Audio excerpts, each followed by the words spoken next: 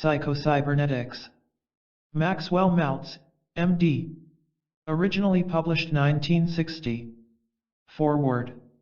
How Psycho-Cybernetics changed my life, and can do the same for you. There are two kinds of self-help books, those you read and say, "What a great book," and those you experience so profoundly your life is positively changed forever. When you truly experience a great self-help book, you can mark down the date and time you accidentally stumbled across it, or who referred you to it. You can also clearly determine the distinction between who you used to be, before you read the book, and who you are now. This is what will happen when you read Psycho-Cybernetics by Maxwell Maltz, M.D., the recognized classic in the field of self-help books. Since it was first published in 1960, Psycho-Cybernetics has sold more than 35 million copies worldwide. As a result of people experiencing this book, readers in all walks of life have succeeded at higher levels than ever before. The self-help industry itself was changed, too. Today, virtually everything written and discussed about visualization or mental imagery was directly influenced by Maltz's work and is deeply rooted in the principles of Psycho-Cybernetics. My introduction to Psycho-Cybernetics. In February 1987, shortly after graduating from college and moving to California, I decided to go into business for myself as a personal fitness trainer. Because I had won a national title in college wrestling, and had been trained by Olympic champions Dan Gable and Bruce Baumgartner, I figured I had something valuable to teach young athletes as well as anyone who desired to be more physically fit. Even as I was embarking on this career, I felt that something was holding me back. There was this inner voice telling me I wasn't good enough, that I couldn't make it. To be honest, first, I had no business experience. Second, I had very little money. And third, deep down I felt like a failure, even before I started. Imagine that. I wanted to succeed but felt like a failure. Why did I feel like a failure? When I think about that question, I recall that when I was in high school, my goal was to wrestle for Dan Gable at the University of Iowa. I fulfilled that goal, but I wasn't the number one guy in my weight class. I was almost always number two. I got a lot of matches in tournaments and dual meets and won the majority of them, but I was not in the driver's seat.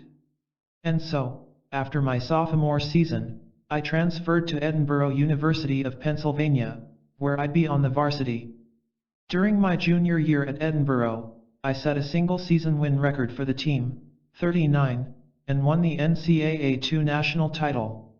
After winning the Division II title, I was ranked 7th overall in the country and qualified for the Division I tournament. My goals were to not only win the tournament I'd already won, but the Division I tourney as well. Well, I fell short. Way short. I was crushed afterward, yet fully committed to coming back as a senior and making up for my poor showing. During my senior year, despite having far more skill than ever before, I fell short again. I took 5th in the Division II tournament and did not qualify for the Division I meet. There were many reasons I can give now for why I fell short, but at the time I couldn't put my finger on them. And when I began my business, I suspected that it was these same reasons that were causing me to worry and feel fearful about the future. As fate would have it, in early May of 1987, when I was nearly out of business due to a lack of clientele, Jack, a successful 57-year-old entrepreneur, signed up for 12 lessons. Whenever he showed up to train, he'd scan to see what books I had in my office, which would lead to a lively discussion of what we were reading. During Jack's 5th session, when he was catching a breather between sets, he asked the following life-changing question: "Matt, have you ever read Psycho-Cybernetics?" "No," I replied. "Is it good?" "Well, it's sort of like the Bible of self-help. You really need to read it." Over the next 10 minutes Jack talked to me about success and the self-image. He told me that Dr. Maltz was a plastic surgeon who figured out that a person cannot rise above how he sees himself. Our future, Jack said, is controlled by a mental blueprint we have inside our subconscious mind, and it dictates where we think we belong. If you want to get more clients and make more money, then you need to expand your self-image before you can have them. Trying to achieve without expanding your self-image doesn't lead to lasting positive change. After Jack's lesson, I got in my car and drove to the nearest bookstore, the Capitola Book Cafe. I pulled a copy of Psycho-Cybernetics from the shelf and drove back to my office to begin reading. In the preface, which appears in its original version in this edition, Dr. Maltz wrote, "This book has been designed not merely to be read but to be experienced. You can acquire information from reading a book. But to experience you must creatively respond to information." He goes on to advise readers to continue to practice the techniques in the book and reserve judgment for at least 21 days, the amount of time that, in fact, research now confirms it takes to effect change. He cautions readers not to overanalyze the techniques, critique them, or intellectualize about whether they could work. You can only prove them to yourself, he adds, by doing them and judging the results for yourself. Okay, so that's what I did. And soon I began to see exactly why I felt like a failure and how this poor self-image was indeed holding me back in my business. In short, I felt like a failure because I was reliving my disappointments, my losses, my setbacks, my failures. Each day, when I felt badly about myself, it was as if I'd rubbed my face in the manure of bad memories instead of showering my face with clear water memories of what I'd done well. Here's a snapshot of what I would say to myself. Yes, I achieved my goal to wrestle at Iowa and be coached by Dan Gable, but I wasn't a varsity man. I was number 2. Yes, I got a full ride at Edinburgh and won a national title, but I didn't win the Division I national title and I didn't win the Division II title as a senior. Yes, I set a single-season victory mark, but I didn't win all my matches. Even though I'd achieved something that almost all athletes who take up any sport will never achieve, I thought I was a failure because I didn't win everything. Moreover, I didn't realize that having goals and thinking positively aren't enough. No one had ever told me about the self-image. Despite my learning self-hypnosis, which I thought would help psych me up, no one ever taught me to go back into the past and relive my best memories. I was never taught to picture what I wanted, let alone to feel I could have it, and I do have it. I was carrying these feelings of failure in my bones, and into my business and everything I did. Once again, I was setting goals for myself. I truly wanted to succeed. At the same time I doubted whether or not I was good enough to train people. After all, who was I? I wasn't a world champion or an Olympic champion. I was just a one-time national champion. As I devoured Psycho-Cybernetics, I discovered and experienced what I needed to be doing on a daily basis. It was something I had never done before. I was to enter this place that Dr. Maltz called the theater of the mind. I'd close my eyes, then remember and relive my best moments, seeing them play out like a mental movie. My victories. My successes. My happiest times. After reliving and re-experiencing myself at my best, I was able to flip a switch and use my imagination in the same way I used my memory. I could imagine and feel that I was achieving a goal in the future but experience it as if it was happening now, almost as if it was the memory of another accomplished goal. Once I mastered this technique, everything began to change for me. Instantly, and yes, I do mean instantly, I felt good. I felt happy. I felt successful. I felt like a winner. It was an odd sensation. Intellectually, it made no sense. How could I be happy now? How could I feel successful now? How could I feel like a winner now? Didn't I have to achieve those goals in order to feel good, to be happy? And what about all the failures? Were they simply forgotten? Wasn't I supposed to feel bad forever for not achieving everything I set out to do? This is where Psycho-Cybernetics cannot be understood by passively reading. This is where it cannot be understood by analysis, argument, debating, or intellectualizing. You must experience the reality of it in order to truly know the truth. The mere reading of words will not show you or give you the experience of truth. Since that glorious day in May of 1987, I've achieved a lot. The list of achievements, accomplishments, and victories that I can recall is quite long. In the short term, I built a successful personal fitness business. Then, in 1997, at 34 years of age, I won a world championship in Kung Fu, in Beijing, China, beating the Chinese at their own game, something no other American had ever done. Since then I've written books and created fitness and martial arts programs that have found a worldwide audience. In 2003, my friend Dan Kennedy, who headed the Psycho-Cybernetics Foundation at the time, asked me to take charge of the foundation's website. 2 years later I bought the company, and since then I have been running seminars on psycho-cybernetics and conducting group and individual coaching in its techniques and principles. The many people with whom I've worked will testify that they have succeeded in ways they never thought possible. Entrepreneurs, physicians, salespeople, athletes, lawyers, coaches, teachers, musicians, writers, and others from every walk of life have used the knowledge Dr. Maltz so eloquently taught. They, like the millions of others who have been introduced to psycho-cybernetics, have made their lives great in the now, and for the future. As you read this book, one of the many secrets you will come to understand is this: you can be happy now as well as every single day you are working toward achieving your goals. When you discover happiness along the way, instead of expecting that you can only be happy once you've achieved a goal, then you've already fulfilled the promise of psycho-cybernetics. In his book I Can See Clearly Now, Dr. Wayne W. Dyer wrote about the influence that psycho-cybernetics had on his career, and it's easy to understand why he's so fond of saying, "There is no way to happiness. Happiness is the way." In this edition of Psycho-Cybernetics, Dr. Maltz's words remain as they were originally written for the most part, so the vibration of his message will shine upon you like the sun. The few changes that have been made are minor and meant only to make the text more accessible to the contemporary reader. My contributions to Dr. Maltz's masterwork comprise this foreword and an afterword, as well as commentary throughout that I believe will give you additional guidance and understanding when using the self-image improvement process.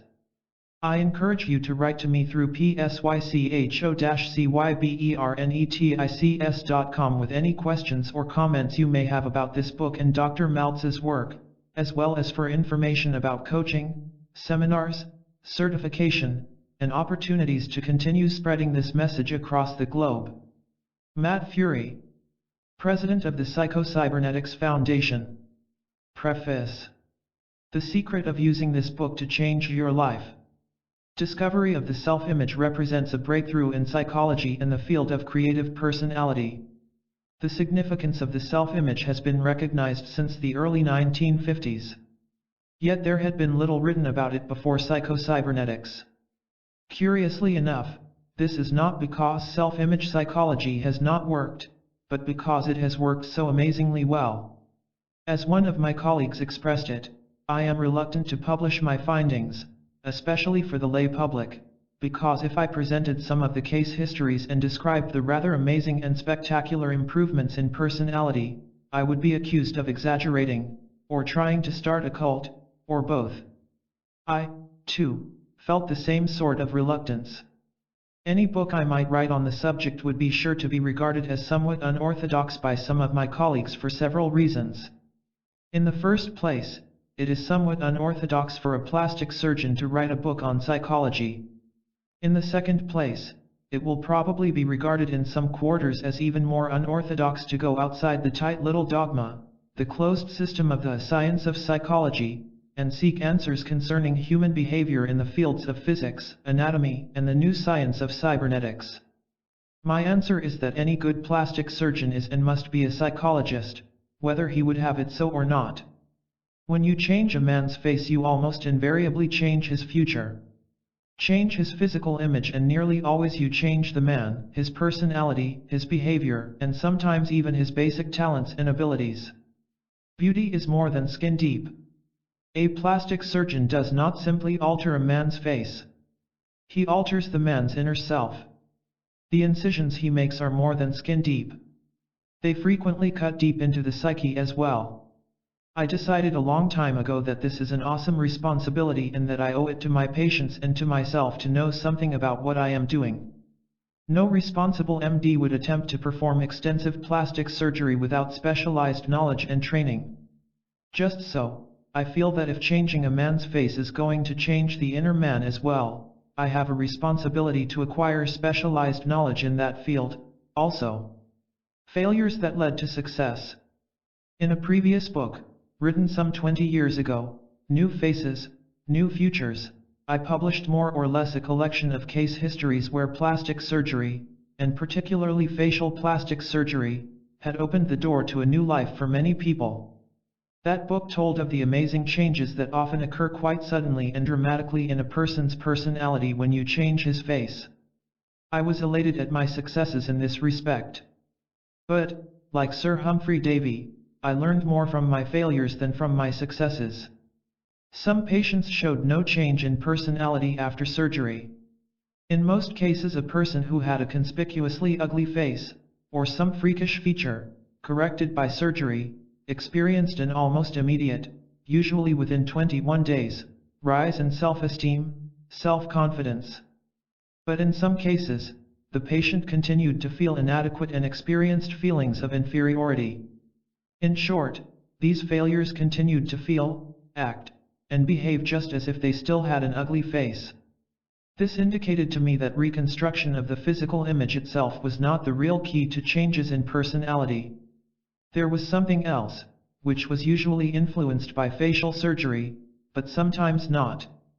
When this something else was reconstructed, the person himself changed.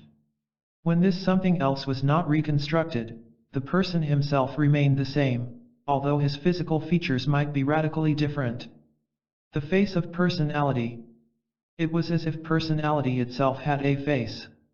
This non-physical face of personality seemed to be the real key to personality change.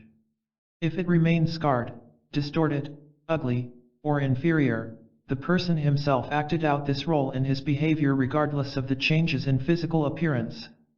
If this face of personality could be reconstructed, if old emotional scars could be removed, then the person himself changed, even without facial plastic surgery. Once I began to explore this area, I found more and more phenomena that confirmed the fact that the self-image, the individual's mental and spiritual concept or picture of himself, was the real key to personality and behavior. More about this in the first chapter. Truth is where you find it.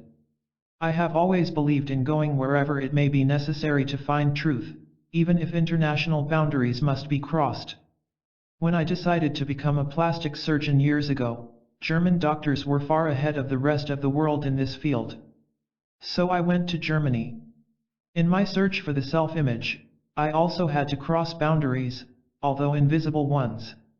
Although the science of psychology acknowledged the self-image and its role in human behavior, psychology's answer to the questions of how the self-image exerts its influence, how it creates a new personality, what happens inside the human nervous system when the self-image is changed, was somehow. I found most of my answers in the new science of cybernetics, which restored teleology as a respectable concept in science. It is rather strange that the new science of cybernetics grew out of the work of physicists and mathematicians rather than that of psychologists, especially when it is understood that cybernetics has to do with teleology, the goal-striving, goal-oriented behavior of mechanical systems. Cybernetics explains what happens and what is necessary in the purposeful behavior of machines. Psychology, with all its vaunted knowledge of the human psyche, had no satisfactory answer for such a simple, goal-oriented, purposeful situation as, for example, how it is possible for a human being to pick up a pen from a desk. But a physicist had an answer. The proponents of many psychological theories were somewhat comparable to men who speculated as to what was in outer space and on other planets, but could not tell what was in their own backyards. The new science of cybernetics made possible an important breakthrough in psychology. I myself take no credit for the breakthrough, other than the recognition of it. The fact that this breakthrough came from the work of physicists and mathematicians should not surprise us. Any breakthrough in science is likely to come from outside the system. Experts are the most thoroughly familiar with the developed knowledge inside the prescribed boundaries of a given science. Any new knowledge must usually come from the outside, not from experts. but from what someone has defined as an impert. Pasteur was not an MD. The Wright brothers were not aeronautical engineers but bicycle mechanics. Einstein, properly speaking, was not a physicist but a mathematician. Yet his findings in mathematics completely turned upside down all the pet theories in physics. Madame Curie was not an MD but a physicist, yet she made important contributions to medical science. How you can use this new knowledge. In this book I have attempted not only to inform you of this new knowledge from the field of cybernetics but also to demonstrate how you can use it in your own life to achieve goals that are important to you. General principles. The self-image is the key to human personality and human behavior. Change the self-image and you change the personality and the behavior. But more than this, the self-image sets the boundaries of individual accomplishment. It defines what you can and cannot do. Expand the self-image and you expand the area of the possible. The development of an adequate, realistic self-image will seem to imbue the individual with new capabilities, new talents, and literally turn failure into success.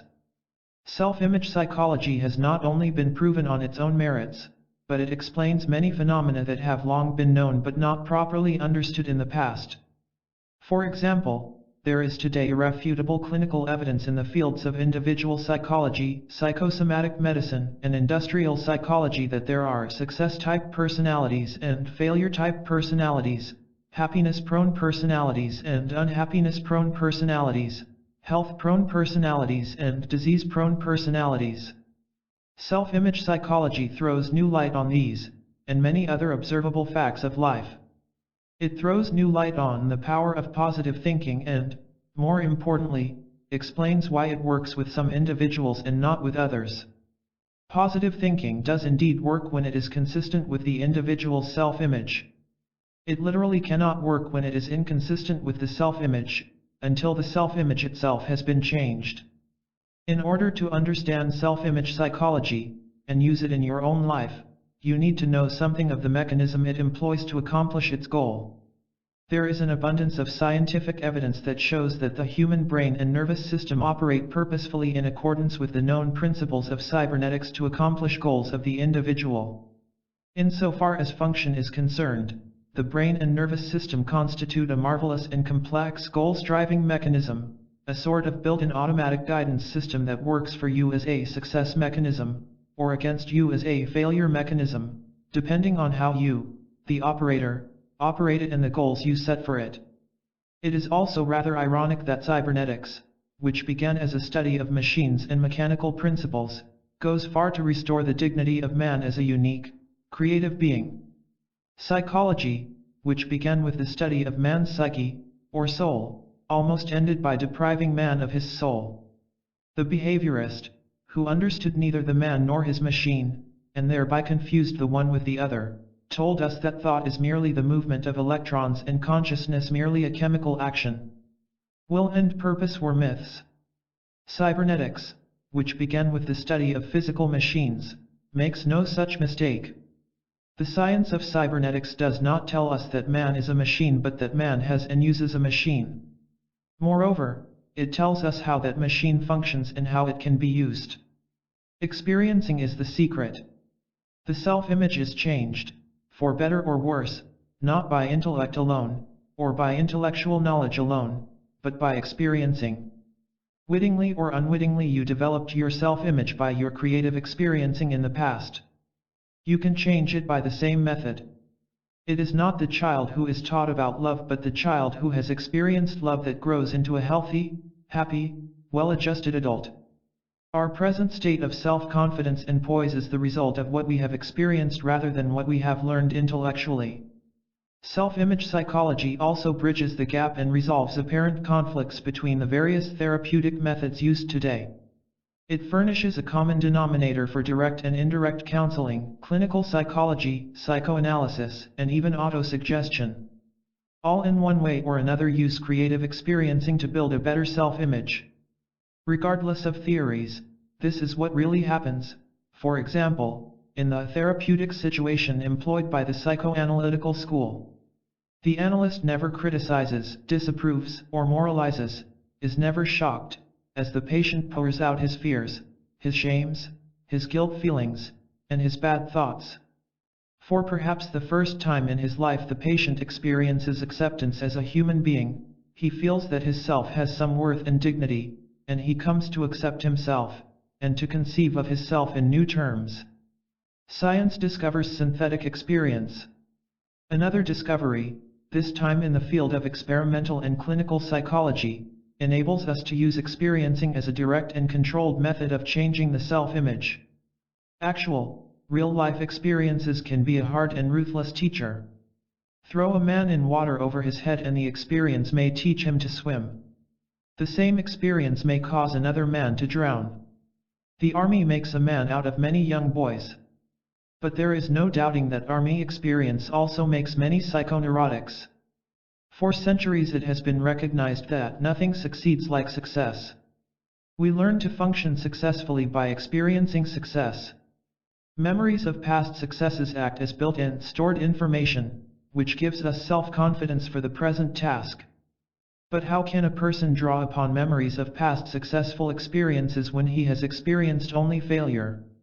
His plight is somewhat comparable to the young man who cannot secure a job because he has no experience, and cannot acquire experience because he cannot get a job. This dilemma was solved by another important discovery that, for all practical purposes, allows us to synthesize experience, to literally create experience and control it, in the laboratory of our minds. Both experimental and clinical psychology have proved beyond a shadow of a doubt that the human nervous system cannot tell the difference between an actual experience and an experience imagined vividly and in detail. Although this may appear to be a rather extravagant statement, in this book we will examine some controlled laboratory experiments where this type of synthetic experience has been used in very practical ways to improve skill in dart throwing and shooting basketball goals. We will see it at work in the lives of individuals who have used it to improve their skill in public speaking, overcome fear of the dentist, develop social poise, develop self-confidence, sell more goods, become more proficient in chess, and in practically every other conceivable type of situation where experience is recognized to bring success. We will take a look at an amazing experiment in which two prominent psychologists arranged things so that neurotics could experience normally, and thereby cured them. Perhaps most important of all, we will learn how chronically unhappy people have learned to enjoy life by experiencing happiness. The secret of using this book to change your life. This book has been designed not merely to be read but to be experienced. You can acquire information from reading a book. But to experience you must creatively respond to information. Acquiring information itself is passive. Experiencing is active. When you experience, something happens inside your nervous system and your midbrain. New engrams and neural patterns are recorded in the gray matter of your brain. This book has been designed to force you literally to experience. Tailor-made, prefabricated case histories have been kept intentionally to a minimum. Instead, you are asked to furnish your own case histories by exercising imagination and memory. I have not supplied summaries at the end of each chapter. Instead, you are asked to jot down the most important points that appeal to you as key points that should be remembered. You will digest the information in this book better if you do your own analysis and summaries of the chapters. Finally, you will find throughout the book certain things to do and certain practice exercises that you are asked to perform. These exercises are simple and easy to perform, but they must be done regularly if you are to derive maximum benefit from them. Reserve judgment for 21 days. Do not allow yourself to become discouraged if nothing seems to happen when you set about practicing the various techniques outlined in this book for changing your self-image. Instead, reserve judgment, and go on practicing, for a minimum period of 21 days. It usually requires a minimum of about 21 days to effect any perceptible change in a mental image. Following plastic surgery, it takes about 21 days for the average patient to get used to his new face. When an arm or leg is amputated, the phantom limb persists for about 21 days. People must live in a new house for about 3 weeks before it begins to seem like home. These and many other commonly observed phenomena tend to show that it requires a minimum of about 21 days for an old mental image to dissolve and a new one to gel. Therefore you will derive more benefit from this book if you will secure your own consent to reserve critical judgment for at least 3 weeks. During this time, do not be continually looking over your shoulder, so to speak, or trying to measure your progress. During these 21 days do not argue intellectually with the ideas presented, do not debate with yourself as to whether they will work or not. Perform the exercises, even if they seem impractical to you. Persist in playing your new role, in thinking of yourself in new terms, even if you seem to yourself to be somewhat hypocritical in doing so, and even if the new self-image feels a little uncomfortable or unnatural. You can neither prove nor disprove the ideas and concepts described in this book with intellectual argument, or simply by talking about them. You can prove them to yourself by doing them and judging results for yourself. I am only asking that you reserve critical judgment and analytical argument for 21 days so that you will give yourself a fair chance to prove or disprove their validity in your own life. The building of an adequate self-image is something that should continue throughout a lifetime. Admittedly, we cannot accomplish a lifetime of growth in 3 weeks' time. But you can experience improvement within 3 weeks' time, and sometimes the improvement is quite dramatic. What is success? Since I use the words success and successful throughout this book, I think it is important at the outset to define those terms. As I use these terms, success has nothing to do with prestige symbols, but with creative accomplishment. Rightly speaking, no man should attempt to be a success, but every man can and should attempt to be successful. Trying to be a success in terms of acquiring prestige symbols and wearing certain badges leads to neuroticism and frustration and unhappiness. Striving to be successful brings not only material success, but satisfaction, fulfillment, and happiness. Noah Webster defined success as the satisfactory accomplishment of a goal sought for. Creative striving for a goal that is important to you as a result of your own deep-felt needs, aspirations, and talents, and not the symbols which the Joneses expect you to display, brings happiness as well as success because you will be functioning as you were meant to function. Man is by nature a goal-striving being. And because man is built that way, he is not happy unless he is functioning as he was made to function, as a goal-striver. Thus true success and true happiness not only go together but each enhances the other. 1. The self-image, your key to a better life. During the past decade, a revolution has been quietly going on in the fields of psychology, psychiatry, and medicine. New theories and concepts concerning the self have grown out of the work and findings of clinical psychologists, practicing psychiatrists, and cosmetic or so-called plastic surgeons. New methods growing out of these findings have resulted in rather dramatic changes in personality, health, and apparently even in basic abilities and talents. Chronic failures have become successful. F students have changed into straight A pupils within a matter of days and with no extra tutoring. Shy, retiring, inhibited personalities have become happy and outgoing. Writing in the January 1959 issue of Cosmopolitan magazine, T.F. James summarizes the results obtained by various psychologists and MDs as follows. Understanding the psychology of the self can mean the difference between success and failure, love and hate, bitterness and happiness. The discovery of the real self can rescue a crumbling marriage, recreate a faltering career, and transform victims of personality failure. On another plane, discovering your real self means the difference between freedom and the compulsions of conformity. Your key to a better life. The most important psychological discovery of this century is the discovery of the self-image. Whether we realize it or not, each of us carries about with us a mental blueprint or picture of ourselves. It may be vague and ill-defined to our conscious gaze. In fact, it may not be consciously recognizable at all. But it is there, complete down to the last detail. This self-image is our own conception of the sort of person I am. It has been built up from our own beliefs about ourselves. But most of these beliefs about ourselves have unconsciously been formed from our past experiences, our successes and failures, our humiliations, our triumphs, and the way other people have reacted to us, especially in early childhood. From all these we mentally construct a self, or a picture of a self. Once an idea or a belief about ourselves goes into this picture, it becomes true, as far as we personally are concerned. We do not question its validity, but proceed to act upon it just as if it were true. This self-image becomes a golden key to living a better life because of two important discoveries. 1. All your actions, feelings, behaviors, even your abilities, are always consistent with this self-image. In short, you will act like the sort of person you conceive yourself to be. Not only this, but you literally cannot act otherwise, in spite of all your conscious efforts or willpower. The man who conceives himself to be a failure-type person will find some way to fail, in spite of all his good intentions, or his willpower, even if opportunity is literally dumped in his lap. The person who conceives himself to be a victim of injustice, one who was meant to suffer, will invariably find circumstances to verify his opinions.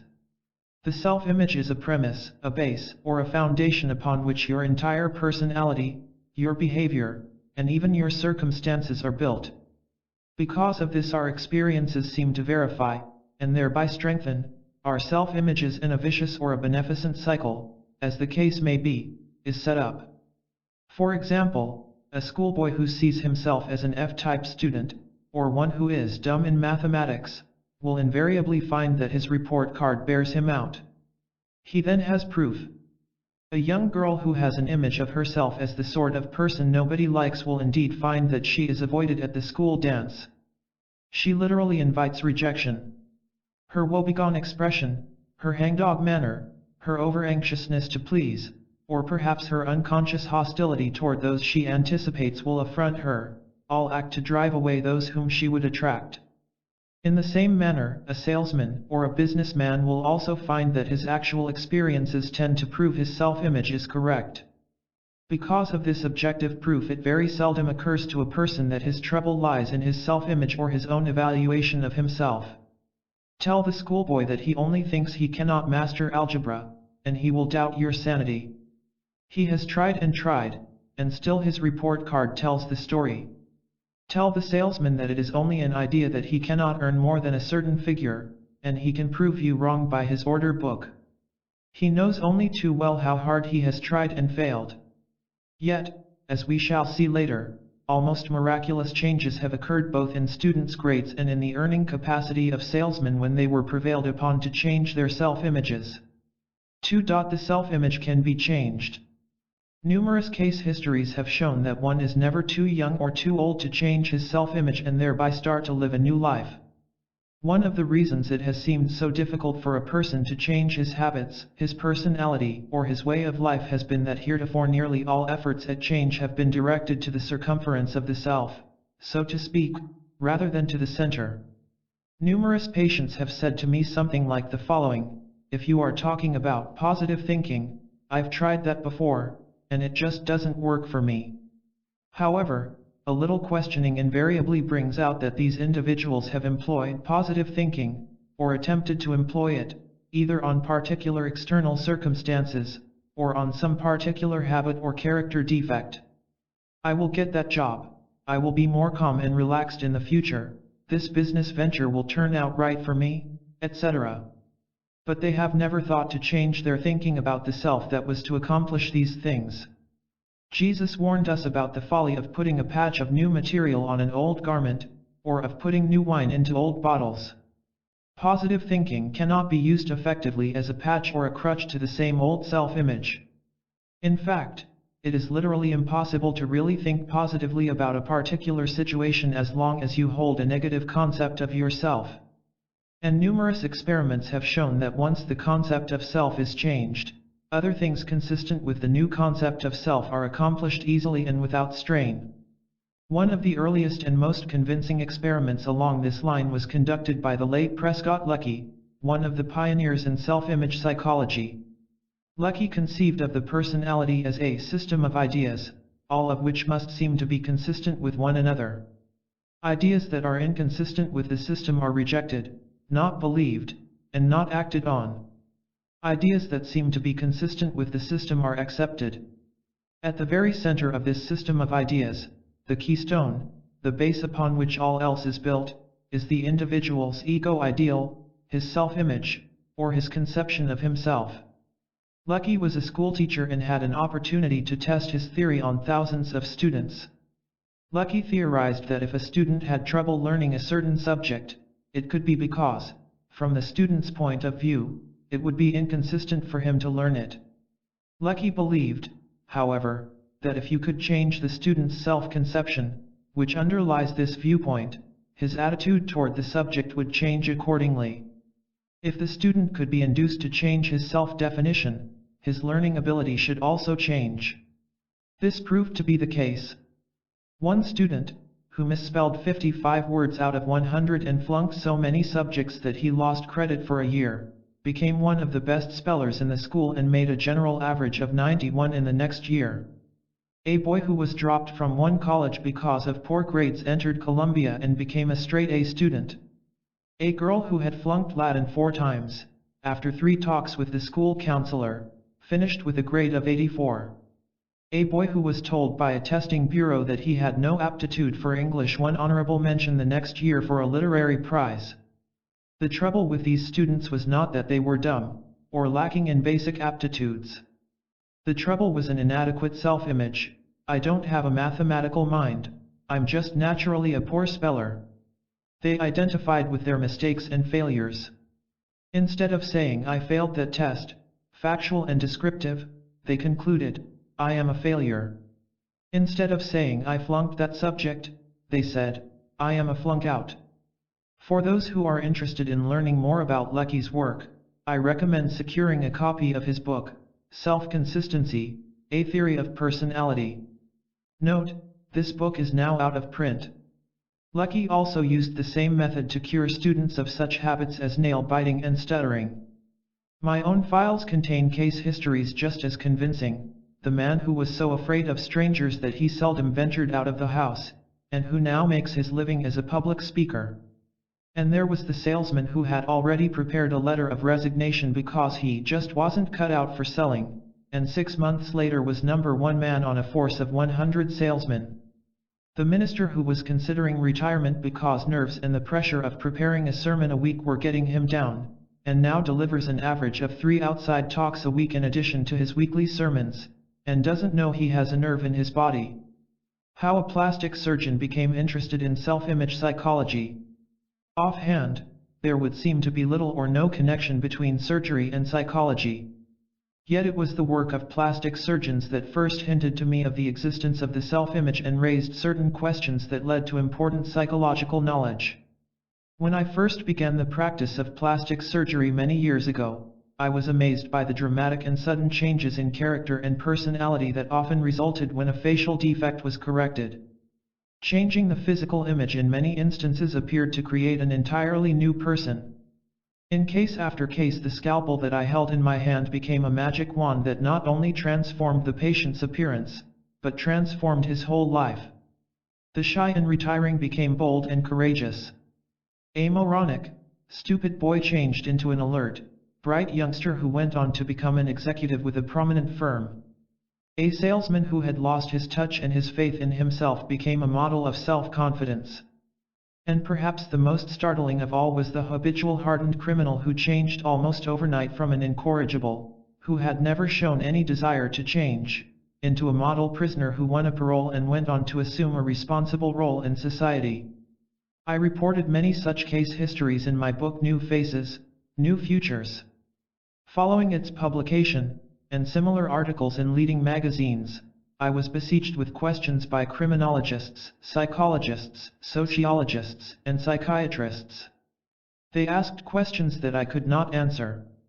But they did start me upon a search. Strangely enough, I learned as much if not more from my failures as from my successes.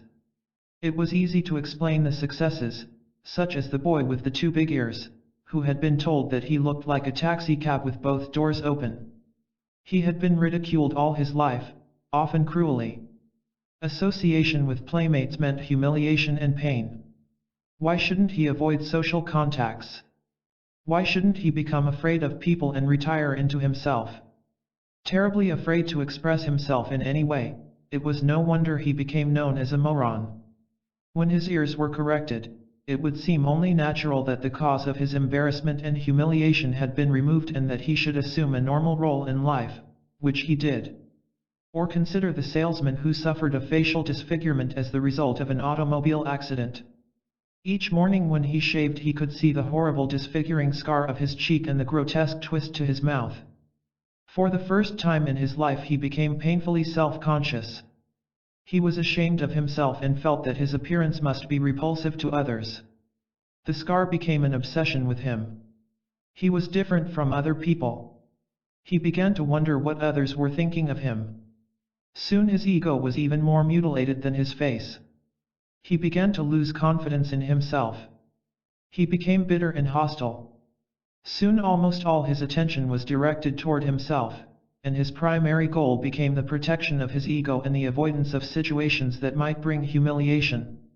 It is easy to understand how the correction of his facial disfigurement and the restoration of a normal face would overnight change this man's entire attitude and outlook, his feelings about himself, and result in greater success in his work.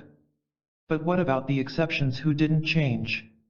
The Duchess, who all her life had been terribly shy and self-conscious because of a tremendous hump in her nose? Although surgery gave her a classic nose and a face that was truly beautiful, she still continued to act the part of the ugly duckling, the unwanted sister who could never bring herself to look another human being in the eye.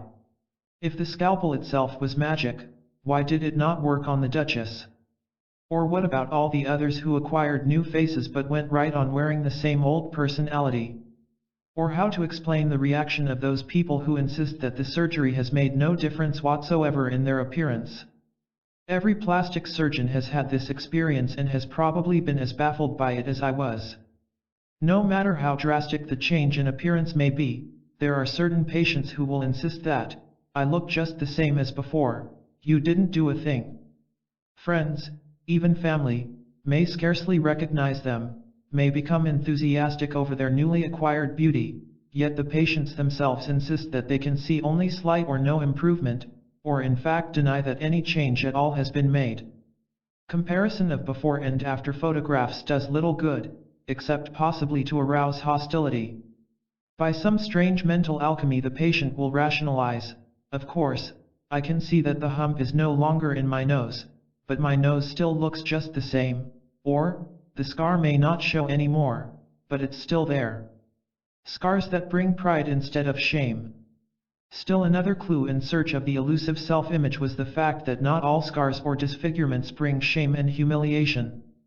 When I was a young medical student in Germany, I saw another student proudly wearing his saber scar much as an American might wear the Medal of Honor. The duelists were the elite of college society, and a facial scar was the badge that proved you a member in good standing. To these boys, the acquisition of a horrible scar on the cheek had the same psychological effect as the eradication of the scar from the cheek of my salesman patient. In old New Orleans, a Creole wore an eye patch in much the same way. I began to see that a knife itself held no magical powers. It could be used on one person to inflict a scar and on another to erase a scar with the same psychological results. The mystery of imaginary ugliness. To a person handicapped by a genuine congenital defect, or suffering an actual facial disfigurement as a result of an accident, plastic surgery can indeed seemingly perform magic. From such cases it would be easy to theorize that the cure-all for all neuroses, unhappiness, failure, fear, anxiety, and lack of self-confidence would be wholesale plastic surgery to remove all bodily defects. However, according to this theory, persons with normal or acceptable faces should be singularly free from all psychological handicaps. They should be cheerful, happy, self-confident, free from anxiety and worry. We know only too well this is not true. Nor can such a theory explain the people who visit the office of a plastic surgeon and demand a facelift to cure a purely imaginary ugliness. There are the 35 or 45-year-old women who are convinced that they look old even though their appearance is perfectly normal and in many cases unusually attractive. There are the young girls who are convinced that they are ugly merely because their mouth, nose, or bust measurement does not exactly match that of the currently reigning movie queen. There are men who believe that their ears are too big or their noses too long. No ethical plastic surgeon would even consider operating on these people, but unfortunately the quacks, or so-called beauty doctors whom no medical association will admit to membership, have no such qualms. Such imaginary ugliness is not at all uncommon. A recent survey of college co-eds showed that 90% were dissatisfied in some way with their appearance. If the words normal and average mean anything at all, it is obvious that 90% of our population cannot be abnormal or different or defective in appearance. Yet similar surveys have shown that approximately the same percentage of our general population finds some reasoning to be ashamed of their body image. These people react just as if they suffered from an actual disfigurement. They feel the same shame. They develop the same fears and anxieties. Their capacity to really live fully is blocked and choked by the same sort of psychological roadblocks. Their scars, though mental and emotional rather than physical, are just as debilitating. The self-image, the real secret. Discovery of the self-image explains all the apparent discrepancies we have been discussing. It is the common denominator, the determining factor in all our case histories, the failures as well as the successes. The secret is this: to really live, that is, to find life reasonably satisfying, you must have an adequate and realistic self-image that you can live with. You must find yourself acceptable to you.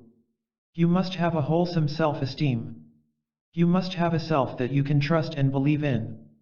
You must have a self that you are not ashamed to be, and one that you can feel free to express creatively, rather than hide or cover up.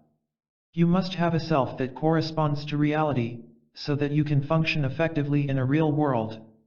You must know yourself, both your strengths and your weaknesses, and be honest with yourself concerning both. Your self-image must be a reasonable approximation of you, being neither more than you are nor less than you are. When this self-image is intact and secure, you feel good. When it is threatened, you feel anxious and insecure. When your self-image is adequate and one that you can be wholesomely proud of, you feel self-confident. You feel free to be yourself and to express yourself. You function at your optimum. When it is an object of shame, you attempt to hide it rather than express it. Creative expression is blocked. You become hostile and hard to get along with. If a scar on the face enhances the self-image, as in the case of the German duelist, self-esteem and self-confidence are increased. If a scar on the face detracts from the self-image, as in the case of the salesman, loss of self-esteem and self-confidence results. When a facial disfigurement is corrected by plastic surgery, dramatic psychological changes result only if there is a corresponding correction of the mutilated self-image. Sometimes the image of a disfigured self persists even after successful surgery, much the same as the phantom limb may continue to feel pain years after the physical arm or leg has been amputated. I begin a new career. These observations led me into a new career. Some years ago I became convinced that the people who consult a plastic surgeon need more than surgery and that some of them do not need surgery at all.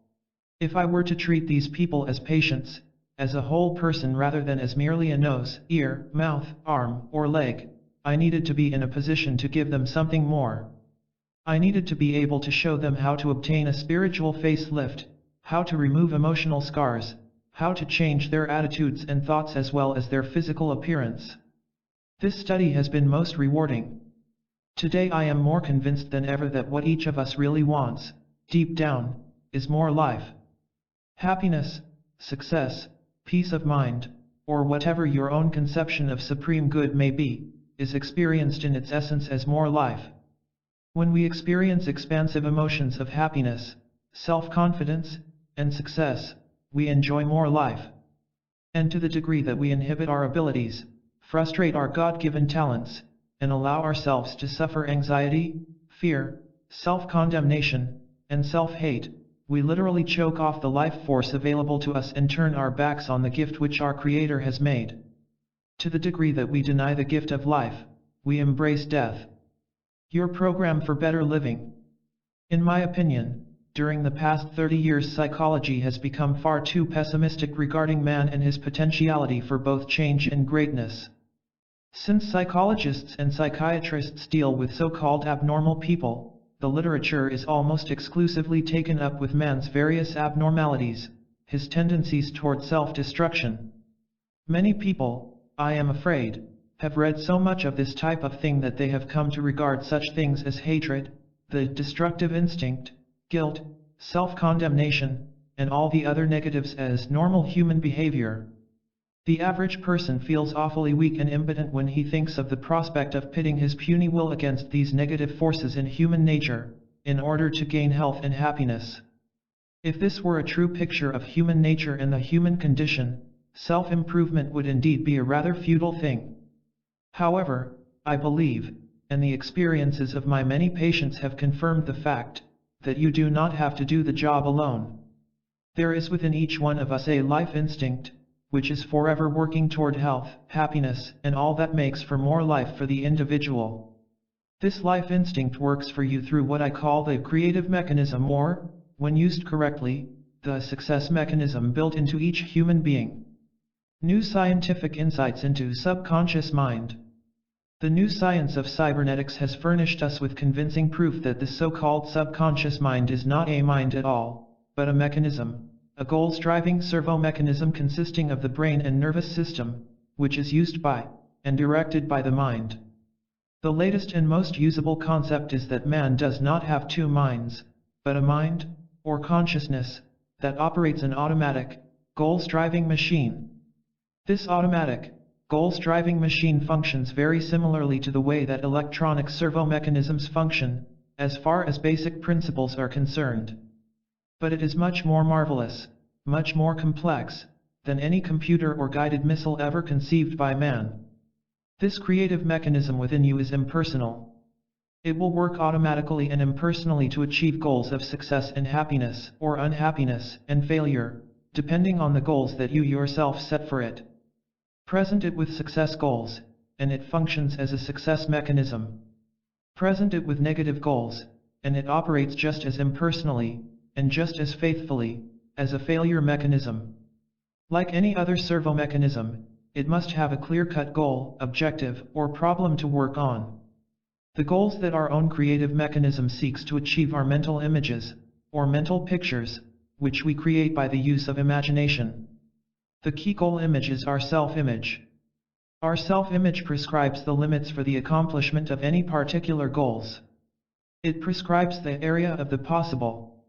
Like any other servo mechanism, our creative mechanism works on information and data that we feed into it, our thoughts, beliefs, interpretations. Through our attitudes and interpretations of situations, we describe the problem to be worked on. If we feed information and data into our creative mechanism to the effect that we ourselves are unworthy, inferior, undeserving, incapable, negative self-image, this data is processed and acted on as is any other data in giving us the answer in the form of objective experience. Like any other servo mechanism, our creative mechanism makes use of stored information, or memory, in solving current problems and responding to current situations. Your program for getting more living out of life consists in, first of all, learning something about this creative mechanism, or automatic guidance system within you and how to use it as a success mechanism, rather than as a failure mechanism. The method itself consists in learning, practicing, and experiencing new habits of thinking, imagining, remembering, and acting in order to 1. Develop an adequate and realistic self-image, and 2. Use your creative mechanism to bring success and happiness in achieving particular goals. If you can remember, worry, or tie your shoe, you can succeed. As you will see later, the method to be used consists of creative mental picturing, creatively experiencing through your imagination, and the formation of new automatic reaction patterns by acting out and acting as if. I often tell my patients, if you can remember, worry, or tie your shoe, you will have no trouble applying this method. The things you are called upon to do are simple, but you must practice and experience. Visualizing, creative mental picturing, is no more difficult than what you do when you remember some scene out of the past, or worry about the future. Acting out new action patterns is no more difficult than deciding, then following through on tying your shoes in a new and different manner each morning, instead of continuing to tie them in your old habitual way without thought or decision. 2. Discovering the success mechanism within you. It may seem strange, but it is nevertheless true that up until 10 years prior to this writing, scientists had no idea of just how the human brain and nervous system worked purposely or to achieve a goal. They knew what happened from having made long and meticulous observations. But no single theory of underlying principles tied all these phenomena together into a concept that made sense. R. W. Gerard, writing in Scientific Monthly in June 1946, on the brain and imagination, stated that it was sad but true that most of our understanding of the mind would remain as valid and useful if, for all we knew, the cranium were stuffed with cotton wadding. However, when man himself set out to build an electronic brain, and to construct goal-striving mechanisms of his own, he had to discover and utilize certain basic principles. Having discovered them, these scientists began to ask themselves, could this be the way that the human brain worked also? Could it be that in making man, our Creator had provided us with a servo-mechanism more marvelous and wonderful than any computer or guidance system ever dreamed of by man, but operating according to the same basic principles? In the opinion of famous cybernetic scientists like Dr. Norbert Wiener, Dr. John von Neumann, and others, the answer was an unqualified yes. Your built-in guidance system. Every living thing has a built-in guidance system or goal-striving device, put there by its creator to help it achieve its goal, which is, in broad terms, to live. In the simpler forms of life, the goal to live simply means physical survival for both the individual and the species. The built-in mechanism in animals is limited to finding food and shelter, avoiding or overcoming enemies and hazards, and procreation to ensure the survival of the species. In man, the goal to live means more than mere survival. For an animal to live simply means that certain physical needs must be met. Man has certain emotional and spiritual needs that animals do not have. Consequently, for man to live encompasses more than physical survival and procreation of the species. It requires certain emotional and spiritual satisfactions as well. Man's built-in success mechanism also is much broader in scope than an animal's. In addition to helping man avoid or overcome danger, as well as the sexual instinct, which helps keep the race alive, the success mechanism in man can help him get answers to problems, invent, write poetry, run a business, sell merchandise, explore new horizons in science, attain more peace of mind, develop a better personality, or achieve success in any other activity that is intimately tied into his living or makes for a fuller life. The success instinct. A squirrel does not have to be taught how to gather nuts. Nor does it need to learn that it should store them for winter. A squirrel born in the spring has never experienced winter. Yet in the fall of that year it can be observed busily storing nuts to be eaten during the winter months when there will be no food to be gathered. A bird does not need to take lessons in nest building. Nor does it need to take courses in navigation. Yet birds do navigate thousands of miles, sometimes over open sea. They have no newspapers or TV to give them weather reports, no books written by explorer or pioneer birds to map out for them the warm areas of the earth.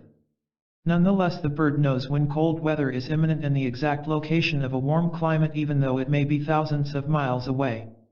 In attempting to explain such things, we usually say that animals have certain instincts that guide them. Analyze all such instincts and you will find they assist the animal to successfully cope with its environment. In short, animals have a success instinct. We often overlook the fact that man, too, has a success instinct, much more marvelous and much more complex than that of any animal. Our Creator did not shortchange man. On the other hand, man was especially blessed in this regard. Animals cannot select their goals. Their goals, self-preservation and procreation, are preset, so to speak. And their success mechanism is limited to these built-in goal images, which we call instincts. Man, on the other hand, has something animals don't, creative imagination. Thus man of all creatures is more than a creature, he is also a creator. With his imagination he can formulate a variety of goals. Man alone can direct his success mechanism by the use of imagination, or imaging ability. We often think of creative imagination as applying only to poets, inventors, and the like. But imagination is creative in everything we do. Although they did not understand why, or how, imagination sets our creative mechanism into action, serious thinkers of all ages, as well as hard-headed practical men, have recognized the fact and made use of it. Imagination rules the world, said Napoleon Bonaparte.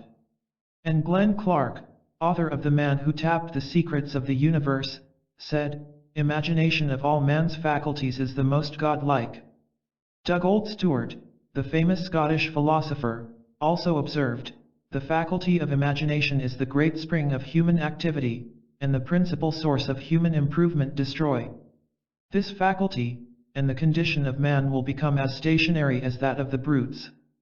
Henry J. Kaiser, the industrialist considered the father of American shipbuilding, attributed much of his success in business to the constructive, positive use of creative imagination with these words, "You can imagine your future." How your success mechanism works. You are not a machine.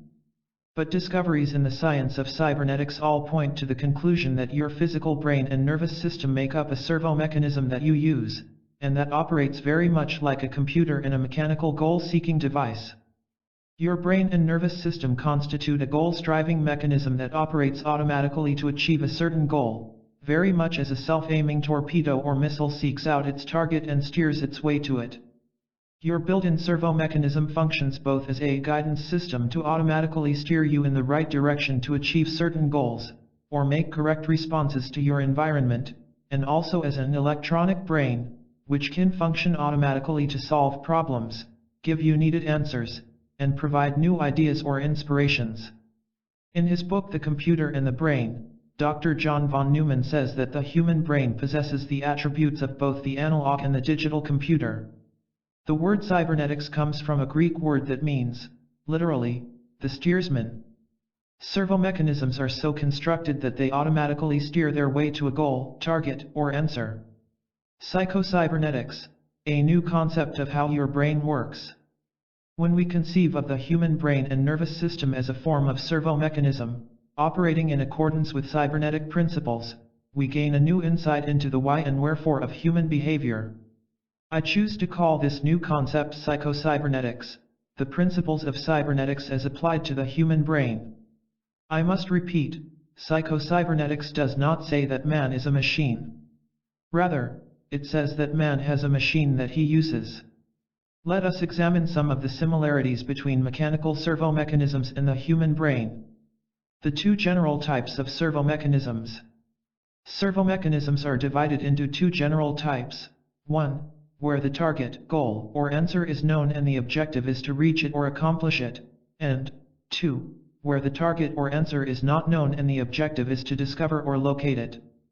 The human brain and nervous system operate in both ways. An example of the first type is the self-guided torpedo, or the interceptor missile. The target or goal is known, an enemy ship or plane. The objective is to reach it. Such machines must know the target they are shooting for. They must have some sort of propulsion system that propels them forward in the general direction of the target. They must be equipped with sense organs, radar, sonar, heat perceptors, etc., which bring information from the target. These sense organs keep the machine informed when it is on the correct course, positive feedback, and when it commits an error and gets off course, negative feedback. The machine does not react or respond to positive feedback. It is doing the correct thing already and just keeps on doing what it is doing. There must be a corrective device, however, that will respond to negative feedback. When negative feedback informs the mechanism that it is off the beam, too far to the right, the corrective mechanism automatically causes the rudder to move so that it will steer the machine back to the left. If it overcorrects and heads too far to the left, this mistake is made known through negative feedback, and the corrective device moves the rudder so it will steer the machine back to the right. The torpedo accomplishes its goal by going forward, making errors, and continually correcting them. By a series of zigzags it literally gropes its way to the goal. Dr. Norbert Wiener, who pioneered the development of goal-seeking mechanisms in World War II, believes that something very similar to the foregoing happens in the human nervous system whenever you perform any purposeful activity, even in such a simple goal-seeking situation as picking up a pen from a desk. We are able to accomplish the goal of picking up the pen because of an automatic mechanism, and not by will and forebrain thinking alone. All that the forebrain does is to select the goal, trigger it into action by desire, and feed information to the automatic mechanism so that your hand continually corrects its course. In the first place, said Dr. Wiener, only an anatomist would know all the muscles involved in picking up the pen. And if you knew, you would not consciously say to yourself, I must contract my shoulder muscles to elevate my arm, now I must contract my triceps to extend my arm, etc. You just go ahead and pick up the pen, and are not conscious of issuing orders to individual muscles, or of computing just how much contraction is needed. When you select the goal and trigger it into action, an automatic mechanism takes over. First of all, you have picked up the pen, or performed similar movements, before. Your automatic mechanism has learned something of the correct response needed. Next, your automatic mechanism uses feedback data furnished to the brain by your eyes, which tells it the degree to which the pen is not picked up.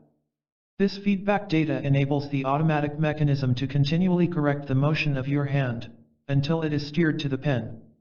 For a baby, just learning to use its muscles, the correction of the hand in reaching for a rattle is very obvious. The baby has little stored information to draw upon. Its hand zigzags back and forth and gropes obviously as it reaches. It is characteristic of all learning that as learning takes place, correction becomes more and more refined. We see this in a person just learning to drive a car, who overcorrects and zigzags back and forth across the street. Once, however, a correct or successful response has been accomplished, it is remembered for future use. The automatic mechanism then duplicates this successful response on future trials. It has learned how to respond successfully. It forgets its failures, and repeats the successful action without any further conscious thought, that is, as a habit. How your brain finds answers to problems. Now let us suppose that the room is dark so that you cannot see the pen. You know, or hope, there is a pen on the table, along with a variety of other objects. Instinctively, your hand will begin to grope back and forth, performing zigzag motions, or scanning, rejecting one object after another, until the pen is found and recognized. This is an example of the second type of servo-mechanism. Recalling a name temporarily forgotten is another example. A scanner in your brain scans back through your stored memories until the correct name is recognized. A computer solves problems in much the same way. First of all, a great deal of data must be fed into the machine. This stored, or recorded, information is the machine's memory. A problem is posed to the machine. It scans back through its memory until it locates the only answer that is consistent with and meets all the conditions of the problem. Problem and answer together constitute a whole situation or structure. When part of the situation or structure, the problem, is given to the machine, it locates the only missing parts, or the right size brick, so to speak, to complete the structure. The more that is learned about the human brain, the more closely it resembles, insofar as function is concerned, a servo-mechanism. For example, Dr. Wilder Penfield, who was the director of the Montreal Neurological Institute, reported at a meeting of the National Academy of Sciences that he had discovered a recording mechanism in a small area of the brain that apparently faithfully records everything that a person has ever experienced, observed, or learned. During a brain operation in which the patient was fully awake, Dr. Penfield happened to touch a small area of the cortex with a surgical instrument. At once the patient exclaimed that she was reliving an incident from her childhood, which she had consciously forgotten. Further experiments along this line brought the same results. When certain areas of the cortex were touched, patients did not merely remember past experiences, they relived them, experiencing as very real all the sights, sounds, and sensations of the original experience. It was just as if past experiences had been recorded on a tape recorder and played back. It is still a mystery how a mechanism as small as the human brain can store such a vast amount of information.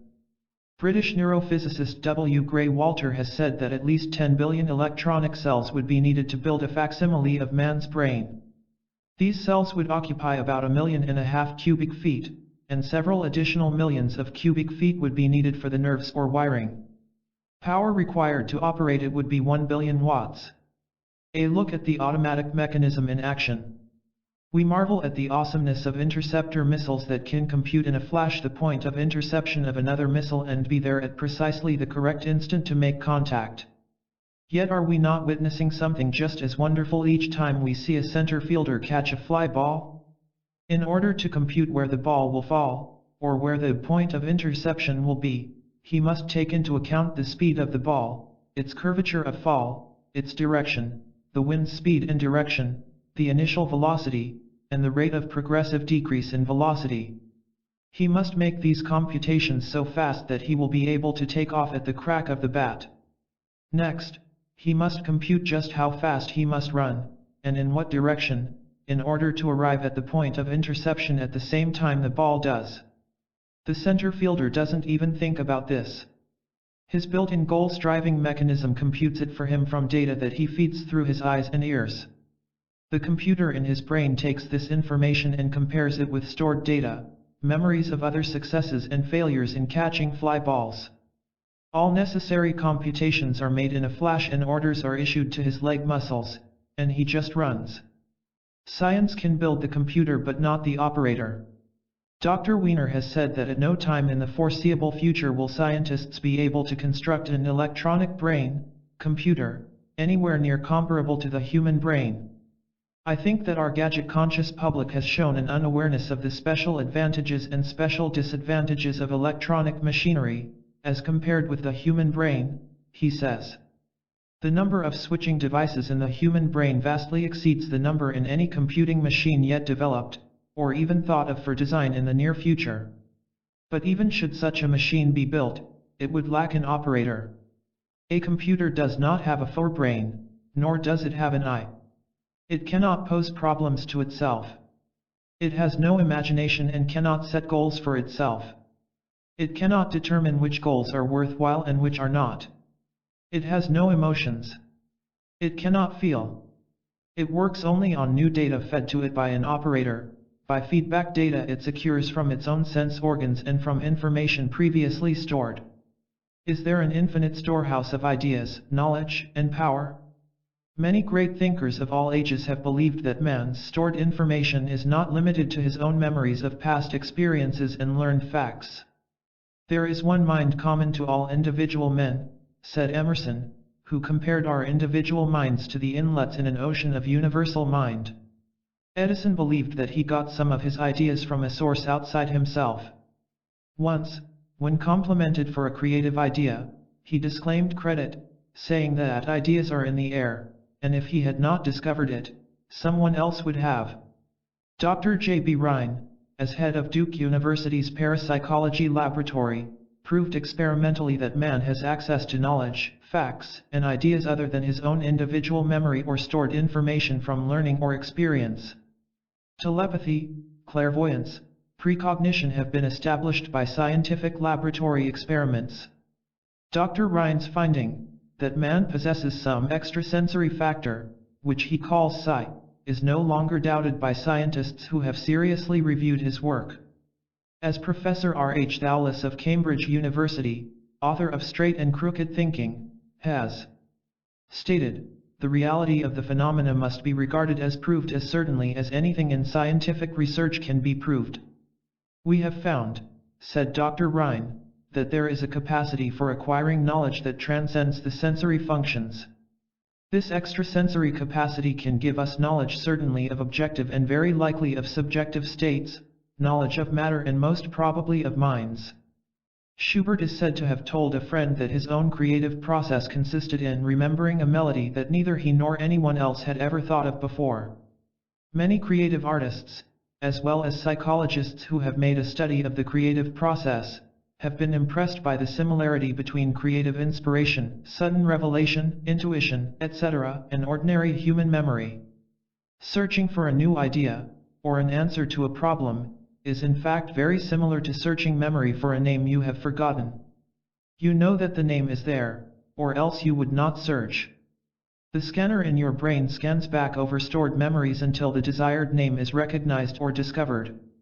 The answer exists now. In much the same way, when we set out to find a new idea, or the answer to a problem, we must assume that the answer exists already, somewhere, and set out to find it. Dr. Norbert Wiener wrote in The Human Use of Human Beings, once a scientist attacks a problem which he knows to have an answer, his entire attitude is changed. He is already some 50% of his way toward that answer. When you set out to do creative work, whether in the field of selling, managing a business, writing a sonnet, improving human relations, or whatever, you begin with a goal in mind, an end to be achieved, a target answer, which, although perhaps somewhat vague, will be recognized when achieved. If you really mean business, have an intense desire, and begin to think intensely about all angles of the problem, your creative mechanism goes to work, and the scanner we spoke of earlier begins to scan back through stored information, or grope its way to an answer. It selects an idea here, a fact there, a series of former experiences, and relates them, or ties them together into a meaningful whole that will fill out the uncompleted portion of your situation, complete your equation, or solve your problem. When this solution is served up to your consciousness, often at an unguarded moment when you are thinking of something else, or perhaps even as a dream while your consciousness is asleep, something clicks and you at once recognize this as the answer you have been searching for. In this process, does your creative mechanism also have access to stored information in a universal mind? Numerous experiences of creative workers would seem to indicate that it does. How else, for example, to explain the experience of Louis Agassiz, told by his wife? He had been striving to decipher the somewhat obscure impression of a fossil fish on the stone slab in which it was preserved. Weary and perplexed, he put his work aside at last and tried to dismiss it from his mind. Shortly after, he waked one night persuaded that while asleep he had seen his fish with all the missing features perfectly restored. He went early to the Jardin des Plantes, thinking that on looking anew at the impression he would see something to put him on the track of his vision. In vain, the blurred record was as blank as ever. The next night he saw the fish again, but when he waked it disappeared from his memory as before. Hoping the same experience might be repeated, on the third night he placed a pencil and paper beside his bed before going to sleep. Towards morning the fish reappeared in his dream, confusedly at first, but at last with such distinctness that he no longer had any doubt as to its zoological characters. Still half dreaming, in perfect darkness, he traced these characters on the sheet of paper at the bedside. In the morning he was surprised to see in his nocturnal sketch features which he thought it impossible the fossil itself would reveal. He hastened to the Jardin des Plantes and, with his drawing as a guide, succeeded in chiseling away the surface of the stone under which portions of the fish proved to be hidden. When wholly exposed, the fossil corresponded with his dream and his drawing, and he succeeded in classifying it with ease. Practice exercise. Get a new mental picture of yourself. The unhappy, failure-type personality cannot develop a new self-image by pure willpower, or by arbitrarily deciding to. There must be some grounds, some justification, some reason for deciding that the old picture of the self is in error, and that a new picture is appropriate. You cannot merely imagine a new self-image, unless you feel that it is based on truth. Experience has shown that when a person does change his self-image, he has the feeling that, for one reason or another, he sees, or realizes, the truth about himself.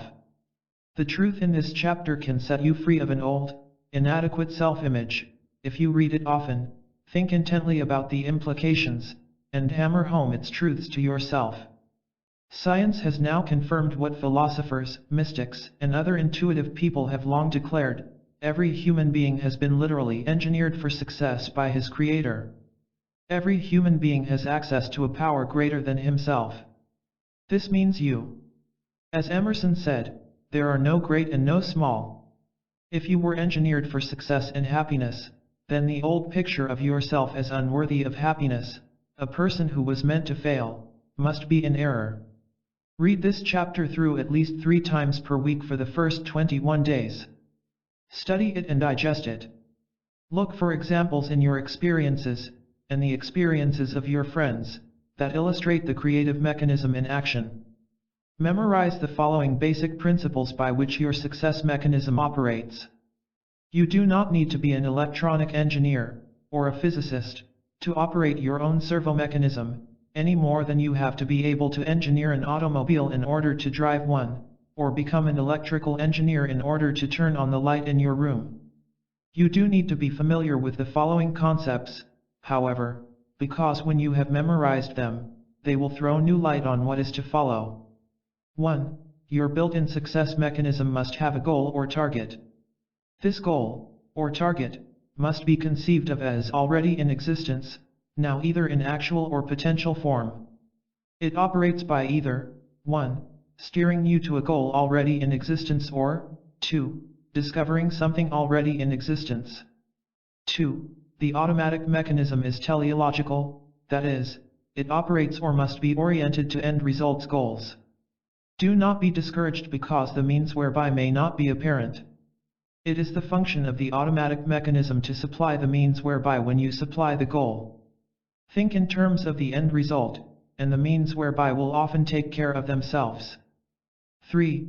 Do not be afraid of making mistakes, or of temporary failures.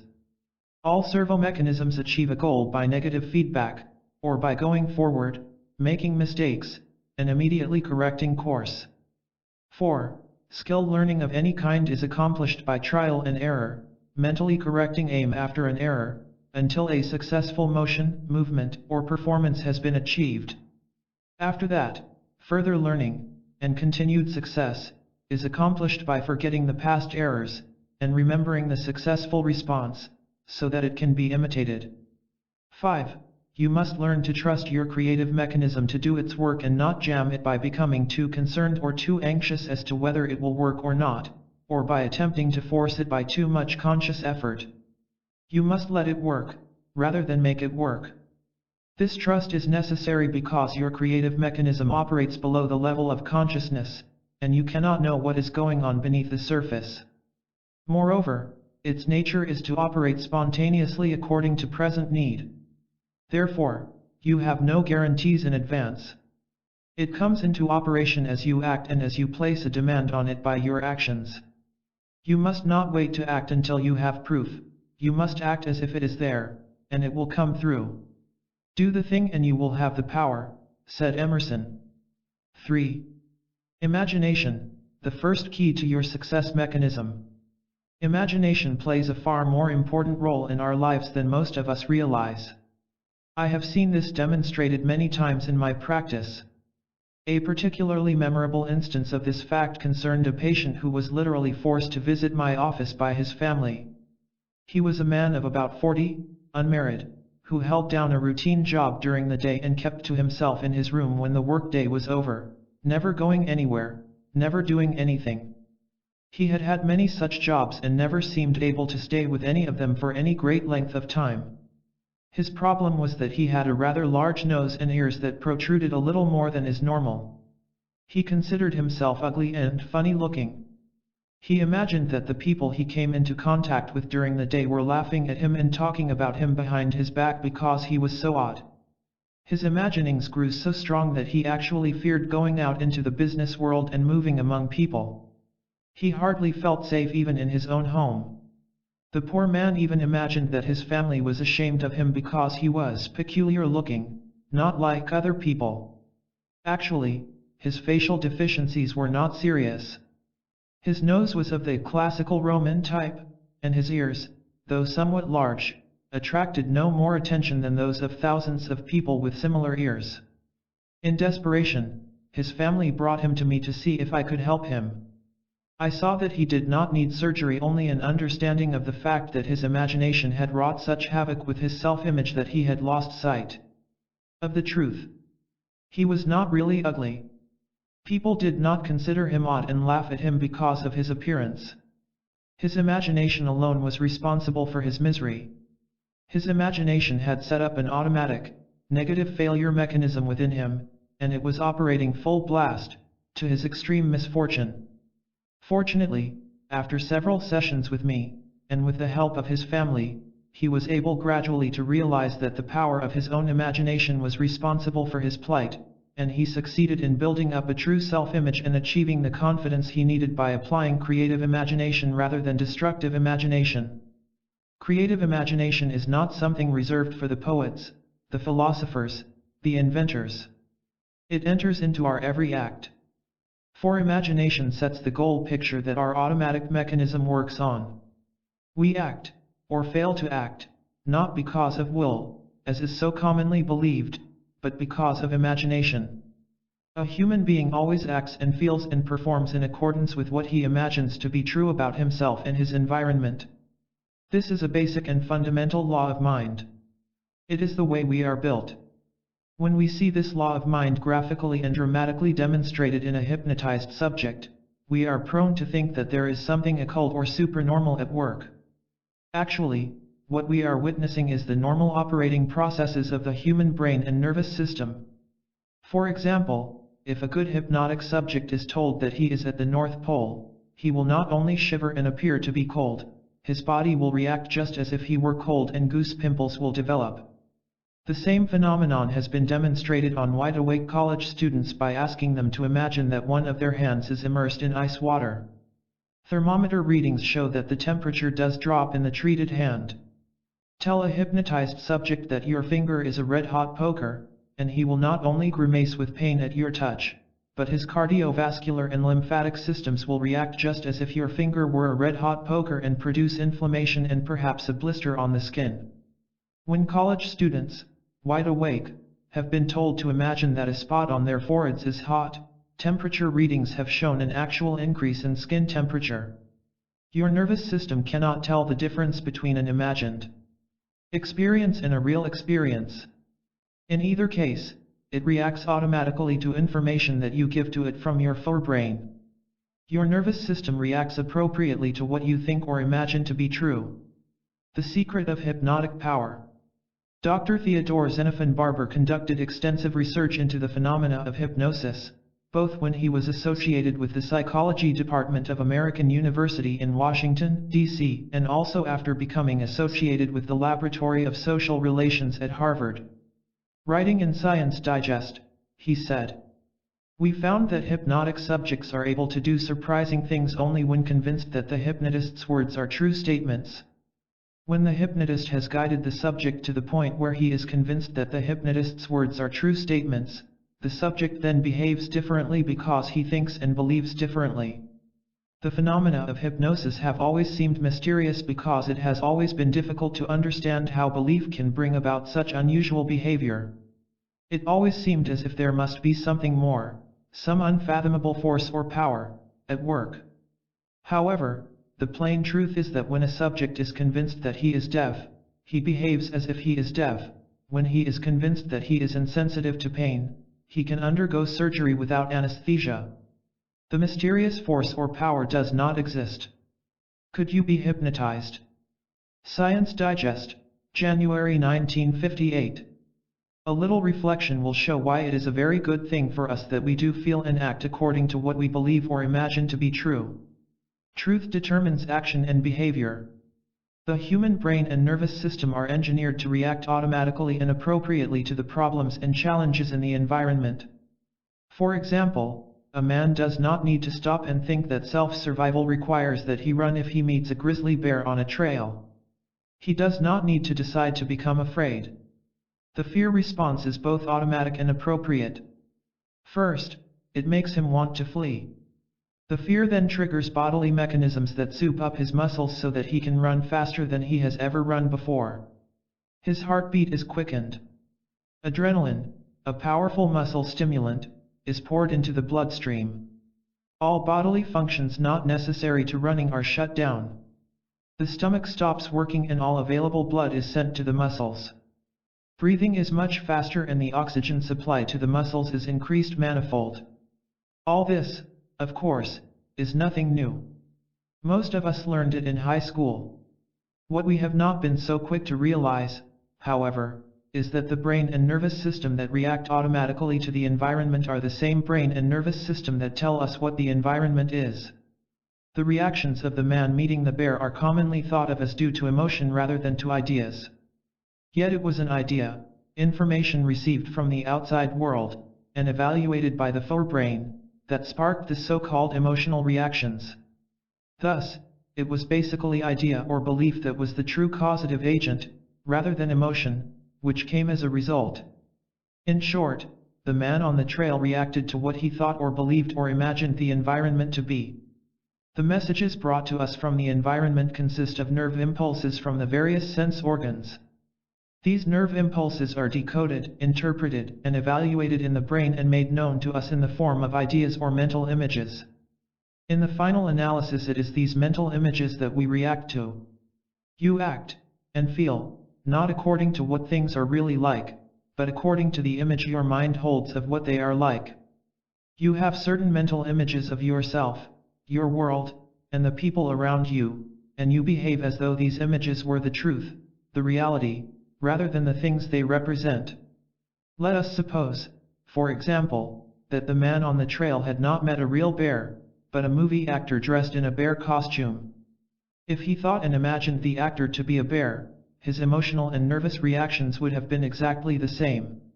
Or let us suppose he met a large shaggy dog, which his fear-ridden imagination mistook for a bear. Again, he would react automatically to what he believed to be true concerning himself and his environment. It follows that if our ideas and mental images concerning ourselves are distorted or unrealistic, then our reaction to our environment will likewise be inappropriate. Why not imagine yourself successful? Realizing that our actions, feelings, and behavior are the result of our own images and beliefs gives us the lever that psychology has always needed for changing personality. It opens a new psychological door to gaining skill, success, and happiness. Mental pictures offer us an opportunity to practice new traits and attitudes, which otherwise we could not do. This is possible because, again, your nervous system cannot tell the difference between an actual experience and one that is vividly imagined. If we picture ourselves performing in a certain manner, it is nearly the same as the actual performance. Mental practice helps to make perfect. In a controlled experiment, psychologist R. A. Vandel proved that mental practice in throwing darts at a target, wherein the person sits for a period each day in front of the target and imagines throwing darts at it, improves aim as much as actually throwing darts. Research Quarterly reported an experiment on the effects of mental practice on improving skill in sinking basketball free throws. One group of students that practiced throwing the ball every day for 20 days was scored on the first and last days. A second group was scored on the first and last days but engaged in no sort of practice in between. A third group was scored on the first day, then spent 20 minutes a day imagining that they were throwing the ball into the hoop. When they missed, they would imagine that they corrected their aim accordingly. The first group, which practiced 20 minutes every day, improved in scoring 24%. The second group, which had no sort of practice, showed no improvement. The third group, which practiced in their imagination, improved in scoring 23%. How imagination practice won a chess championship. Reader's Digest reprinted an article from the Rotarian by Joseph Phillips called Chess, They Call It a Game, in which Phillips tells how the great chess champion Capablanca was so superior to all competition that it was believed by experts that he would never be beaten in match play. Yet he lost the championship to a rather obscure player, Alekhine, who had given no hint that he even posed a serious threat to the great Capablanca. The chess world was stunned by the upset, which today would be comparable to a Golden Gloves finalist defeating the heavyweight champion of the world. Phillips tells us that Alekhine had trained for the match very much like a boxer conditioning himself for a fight. He retired to the country, cut out smoking and drinking, and did calisthenics. For 3 months, he played chess only in his mind, building up steam for the moment when he would meet the champion. Mental pictures can help you sell more goods. Charles B. Roth, author of Secrets of Closing Sales, recounted in one of his books how a group of salesmen in Detroit who tried a new idea increased their sales 100%. Another group in New York increased their sales by 150%. An individual salesman, using the same idea, have increased their sales up to 400%. And what is this magic that accomplishes so much for salesmen? It is something called role-playing, and you should know about it, because if you will let it, it may help you to double your sales. What is role-playing? Well, it is simply imagining yourself in various sales situations, then solving them in your mind, until you know what to say and what to do whenever the situations come up in real life. It is what is called on the football field skull practice. The reason why it accomplishes so much is that selling is simply a matter of situations. One is created every time you talk to a customer. He says something or asks a question or raises an objection. If you always know how to counter what he says or answer his question or handle the objection, you make sales. A role-playing salesman, at night when he is alone, will create these situations. He will imagine the prospect throwing the widest kind of curves at him. Then he will work out the best answer to them. No matter what the situation is, you can prepare for it beforehand by means of imagining yourself and your prospect face to face while he is raising objections and creating problems and you are handling them properly. Use mental pictures to get a better job. William Moulton Marston, psychologist, lawyer, and inventor, who may be best remembered as the creator of Wonder Woman, under the pen name Charles Moulton, recommended what he called rehearsal practice to men and women who came to him for help in job advancement. If you have an important interview coming up, such as making an application for a job, his advice was, plan for the interview in advance. Go over in your mind all the various questions that are likely to be asked. Think about the answers you are going to give. Then rehearse the interview in your mind. Even if none of the questions you have rehearsed come up, the rehearsal practice will still work wonders. It gives you confidence. And even though real life has no set lines to be recited like a stage play, rehearsal practice will help you to ad-lib and react spontaneously to whatever situation you find yourself in, because you have practiced reacting spontaneously. Don't be a ham actor, Dr. Marston would say, explaining that we are always acting out some role in life. Why not select the right role, the role of a successful person, and rehearse it? Writing in your life magazine, Dr. Marston said, frequently the next step in your career cannot be taken without first gaining some experience in the work you will be called upon to perform. Bluff may open the door to a job you know nothing about, but in 9 cases out of 10 it won't keep you from being fired when your inexperience becomes evident. There's only one way I know to project your practical knowledge beyond your present occupation, and that is rehearsal planning. A concert pianist practices in his head. Arthur Schnabel, the world-famous concert pianist, took lessons for only 7 years. He hated practice and seldom did practice for any length of time at the actual piano keyboard. When questioned about his small amount of practice, as compared with other concert pianists, he said, "I practice in my head." C.G. Kopp, of Holland, a recognized authority on teaching piano, recommends that all pianists practice in their heads. A new composition, he says, should be first gone over in the mind. It should be memorized and played in the mind before the pianist ever touches fingers to the keyboard. Imagination practice can lower your golf score. Time magazine reported that when golf champion Ben Hogan played in a tournament, he mentally rehearsed each shot, just before making it. He made the shot perfectly in his imagination, felt the club head strike the ball just as it should, felt himself performing the perfect follow-through, and then stepped up to the ball, and depended on what he called muscle memory to carry out the shot just as he had imagined it. Alex Morrison, perhaps the most well-known golf teacher in the world, actually worked out a system of mental practice. It enables you to improve your golf score by sitting in an easy chair, and practicing mentally what he called the 7 Morrison keys. The mental side of golf represents 90% of the game, he said, the physical side 8%, and the mechanical side 2%. In his book Better Golf Without Practice, now out of print, Morrison recounted how he taught comedian and writer Lou Lair to break 90 for the first time, with no actual practice whatsoever.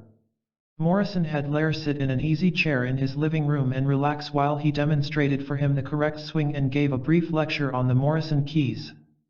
Lair was instructed to engage in no actual practice on the links, but instead spend 5 minutes each day relaxing in his easy chair, visualizing himself attending to the keys correctly. Several days later, with no physical preparation whatever, Lair joined his regular foursome, and amazed them by shooting 9 holes in an even par. 36. The core of the Morrison system is, you must have a clear mental picture of the correct thing before you can do it successfully. Morrison, by this method, enabled Paul Whiteman, and many other celebrities, to chop as much as 10 to 12 strokes off their scores. Johnny Bulla, the well-known professional golfer, wrote an article in which he said that having a clear mental image of just where you wanted the ball to go and what you wanted it to do was more important than form in golf.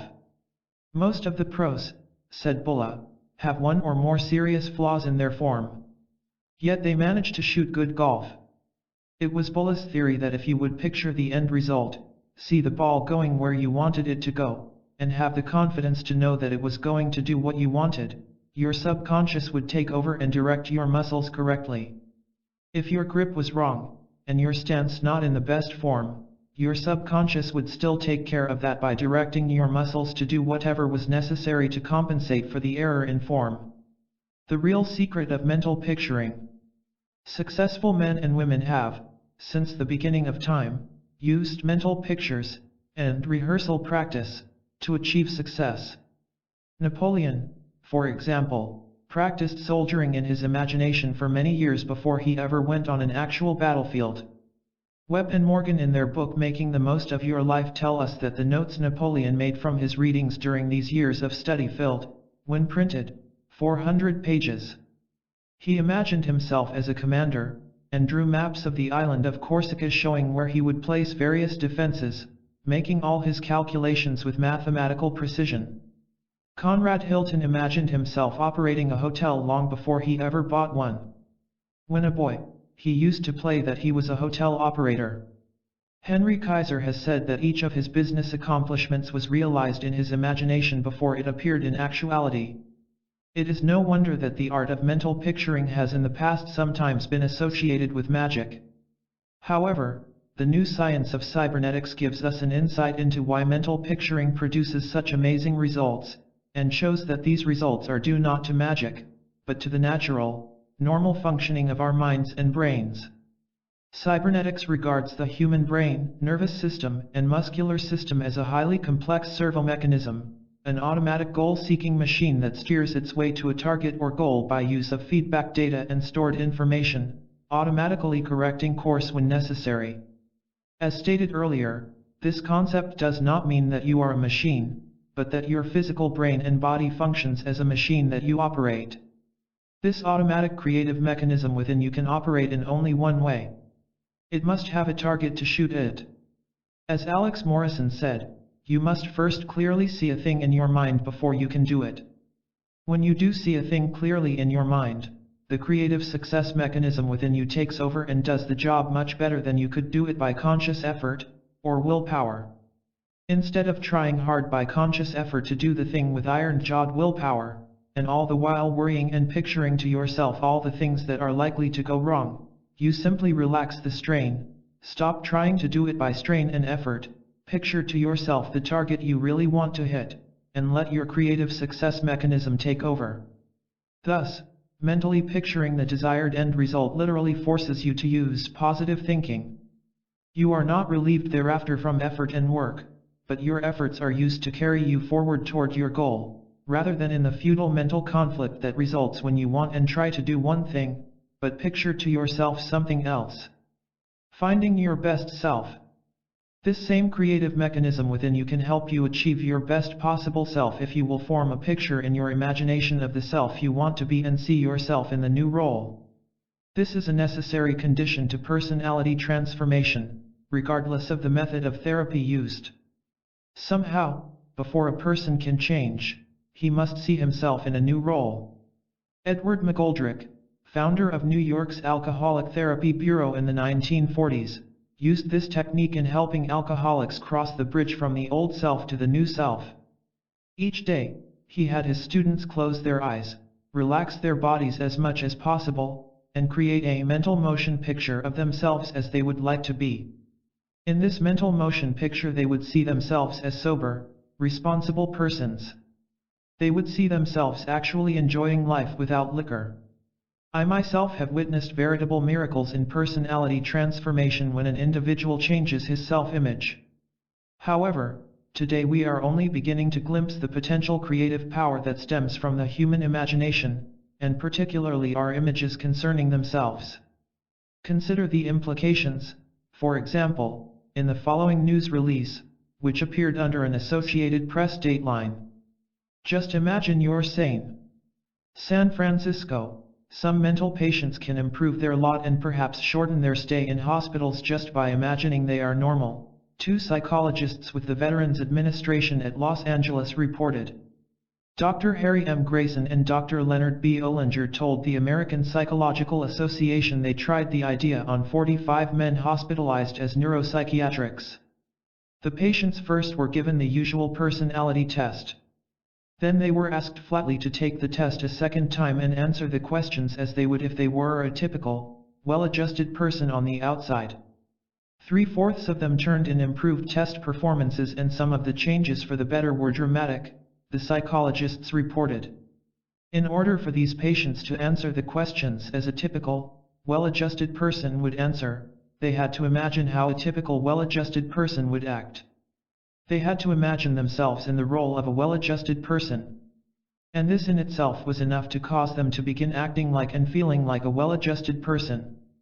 We can begin to see why Dr. Albert Edward Wiggum, author of Marks of a Clear Mind and other books on the mind, called your mental picture of yourself the strongest force within you.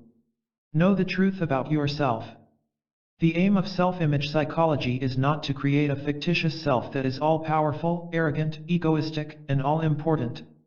Such an image is as inappropriate and unrealistic as the inferior image of self.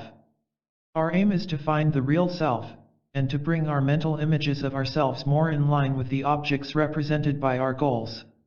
However, it is common knowledge among psychologists that most of us underrate ourselves, shortchange ourselves and sell ourselves short. Actually, there is no such thing as a superiority complex. People who seem to have one are actually suffering from feelings of inferiority. Their superior self is a fiction, a cover-up, to hide from themselves and others their deep-down feelings of inferiority and insecurity. How can you know the truth about yourself? How can you make a true evaluation? It seems to me that here psychology must turn to religion. The scriptures tell us that God created man a little lower than the angels and gave him dominion, that God created man in his own image. If we really believe in an all-wise, all-powerful, all-loving Creator, then we are in a position to draw some logical conclusions about that which he has created, man. In the first place, such an all-wise and all-powerful Creator would not turn out inferior products, any more than a master painter would paint inferior canvases. Such a creator would not deliberately engineer his product to fail, any more than a manufacturer would deliberately build failure into an automobile. The fundamentalists tell us that man's chief purpose and reason for living is to glorify God, and the humanists tell us that man's primary purpose is to express himself fully. However, if we take the premise that God is a loving creator and has the same interest in his creation that an earthly father has in his children, then it seems to me that the fundamentalists and the humanists are saying the same thing. What brings more glory, pride, and satisfaction to a father than seeing his offspring do well, succeed, and express to the full their abilities and talents? Have you ever sat by the father of a football star during a game? Jesus expressed the same thought when he told us not to hide our light under a bushel, but to let our light shine so that your Father may be glorified. I cannot believe that it brings any glory to God when his children go around with hangdog expressions, being miserable, afraid to lift up their heads and be somebody. As Dr. Leslie D. Weatherhead, Christian theologian and author of The Will of God, wrote in Prescription for Anxiety, if we have in our minds a picture of ourselves as fear-haunted and defeated nobodies, we must get rid of that picture at once and hold up our heads. That is a false picture, and the false must go. God sees us as men and women in whom and through whom he can do a great work. He sees us as already serene, confident, and cheerful. He sees us not as pathetic victims of life, but masters of the art of living, not wanting sympathy, but imparting help to others, and therefore thinking less and less of ourselves, and full, not of self-concern, but of love and laughter and a desire to serve. Let us look at the real selves which are in the making the moment we believe in their existence. We must recognize the possibility of change and believe in the self we are now in the process of becoming. That old sense of unworthiness and failure must go. It is false and we are not to believe in what is false. Practice exercise. Hold a picture of yourself long and steadily enough in your mind's eye and you will be drawn toward it, said Dr. Harry Emerson Fosdick, the prominent liberal minister. Picture yourself vividly as defeated and that alone will make victory impossible. Picture yourself vividly as winning and that alone will contribute immeasurably to success. Great living starts with a picture, held in your imagination, of what you would like to do or be.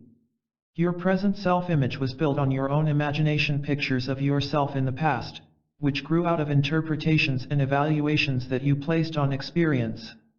Now you are to use the same method to build an adequate self-image that you previously used to build an inadequate one. Set aside a period of 30 minutes each day when you can be alone and undisturbed. Relax and make yourself as comfortable as possible. Now close your eyes and exercise your imagination. Many people find they get better results if they imagine themselves sitting before a large motion picture screen, and imagine that they are seeing a motion picture of themselves. The important thing is to make these pictures as vivid and as detailed as possible. You want your mental pictures to approximate actual experience as much as possible. The way to do this is to pay attention to small details, sights, sounds, objects, in your imagined environment. One of my patients was using this exercise to overcome her fear of the dentist. She was unsuccessful, until she began to notice small details in her imagined picture, the smell of the antiseptic in the office, the feel of the leather on the chair arms, the sight of the dentist's well-manicured nails as his hands approached her mouth, etc. Details of the imagined environment are all important in this exercise, because for all practical purposes, you are creating a practice experience. And if the imagination is vivid enough and detailed enough, your imagination practice is equivalent to an actual experience insofar as your nervous system is concerned.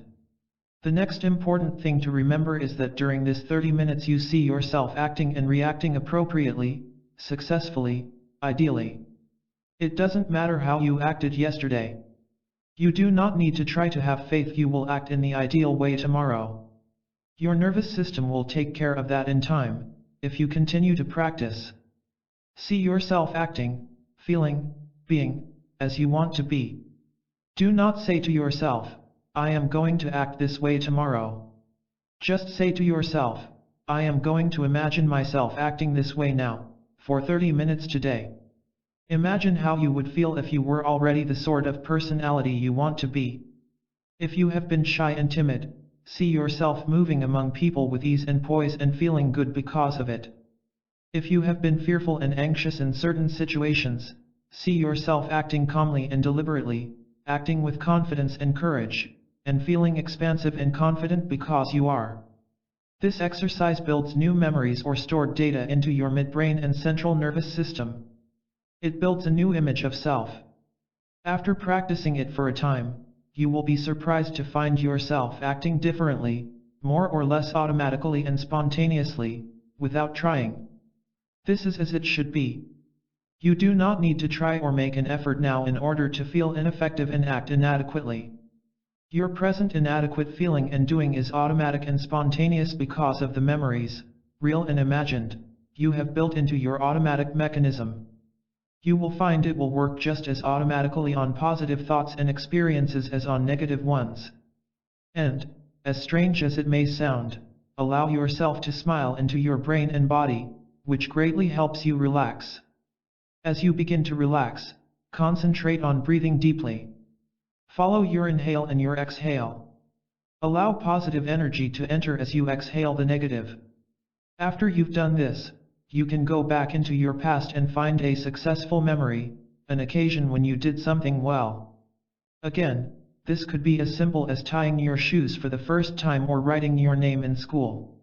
When it happened is irrelevant. How big the success was doesn't matter either. All that matters is that the memory triggers a positive, happy, feel-good experience in you right now. Replay and relive the positive memory, then go into the future and picture how you want to be with the same feeling you felt in the past.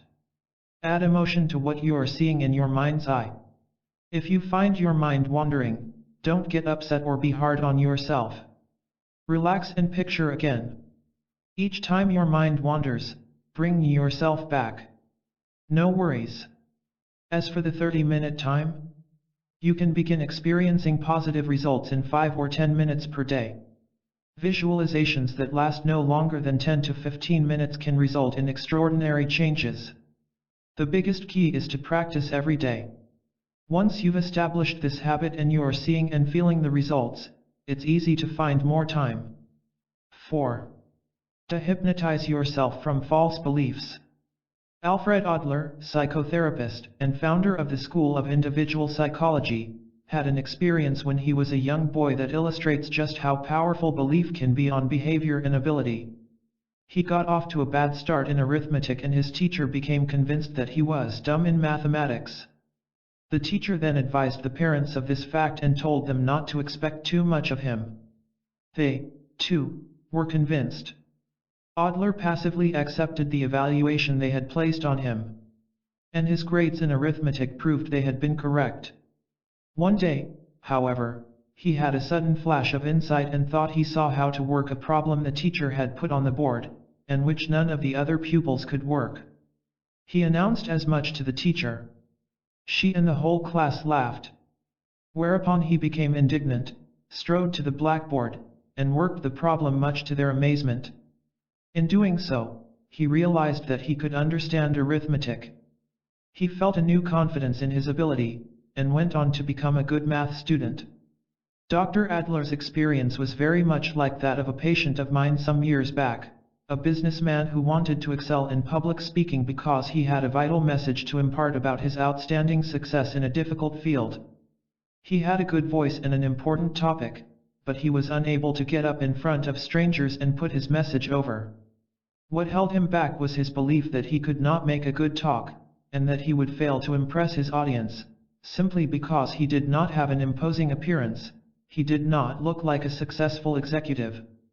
This belief had burrowed so deeply into him that it threw up a roadblock every time he stood up before a group of people and began to talk. He mistakenly concluded that if he could have an operation to improve his appearance, he would then gain the confidence he needed. An operation might have done the trick and it might not. My experience with other patients had shown that physical change did not always guarantee personality change. The solution in this man's case was found when he became convinced that his negative belief was preventing him from delivering the vital information he had.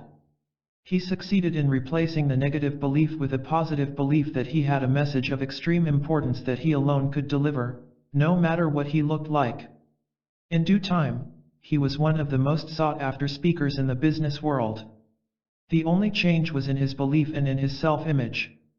Now, the point I want to make is this: Adler had been hypnotized by a false belief about himself. Not figuratively, but literally, and actually hypnotized. Remember that we said in the last chapter that the power of hypnosis is the power of belief. Let me repeat here Dr. Barber's explanation of the power of hypnosis. We found that hypnotic subjects are able to do surprising things only when convinced that the hypnotist's words are true statements. When the hypnotist has guided the subject to the point where he is convinced that the hypnotist's words are true statements, the subject then behaves differently because he thinks and believes differently. The important thing for you to remember is that it does not matter in the least how you got the idea or where it came from. You may never have met a professional hypnotist. You may have never been formally hypnotized. But if you have accepted an idea, from yourself, your teachers, your parents, friends, advertisements, from any other source, and further, if you are firmly convinced that idea is true, it has the same power over you as the hypnotist's words have over the hypnotized subject. Scientific research has shown that Dr. Adler's experience was not 1 in a million, but typical of practically all students who make poor grades. In Chapter 1, we told of how Prescott Leckie had brought about almost miraculous improvement in the grades of school children by showing them how to change their self-image. After thousands of experiments and many years of research, Leckie concluded that poor grades in school are, in almost every case, due in some degree to the student's self-conception and self-definition. These students had been literally hypnotized by such ideas as "I am dumb," "I have a weak personality," "I am poor in arithmetic," "I am a naturally poor speller," "I am ugly," "I do not have a mechanical type mind," etc. With such self-definitions, the student had to make poor grades in order to be true to himself. Unconsciously, making poor grades became a moral issue with him. It would be as wrong, from his own viewpoint, for him to make good grades, as it would be to steal if he defines himself as an honest person. The case of the hypnotized salesman. In the book Secrets of Successful Selling, John D. Murphy tells how Elmer Wheeler used Leckie's theory to increase the earnings of a certain salesman. Elmer Wheeler had been called in as a sales consultant to a certain firm. The sales manager called his attention to a very remarkable case. A certain salesman always managed to make almost exactly $5,000 per year, regardless of the territory they assigned him or the commission he was paid. Because this salesman had done well in a rather small territory, he had been given a larger and much better one. But the next year his commission amounted to almost the same amount as that he had made in the smaller one, $5,000. The following year the company increased the commission paid to all salesmen, but this salesman still managed to make only $5,000. He was then assigned one of the company's poorest territories, and again made the usual $5,000. Wheeler had a talk with this salesman and found that the trouble was not in the territory but in the salesman's own evaluation of himself. He thought of himself as a $5,000 per year man, and as long as he held that concept of himself, outside conditions didn't seem to matter much. When he was assigned a poor territory, he worked hard to make that $5,000.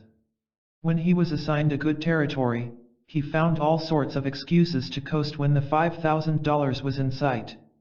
Once, when the goal had been reached, he got sick and was unable to work any more that year, although doctors could find nothing wrong with him, and he miraculously recovered by the first of the next year. How a false belief aged a man 20 years. In a previous book, Adventures in Staying Young, I gave a detailed case history of how Mr. Russell, a pseudonym, aged 20 years almost overnight because of a false idea, and then regained his youth almost as quickly when he accepted the truth. Briefly, the story is this: I performed a cosmetic operation on Mr. Russell's lower lip for a very modest fee, under the condition that he must tell his girlfriend that the operation had cost him his entire savings of a lifetime. His girlfriend had no objection to his spending money on her, and she insisted that she loved him, but explained she could never marry him because of his too large lower lip. However, when he told her this and proudly exhibited his new lower lip, her reaction was just as I had expected, but not as Mr. Russell had anticipated. She became hysterically angry, called him a fool for having spent all his money, and advised him in no uncertain terms that she had never loved him and never would, and that she had merely played him for a sucker as long as he had money to spend on her. However, she went further than I had counted on. In her anger and disgust she also announced that she was placing a voodoo curse upon him. Both Mr. Russell and his girlfriend had been born on an island in the West Indies where voodoo was practiced by the ignorant and superstitious. His family had been rather well-to-do. His background was one of culture and he was a college graduate. Yet, when in the heat of anger, his girlfriend cursed him, he felt vaguely uncomfortable but did not think too much about it. However, he remembered and wondered when, a short time later, he felt a strange small, hard bump on the inside of his lip. A so-called friend who knew of the voodoo curse insisted that he see a certain Dr. Smith, who promptly assured him that the bump inside his mouth was the feared African bug, which would slowly eat away all his vitality and strength. Mr. Russell began to worry and look for signs of waning strength. He was not long in finding them. He lost his appetite and his ability to sleep. I learned all this from Mr. Russell when he returned to my office several weeks after I had dismissed him. My nurse didn't recognize him, and no wonder. The Mr. Russell who had first called on me had been a very impressive individual, slightly too large lip and all. He stood about 6 feet, 4 inches, a large man with the physique of an athlete and the bearing and manner that bespoke an inner dignity and gave him a magnetic personality. The very pores of his skin seemed to exude an animal-like vitality. The Mr. Russell who now sat across the desk from me had aged at least 20 years. His hands shook with the tremor of age. His eyes and cheeks were sunken. He had lost perhaps 30 pounds. The changes in his appearance were all characteristic of the process that medical science, for want of a better name, calls aging. After a quick examination of his mouth, I assured Mr. Russell I could get rid of the African bug in less than 30 minutes, which I did. The bump that had caused all the trouble was merely a small bit of scar tissue from his operation. I removed it, held it in my hand, and showed it to him. The important thing is he saw the truth and believed it. He gave a sigh of relief, and it seemed as if there was an almost immediate change in his posture and expression. Several weeks later, I received a nice letter from Mr. Russell, together with a photograph of him with his new bride. He had gone back to his home and married his childhood sweetheart. The man in the picture was the first Mr. Russell. Mr. Russell had grown young again overnight. A false belief had aged him 20 years. The truth had not only set him free of fear and restored his confidence, but had actually reversed the aging process. If you could have seen Mr. Russell as I did, both before and after, you would never again entertain any doubts about the power of belief, or that an idea accepted as true from any source can be every bit as powerful as hypnosis. Is everyone hypnotized? It is no exaggeration to say that every human being is hypnotized to some extent, either by ideas he has uncritically accepted from others, or ideas he has repeated to himself or convinced himself are true. These negative ideas have exactly the same effect on our behavior as the negative ideas implanted into the mind of a hypnotized subject by a professional hypnotist. Have you ever seen a demonstration of honest-to-goodness hypnosis? If not, let me describe to you just a few of the more simple phenomena that result from the hypnotist's suggestion. The hypnotist tells a football player that his hand is stuck to the table and that he cannot lift it. It is not a question of the football player not trying. He simply cannot. He strains and struggles until the muscles of his arm and shoulder stand out like cords. But his hand remains fully rooted to the table. He tells a championship weightlifter that he cannot lift a pencil from the desk. And although normally he can hoist a 400-pound weight overhead, he now actually cannot lift the pencil. Strangely enough, in the above instances, hypnosis does not weaken the athletes.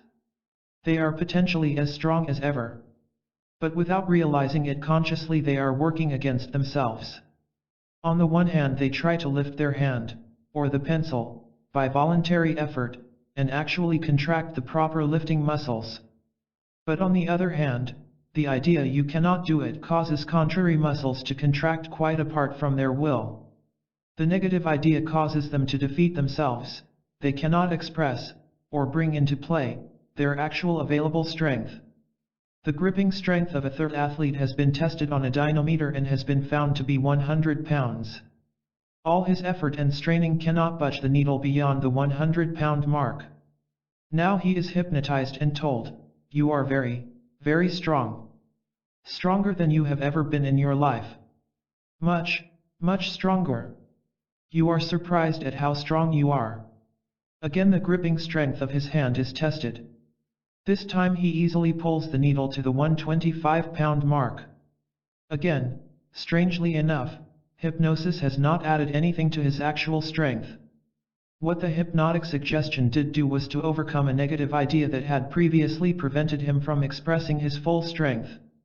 In other words, the athlete in his normal waking state had imposed a limitation on his strength by the negative belief that he could only grip 100 pounds. The hypnotist merely removed this mental block, and allowed him to express his true strength.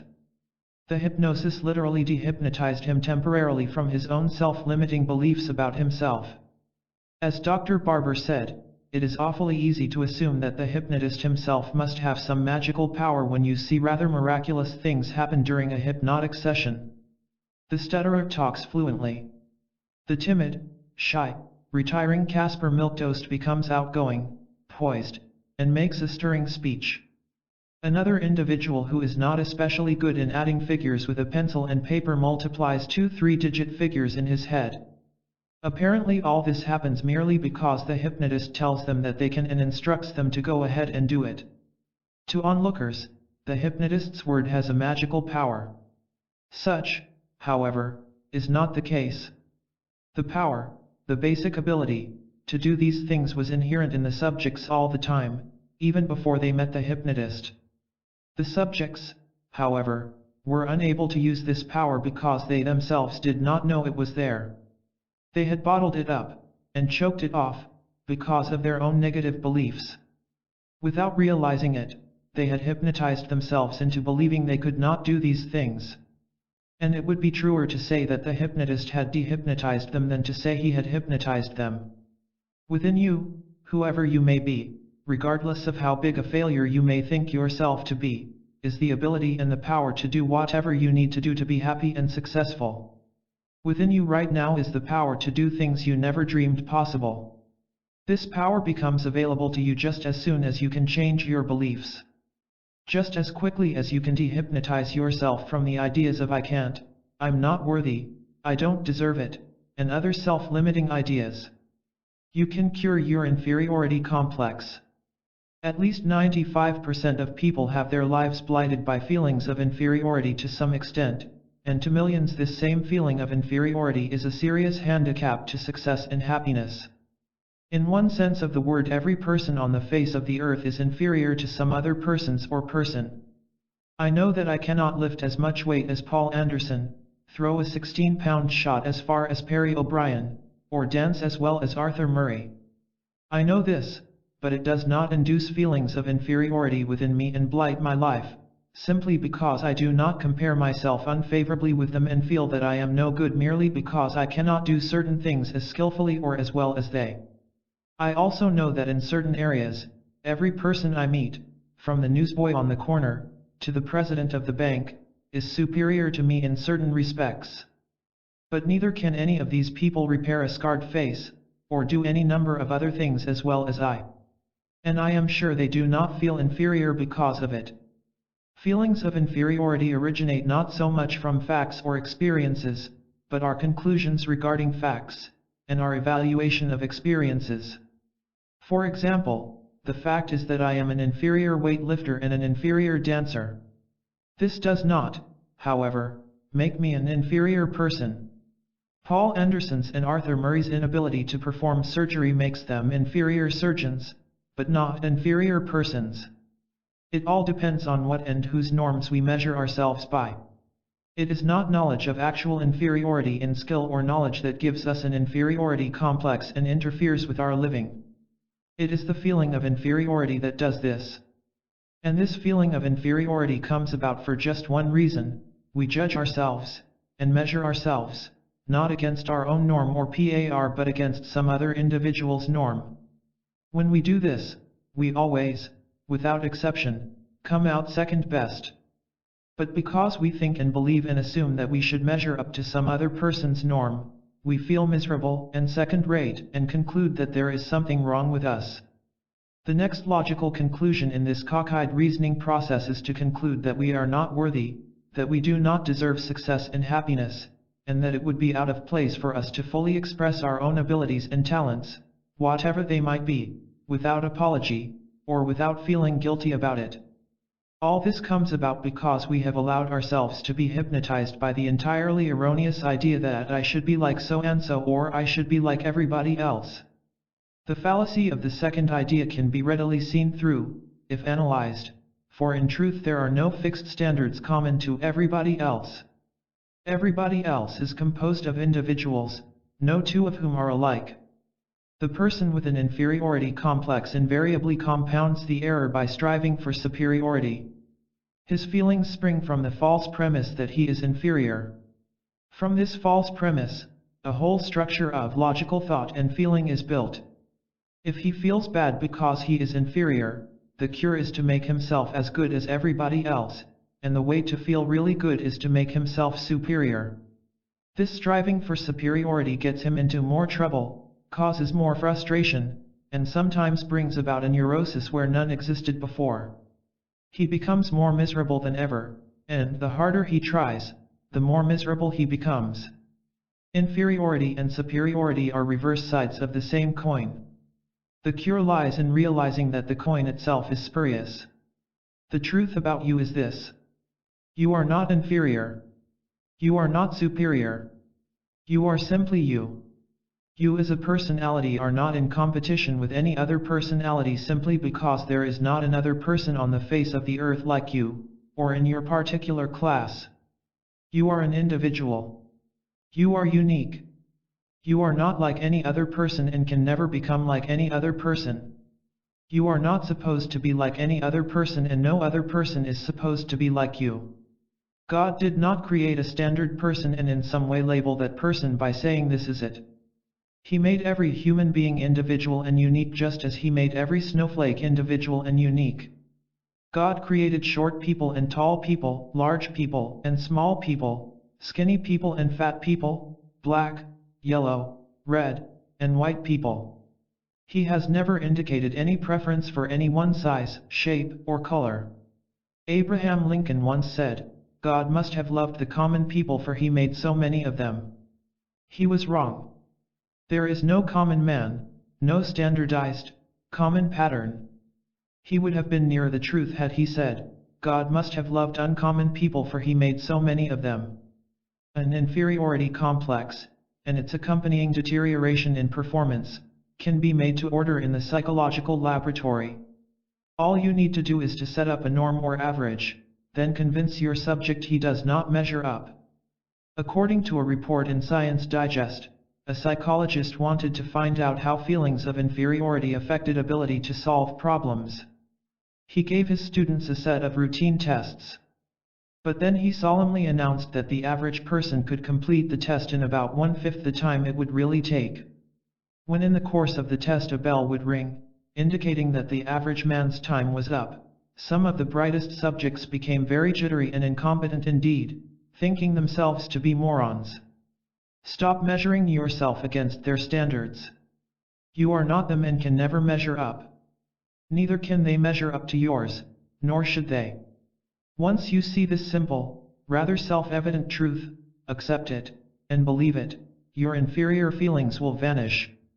Dr. Norton L. Williams, a psychiatrist, addressing a medical convention, said that modern man's anxiety and insecurity stemmed from a lack of self-realization, and that inner security can only be found in finding in oneself an individuality, uniqueness, and distinctiveness that is akin to the idea of being created in the image of God. He also said that self-realization is gained by a simple belief in one's own uniqueness as a human being, a sense of deep and wide awareness of all people and all things, and a feeling of constructive influencing of others through one's own personality. How to use relaxation to dehypnotize yourself. Physical relaxation plays a key role in the dehypnotization process.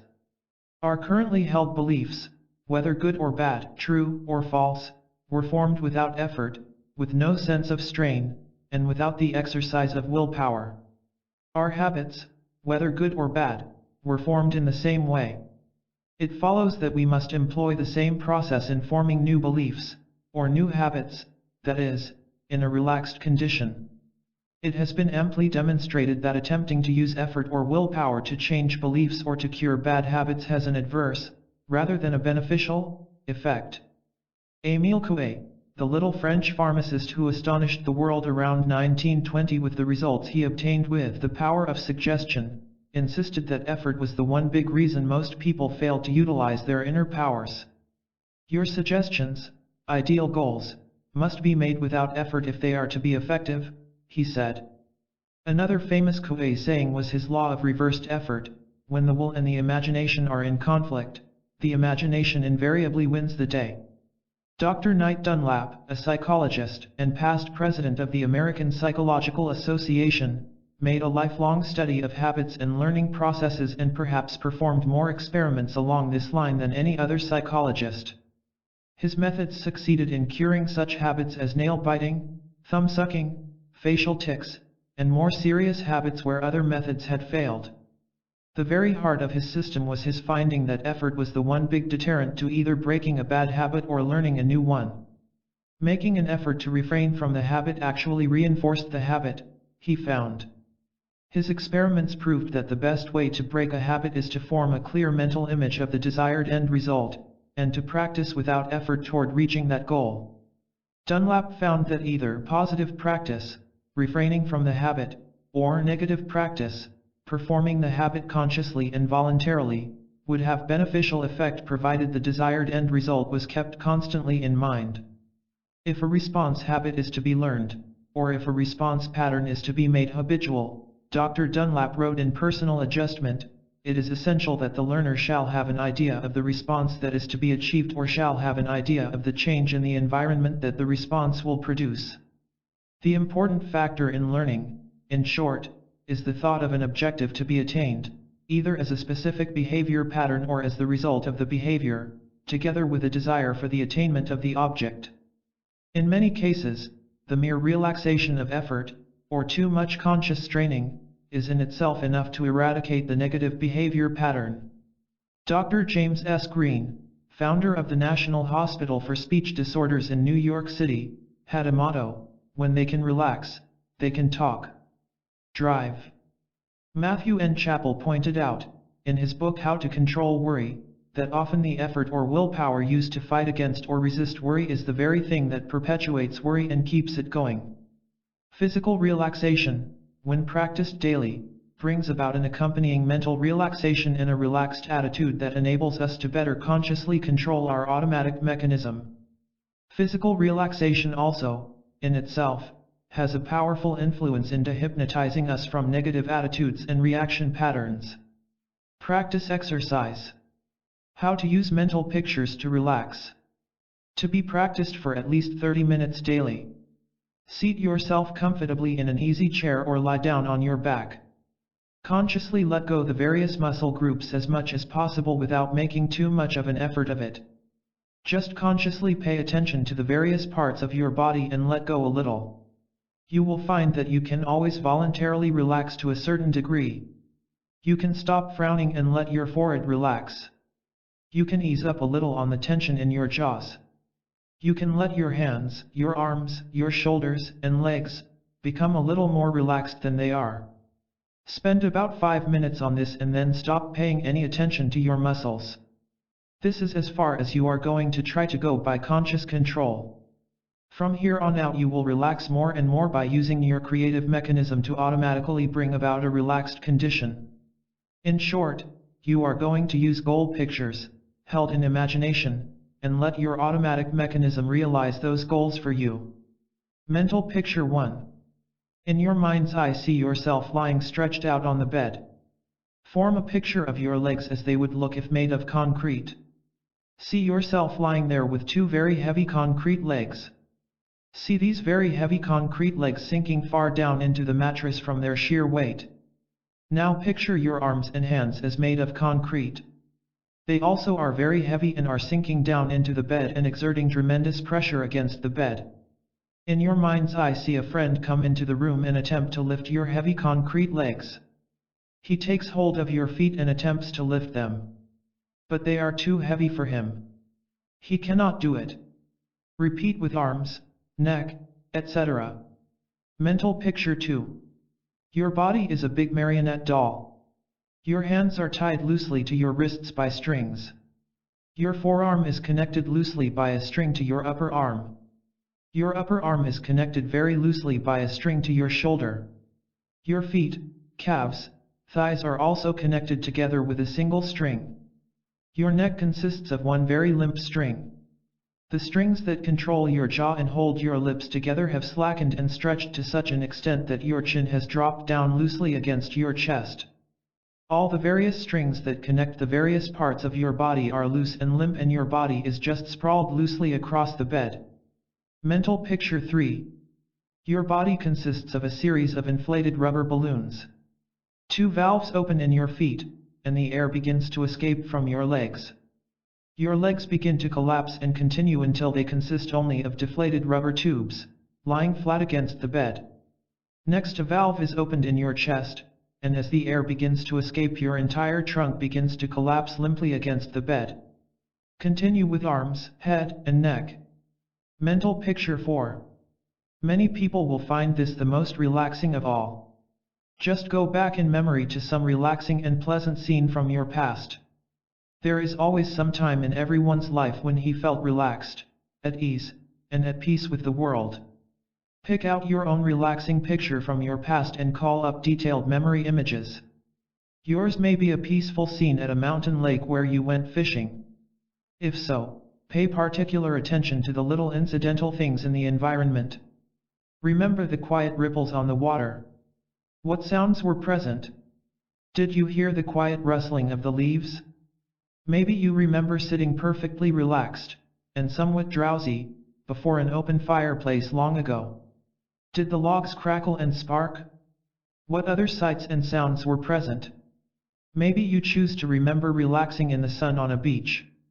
How did the sand feel against your body? Could you feel the warm, relaxing sun, touching your body, almost as a physical thing? Was there a breeze blowing? Were there gulls on the beach? The more of these incidental details you can remember and picture to yourself, the more successful you will be.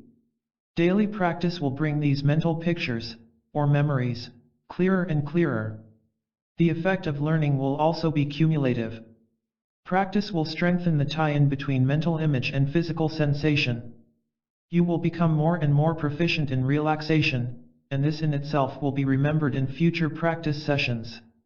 When lying down to practice, many practitioners fall asleep. If you fall asleep, you don't get the same level of benefits. Due to my martial arts training in Tai Chi and Qigong, I prefer to do all exercises while seated or standing. In a standing or seated position, by using your imagination and relaxing, you can still make your legs and arms and entire body feel heavy. You can also let the air out of valves and inflate or deflate your various body parts like balloons. Does this rule out the lying down practice? Not at all. Once you're grounded in these techniques, you can practice in virtually any position. However, if you are feeling weak or unwell, then to practice while lying down is probably ideal.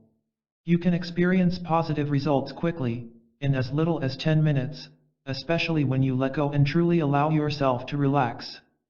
Once you're in the daily habit, 30 minutes will be easy, if you so desire. Many people start with a morning practice. After a month or so they may naturally gravitate toward a twice-daily routine. Many people feel the best times to practice are upon rising and before going to bed, a time when your brain and nervous system are most agreeable to new suggestions. 5. How to utilize the power of rational thinking. Many of my patients are plainly disappointed when I prescribe something as simple as using their God-given power of reason as a method of changing negative beliefs and behavior. To some, it seems incredibly naive and unscientific. Yet it does have one advantage: it works. And as we shall see later, it is based on sound scientific findings. There is a widely accepted fallacy that rational, logical, conscious thinking has no power over unconscious processes or mechanisms, and that to change negative beliefs, feelings, or behavior, it is necessary to dig down and dredge up material from the unconscious. Your automatic mechanism, or what the Freudians call the unconscious, is absolutely impersonal. It operates as a machine and has no will of its own. It always tries to react appropriately to your current beliefs and interpretations concerning environment. It always seeks to give you appropriate feelings, and to accomplish the goals that you consciously determine. It works only on the data that you feed it in the form of ideas, beliefs, interpretations, opinions. It is conscious thinking that is the control knob of your unconscious machine. It was by conscious thought, though perhaps irrational and unrealistic, that the unconscious machine developed its negative and inappropriate reaction patterns, and it is by conscious rational thought that the automatic reaction patterns can be changed. Dr. John A. Schindler, author of How to Live 365 Days a Year and who introduced the concept of emotionally induced illness, won nationwide fame for his outstanding success in helping unhappy, neurotic people regain the joy of living and return to productive, happy lives. His percentage of cures far exceeded that of psychoanalysis.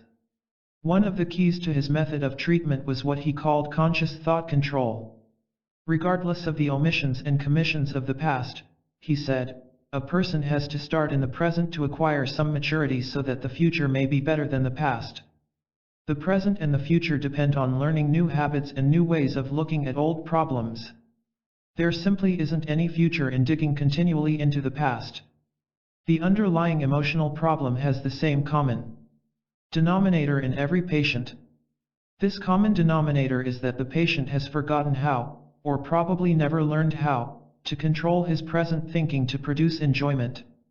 Let sleeping dogs lie.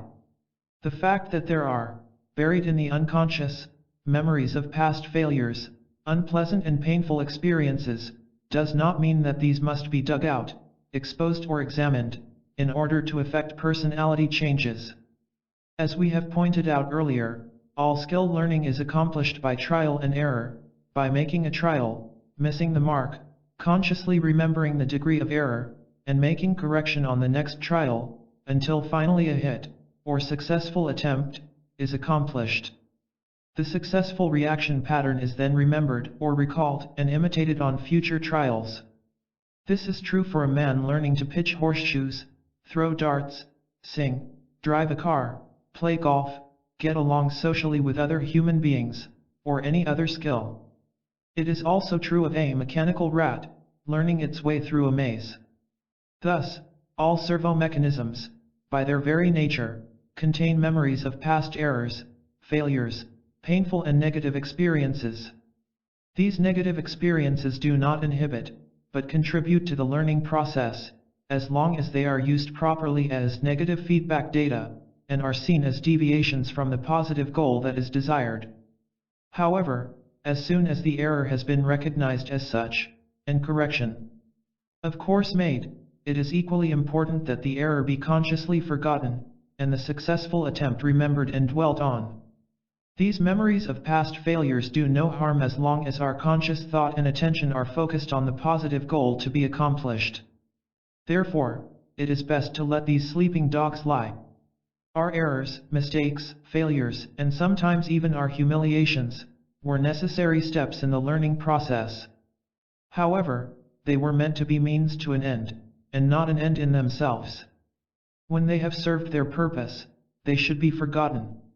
If we consciously dwell on the error, or consciously feel guilty about the error and keep berating ourselves because of it, then, unwittingly, the error or failure itself becomes the goal that is consciously held in imagination and memory.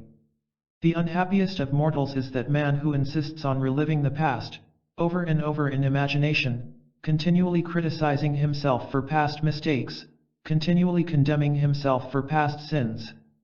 I shall never forget one of my women patients who tortured herself with her unhappy past, so much so that she destroyed any chance for happiness in the present. She had lived for years in bitterness and resentment, as a direct result of a serious hair lip that caused her to shun people, and to develop over the years a personality that was stunted, crabby, and completely tuned against the world and everything in it.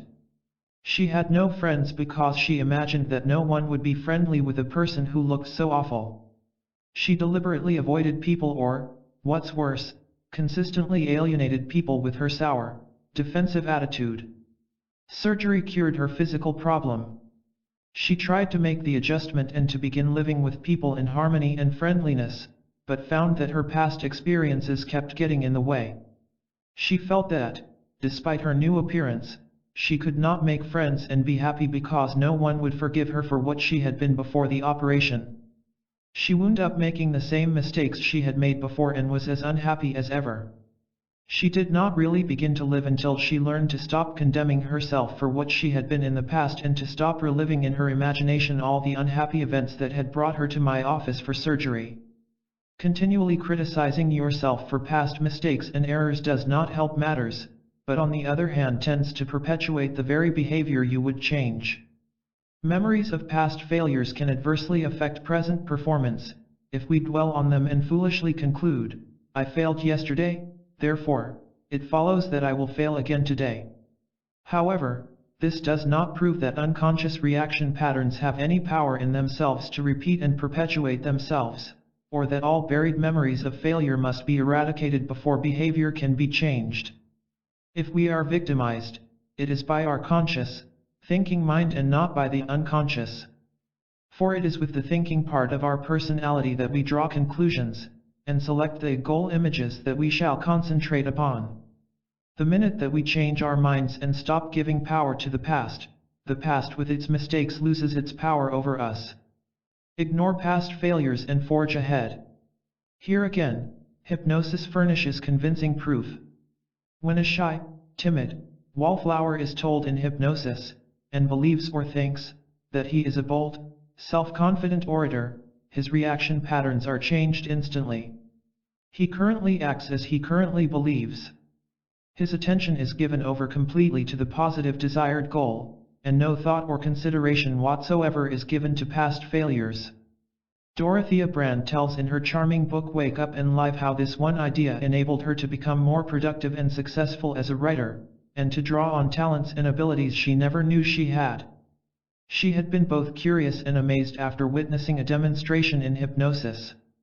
Then she happened to read one sentence written by psychologist F.M.H. Myers, which she says changed her whole life. The sentence by Myers explained that the talents and abilities displayed by hypnotic subjects were due to a purgation of memory of past failures while in the hypnotic state. If this were possible under hypnosis, Miss Brande asked herself, if ordinary people carried around within themselves talents, abilities, powers that were held in and not used merely because of memories of past failures, why couldn't a person in the wakeful state use these same powers by ignoring past failures and acting as if it were impossible to fail? She determined to try it. She would act on the assumption that the powers and abilities were there, and that she could use them, if only she would go ahead and act as if, instead of in a tentative half-hearted way. Within a year her production as a writer had increased many times and so had her sales. A rather surprising result was that she discovered a talent for public speaking, became much in demand as a lecturer, and enjoyed it, whereas previously she had not only shown no talent for lecturing, but disliked it intensely. Bertrand Russell's method. In his book The Conquest of Happiness, Bertrand Russell says, "I was not born happy. As a child, my favorite hymn was, 'Weary of earth and laden with my sin.' In adolescence, I hated life and was continually on the verge of suicide, from which, however, I was restrained by the desire to know more mathematics. Now, on the contrary, I enjoy life. I might almost say that with every year that passes I enjoy it more. Very largely it is due to a diminishing preoccupation with myself. Like others who had a Puritan education, I had the habit of meditating on my sins, follies, and shortcomings. I seemed to myself, no doubt justly, a miserable specimen. Gradually I learned to be indifferent to myself and my deficiencies. I came to center my attention increasingly upon external objects, the state of the world, various branches of knowledge, individuals for whom I felt affection." In the same book, Russell describes his method for changing automatic reaction patterns based on false beliefs. It is quite possible to overcome infantile suggestions of the unconscious, and even to change the contents of the unconscious, by employing the right kind of technique. Whenever you begin to feel remorse for an act which your reason tells you is not wicked, examine the causes of your feeling of remorse, and convince yourself in detail of their absurdity. Let your conscious beliefs be so vivid and emphatic that they make an impression upon your unconscious strong enough to cope with the impressions made by your nurse or your mother when you were an infant. Do not be content with an alternation between moments of rationality and moments of irrationality. Look into the irrationality closely with a determination not to respect it and not to let it dominate you. Whenever it thrusts foolish thoughts or feelings into your consciousness, pull them up by the roots, examine them, and reject them. Do not allow yourself to remain a vacillating creature, swayed half by reason and half by infantile folly. But if the rebellion is to be successful in bringing individual happiness and in enabling a man to live consistently by one standard, not to vacillate between two, it is necessary that he should think and feel deeply about what his reason tells him. Most men, when they have thrown off superficially the superstitions of their childhood, think that there is no more to be done. They do not realize that these superstitions are still lurking underground. When a rational conviction has been arrived at, it is necessary to dwell upon it, to follow out its consequences, to search out in oneself whatever beliefs inconsistent with the new conviction might otherwise survive. What I suggest is that a man should make up his mind with emphasis as to what he rationally believes, and should never allow contrary irrational beliefs to pass unchallenged or obtain a hold over him, however brief. This is a question of reasoning with himself in those moments in which he is tempted to become infantile, but the reasoning, if it is sufficiently emphatic, may be very brief. Ideas are changed, not by will, but by other ideas. It can be seen that Bertrand Russell's technique, of searching out ideas that are inconsistent with some deeply felt conviction, is essentially the same as the method tested clinically with such amazing success by Prescott Lucky. Lucky's method consisted of getting the subject to see that some negative concept of his was inconsistent with some other deeply held belief. Lucky believed that it was inherent in the very nature of mind itself that all ideas and concepts that make up the total content of personality must seem to be consistent with each other. If the inconsistency of a given idea is consciously recognized, it must be rejected. One of my patients was a salesman who was scared to death when calling on big shots. His fear and nervousness were overcome in just one counseling session, during which I asked him, "Would you physically get down on all fours and crawl into the man's office, prostrating yourself before a superior personage?" "I should say not." He bristled. "Then why do you mentally cringe and crawl?" Another question, "Would you go into a man's office with your hand out like a beggar, and beg for a dime for a cup of coffee?" "Certainly not." "Can't you see that you are doing essentially the same thing, when you go in overly concerned with whether or not he will approve of you? Can't you see that you have your hand out literally begging for his approval and acceptance of you as a person?" Lucky found that there were two powerful levers for changing beliefs and concepts. There are standard convictions which are strongly held by nearly everyone. These are, 1.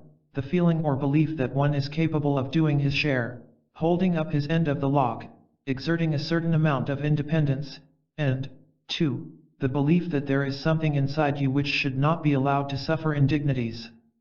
Examine and re-evaluate your beliefs.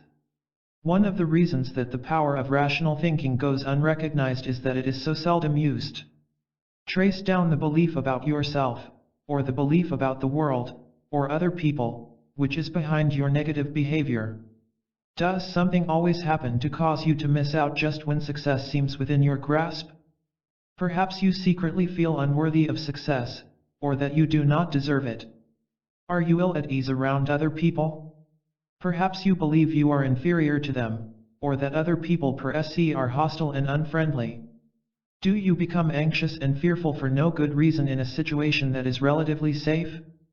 Perhaps you believe that the world you live in is a hostile, unfriendly, dangerous place, or that you deserve punishment. Remember that both behavior and feeling spring from belief. To root out the belief that is responsible for your feeling and behavior, ask yourself, why? Is there some task that you would like to do, some channel in which you would like to express yourself, but you hang back feeling that I can't? Ask yourself, why? Why do I believe that I can't? Then ask yourself, is this belief based on an actual fact or on an assumption, or a false conclusion? Then ask yourself the questions.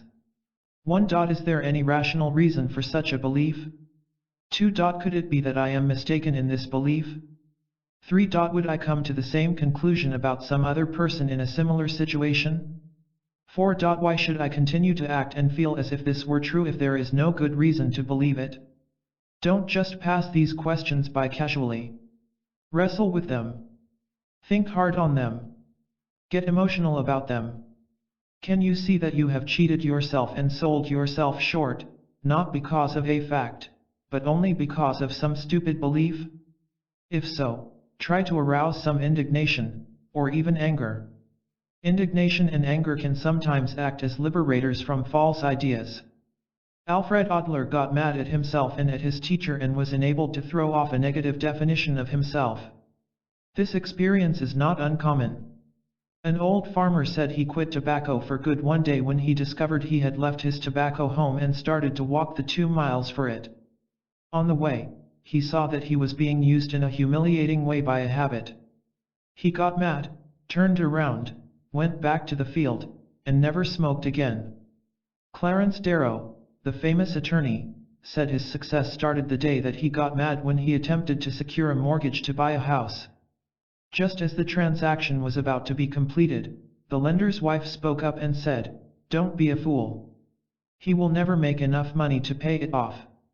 Darrow himself had had serious doubts about the same thing. But something happened when he heard her remark. He became indignant, both at the woman and at himself, and determined he would be a success. A businessman friend of mine had a very similar experience. A failure at 40, he continually worried about how things would come out, about his own inadequacies, and whether or not he would be able to complete each business venture. Fearful and anxious, he was attempting to purchase some machinery on credit, when the seller's wife objected. She did not believe he would ever be able to pay for the machinery. At first his hopes were dashed. But then he became indignant. Who was he to be pushed around like that? Who was he to skulk through the world, continually fearful of failure? The experience awakened something within him, some new self, and at once he saw that this woman's remark, as well as his own opinion of himself, was an affront to this something. He had no money, no credit, and no way to accomplish what he wanted. But he found a way, and within 3 years he was more successful than he had ever dreamed of being, not in one business, but in 3. The power of deep desire. Rational thought, to be effective in changing belief and behavior, must be accompanied with deep feeling and desire. Picture to yourself what you would like to be and have, and assume for the moment that such things might be possible. Arouse a deep desire for these things. Become enthusiastic about them. Dwell on them, and keep going over them in your mind. Your present negative beliefs were formed by thought plus feelings. Generate enough emotion, or deep feeling, and your new thoughts and ideas will cancel them out. If you will analyze this, you will see that you are using a process you have often used before: worry. The only difference is you change your goals from negative to positive. When you worry, you first of all picture some undesirable future outcome, or goal, very vividly in your imagination. You use no effort or willpower. But you keep dwelling on the end result. You keep thinking about it, dwelling on it, picturing it to yourself as a possibility. You play with the idea that it might happen. This constant repetition, and thinking in terms of possibilities, makes the end result appear more and more real to you. After time, appropriate emotions are automatically generated: fear, anxiety, discouragement. All these are appropriate to the undesirable end result you are worrying about. Now change the goal picture, and you can as easily generate good emotions. Constantly picturing to yourself, and dwelling on, a desirable end result will also make the possibility seem more real, and again appropriate emotions of enthusiasm, cheerfulness, encouragement, and happiness will automatically be generated. In forming good emotional habits, and in breaking bad ones, said Dr. Knight Dunlap, we have to deal primarily with thought and thought habits. As a man thinketh in his heart, so is he. What rational thought can and cannot do. Remember that your automatic mechanism can as easily function as a failure mechanism as it can as a success mechanism, depending on the data you give it to process, and the goals you set for it. It is basically a goal-striving mechanism. The goals it works on are up to you. Many of us unconsciously and unwittingly, by holding negative attitudes and habitually picturing failure to ourselves in our imagination, set up goals of failure. Also remember that your automatic mechanism does not reason about, or question, the data you feed it. It merely processes it and reacts appropriately to it. It is very important that the automatic mechanism be given true facts concerning the environment. This is the job of conscious rational thought, to know the truth, to form correct evaluations, estimations, and opinions. In this connection, most of us are prone to underestimate ourselves and overestimate the nature of the difficulty facing us. Always think of what you have to do as easy and it will become so, said Emile Coué, the psychologist and pharmacist who introduced a popular method of psychotherapy and self-improvement based on optimistic autosuggestion. In the same vein, psychologist Daniel W. Jocelyn wrote in his book Why Be Tired? I have made extensive experiments to discover the common causes of that conscious effort which freezes the thinking mind. Practically always it seems to be due to the tendency to exaggerate the difficulty and importance of your mental labors, to take them too seriously and fear they will find you incapable. People who are eloquent in casual conversation become imbeciles when they mount the speaker's platform. You simply must learn that if you can interest the neighbor, you can interest all the neighbors, or the world, and not be frozen by magnitudes. You never know until you try. It is the job of rational, conscious thought to examine and analyze incoming messages, to accept those that are true and reject those that are untrue. Many people are bowled over by the chance remark of a friend, such as "you do not look so well this morning." If they are rejected or snubbed by someone, they blindly swallow the so-called fact that this means they are an inferior person. Most of us are subjected to negative suggestions every day. If our conscious mind is working and on the job, we do not have to accept them blindly. "It ain't necessarily so" is a good motto. It is the job of the conscious rational mind to form logical and correct conclusions. "I failed once in the past, so I will probably fail in the future" is neither logical nor rational. To conclude "I can't" in advance, without trying, and in the absence of any evidence to support the inevitability of failure, is not rational. We should be more like the man who was asked if he could play the piano. "I don't know," he said. "What do you mean you don't know?" he was asked. "I have never tried," he replied. Decide what you want, not what you don't want. It is the job of conscious rational thought to decide what you want, select the goals you wish to achieve, and concentrate on these rather than on what you do not want. To spend time and effort concentrating on what you do not want is not rational.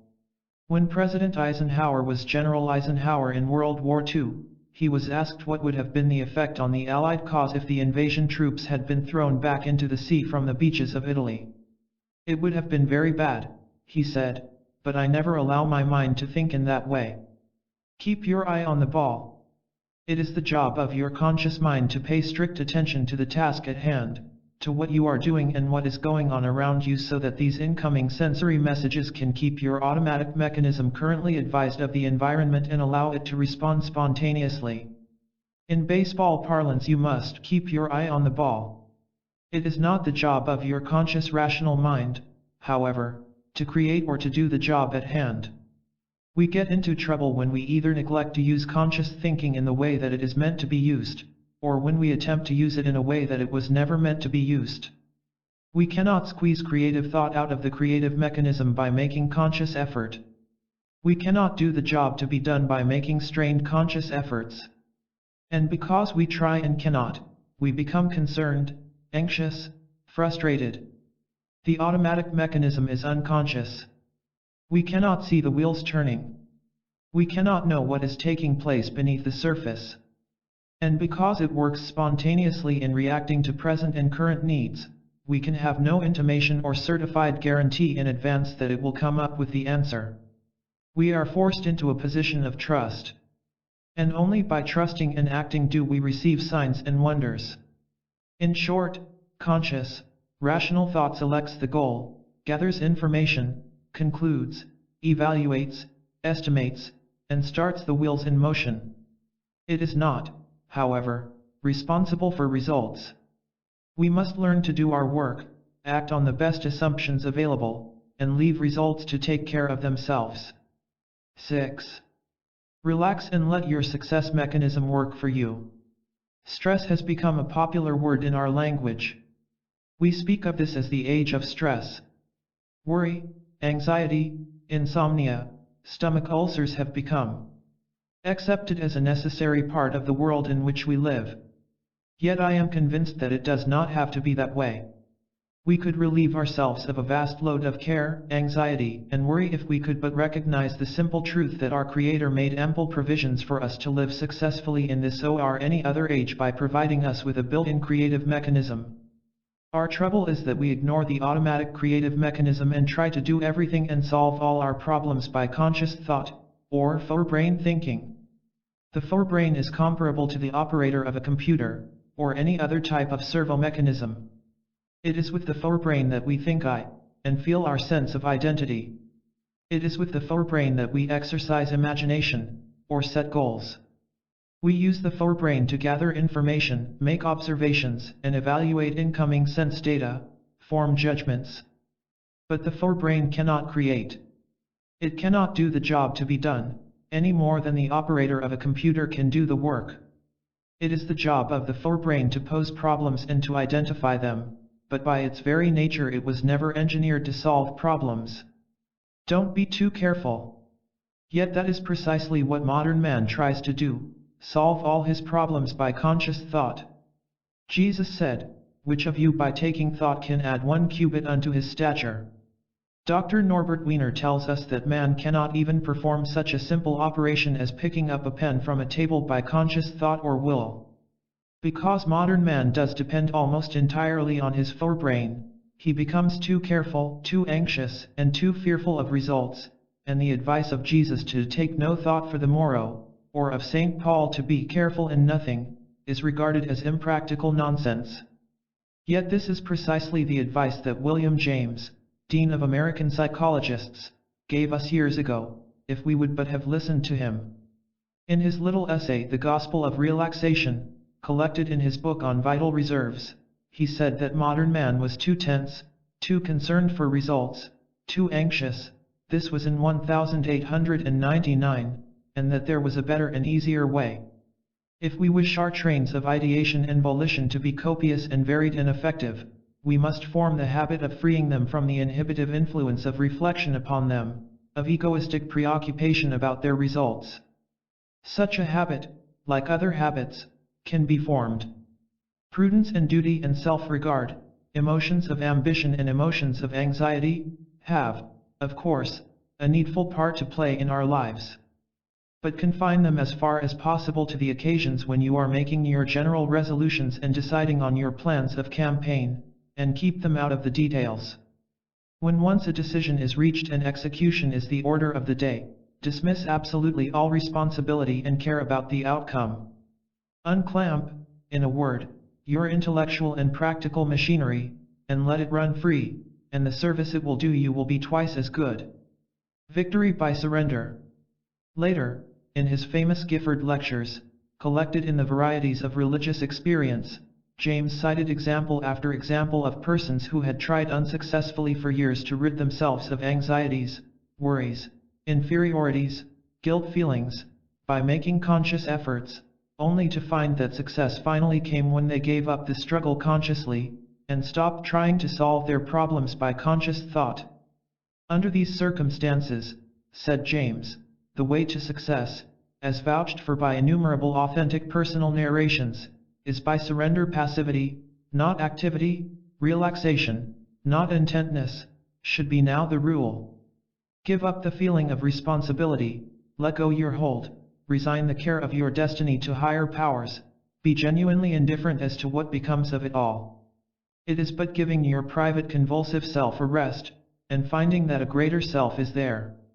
The results, slow or sudden, or great or small, of the combined optimism and expectancy, the regenerative phenomena which ensue on the abandonment of effort, remain firm facts of human nature. The secret of creative thinking and creative doing. Proof of the fact that what we have been saying is true can be seen in the experience of writers, inventors, and other creative workers. Invariably, they tell us that creative ideas are not consciously thought out by forebrain thinking, but come automatically, spontaneously, and somewhat like a bolt out of the blue, when the conscious mind has let go of the problem and is engaged in thinking of something else. These creative ideas do not come willy-nilly without some preliminary conscious thought about the problem. All the evidence points to the conclusion that in order to receive an inspiration or a hunch, the person must first of all be intensely interested in solving a particular problem, or securing a particular answer. He must think about it consciously, gather all the information he can on the subject, consider all the possible courses of action. And above all, he must have a burning desire to solve the problem. But, after he has defined the problem, sees in his imagination the desired end result, secured all the information and facts that he can, then additional struggling, fretting, and worrying over it does not help, but seems to hinder the solution. Henri Fair, the famous Swiss scientist, said that practically all his good ideas came to him when he was not actively engaged in work on a problem, and that most of the discoveries of his contemporaries were made when they were away from their workbench, so to speak. It is well known that when Thomas A. Edison was stymied by a problem, he would lie down and take a short nap. Charles Darwin, telling how an intuitional flash came to him suddenly, after months of conscious thinking had failed to give him the ideas he needed for the origin of species, wrote, "I can remember the very spot in the road, whilst in my carriage, when to my joy the solution occurred to me." Lennox Riley Lower, former president of the National Broadcasting Company, wrote in the American magazine, how ideas that had helped him in business came to him. Ideas, I find, come most readily when you are doing something that keeps the mind alert without putting too much strain upon it. Shaving, driving a car, sawing a plank, or fishing, or hunting, for instance. Or engaging with some friend in stimulating conversation. Some of my best ideas came from information picked up casually and entirely unrelated to my work. C.G. Suits, who was the chief of research at General Electric, said that nearly all the discoveries in research laboratories came as hunches during a period of relaxation, following a period of intensive thinking and fact-gathering. Bertrand Russell wrote in his book The Conquest of Happiness, "I have found, for example, that, if I have to write upon some rather difficult topic, the best plan is to think about it with very great intensity, the greatest intensity of which I am capable, for a few hours or days, and at the end of that time give orders, so to speak, that the work is to proceed underground. After some months I return consciously to the topic and find that the work has been done." Before I had discovered this technique, I used to spend the intervening months worrying because I was making no progress. I arrived at the solution none the sooner for this worry, and the intervening months were wasted, whereas now I can devote them to other pursuits. You are a creative worker. The mistake we make is assuming that this process of unconscious cerebration is reserved for writers, inventors, and creative workers. We are all creative workers, whether we are stay-at-home parents, school teachers, students, salesmen, or businessmen. We all have the same success mechanism within us, and it will work in solving personal problems, running a business, or selling goods, just as it will in writing a story or inventing. Bertrand Russell recommended that the same method he used in his writing be employed by his readers in solving their mundane personal problems.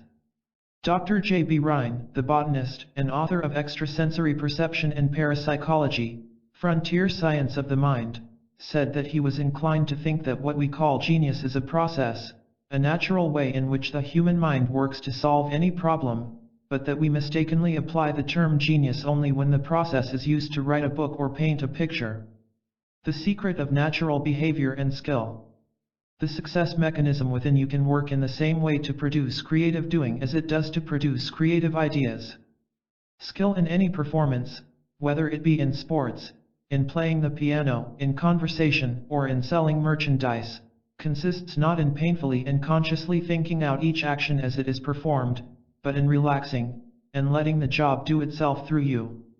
Creative performance is spontaneous and natural as opposed to self-conscious and studied.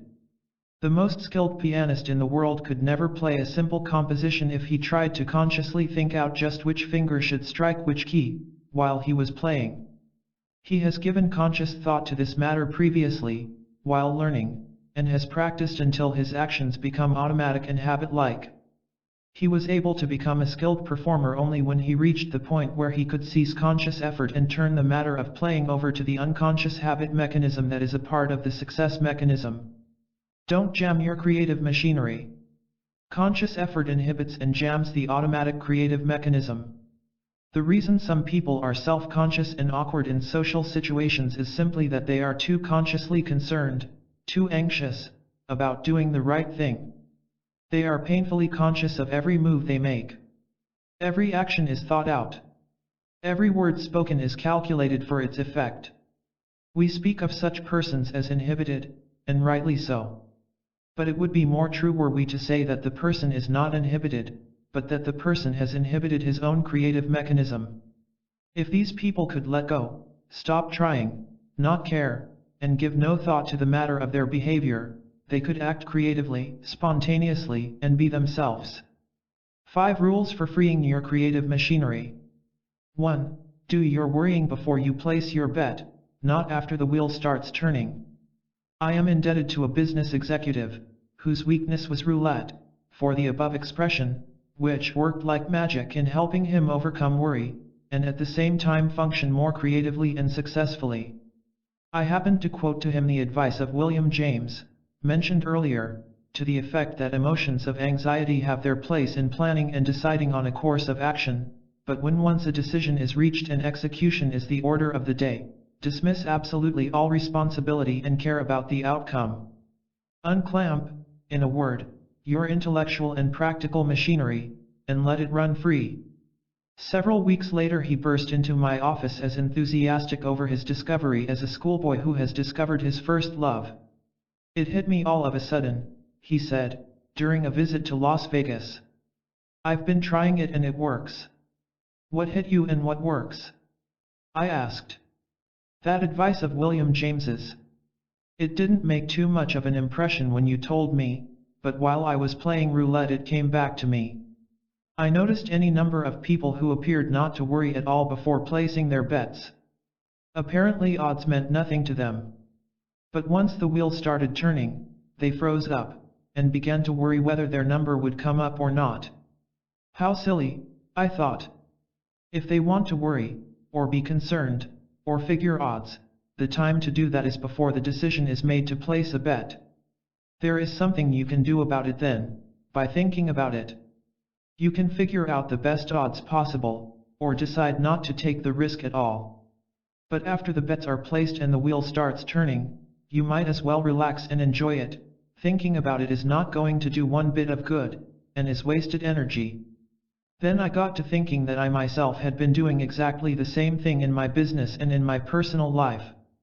I often made decisions or embarked upon courses of action without adequate preparation, without considering all the risks involved and the best possible alternative.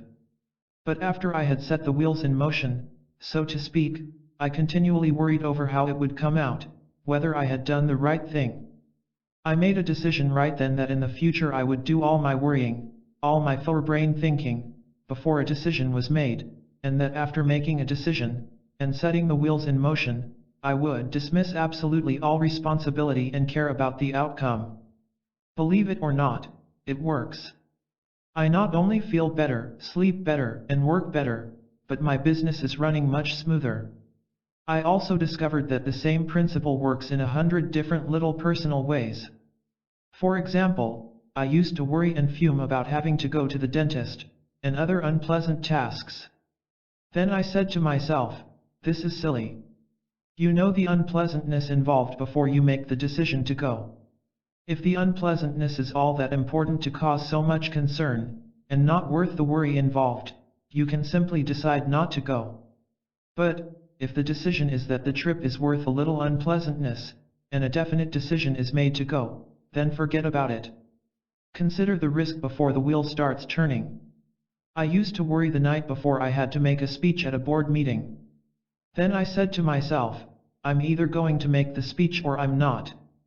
If the decision is to make it, then there's no need in considering not making it, or trying to mentally run away from it. I have discovered that much nervousness and anxiety is caused by mentally trying to escape or run away from something that you have decided to go through with physically. If the decision is made to go through with it, not to run away physically, why mentally keep considering or hoping for escape? I used to detest social gatherings and go along only to please my wife, or for business reasons. I went, but mentally I resisted it, and was usually pretty grumpy and uncommunicative. Then I decided that if the decision was to go along physically, I might as well go along mentally, and dismiss all thoughts of resistance. Last night I not only went to what I would formerly have called a stupid social gathering, but I was surprised to find myself thoroughly enjoying it. 2. Form the habit of consciously responding to the present moment. Consciously practice the habit of taking no anxious thought for tomorrow, by giving all your attention to the present moment. Your creative mechanism cannot function or work tomorrow. It can only function in the present, today. Make long-range plans for tomorrow. But don't try to live in tomorrow, or in the past. Creative living means responding and reacting to environment spontaneously. Your creative mechanism can respond appropriately and successfully to present environment, only if you have your full attention on present environment, and give it information concerning what is happening now. Plan all you want to for the future. Prepare for it. But don't worry about how you will react tomorrow, or even 5 minutes from now. Your creative mechanism will react appropriately in the now if you pay attention to what is happening now. It will do the same tomorrow. It cannot react successfully to what may happen, but to what is happening. Live and Day Tight Compartments. Dr. William Osler, author of A Way of Life, said that one simple habit, which could be formed like any other habit, was the sole secret of his happiness and success in life. Live life in day tight compartments, he advised his students. Look neither forward nor backward beyond a 24-hour cycle. Live today as best you can. By living today well you do the most within your power to make tomorrow better. William James, commenting on this same philosophy as a cardinal principle of both psychology and religion for curing worry, said, of Saint Catherine of Genoa it is said that she took cognizance of things, only as they were presented to her in succession, moment by moment. To her holy soul, the divine moment was the present moment, and when the present moment was estimated in itself and in its relations, and when the duty that was involved in it was accomplished, it was permitted to pass away as if it had never been, and to give way to the faces and beauties of the moment which came after. Alcoholics Anonymous uses the same principle when they say, don't try to stop drinking forever, merely say, I will not drink today. Stop, look, and listen. Practice becoming more consciously aware of your present environment. What sights, sounds, odors are present in your environment right now that you are not conscious of? Consciously practice looking and listening. Become alert to the feel of objects. How long since you have really felt the pavement beneath your feet as you walk? The Native Americans and the early pioneers had to be alert to the sights and sounds and feelings of their environment in order to survive. So does modern man, but for a different reason, not because of physical dangers, but because of the dangers of nervous disorders that come from confused thinking, from failure to live creatively and spontaneously and to respond appropriately to environment. This becoming more aware of what is happening now, and attempting to respond only to what is happening now, has almost magical results in relieving the jitters. The next time you feel yourself tensing up, becoming jittery and nervous, pull yourself up short and say, what is there here and now that I should respond to? That I can do something about. A great deal of nervousness is caused from unwittingly trying to do something that cannot be done here or now. You are then geared for action or for doing, which cannot take place. Keep constantly in mind that the job of your creative mechanism is to respond appropriately to present environment, here and now. Many times, if we do not stop and think about this, we continue to react automatically to some past environment. We do not react to the present moment, and the present situation, but to some similar event out of the past. In short, we do not react to reality, but to a fiction. Full recognition of this, and realization of what you are doing, can frequently bring about an amazingly quick cure. Don't fight straw men out of the past. For example, a patient of mine became jittery and anxious in business meetings, theaters, church, or in any formal gathering. Groups of people were the common denominator. Without realizing it, he was attempting to react to some environment out of his past where groups of people were a significant factor. He remembered that, when he was a child in elementary school, he had wet his pants, and a cruel schoolteacher had called him up in front of the class and humiliated him. He reacted with feelings of humiliation and shame. Now one factor in the situation, groups of people, was reacted to as if it were the entire past situation. When he was able to see that he was acting as if he were a 10-year-old schoolboy, as if every gathering were an elementary school class, and as if every group leader were the cruel schoolteacher, his anxiety disappeared. Other typical examples are the woman who responds to every man she meets as if he were some individual man out of her past, the man who reacts to every person in authority as if he were some individual authority out of his past. 3. Try to do only one thing at a time. Another cause of confusion, and the resulting feelings of nervousness, hurry, and anxiety, is the absurd habit of trying to do many things at one time. The student studies and watches TV simultaneously.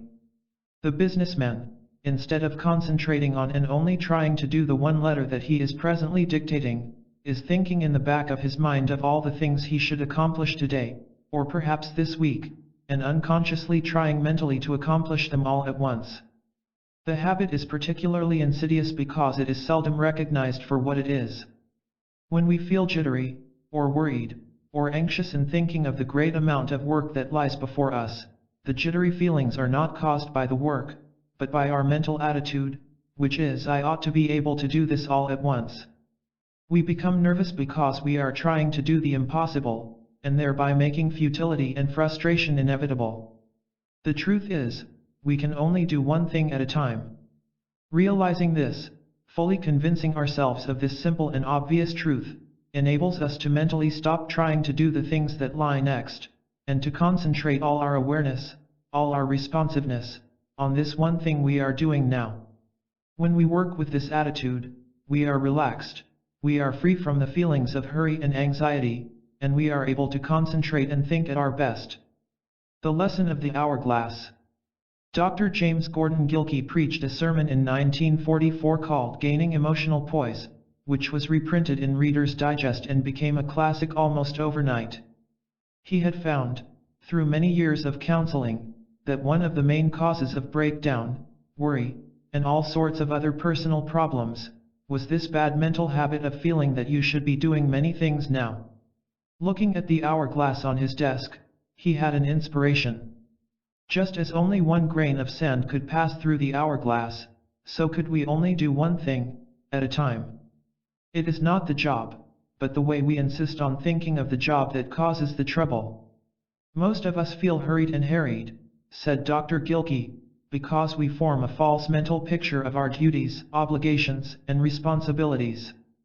There seem to be a dozen different things pressing in on us at any given moment, a dozen different things to do, a dozen different problems to solve, a dozen different strains to endure. No matter how hurried or harried our existence may be, said Dr. Gilkey, this mental picture is entirely false. Even on the busiest day, the crowded hours come to us one moment at a time.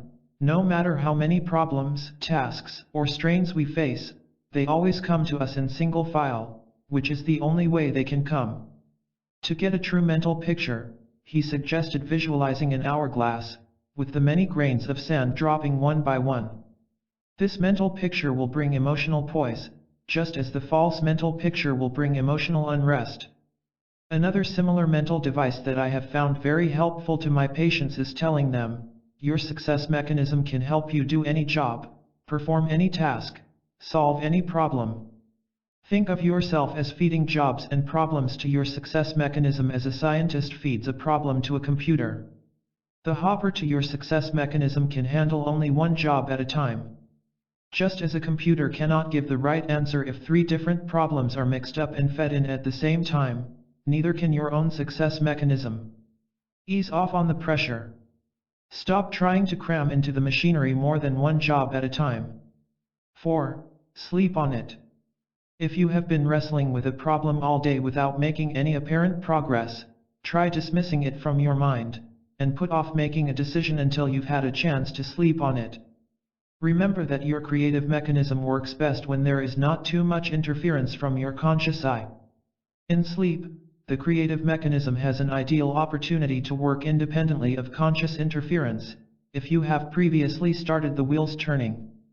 Remember the fairy story, The Elves and the Shoemaker? The shoemaker found that if he cut out the leather, and laid out the patterns before retiring, little elves came and actually put the shoes together for him while he was sleeping. Many creative workers have used a very similar technique. Mrs. Thomas A. Edison has said that each evening her husband would go over in his mind those things that he hoped to accomplish the next day. Sometimes, he would make a list of the jobs he wanted to do, and problems that he hoped to solve. Sir Walter Scott is reported to have said to himself, whenever his ideas would not gel, "Never mind, I shall have it at 7 o'clock tomorrow morning." Vladimir Bekhterev, the Russian neurologist who is considered to be the father of objective psychology, said, "It happened several times when I concentrated in the evening on a subject which I had put into poetic shape, that in the morning, I had only to take my pen and the words flowed, as it were, spontaneously. I had only to polish them later." Edison's well-known catnaps were far more than mere respites from fatigue. In The Psychology of the Inventor, Joseph Rossman said, when stumped by something, he would stretch out in his Menlo workshop and, half dozing, get an idea from his dream mind to help him around the difficulty.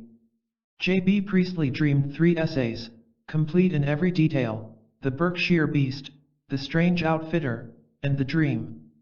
Frederick Temple, an Archbishop of Canterbury, said, "All decisive thinking goes on behind the scenes. I seldom know when it takes place, much of it certainly during sleep." Henry Ward Beecher once preached every day for 18 months. His method? He kept a number of ideas hatching and each night before retiring would select an incubating idea and stir it up by thinking intensely about it.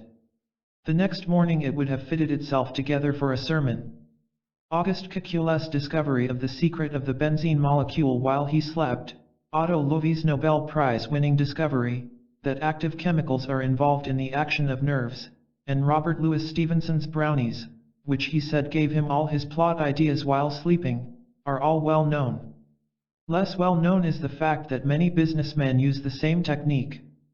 For example, Henry Cobbs, who started his business in the early 1930s with a $10 bill and built a multimillion-dollar mail-order fruit business, kept a notebook by his bedside to jot down creative ideas immediately upon wakening. Vic Parker arrived in America from Hungary with no money and unable to speak English. He got a job as a welder, went to night school to learn English, and saved his money. His savings were wiped out in the Great Depression. But in 1932, he started a small welding shop of his own, which he called Steel Fabricators, and which became a profitable million-dollar firm.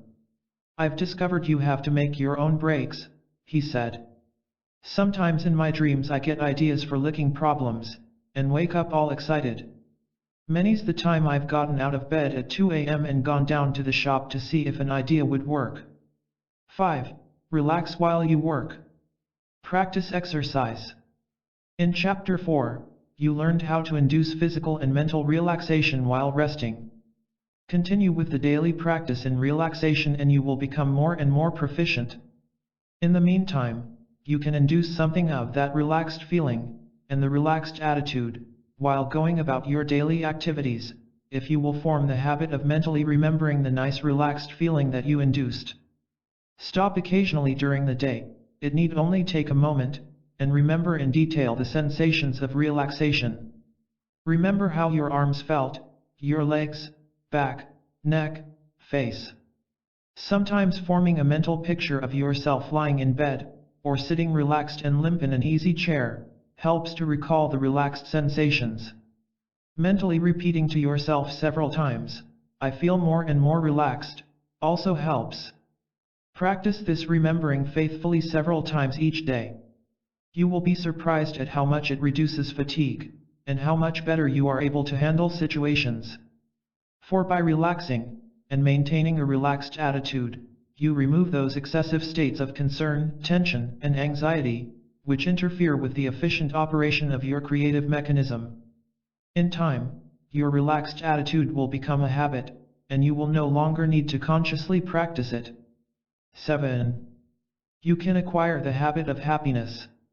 In this chapter, I discuss the subject of happiness, not from a philosophical, but from a medical standpoint.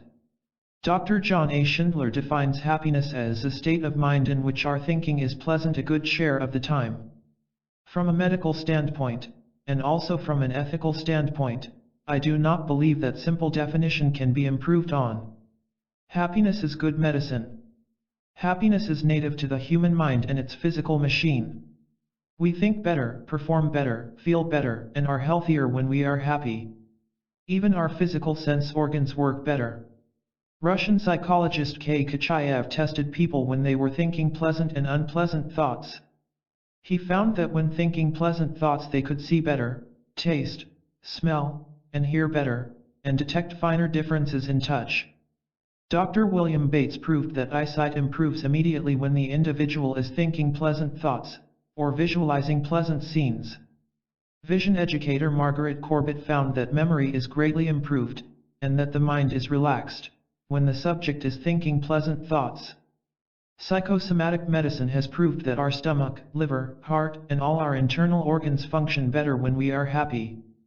Thousands of years ago, wise old King Solomon said in his Proverbs, "A merry heart doeth good like a medicine, but a broken spirit drieth up the bones."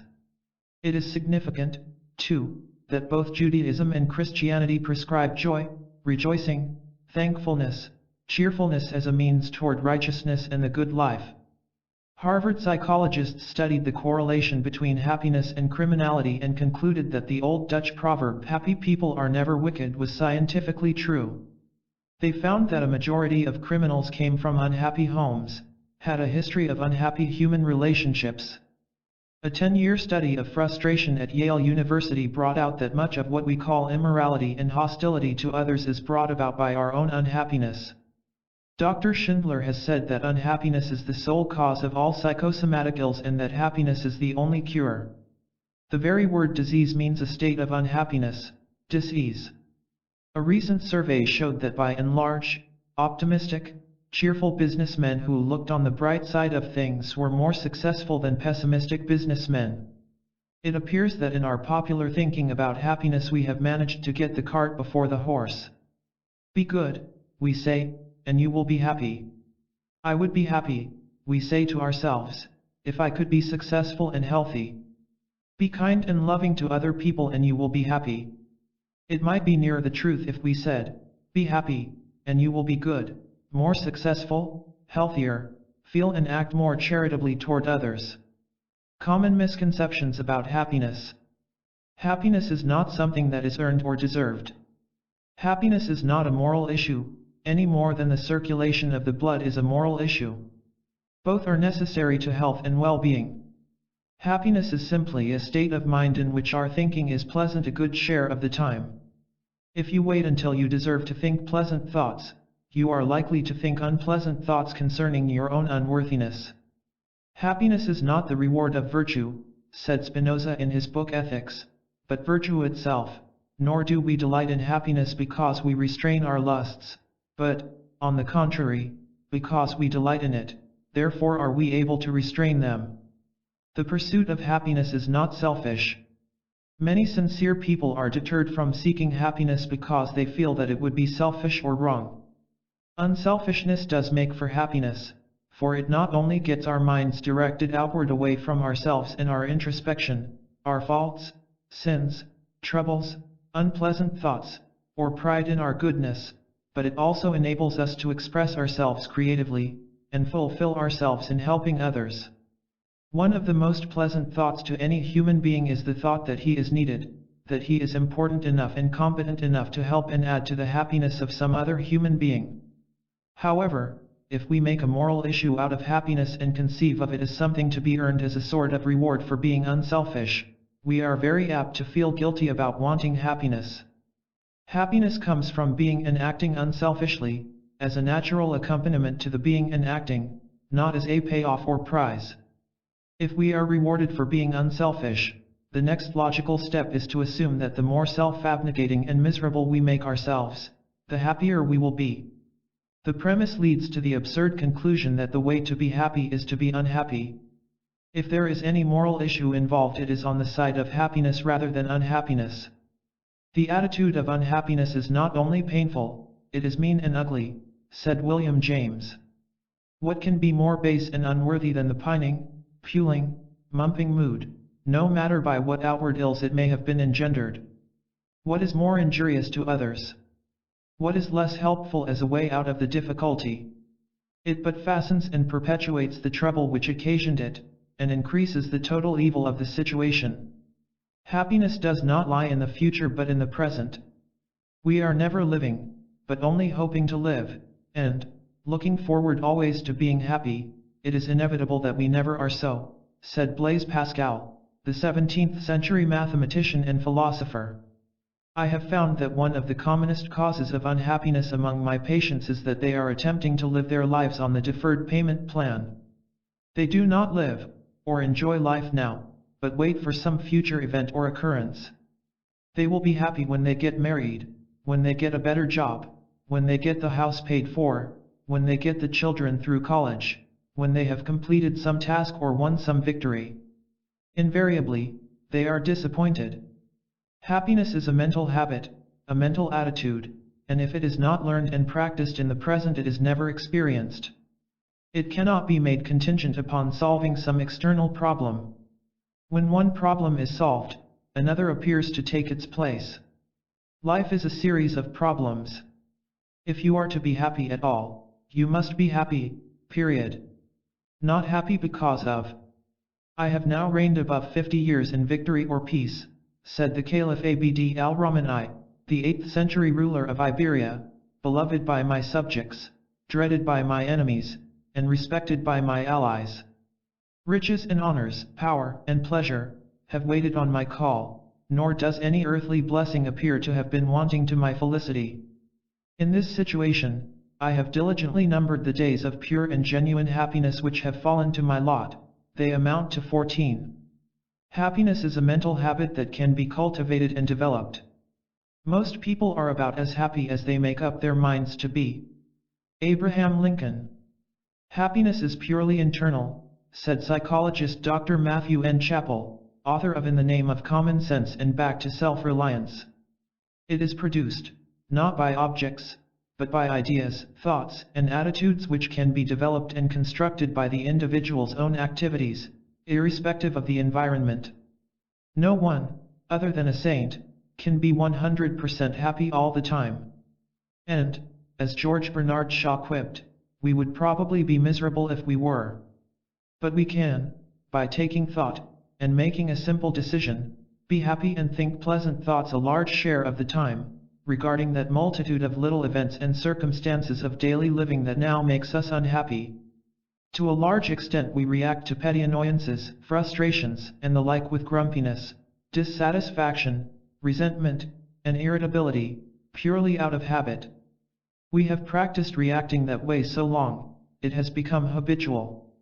Much of this habitual unhappiness reaction originated because of some event that we interpreted as a blow to our self-esteem.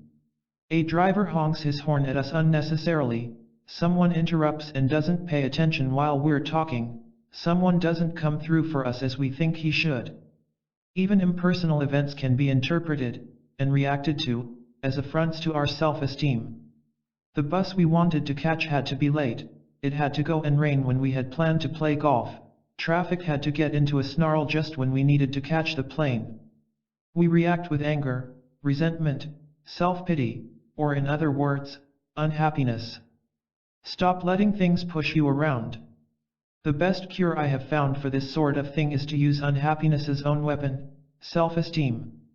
Have you ever been to a TV show and seen the master of ceremonies manipulate the audience? I asked a patient. He brings out a sign that says applause and everyone applauds. He brings out another that says laughter and everyone laughs. They act like sheep, as if they were slaves, and meekly react as they are told to react. You are acting the same way. You are letting outward events and other people dictate to you how you shall feel and how you shall react. You are acting as an obedient slave and obeying promptly when some event or circumstance signals to you, be angry, get upset, or now is the time to feel unhappy. Learning the happiness habit, you become a master instead of a slave, or as Robert Louis Stevenson said, the habit of being happy enables one to be freed, or largely freed, from the domination of outward conditions. Your opinion can add to unhappy events. Even in regard to tragic conditions, and the most adverse environment, we can usually manage to be happier, if not completely happy, by not adding to the misfortune our own feelings of self-pity, resentment, and our own adverse opinions. How can I be happy? The wife of an alcoholic husband asked me. I don't know, I said, but you can be happier by resolving not to add resentment and self-pity to your misfortune. How can I possibly be happy? Asked a businessman. I have just lost $200,000 on the stock market. I am ruined and disgraced. You can be happier, I said, by not adding your own opinion to the facts. It is a fact that you lost $200,000. It is your opinion that you are ruined and disgraced. I then suggested that he memorize a saying of Epictetus, which has always been a favorite of mine. Men are disturbed not by the things that happen, but by their opinion of the things that happen. When I announced that I wanted to be a doctor, I was told that this could not be, because my folks had no money. It was a fact that my mother had no money. It was only an opinion that I could never be a doctor. Later, I was told I could never take postgraduate courses in Germany, and that it was impossible for a young plastic surgeon to hang out his own shingle and go into business for himself in New York. I did all these things, and one of the things that helped me was that I kept reminding myself that all these impossibles were opinions, not facts. I not only managed to reach my goals, but I was happy in the process, even when I had to pawn my overcoat to buy medical books, and do without lunch in order to purchase cadavers. I was in love with a beautiful girl. She married someone else. These were facts. But I kept reminding myself that it was merely my opinion that this was a catastrophe and that life was not worth living. I not only got over it, but it turned out it was one of the luckiest things that ever happened to me. The attitude that makes for happiness. It has been pointed out earlier that since man is a goal-striving being, he is functioning naturally and normally when he is oriented towards some positive goal and striving towards some desirable goal. Happiness is a symptom of normal, natural functioning, and when man is functioning as a goal striver, he tends to feel fairly happy, regardless of circumstances. My young business executive friend was very unhappy because he had lost $200,000. Thomas A. Edison lost a laboratory worth millions in a fire with no insurance. What in the world will you do? Someone asked. We will start rebuilding tomorrow morning, said Edison. He maintained an aggressive attitude. He was still goal-oriented despite his misfortune. And because he did maintain an aggressive goal-striving attitude, it is a good bet that he was never very unhappy about his loss. Psychologist H. L. Hollingworth said that happiness requires problems, plus a mental attitude that is ready to meet distress with action toward a solution. Much of what we call evil is due entirely to the way men take the phenomenon, wrote William James in The Varieties of Religious Experience. It can so often be converted into a bracing and tonic good by a simple change of the sufferer's inner attitude from one of fear to one of fight. Its sting can so often depart and turn into a relish when, after vainly seeking to shun it, we agree to face about and bear it cheerfully, that a man is simply bound in honor, with reference to many of the facts that seem at first to disconcert his peace, to adopt this way of escape. Refuse to admit their badness, despise their power, ignore their presence, turn your attention the other way, and so far as you yourself are concerned at any rate, though the facts may still exist, their evil character exists no longer. Since you make them evil or good by your own thoughts about them, it is the ruling of your thoughts which proves to be your principal concern. Looking back on my own life, I can see that some of the happiest years were those when I was struggling through as a medical student, and living from hand to mouth in my early days of practice. Many times I was hungry. I was cold and ill-clad. I worked hard, a minimum of about 12 hours a day. Many times I did not know from month to month where the money was coming from to pay my rent. But I did have a goal. I had a consuming desire to reach it, and a determined persistence that kept me working toward it. I related all this to the young business executive and suggested that the real cause of his unhappy feeling was not that he had lost $200,000, but that he had lost his goal. He had lost his aggressive attitude, and was yielding passively rather than reacting aggressively. I must have been crazy, he told me later, to let you convince me that losing the money was not what was making me unhappy, but I'm awfully glad that you did. He stopped moaning about his misfortune, faced about, got himself another goal, and started working toward it.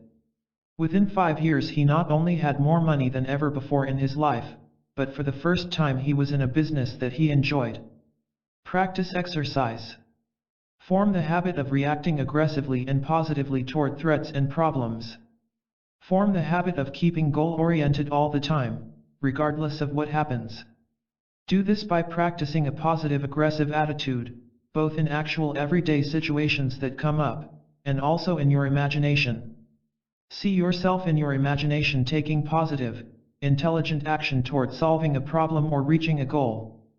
See yourself reacting to threats, not by running away or evading them, but by meeting them, dealing with them, grappling with them in an aggressive and intelligent manner. Most people are brave only in the dangers to which they accustom themselves, either in imagination or practice, said Bulwer Lytton, the English novelist. Systematically practice healthy-mindedness. The measure of mental health is the disposition to find good everywhere. Ralph Waldo Emerson. The idea that happiness, or keeping one's thoughts pleasant most of the time, can be deliberately and systematically cultivated by practicing in a more or less cold-blooded manner, strikes many of my patients as rather incredible, if not ludicrous, when I first suggest it. Yet experience has shown not only that this can be done, but that it is about the only way that the habit of happiness can be cultivated. In the first place, happiness isn't something that happens to you. It is something you yourself do and determine upon. If you wait for happiness to catch up with you, or just happen, or be brought to you by others, you are likely to have a long wait. No one can decide what your thoughts shall be but yourself. If you wait until circumstances justify your thinking pleasant thoughts, you are also likely to wait forever. Every day is a mixture of good and evil, no day or circumstance is completely 100% good. There are elements and facts present in the world, and in our personal lives at all times, that justify either a pessimistic and grumpy outlook, or an optimistic and happy outlook, depending on our choice. It is largely a matter of selection, attention, and decision. Nor is it a matter of being either intellectually honest or dishonest. Good is as real as evil. It is merely a matter of what we choose to give primary attention to, and what thoughts we hold in the mind. Deliberately choosing to think pleasant thoughts is more than a palliative. It can have very practical results. Carl Erskine, the famous baseball pitcher, said that bad thinking got him into more spots than bad pitching.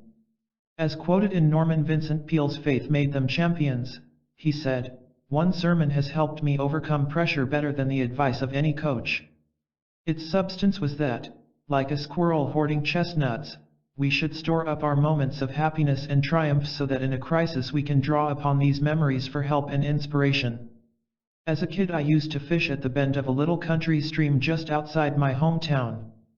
I can vividly remember this spot in the middle of a big, green pasture surrounded by tall, cool trees. Whenever tension builds up both on or off the ball field now, I concentrate on this relaxing scene, and the knots inside me loosen up. Gene Tunney told how concentrating on the wrong facts almost caused him to lose his first fight with Jack Dempsey. He awoke one night from a nightmare. The vision was of myself, bleeding, mauled and helpless, sinking to the canvas and being counted out. I couldn't stop trembling. Right there I had already lost that ring match which meant everything to me, the championship. What could I do about this terror? I could guess the cause. I had been thinking about the fight in the wrong way.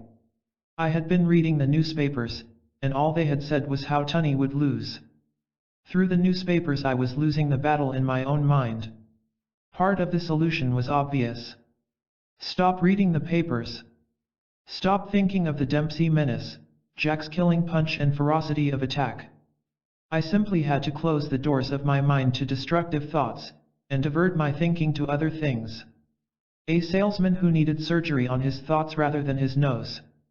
A young salesman had made up his mind to quit his job when he consulted me about an operation on his nose. His nose was slightly larger than normal, but certainly not repulsive as he insisted. He felt that prospects were secretly laughing at his nose or repulsed because of it. It was a fact that he had a large nose.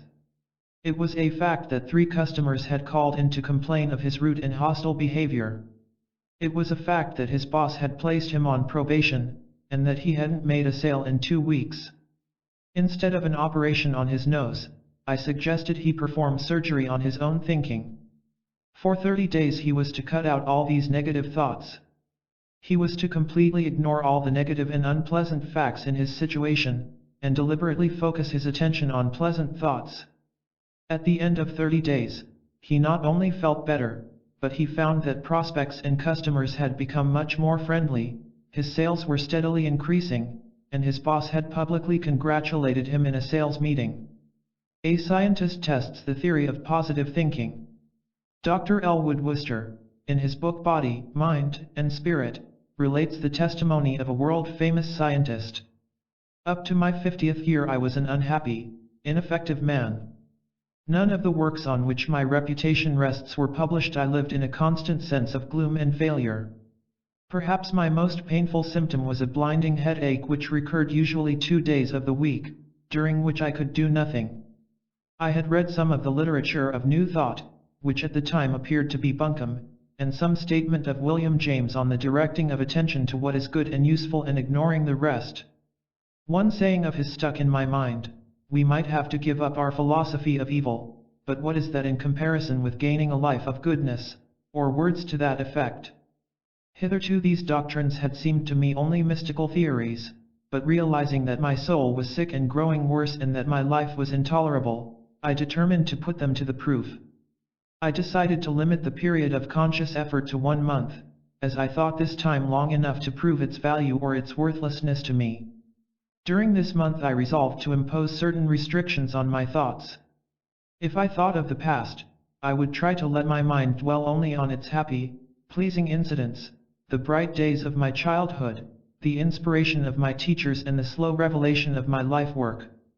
In thinking of the present, I would deliberately turn my attention to its desirable elements, my home, the opportunities my solitude gave me to work, and so on, and I resolved to make the utmost use of these opportunities and to ignore the fact that they seemed to lead to nothing. In thinking of the future I determined to regard every worthy and possible ambition as within my grasp. Ridiculous as this seemed at the time, in view of what has come to me since, I see that the only defect of my plan was that it aimed too low and did not include enough. The scientist then tells how his headaches ceased within 1 week, and how he felt happier and better than ever before in his life. But, he adds, the outward changes of my life, resulting from my change of thought, have surprised me more than the inward changes, yet they spring from the latter. There were certain eminent men, for example, whose recognition I deeply craved. The foremost of those wrote me, out of a clear sky, and invited me to become his assistant. My works have all been published, and a foundation has been created to publish all that I may write in the future. The men with whom I have worked have been helpful and cooperative toward me chiefly on account of my changed disposition. Formerly they would not have endured me. As I look back over all these changes, it seems to me that in some blind way I stumbled on a path of life and set forces to working for me which before were against me. How an inventor used happy thoughts. Professor Elmer Gates of the Smithsonian Institution was one of the most successful inventors this country has ever known, and a recognized genius. He made a daily practice of calling up pleasant ideas and memories and believed that this helped him in his work. If a person wants to improve himself, he said, let him summon those finer feelings of benevolence and usefulness, which are called up only now and then. Let him make this a regular exercise like swinging dumbbells. Let him gradually increase the time devoted to these psychical gymnastics, and at the end of a month he will find the change in himself surprising. The alteration will be apparent in his actions and thoughts. Morally speaking, the man will be a great improvement of his former self. How to learn the happiness habit. Our self-image and our habits tend to go together. Change one and you will automatically change the other. The word habit originally meant a garment, or clothing. We still speak of riding habits, and habiliments. This gives us an insight into the true nature of habit. Our habits are literally garments worn by our personalities. They are not accidental, or happenstance. We have them because they fit us. They are consistent with our self-image and our entire personality pattern. When we consciously and deliberately develop new and better habits, our self-image tends to outgrow the old habits and grow into the new pattern. I can see many patients cringe when I mention changing habitual action patterns, or acting out new behavior patterns until they become automatic. They confuse habit with addiction. An addiction is something you feel compelled to, and which causes severe withdrawal symptoms. Treatment of addiction is beyond the scope of this book. Habits, on the other hand, are merely reactions and responses that we have learned to perform automatically without having to think or decide. They are performed by our creative mechanism. Fully 95% of our behavior, feeling, and response is habitual. The pianist does not decide which keys to strike. The dancer does not decide which foot to move where. The reaction is automatic and unthinking. In much the same way our attitudes, emotions, and beliefs tend to become habitual. In the past we learned that certain attitudes, ways of feeling and thinking, were appropriate to certain situations. Now we tend to think, feel, and act the same way whenever we encounter what we interpret as the same sort of situation. What we need to understand is that these habits, unlike addictions, can be modified, changed, or reversed simply by taking the trouble to make a conscious decision, and then by practicing or acting out the new response or behavior. The pianist can consciously decide to strike a different key, if he chooses. The dancer can consciously decide to learn a new step, and there is no agony about it. It does require constant watchfulness and practice until the new behavior pattern is thoroughly learned. Practice exercise. Habitually, you put on either your right shoe first or your left shoe. Habitually, you tie your shoes by either passing the right hand lace around behind the left hand lace, or vice versa. Tomorrow morning determine which shoe you put on first and how you tie your shoes. Now consciously decide that for the next 21 days you are going to form a new habit by putting on the other shoe first and tying your laces in a different way. Each morning, as you decide to put on your shoes in a certain manner, let this simple act serve as a reminder to change other habitual ways of thinking, acting, and feeling throughout that one day. Say to yourself as you tie your shoes, I am beginning the day in a new and better way. Then, consciously decide that throughout the day. 1. I will be as cheerful as possible. 2. I will try to feel and act a little more friendly toward other people. 3. I am going to be a little less critical and a little more tolerant of other people, their faults, failings, and mistakes. I will place the best possible interpretation on their actions. 4. Insofar as possible, I am going to act as if successes are inevitable, and I already am the sort of personality I want to be. I will practice acting like and feeling like this new personality. 5. I will not let my own opinion color facts in a pessimistic or negative way. 6. I will practice smiling at least 3 times during the day. 7. Regardless of what happens, I will react as calmly and as intelligently as possible. 8. I will ignore completely and close my mind to all those pessimistic and negative facts that I can do nothing to change. Simple? Yes. But each of the above habitual ways of acting, feeling, thinking does have a beneficial and constructive influence on your self-image. Act them out for 21 days. Experience them, and see if worry, guilt, hostility have not been diminished and if confidence has not been increased. 8. Ingredients of the success type personality and how to acquire them. Just as a doctor learns to diagnose disease from certain symptoms, failure and success can also be diagnosed. The reason is that a man does not simply find success or come to failure. He carries their seeds around in his personality and character. I have found one of the most effective means of helping people achieve an adequate or successful personality is to first of all give them a graphic picture of what the successful personality looks like. Remember, the creative guidance mechanism within you is a goal-striving mechanism, and the first requisite for using it is to have a clear-cut goal or target to shoot for. A great many people want to improve themselves, and long for a better personality, but have no clear-cut idea of the direction in which improvement lies, or what constitutes a good personality. A good personality is one that enables you to deal effectively and appropriately with environment and reality, and to gain satisfaction from reaching goals that are important to you. Time and again, I have seen confused and unhappy people straighten themselves out when they were given a goal to shoot for and a straight course to follow. There was the advertising man in his early 40s, for example, who felt strangely insecure and dissatisfied with himself just after receiving an important promotion. New roles require new self-images. It doesn't make sense, said the ad man. I've worked for this, and dreamed about it. It's just what I've always wanted. I know I can do the work. And yet, for some reason my self-confidence is shaken. I suddenly wake up, as if from a dream, and ask myself, what in the world is a small potato like me doing in a job like this? He had become supersensitive to his appearance and thought perhaps that his weak chin might be the cause of his discomfort. I don't look like a business executive, he said. He felt plastic surgery might be the answer to his problem. There was the stay-at-home mother whose children were running her crazy and whose husband irritated her so much that she teed off on him at least once a week for no cause. What is the matter with me? She asked.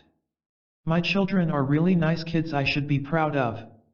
My husband is really a nice guy, and I'm always ashamed of myself afterwards.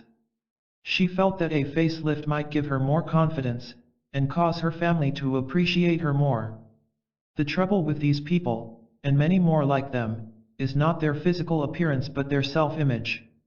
They find themselves in a new role, and are not sure what kind of a person they are supposed to be in order to live up to that role. Or, they have never developed a clear-cut self-image of themselves in any role. The picture of success.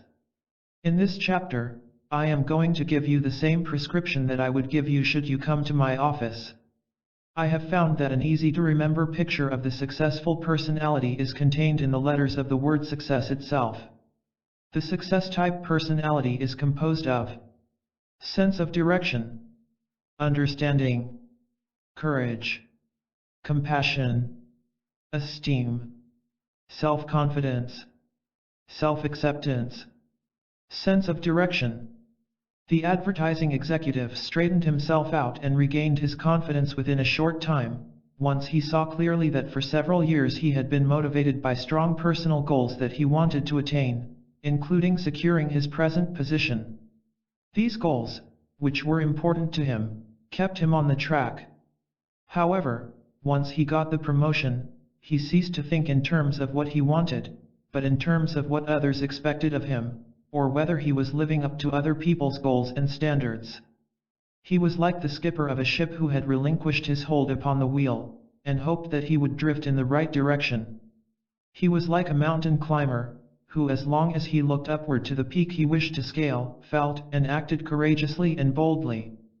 But when he got to the top, he felt there was nowhere else to go, and began to look down, and became afraid. He was now on the defensive, defending his present position, rather than acting like a goal striver and going on the offensive to attain his goal. He regained control when he set himself new goals and began to think in terms of what do I want out of this job? What do I want to achieve? Where do I want to go? Functionally, a man is somewhat like a bicycle, I told him. A bicycle maintains its poise and equilibrium only so long as it is going forward towards something. You have a good bicycle. Your trouble is you are trying to maintain your balance sitting still, with no place to go. It's no wonder you feel shaky. We are engineered as goal-seeking mechanisms. We are built that way. When we have no personal goal that we are interested in and that means something to us, we are apt to go around in circles, feel lost, and find life itself aimless and purposeless. We are built to conquer environment, solve problems, achieve goals, and we find no real satisfaction or happiness in life without obstacles to conquer and goals to achieve. People who say that life is not worthwhile are really saying that they themselves have no personal goals that are worthwhile. Prescription: get yourself a goal worth working for. Better still, get yourself a project. Decide what you want out of a situation. Always have something ahead of you to look forward to work for and hope for. Look forward, not backward. Develop what one of the automobile manufacturers calls the forward look. Develop a nostalgia for the future instead of for the past. The forward look and a nostalgia for the future can keep you youthful. Even your body doesn't function well when you stop being a goal striver and have nothing to look forward to. This is the reason that very often when a man retires, he dies shortly thereafter. When you're not goal striving, not looking forward, you're not really living. In addition to your purely personal goals, have at least one impersonal goal, or cause, which you can identify yourself with. Get interested in some project to help your fellow man, not out of a sense of duty, but because you want to. Understanding. Understanding depends on good communication. Communication is vital to any guidance system or computer. You cannot react appropriately if the information you act on is faulty or misunderstood. Many doctors believe that confusion is the basic element in neurosis. To deal effectively with a problem, you must have some understanding of its true nature. Most of our failures in human relations are due to misunderstandings. We expect other people to react and respond and come to the same conclusions as we do from a given set of facts or circumstances. We should remember what we said in an earlier chapter: no one reacts to things as they are, but to his own mental images. Most of the time the other person's reaction or position is not taken in order to make us suffer, nor to be hard-headed, or malicious, but because he understands and interprets the situation differently from us. He is merely responding appropriately to what, to him, seems to be the truth about the situation. To give the other person credit for being sincere, if mistaken, rather than willful and malicious, can do much to smooth out human relations and bring about better understanding between people. Ask yourself, how does this appear to him? How does he interpret this situation? How does he feel about it? Try to understand why he might act the way he does. Fact vs. opinion. Many times, we create confusion when we add our own opinion to facts and come up with the wrong conclusion. Fact: a husband cracks his knuckles. Opinion: the wife concludes, he does that because he thinks it will annoy me. Fact: the husband sucks his teeth after eating. Opinion: the wife concludes, if he had any regard for me, he would improve his manners. Fact: two friends are whispering when you walk up. Suddenly they stop talking and look somewhat embarrassed. Opinion: you think, they must have been gossiping about me. The wife mentioned earlier was able to understand that her husband's annoying mannerisms were not deliberate and willful acts on his part for the purpose of annoying her. When she stopped reacting just as if she had been personally insulted, she was able to pause, analyze the situation, and select an appropriate response. Be willing to see the truth. Oftentimes, we color incoming sensory data by our own fears, anxieties, or desires. But to deal effectively with environment, we must be willing to acknowledge the truth about it. Only when we understand what it is can we respond appropriately. We must be able to see the truth, and to accept the truth, good or bad. Bertrand Russell said one reason Hitler lost World War II was that he did not fully understand the situation. Bearers of bad news were punished. Soon no one dared tell him the truth. Not knowing the truth, he could not act appropriately. Many of us are individually guilty of the same error. We do not like to admit to ourselves our errors, mistakes, shortcomings, or ever admit we have been in the wrong. We do not like to acknowledge that a situation is other than we would like it to be. So we kid ourselves. And because we will not see the truth, we cannot act appropriately. Someone has said that it is a good exercise to daily admit one painful fact about ourselves to ourselves. The success-type personality not only does not cheat and lie to other people, he learns to be honest with himself. What we call sincerity is itself based on self-understanding and self-honesty. For no man can be sincere who lies to himself by rationalizing, or telling himself rational lies. Prescription: look for and seek out true information concerning yourself, your problems, other people, or the situation, whether it is good news or bad news. Adopt the motto, it doesn't matter who's right, but what's right. An automatic guidance system corrects its course from negative feedback data. It acknowledges errors in order to correct them and stay on course. So must you. Admit your mistakes and errors, but don't cry over them. Correct them and go forward. In dealing with other people, try to see the situation from their point of view as well as your own. Courage. Having a goal and understanding the situation are not enough. You must have the courage to act, for only by actions can goals, desires, and beliefs be translated into realities. Admiral William F. Halsey's personal motto was a quotation from Nelson: "No captain can do very wrong if he places his ship alongside that of an enemy." "The best defense is a strong offense," is a military principle, said Halsey, but its application is wider than war. All problems, personal, national, or combat, become smaller if you don't dodge them, but confront them. Touch a thistle timidly, and it pricks you, grasp it boldly and its spines crumble. Someone has said that faith is not believing something in spite of the evidence. It is the courage to do something regardless of the consequences. Why not bet on yourself? Nothing in this world is ever absolutely certain or guaranteed. Often the difference between a successful man and a failure is not one's better abilities or ideas, but the courage that one has to bet on his ideas, to take a calculated risk, and to act. We often think of courage in terms of heroic deeds on the battlefield, in a shipwreck or similar crisis. But everyday living requires courage, too, if it is to be effective. Standing still, failure to act, causes people who are faced with a problem to become nervous, feel stymied, trapped, and can bring on a host of physical symptoms. I tell such people, study the situation thoroughly, go over in your imagination the various courses of action possible to you and the consequences which can and may follow from each course. Pick out the course which gives the most promise, and go ahead. If we wait until we are absolutely certain and sure before we act, we will never do anything. Any time you act you can be wrong. Any decision you make can turn out to be the wrong one. But we must not let this deter us from going after the goal we want.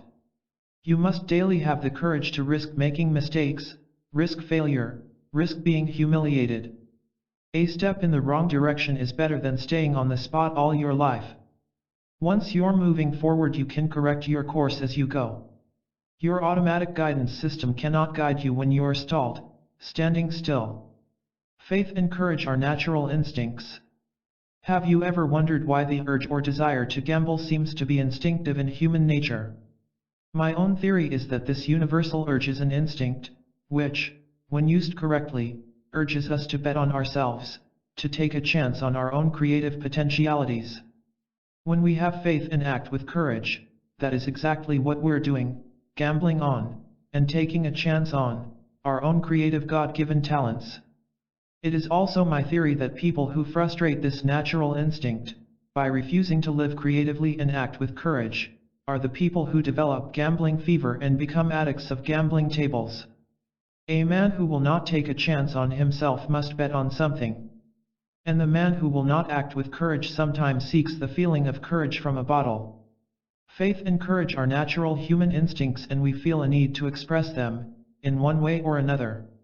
Prescription: be willing to make a few mistakes, to suffer a little pain to get what you want. Don't sell yourself short. Most people, said General R. E. Chambers, chief of the Army's Psychiatry and Neurology Consultant Division, don't know how brave they really are. In fact, many potential heroes, both men and women, live out their lives in self-doubt. If they only knew they had these deep resources, it would help give them the self-reliance to meet most problems, even a big crisis. You've got the resources. But you never know you've got them until you act, and give them a chance to work for you. Another helpful suggestion is to practice acting boldly and with courage in regard to little things. Do not wait until you can be a big hero in some dire crisis. Daily living also requires courage, and by practicing courage in little things, we develop the power and talent to act courageously in more important matters. Compassion. Successful personalities have some interest in and regard for other people. They have a respect for others' problems and needs. They respect the dignity of human personality and deal with other people as if they were human beings, rather than as pawns in their own game. They recognize that every person is a child of God and is a unique individual who deserves some dignity and respect. It is a psychological fact that our feelings about ourselves tend to correspond to our feelings about other people. When a person begins to feel more compassion about others, he invariably begins to feel more compassion toward himself. The person who feels that people are not very important cannot have very much deep down self-respect and self-regard, for he himself is people, and with what judgment he considers others, he himself is unwittingly judged in his own mind. One of the best known methods of getting over a feeling of guilt is to stop condemning other people in your own mind, stop judging them, stop blaming them and hating them for their mistakes. You will develop a better and more adequate self-image when you begin to feel that other people are more worthy. Another reason that compassion toward other people is symptomatic of the successful personality is because it means that the person is dealing with reality. People are important. People cannot for long be treated like animals or machines, or as pawns to secure personal ends. Hitler found this out. So will other tyrants wherever they may be found, in the home, in business, or in individual relationships. Prescription. The prescription for compassion is threefold. 1. Try to develop a genuine appreciation for people by realizing the truth about them. They are children of God, unique personalities, creative beings. 2. Take the trouble to stop and think of the other person's feelings, his viewpoints, his desires, and needs. Think more of what the other fellow wants, and how he must feel. A friend of mine kids his wife by telling her, whenever she asks him, "Do you love me?" "Yes, whenever I stop and think about it." There is a lot of truth in this. We cannot feel anything about other people unless we stop and think about them. 3. Act as if other people are important and treat them accordingly. In your treatment of other people have regard for their feelings. We tend to feel about others in accordance with the way we treat them. Esteem. Several years ago I wrote a contribution to the Words to Life by feature of This Week magazine on the words of Carlyle, "Alas, the fearful unbelief is unbelief in yourself." In the article I said, "Of all the traps and pitfalls in life, self-disesteem is the deadliest, and the hardest to overcome, for it is a pit designed and dug by our own hands, summed up in the phrase, 'It's no use. I can't do it.' The penalty of succumbing to it is heavy, both for the individual in terms of material rewards lost, and for society in gains and progress unachieved. As a doctor I might also point out that defeatism has still another aspect, a curious one, which is seldom recognized. It is more than possible that the words quoted above are Carlyle's own confession of the secret that lay behind his own craggy assertiveness, his thunderous temper and waspish voice and his appalling domestic tyranny. Carlyle, of course, was an extreme case. But isn't it on those days when we are most subject to the fearful unbelief, when we most doubt ourselves and feel inadequate to our task, isn't it precisely then that we are most difficult to get along with? We simply must get it through our heads that holding a low opinion of ourselves is not a virtue, but a vice. Jealousy, for example, which is the scourge of many a marriage, is nearly always caused by self-doubt. The person with adequate self-esteem doesn't feel hostile toward others, he isn't out to prove anything, he can see facts more clearly, isn't as demanding in his claims on other people. The stay-at-home mom who felt that a facelift might cause her husband and children to appreciate her more really needed to appreciate herself more. Middle age, plus a few wrinkles and a few gray hairs, had caused her to lose self-esteem. She then became super-sensitive to innocent remarks and actions of her family. Prescription: stop carrying around a mental picture of yourself as a defeated, worthless person. Stop dramatizing yourself as an object of pity and injustice. Use the practice exercises in this book to build an adequate self-image. The word esteem literally means to appreciate the worth of. Why do men stand in awe of the stars, and the moon, the immensity of the sea, the beauty of a flower or a sunset, and at the same time downgrade themselves? Did not the same Creator make man? Is not man himself the most marvelous creation of all? This appreciation of your own worth is not egotism unless you assume that you made yourself and should take some of the credit. Do not downgrade the product merely because you haven't used it correctly. Don't childishly blame the product for your own errors like the schoolboy who said, "This typewriter can't spell." But the biggest secret of self-esteem is this: begin to appreciate other people more, show respect for any human being merely because he is a child of God and therefore a thing of value. Stop and think when you're dealing with people. You're dealing with a unique, individual creation of the Creator of all. Practice treating other people as if they have some value, and surprisingly enough your own self-esteem will go up. For real self-esteem is not derived from the great things you've done, the things you own, the mark you've made, but an appreciation of yourself for what you are, a child of God. When you come to this realization, however, you must necessarily conclude that all other people are to be appreciated for the same reason. Self-confidence. Confidence is built upon an experience of success. When we first begin any undertaking, we are likely to have little confidence, because we have not learned from experience that we can succeed. This is true of learning to ride a bicycle, speak in public, or perform surgery. It is literally true that success breeds success. Even a small success can be used as a stepping stone to a greater one. Managers of boxers are very careful to match them so they can have a graduated series of successful experiences. We can use the same technique, starting gradually, and experiencing success at first on a small scale. Another important technique is to form the habit of remembering past successes, and forgetting failures. This is the way both a computer and the human brain are supposed to operate. Practice improves skill and success in basketball, golf, horseshoe pitching, or salesmanship, not because repetition has any value in itself. If it did, we would learn our errors instead of our hits. A person learning to pitch horseshoes, for example, will miss the stake many more times than he will hit it.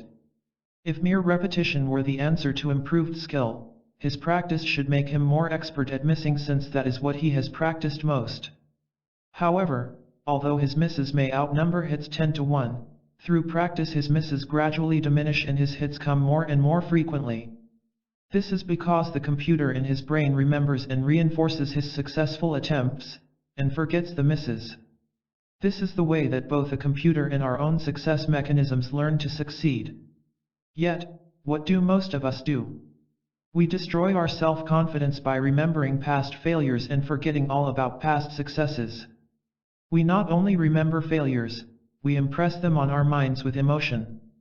We condemn ourselves. We flay ourselves with shame and remorse, both are highly egotistical, self-centered emotions. And self-confidence disappears.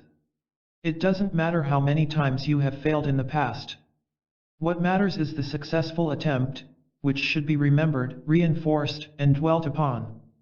Charles Kettering said that any young man who wants to be a scientist must be willing to fail 99 times before he succeeds once, and suffer no ego damage because of it. Prescription: use errors and mistakes as a way to learning, then dismiss them from your mind. Deliberately remember and picture to yourself past successes. Everyone has succeeded sometime at something. Especially when beginning a new task, call up the feelings you experienced in some past success, however small it might have been. Dr. Winfried Overholser, psychiatrist and president of the American Psychiatric Association, said that recalling brave moments is a very sound way to restore belief in yourself, that too many people are prone to let one or two failures blot out all good memories. If we will systematically relive our brave moments in memory, he said, we will be surprised to see we have more courage than we thought. Dr. Overholser recommended the practice of vividly remembering our past successes and brave moments as an invaluable aid whenever self-confidence is shaken. Self-acceptance. No real success or genuine happiness is possible until a person gains some degree of self-acceptance. The most miserable and tortured people in the world are those who are continually straining and striving to convince themselves and others that they are something other than what they basically are. And there is no relief and satisfaction like that which comes when one finally gives up the shams and pretenses and is willing to be himself. Success, which comes from self-expression, often eludes those who strive and strain to be somebody, and often comes, almost of its own accord, when a person becomes willing to relax and be himself. Changing your self-image does not mean changing yourself, or improving yourself, but changing your own mental picture, your own estimation, conception, and realization of that self. The amazing results, which follow from developing an adequate and realistic self-image, come about, not as a result of self-transformation, but from self-realization, and self-revelation. Yourself, right now, is what it has always been, and all that it can ever be. You did not create it. You cannot change it. You can, however, realize it, and make the most of what already is by gaining a true mental picture of your actual self. There is no use straining to be somebody. You are what you are now. You are somebody, not because you've made $1 million, or drive the biggest car on your block, or win at bridge, but because God created you in His own image. Most of us are better, wiser, stronger, more competent now than we realize.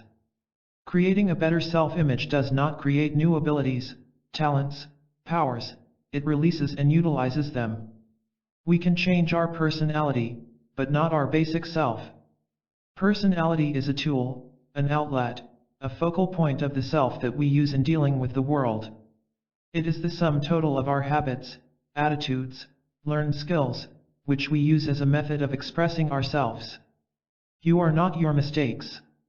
Self-acceptance means accepting and coming to terms with ourselves now, just as we are, with all our faults, weaknesses, shortcomings, errors, as well as our assets and strengths. Self-acceptance is easier, however, if we realize that these negatives belong to us, they are not us. Many people shy away from healthy self-acceptance because they insist on identifying themselves with their mistakes. You may have made a mistake, but this does not mean that you are a mistake. You may not be expressing yourself properly and fully, but this does not mean you yourself are no good. We must recognize our mistakes and shortcomings before we can correct them. The first step toward acquiring knowledge is the recognition of those areas where you are ignorant. The first step toward becoming stronger is the recognition that you are weak. And all religions teach that the first step toward salvation is the self-confession that you are a sinner.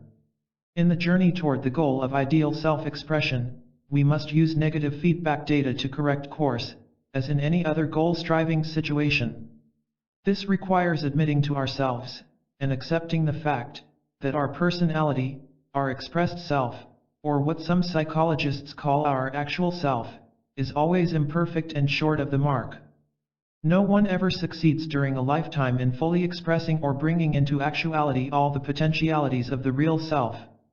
In our actual, expressed self, we never exhaust all the possibilities and powers of the real self. We can always learn more, perform better, behave better. The actual self is necessarily imperfect. Throughout life it is always moving toward an ideal goal, but never arriving. The actual self is not a static but a dynamic thing. It is never completed and final, but always in a state of growth. It is important that we learn to accept this actual self, with all its imperfections, because it is the only vehicle we have. The neurotic rejects his actual self and hates it because it is imperfect. In its place he tries to create a fictitious ideal self that is already perfect, has already arrived. Trying to maintain the sham and fiction is not only a terrific mental strain, but he continually invites disappointment and frustration when he tries to operate in a real world with a fictitious self. A stagecoach may not be the most desirable transportation in the world, but a real stagecoach will still take you coast to coast more satisfactorily than will a fictitious jet airliner. Prescription: accept yourself as you are, and start from there. Learn to emotionally tolerate imperfection in yourself. It is necessary to intellectually recognize our shortcomings, but disastrous to hate ourselves because of them. Differentiate between yourself and your behavior.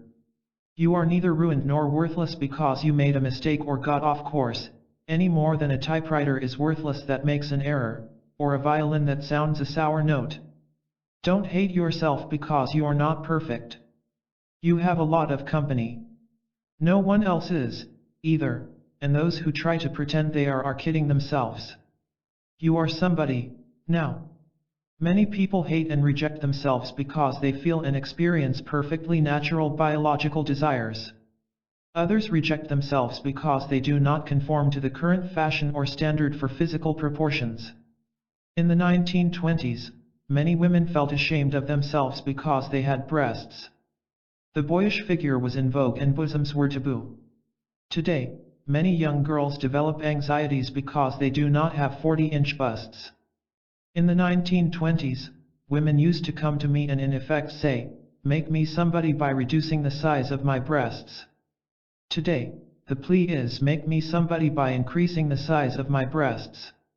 This seeking for identity, this desire for selfhood, this urge to be somebody is universal, but we make a mistake when we seek it in conformity, in the approval of other people, or in material things. It is a gift of God. You are, period. Many people say in effect to themselves, "Because I am skinny, fat, short, too tall, etc., I am nothing." Say to yourself instead, "I may not be perfect, I may have faults and weaknesses, I might have gotten off the track, I may have a long way to go, but I am something and I will make the most of that something." It is the young man of little faith who says, "I am nothing," said Edward W. Bach, who was editor of the Ladies' Home Journal for many years. It is the young man of true conception who says, "I am everything," and then goes to prove it. That does not spell conceit or egotism, and if people think it does, let them think so.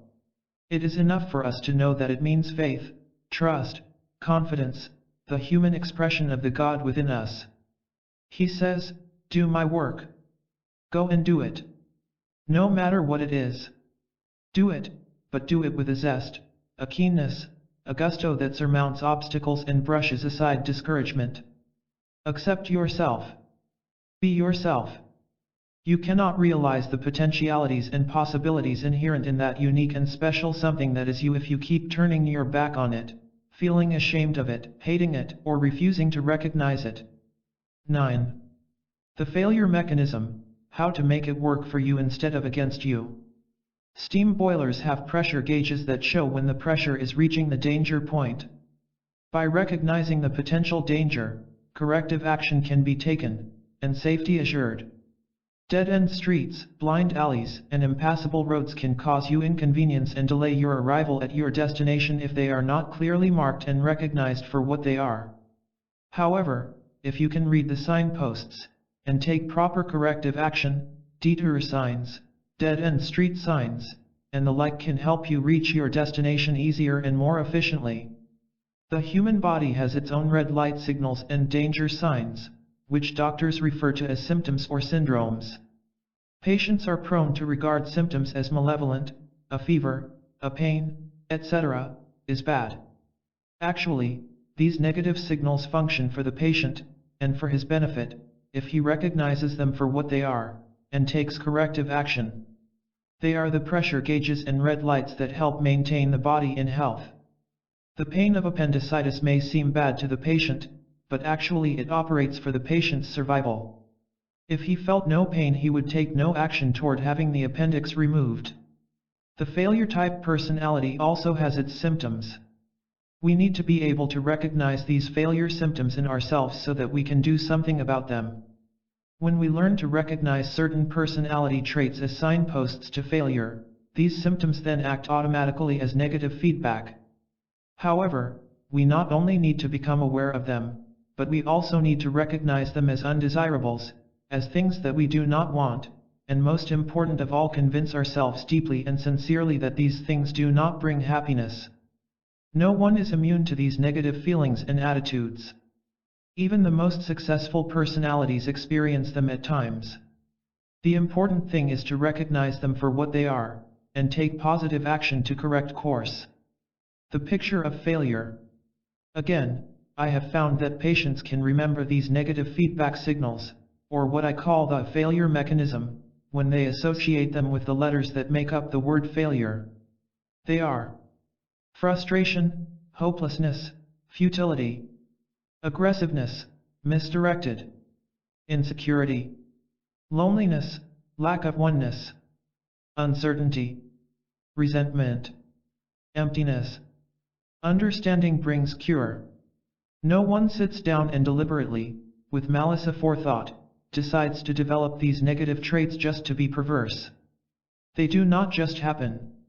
Nor are they an indication of the imperfection of human nature. Each of these negatives was originally adopted as a way to solve a difficulty or a problem. We adopt them because we mistakenly see them as a way out of some difficulty. They have meaning and purpose, although based on a mistaken premise. They constitute a way of life for us. Remember, one of the strongest urges in human nature is to react appropriately. We can cure these failure symptoms, not by willpower, but by understanding, by being able to see that they do not work and that they are inappropriate. The truth can set us free from them. And when we can see the truth, then the same instinctive forces that caused us to adopt them in the first place, will work in our behalf in eradicating them. Frustration. Frustration is an emotional feeling that develops whenever some important goal cannot be realized or when some strong desire is thwarted. All of us must necessarily suffer some frustration by the very fact of being human and therefore imperfect, incomplete, unfinished. As we grow older, we should learn that all desires cannot be satisfied immediately. We also learn that our doing can never be as good as our intentions. We also learn to accept the fact that perfection is neither necessary nor required, and that approximations are good enough for all practical purposes. We learn to tolerate a certain amount of frustration without becoming upset about it. It is only when a frustrating experience brings excessive emotional feelings of deep dissatisfaction and futility that it becomes a symptom of failure. Chronic frustration usually means that the goals we have set for ourselves are unrealistic, or the image we have of ourselves is inadequate, or both. Practical goals vs. perfectionistic goals.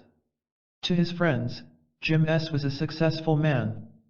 He had risen from stock clerk to vice president of his company. His golf score was in the low 80s. He had a beautiful wife and 2 children who loved him. But, nevertheless, he felt chronically frustrated because none of these measured up to his unrealistic goals. He himself was not perfect in every particular, but he should be. He should be chairman of the board by now. He should be shooting in the low 70s.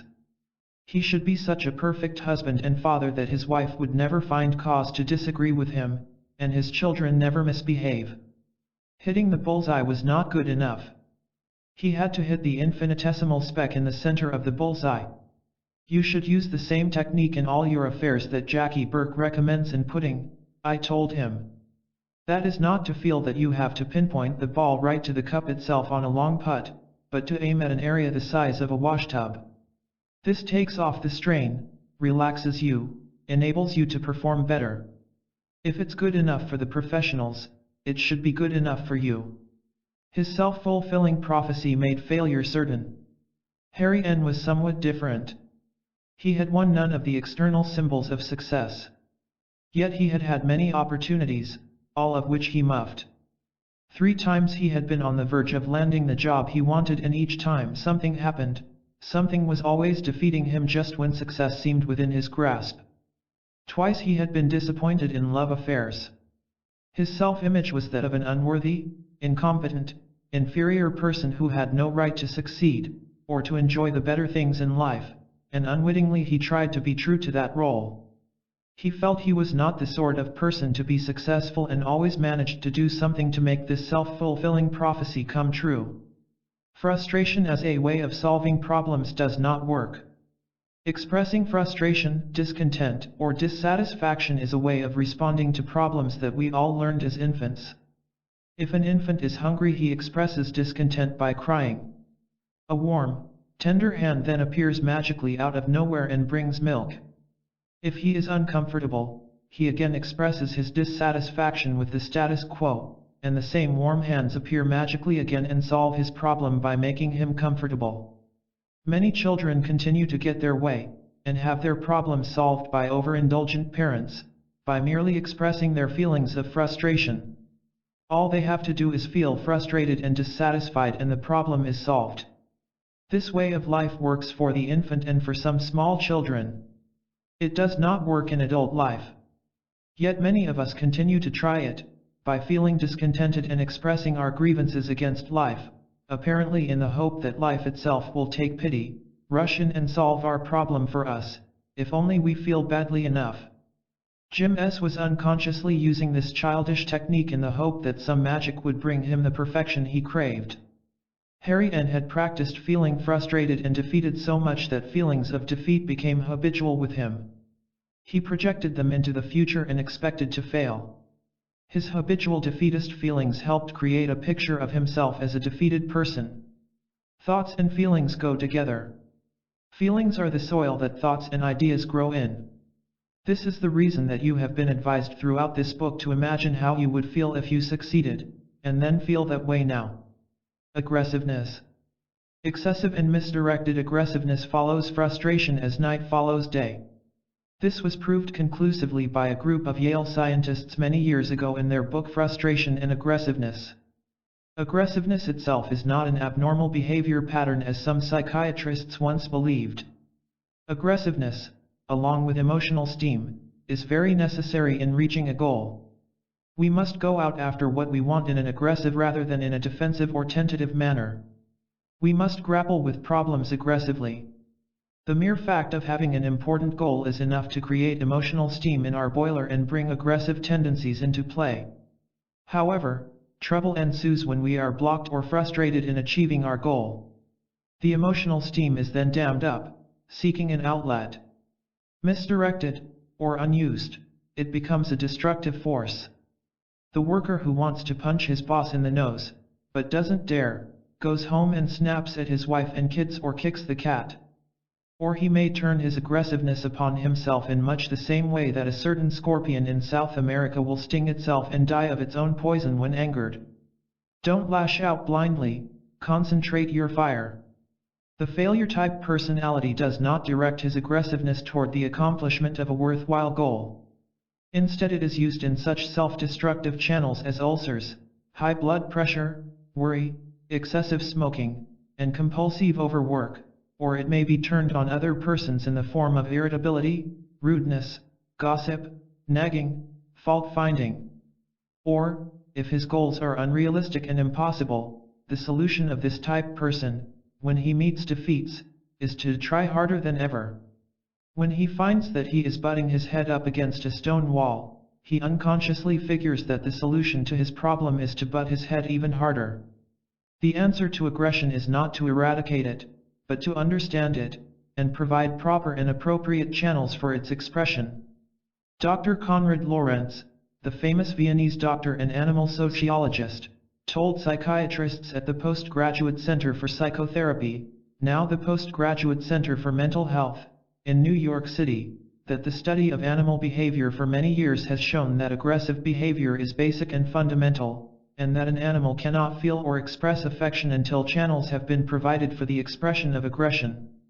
Dr. Emanuel K. Schwartz, then Assistant Dean of the Center, said that Dr. Lorenz's discoveries have tremendous implications for man and may require us to re-evaluate our total view of human relations.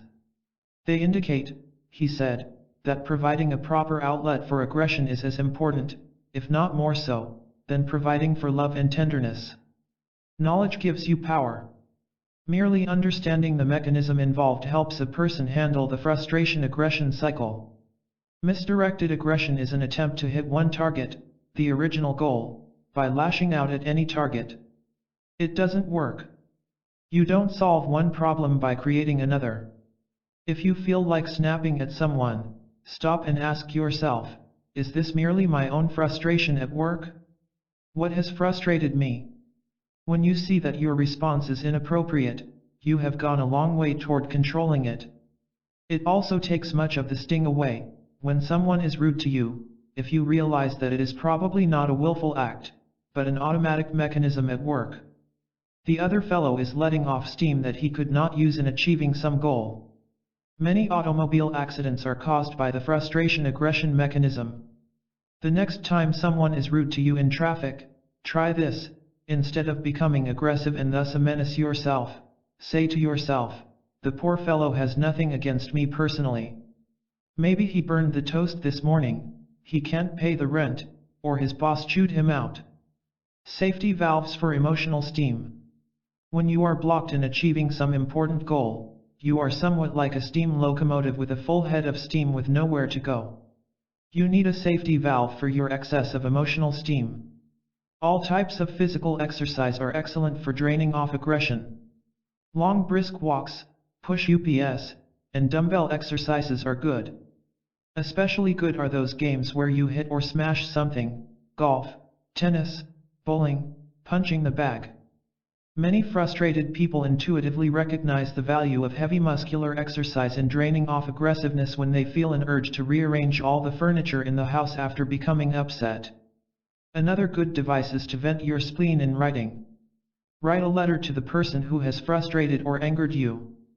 Pull out all the stops. Leave nothing to the imagination. Then burn the letter. The best channel of all for aggression is to use it up as it was intended to be used, in working toward some goal. Work remains one of the best therapies, and one of the best tranquilizers for a troubled spirit. Insecurity. The feeling of insecurity is based on a concept or belief of inner inadequacy.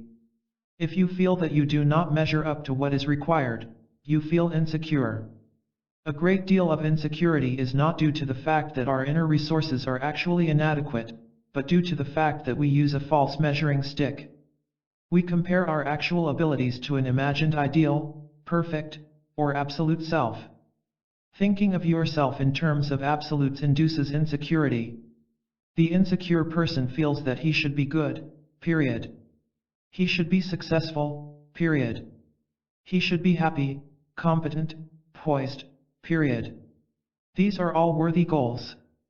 But they should be thought of, at least in their absolute sense, as goals to be achieved, as something to reach for, rather than as shoulds. Since man is a goal-striving mechanism, the self realizes itself fully only when man is moving forward toward something.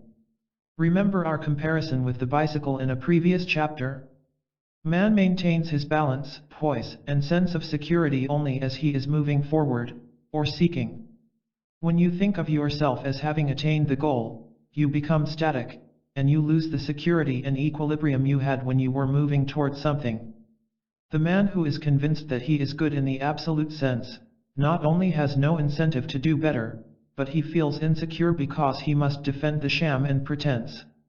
The man who thinks that he has arrived has about used up his usefulness to us, the president of a large business said to me recently. When someone called Jesus good, he admonished him, "Why callest thou me good? There is but one good, and that is the Father." St. Paul is generally regarded as a good man, yet his own attitude was, "I count myself not to have achieved, but I press on toward the goal." Keep your feet on solid ground. Trying to stand on the top of a pinnacle is insecure. Mentally, get down off your high horse and you will feel more secure. This has very practical applications. It explains the underdog psychology in sports. When a championship team begins to think of itself as the champions, they no longer have something to fight for, but a status to defend. The champions are defending something, trying to prove something. The underdogs are fighting to do something and often bring about an upset. I used to know a boxer who fought well until he won the championship. In his next fight he lost the championship and looked bad doing so. After losing the title, he fought well again and regained the championship. A wise manager said to him, "You can fight as well as champion as when you're the contender if you'll remember one thing. When you step into that ring you aren't defending the championship, you're fighting for it. You haven't got it, you've laid it on the line when you crawl through the ropes." The mental attitude that engenders insecurity is a way. It is a way of substituting sham and pretense for reality. It is a way of proving to yourself and others your superiority. But it is self-defeating. If you are perfect and superior now, then there is no need to fight, grapple, and try.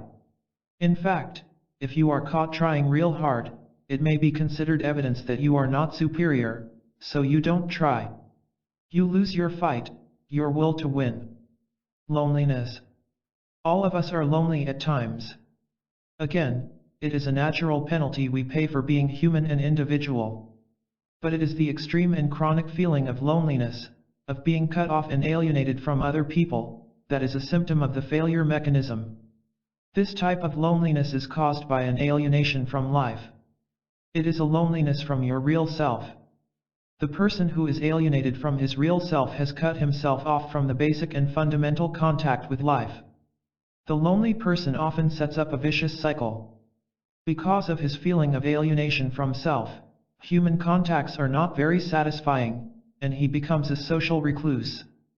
In doing so, he cuts himself off from one of the pathways to finding himself, which is to lose oneself in social activities with other people. Doing things with other people, and enjoying things with other people, helps us to forget ourselves. In stimulating conversation, dancing, playing together, or working together for a common goal, we become interested in something other than maintaining our own shams and pretenses. As we get to know the other fellow, we feel less need for pretense. We unthaw and become more natural. The more we do this, the more we feel we can afford to dispense with the sham and pretense and feel more comfortable just being ourselves. Loneliness is a way that doesn't work. Loneliness is a way of self-protection. Lines of communication with other people, and especially any emotional ties, are cut down. It is a way to protect our idealized self against exposure, hurt, humiliation. The lonely personality is afraid of other people. The lonely person often complains that he has no friends, and there are no people to mix with. In most cases, he unwittingly arranges things in this manner because of his passive attitude, that it is up to other people to come to him, to make the first move, to see that he is entertained. It never occurs to him that he should contribute something to any social situation. Regardless of your feelings, force yourself to mix and mingle with other people. After the first cold plunge, you will find yourself warming up and enjoying it if you persist. Develop some social skill that will add to the happiness of other people: dancing, bridge, playing the piano, tennis, conversation.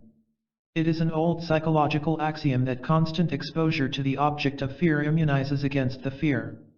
As the lonely person continues to force himself into social relations with other human beings, not in a passive way, but as an active contributor, he will gradually find that most people are friendly, and that he is accepted. His shyness and timidity begin to disappear. He feels more comfortable in the presence of other people and with himself. The experience of their acceptance of him enables him to accept himself. Uncertainty. The greatest mistake a man can make is to be afraid of making one. Albert Hubbard. Uncertainty is a way of avoiding mistakes and responsibility. It is based on the fallacious premise that if no decision is made, nothing can go wrong. Being wrong holds untold horrors to the person who tries to conceive of himself as perfect. He is never wrong, and always perfect in all things. If he were ever wrong, his picture of a perfect, all-powerful self would crumble. Therefore, decision-making becomes a life-or-death matter. One way is to avoid as many decisions as possible, and prolong them as much as possible. Another way is to have a handy scapegoat to blame. This type of person makes decisions, but he makes them hastily, prematurely, and is well known for going off half-cocked. Making decisions offers him no problem at all. He is perfect. It is impossible for him to be wrong in any case.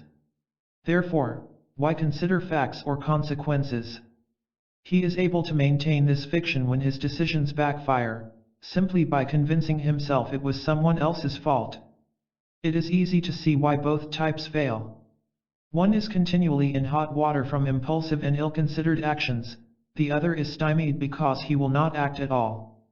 In other words, the uncertainty way of being right doesn't work. Nobody is right all the time.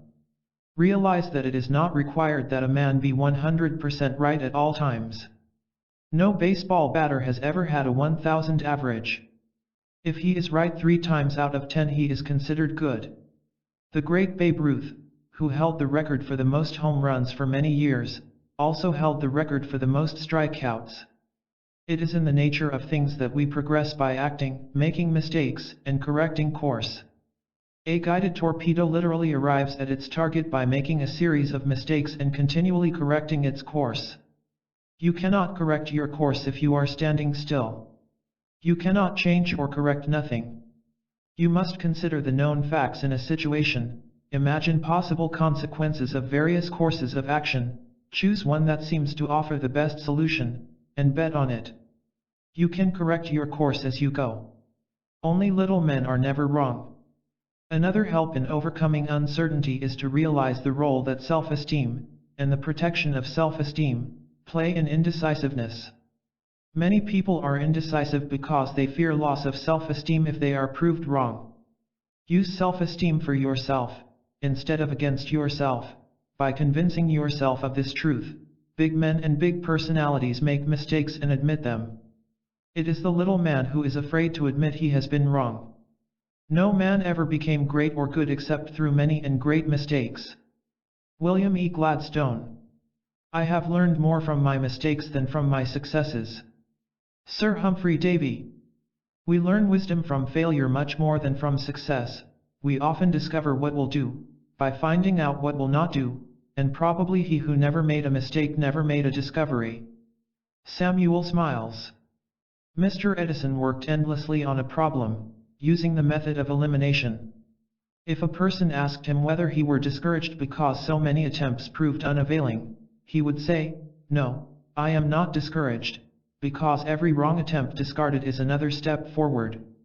Mrs. Thomas A. Edison. Resentment. When the failure-type personality looks for a scapegoat or excuse for his failure, he often blames society, the system, life, the brakes. He resents the success and happiness of others because it is proved to him that life is short-changing him and he is being treated unfairly. Resentment is an attempt to make our own failure palatable by explaining it in terms of unfair treatment, injustice. But, as a salve for failure, resentment is a cure that is worse than the disease. It is a deadly poison to the spirit, makes happiness impossible, uses up tremendous energy that could go into accomplishment. A vicious cycle is often set up. The person who always carries a grievance, and has a chip on his shoulder, does not make the best companion or co-worker. When co-workers do not warm up to him, or the boss attempts to point out deficiencies in his work, he has additional reasons for feeling resentful. Resentment is a way that fails.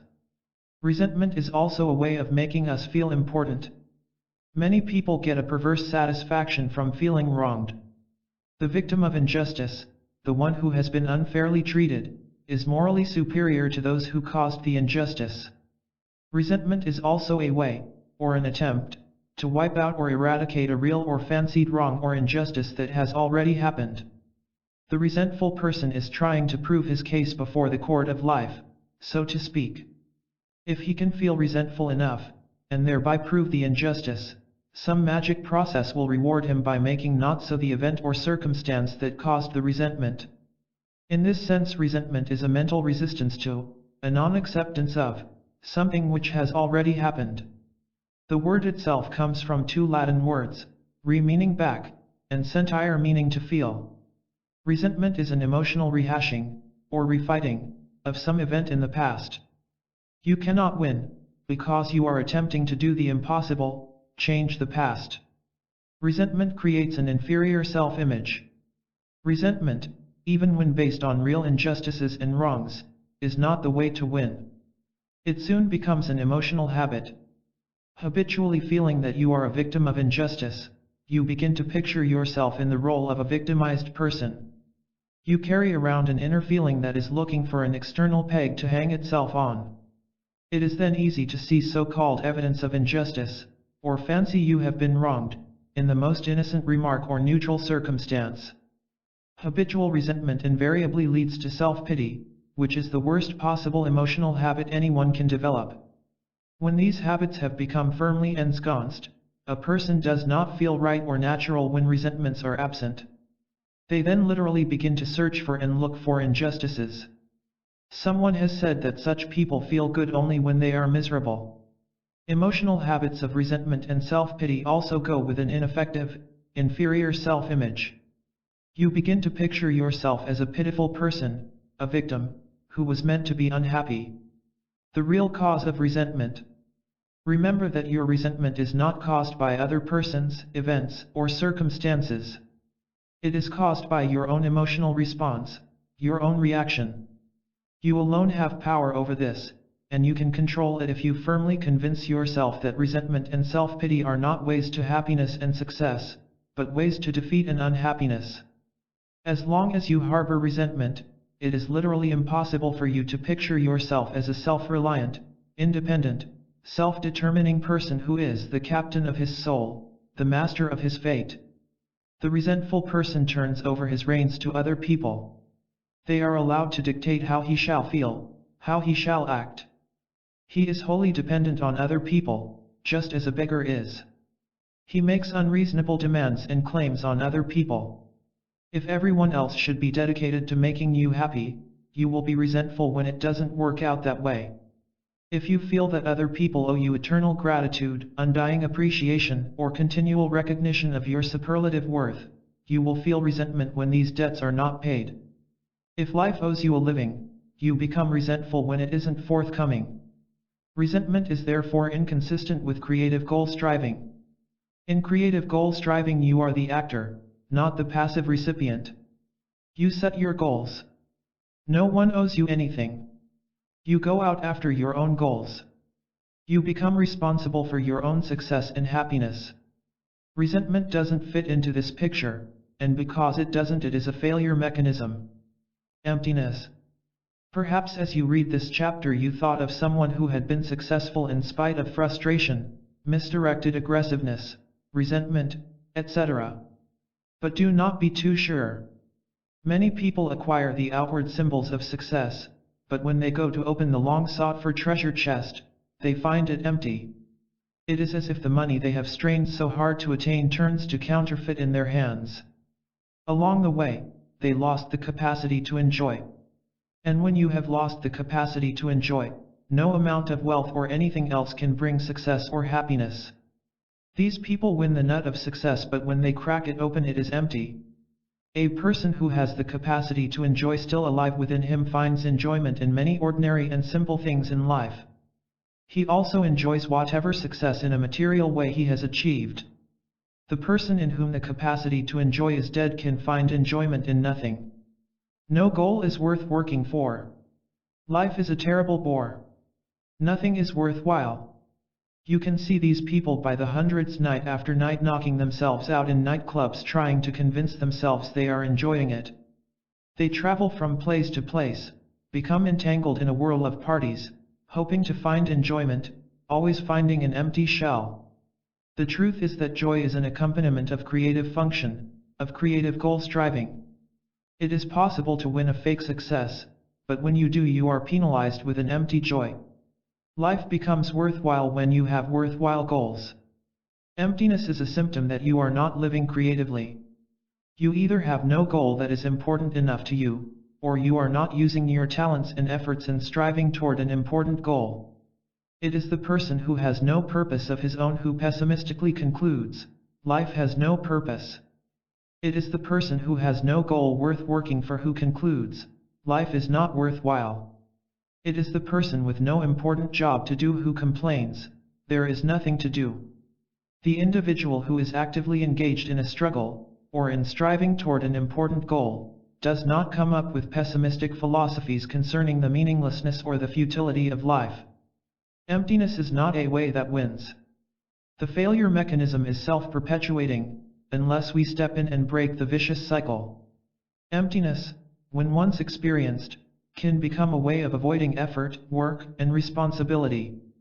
It becomes an excuse, or a justification, for non-creative living. If all is vanity, if there is no new thing under the sun, if there is no joy to be found anyway, why bother? Why try?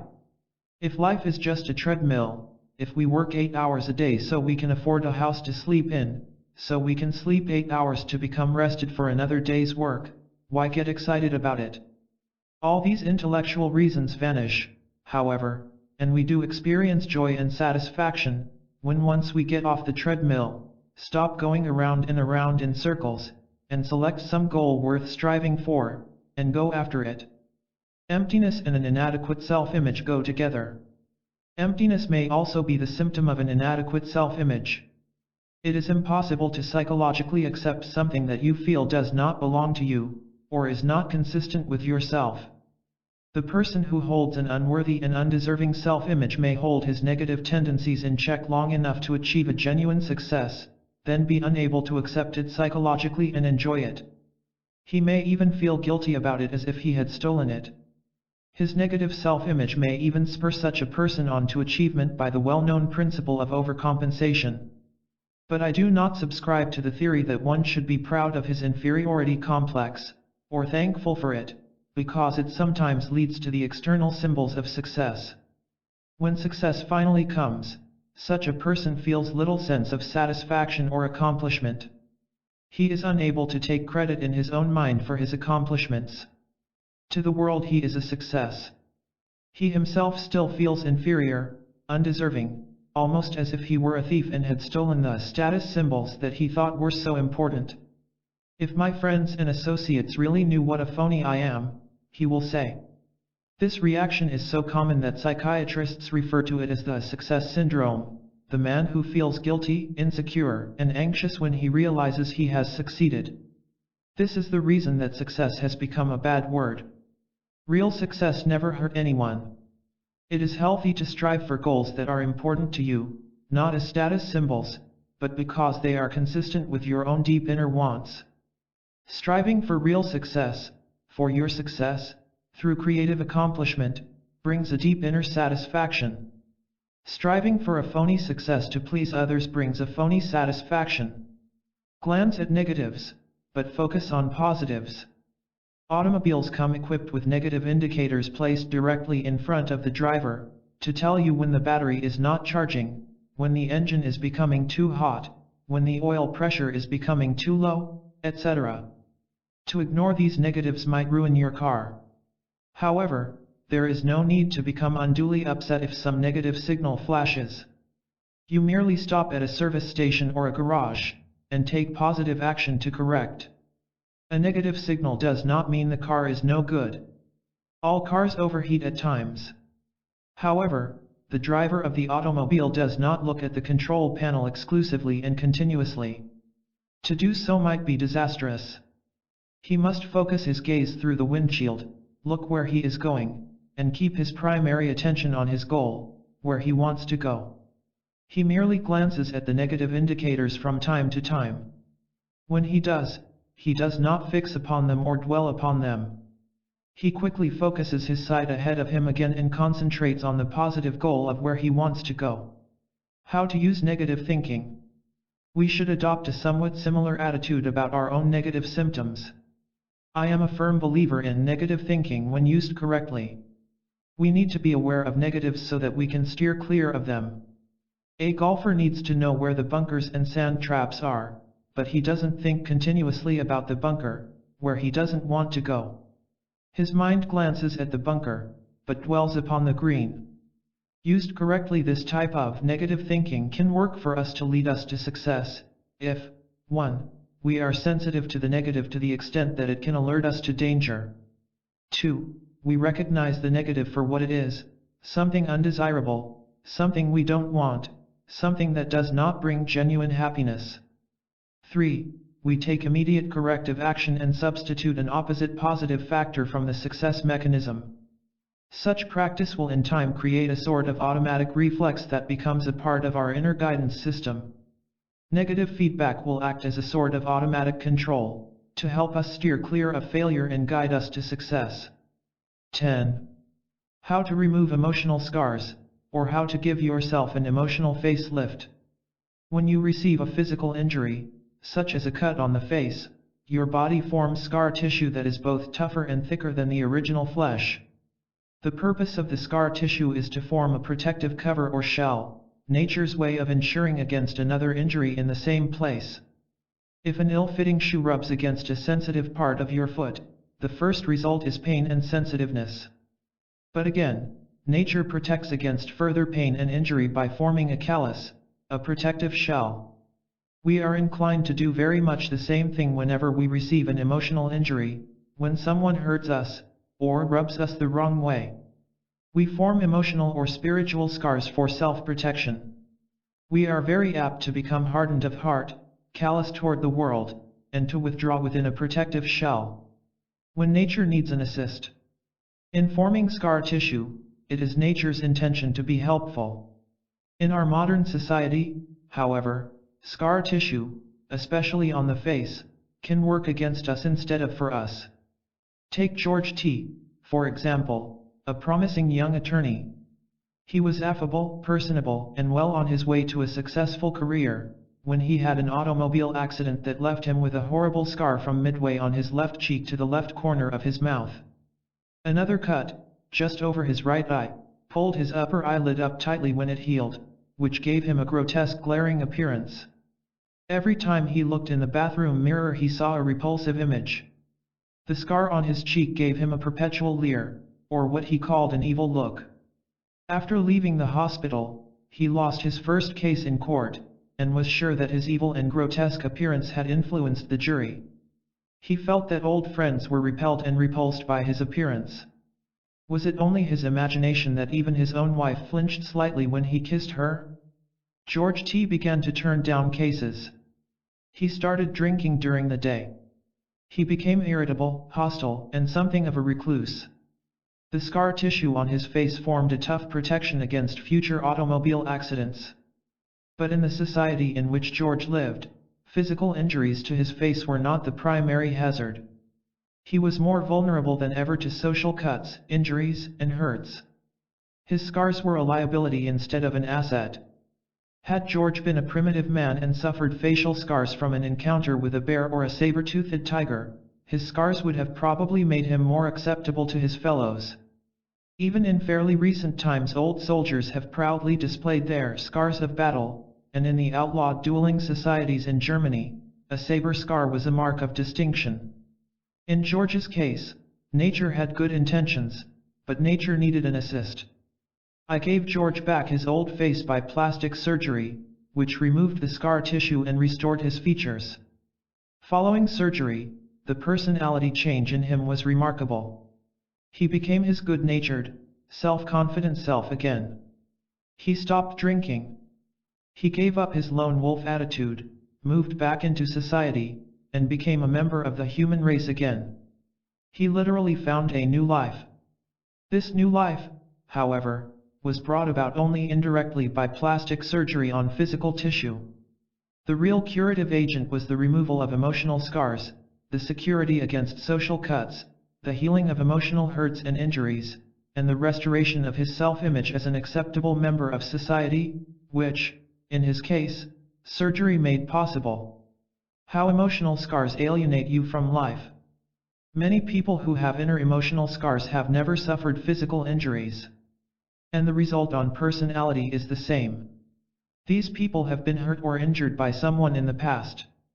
To guard against future injury from that source they form a spiritual callus, an emotional scar to protect their ego. This scar tissue, however, not only protects them from the individual who originally hurt them, it protects them against all other human beings. An emotional wall is built through which neither friend nor foe can pass. A woman who has been hurt by one man takes a vow never to trust any man again. A child who has had his ego sliced up by a despotic and cruel parent or teacher may take a vow never to trust any authority in the future. A man who has had his love rejected by one woman may take a vow never to become emotionally involved with any human being in the future. As in the case of a facial scar, excessive protection against the original source of injury can make us more vulnerable, and do us even more damage in other areas. The emotional wall that we build as protection against one person cuts us off from all other human beings, and from our real selves.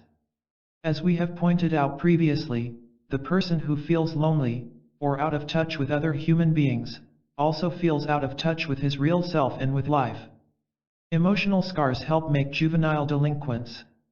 Psychiatrist Bernard Holland pointed out that although juvenile delinquents appear to be very independent and have the reputation of being braggarts, particularly about how they hate everyone in authority, they protest too much.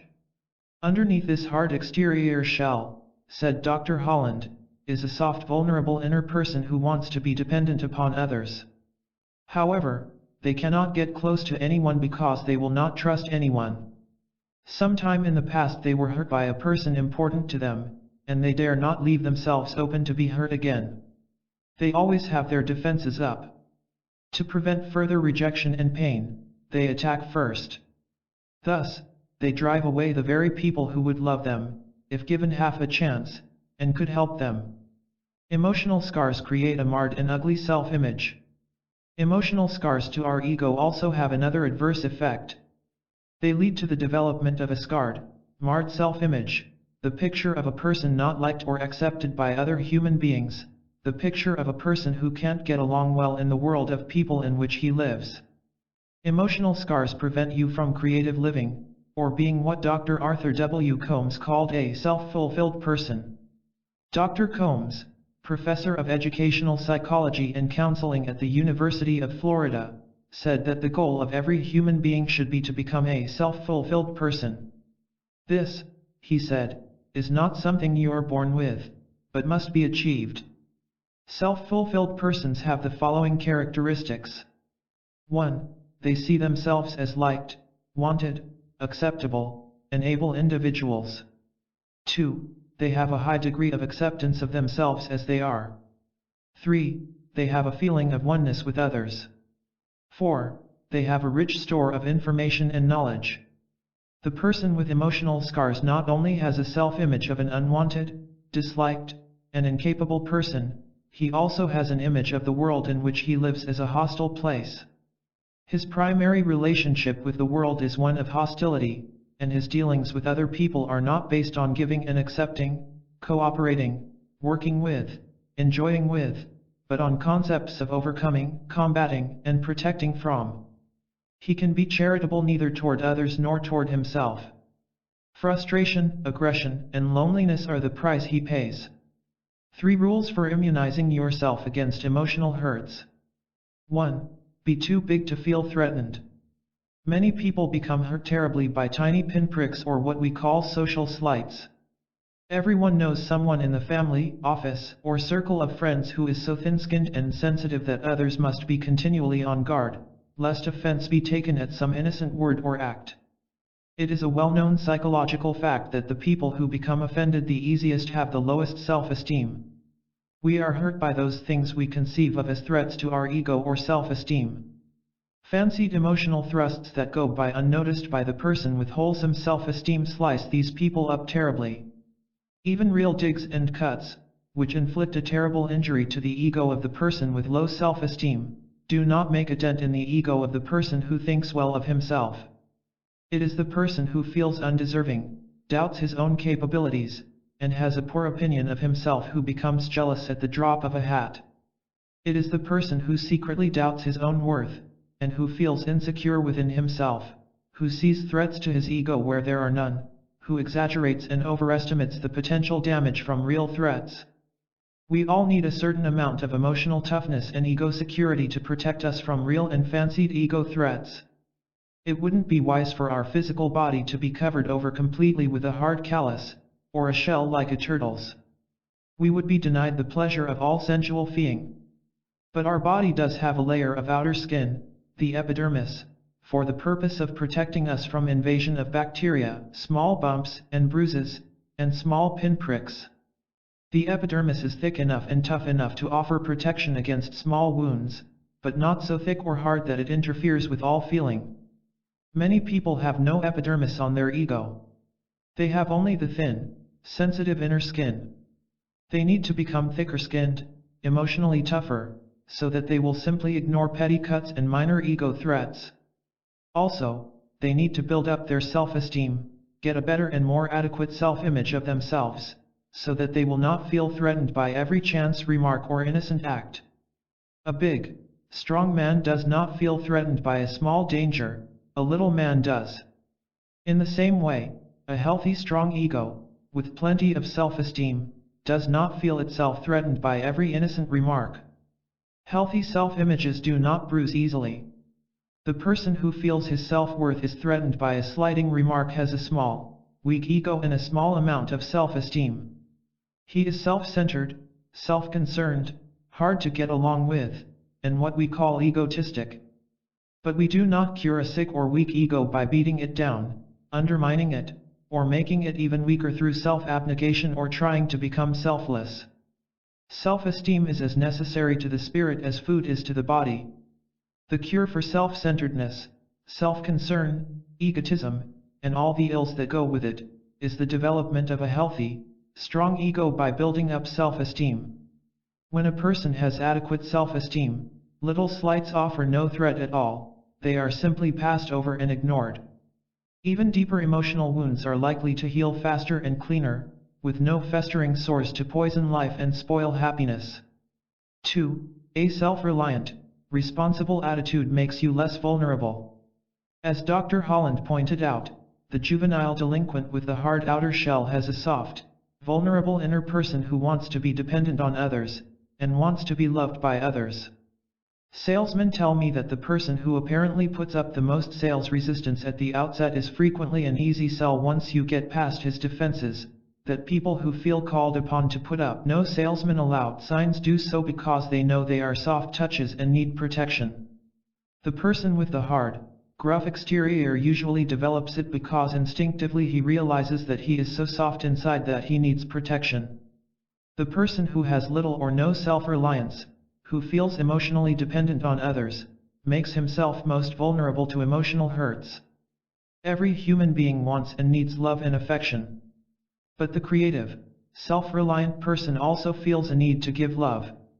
His emphasis is as much, or more, on the giving as on the getting. He doesn't expect love to be handed to him on a silver platter. Nor does he have a compulsive need that everybody must love him and approve of him. He has sufficient ego security to tolerate the fact that a certain number of people will dislike him and disapprove. He feels some sense of responsibility for his life and conceives of himself primarily as one who acts, determines, gives, goes after what he wants, rather than as a person who is the passive recipient of all the good things in life. The passive dependent person turns his entire destiny over to other people, circumstances, luck. Life owes him a living and other people owe him consideration, appreciation, love, happiness. He makes unreasonable demands and claims on other people and feels cheated, wronged, hurt, when they aren't fulfilled. Because life just isn't built that way, he is seeking the impossible and leaving himself wide open to emotional hurts and injuries. Someone has said that the neurotic personality is forever bumping into reality. Develop a more self-reliant attitude. Assume responsibility for your own life and emotional needs. Try giving affection, love, approval, acceptance, understanding to other people, and you will find them coming back to you as a sort of reflex action. 3. Relax away emotional hurts. I once had a patient ask me, if the forming of scar tissue is a natural and automatic thing, why doesn't scar tissue form when a plastic surgeon makes an incision? The answer is that if you cut your face and it heals naturally, scar tissue will form, because there is a certain amount of tension in the wound and just underneath the wound that pulls the surface of the skin back, creates a gap so to speak, which is filled in by scar tissue.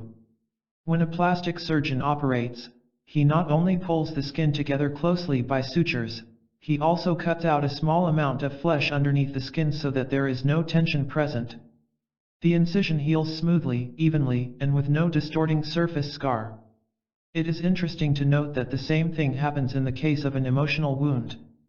If there is no tension present, there is no disfiguring emotional scar left. Have you ever noticed how easy it is to get your feelings hurt, or take offense, when you are suffering tensions brought about by frustration, fear, anger, or depression? We go to work feeling out of sorts, or down in the dumps, or with self-confidence shaken because of some adverse experience. A friend comes by and makes a joking remark. 9 times out of 10 we would laugh, think it funny, think nothing about it, and make a good-natured crack in return. But not today. Today, we are suffering tensions of self-doubt, insecurity, anxiety. We take the remark in the wrong way, become offended and hurt, and an emotional scar begins to form. This simple, everyday experience illustrates very well the principle that we are injured and hurt emotionally, not so much by other people or what they say or don't say, but by our own attitude and our own response. Relaxation cushions emotional blows. When we feel hurt or feel offended, the feeling is entirely a matter of our own response. In fact, the feeling is our response. It is our own responses that we have to be concerned about, not other people's. We can tighten up, become angry, anxious, or resentful, and feel hurt. Or, we can make no response, remain relaxed, and feel no hurt. Scientific experiments have shown that it is absolutely impossible to feel fear, anger, anxiety, or negative emotions of any kind while the muscles of the body are kept perfectly relaxed. We have to do something to feel fear, anger, anxiety. No man is hurt but by himself, said Diogenes. Nothing can work me damage except myself, said Saint Bernard. The harm that I sustain I carry about with me, and am never a real sufferer but by my own fault. You alone are responsible for your responses and reactions. You do not have to respond at all. You can remain relaxed and free from injury. Thought control brought these people new life. At Shirley Center, Massachusetts, results attained by group psychotherapy surpassed results obtained by classic psychoanalysis, and in a much shorter time. 2 things were emphasized: group training in thought control and daily relaxation periods. The aim, according to the study published in Mental Hygiene, was re-education intellectually and emotionally, in order to find the way into a kind of life that will be fundamentally successful and happy. Patients, in addition to intellectual re-education and advice on thought control, are taught to relax by lying in a comfortable position while the director paints them a pleasant word picture of some placid, calm outdoor scene. The patients are also asked to practice relaxation daily at home, and to carry the calm, peaceful feeling with them throughout the day. One patient, who found a new way of life at the center, wrote, "I had 7 years of sickness. I could not sleep. I had a hot temper. I was a miserable person to live with. For years I thought I had a mud of a husband. When he came home after a single drink, and was perhaps fighting the craving, I would get excited and use harsh words and drive him to a spree instead of helping him in his fight. Now I say nothing and keep calm. That helps him and he and I get along swell. I was living my life antagonistically. I exaggerated little troubles. I was at the point of suicide. When I came to the class I began to realize that it was not the world that was wrong with me. I am now healthier than ever before and happier. In the old days I didn't ever relax, even in my sleep. Now I don't bustle around as I used to, and I get the same amount of work done and don't get tired out as I used to." How to remove old emotional scars. We can prevent, and immunize ourselves against, emotional scars by practicing the 3 foregoing rules. But what about the old emotional scars which were formed in the past, the old hurts, grudges, grievances against life, resentments? Once an emotional scar has formed, there is but one thing to do, and that is to remove it by surgery, the same as a physical scar. Give yourself a spiritual facelift. In removing old emotional scars, you alone can do the operation. You must become your own plastic surgeon, and give yourself a spiritual facelift. The results will be new life and new vitality, a newfound peace of mind and happiness. To speak of an emotional facelift and the use of mental surgery is more than a metaphor. Old emotional scars cannot be doctored or medicated. They must be cut out, given up entirely, eradicated. Many people apply various kinds of salve or balm to old emotional wounds, but this simply does not work. They may self-righteously forego overt and physical revenge, yet take it out or get even in many subtle ways. A typical example is the wife who discovers her husband's infidelity. On the advice of her minister and/or psychiatrist, she agrees she should forgive him. Accordingly, she does not shoot him. She does not leave him. In all overt behavior, she is a dutiful wife. She keeps his house neatly. She prepares his meals well, and so on. But she makes his life hell on earth in many subtle ways by the coldness of her heart and by flaunting her moral superiority. When he complains, her answer is, "Well, dear, I did forgive you, but I cannot forget." Her very forgiveness becomes a thorn in his side, because she is conscious of the fact that it is proof of her moral superiority. She would have been more kind to him, and been happier herself, had she refused this type of forgiveness and left him. Forgiveness is a scalpel that removes emotional scars. "I can forgive, but I cannot forget," is only another way of saying "I will not forgive," said Henry Ward Beecher. Forgiveness ought to be like a cancelled note, torn in two, and burned up, so that it never can be shown against one. Forgiveness, when it is real and genuine and complete, and forgotten, is the scalpel that can remove the pus from old emotional wounds, heal them, and eliminate scar tissue. Forgiveness that is partial, or half-hearted, works no better than a partially completed surgical operation on the face. Pretended forgiveness, which is entered into as a duty, is no more effective than a simulated facial surgery. Your forgiveness should be forgotten, as well as the wrong which was forgiven. Forgiveness that is remembered, and dwelt upon, reinfects the wound you are attempting to cauterize. If you are too proud of your forgiveness, or remember it too much, you are very apt to feel that the other person owes you something for forgiving him. You forgive him one debt, but in doing so, he incurs another, much like the operators of small loan companies who cancel one note and make out a new one every 2 weeks. Forgiveness is not a weapon. There are many common fallacies regarding forgiveness, and one of the reasons that its therapeutic value has not been more recognized is the fact that real forgiveness has been so seldom tried. For example, many writers have told us that we should forgive to make us good. We have seldom been advised to forgive that we might be happy. Another fallacy is that forgiveness places us in a superior position, or is a method of winning out over our enemy. This thought has appeared in many glib phrases such as "don't merely try to get even, forgive your enemy and you get ahead of him." John Tillotson, the 17th century Archbishop of Canterbury, said, "A more glorious victory cannot be gained over another man than this, that when the injury began on his part, the kindness should begin on ours." This is just another way of saying that forgiveness itself can be used as an effective weapon of revenge, which it can. Revengeful forgiveness, however, is not therapeutic forgiveness. Therapeutic forgiveness cuts out, eradicates, cancels, makes the wrong as if it had never been. Therapeutic forgiveness is like surgery. Give up grudges as you would a gangrenous arm. First, the wrong, and particularly our own feeling of condemnation of it, must be seen as an undesirable thing rather than a desirable thing. Before a man can agree within himself to have his arm amputated, he must cease to see his arm as a desirable thing to be retained, but as an undesirable, damaging, and threatening thing to be given up. In facial surgery there can be no partial, tentative, or halfway measures. The scar tissue is cut out, completely and entirely. The wound is allowed to heal cleanly. And care is taken to see that the face will be restored in every particular, just as it was before injury and just as if the injury had never been. You can forgive, if you are willing.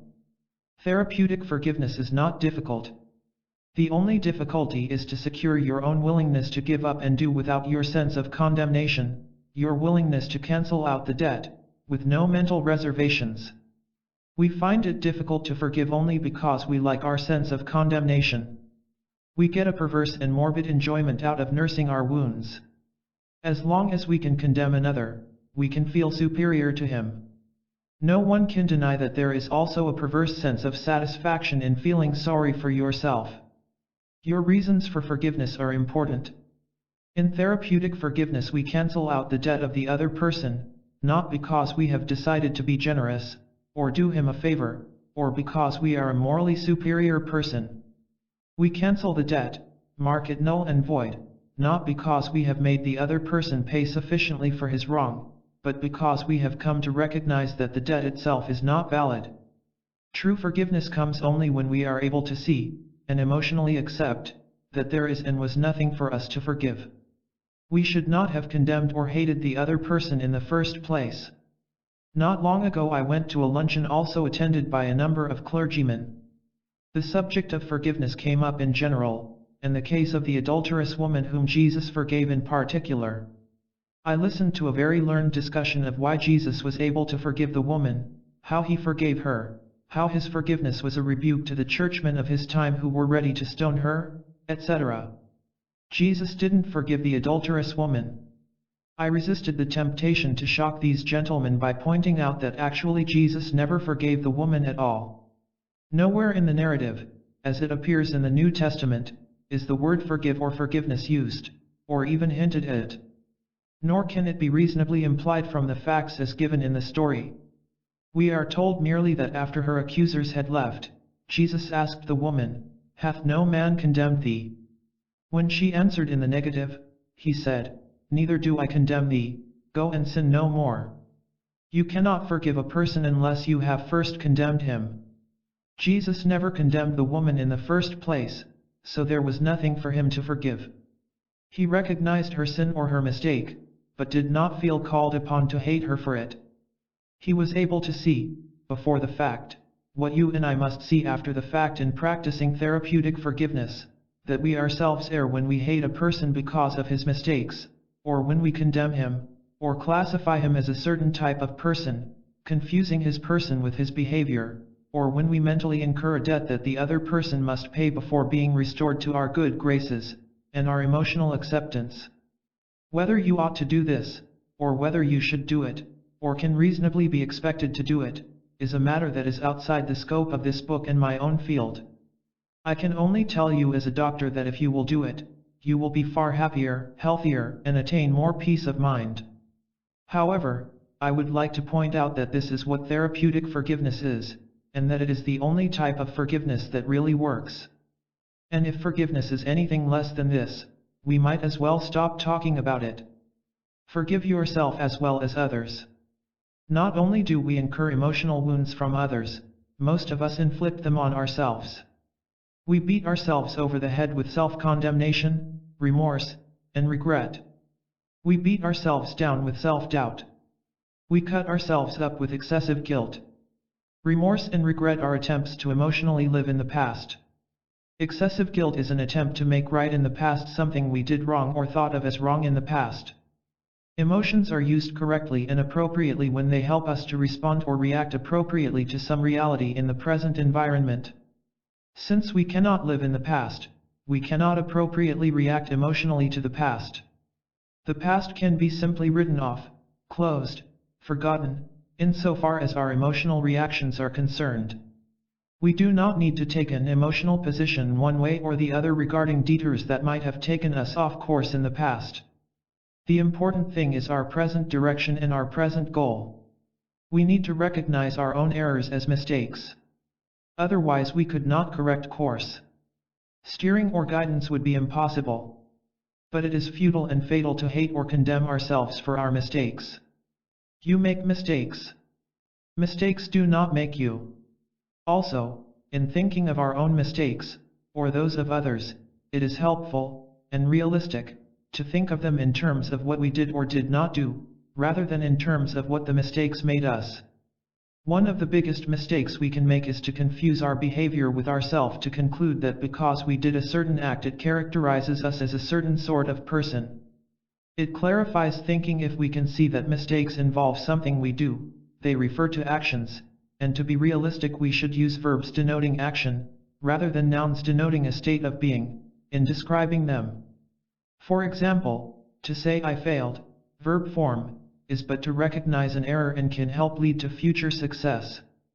But to say I am a failure, noun form, does not describe what you did, but what you think the mistake did to you. This does not contribute to learning, but tends to fixate the mistake and make it permanent. This has been proved over and over in clinical psychological experiments. We seem to recognize that all children, in learning to walk, will occasionally fall. We say he fell or he stumbled. We do not say he is a faller or he is a stumbler. However, many parents do fail to recognize that all children, in learning to talk, also make mistakes or non-fluencies, hesitation, blocking, repetition of syllables and words. It is a common experience for an anxious, concerned parent to conclude, he is a stutterer. Such an attitude or a judgment, not of the child's actions but of the child himself, gets across to the child and he begins to think of himself as a stutterer. His learning is fixated, the stutter tends to become permanent.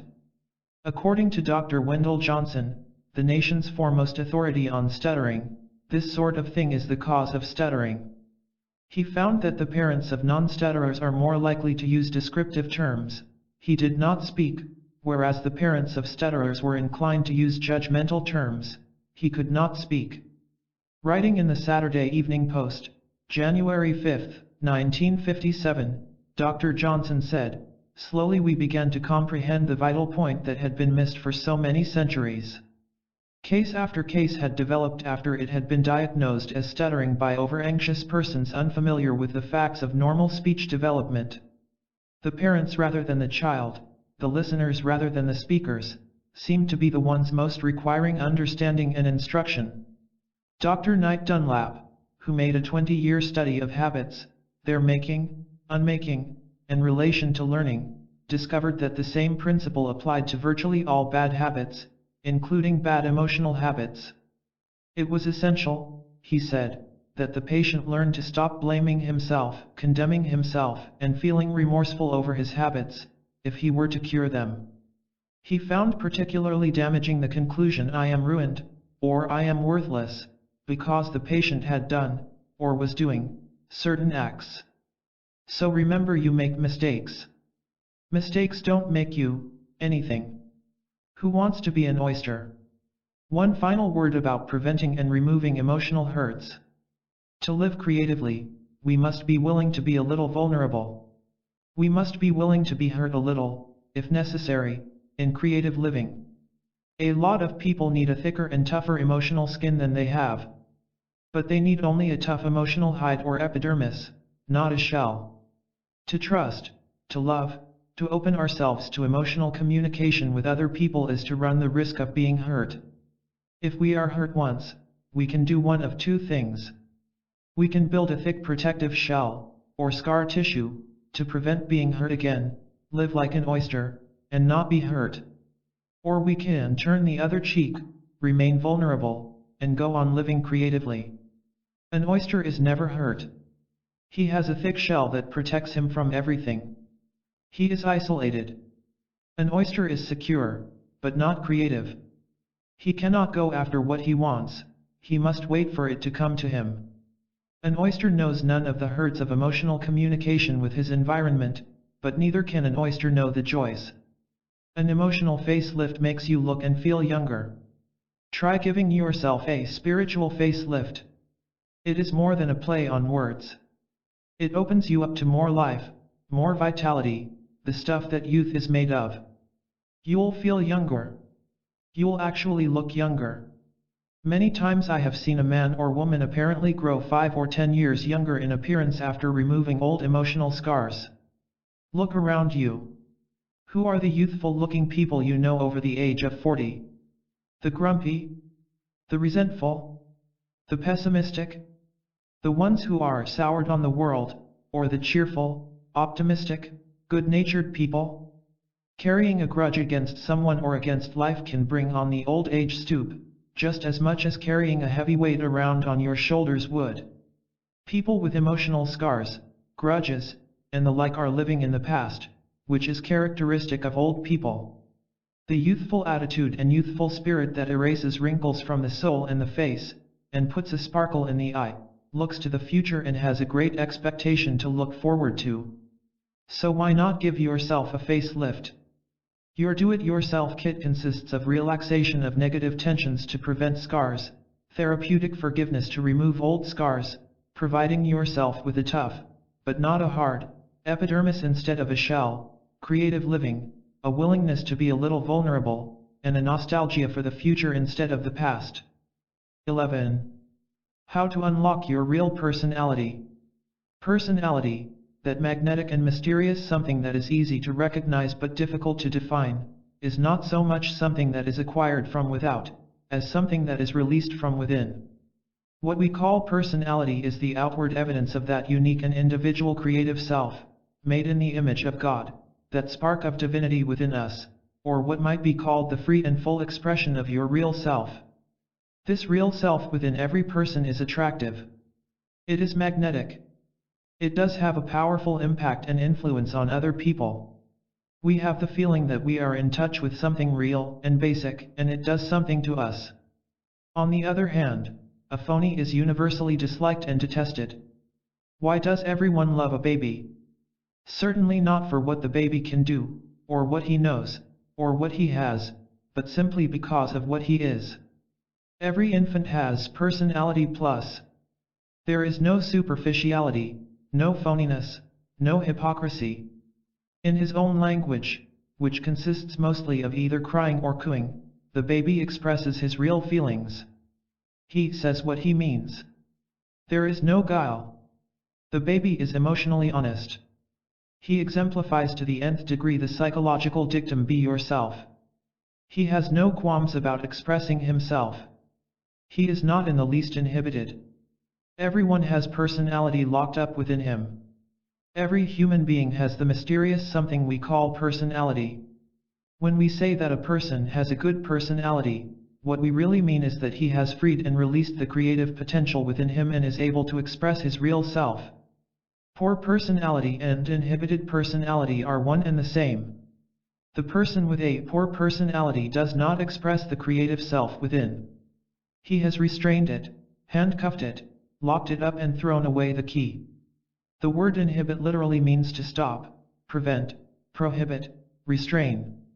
The inhibited personality has imposed a restraint on the expression of the real self. For one reason or another he is afraid to express himself, afraid to be himself, and has locked up his real self within an inner prison. The symptoms of inhibition are many and varied: shyness, timidity, self-consciousness, hostility, feelings of excessive guilt, insomnia, nervousness, irritability, inability to get along with others. Frustration is characteristic of practically every area and activity of the inhibited personality. His real and basic frustration is his failure to be himself and his failure to adequately express himself. But this basic frustration is likely to color and overflow into all that he does. Excessive negative feedback is the key to inhibition. The science of cybernetics gives us a new insight into the inhibited personality, and shows us the way toward disinhibition, freedom, and how to release our spirits from self-imposed prisons. Negative feedback in a servo-mechanism is equivalent to criticism. Negative feedback says in effect, "You are wrong, you are off course, you need to take corrective action to get back on the beam."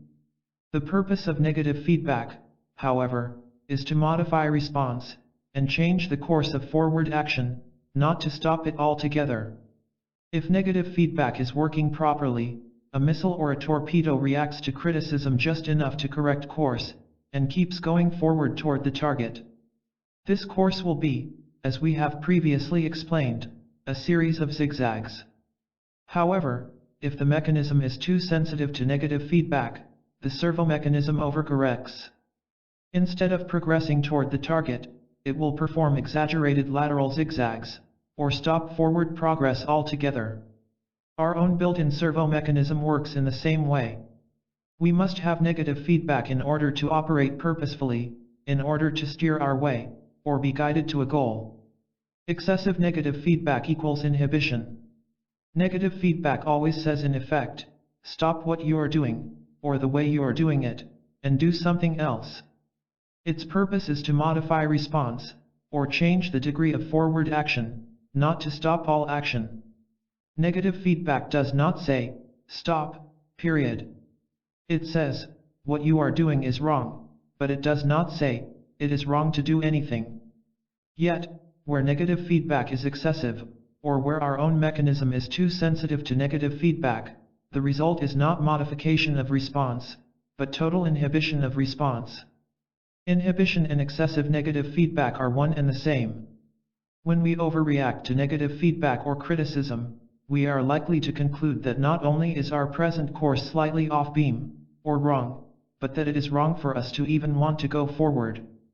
A woodsman, or a hunter, often guides himself back to his automobile by picking out some prominent landmark near his car, such as an extra tall tree that can be seen for miles.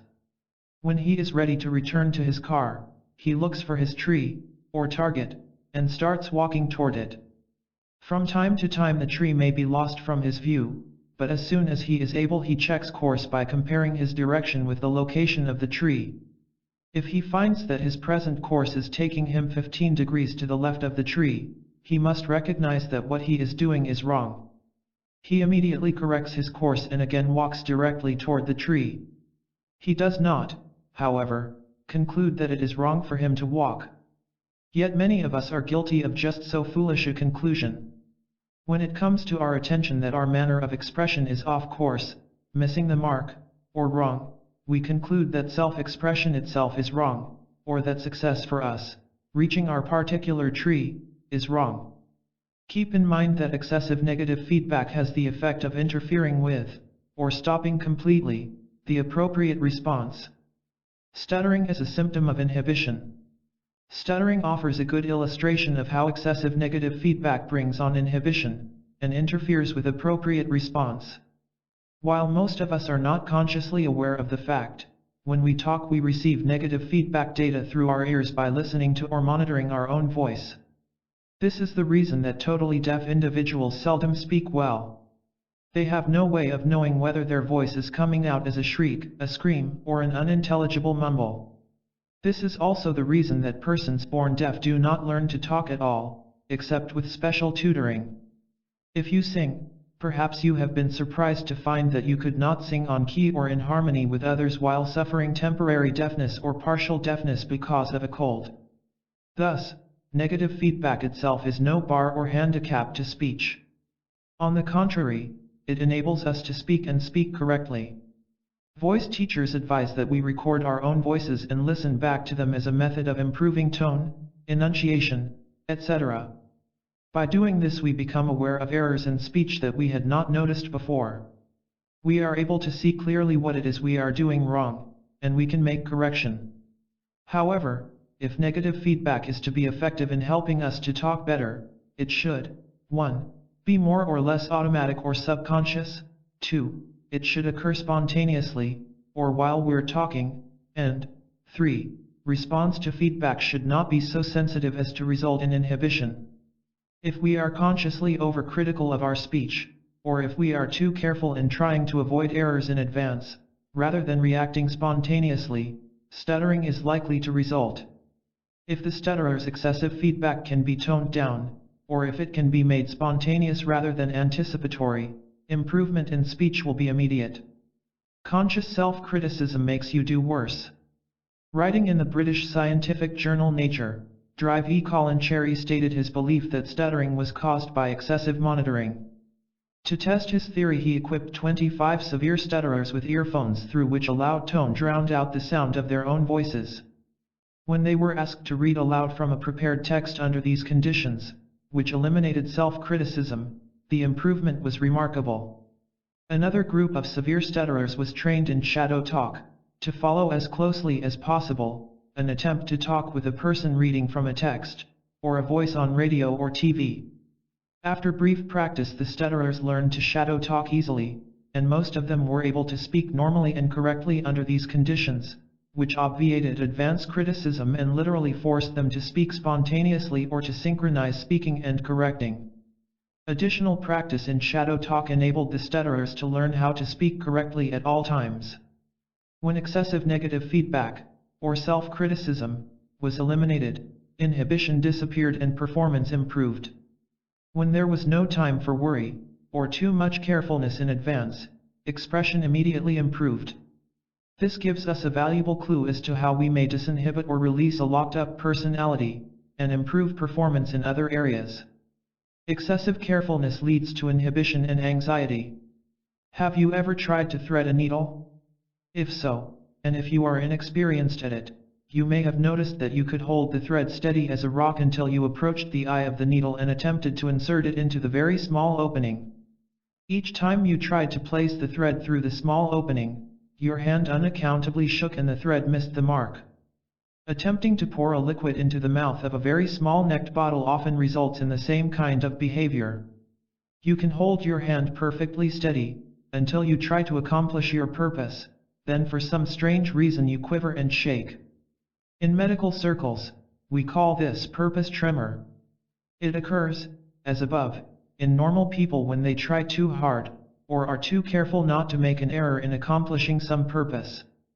In certain pathological conditions, such as injury to certain areas of the brain, this purpose tremor can become very pronounced. A patient, for example, may be able to hold his hand steady as long as he is not trying to accomplish anything. But let him try to insert his door key into the lock on his front door, and his hand may zigzag back and forth as much as 6 to 10 inches.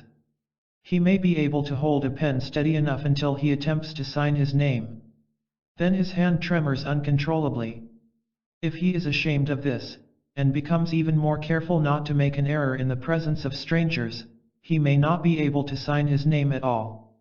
These people can be helped, and often remarkably, by training in relaxation techniques where they learn to relax from excessive effort and purposing and not to be overly careful in trying to avoid errors or failures.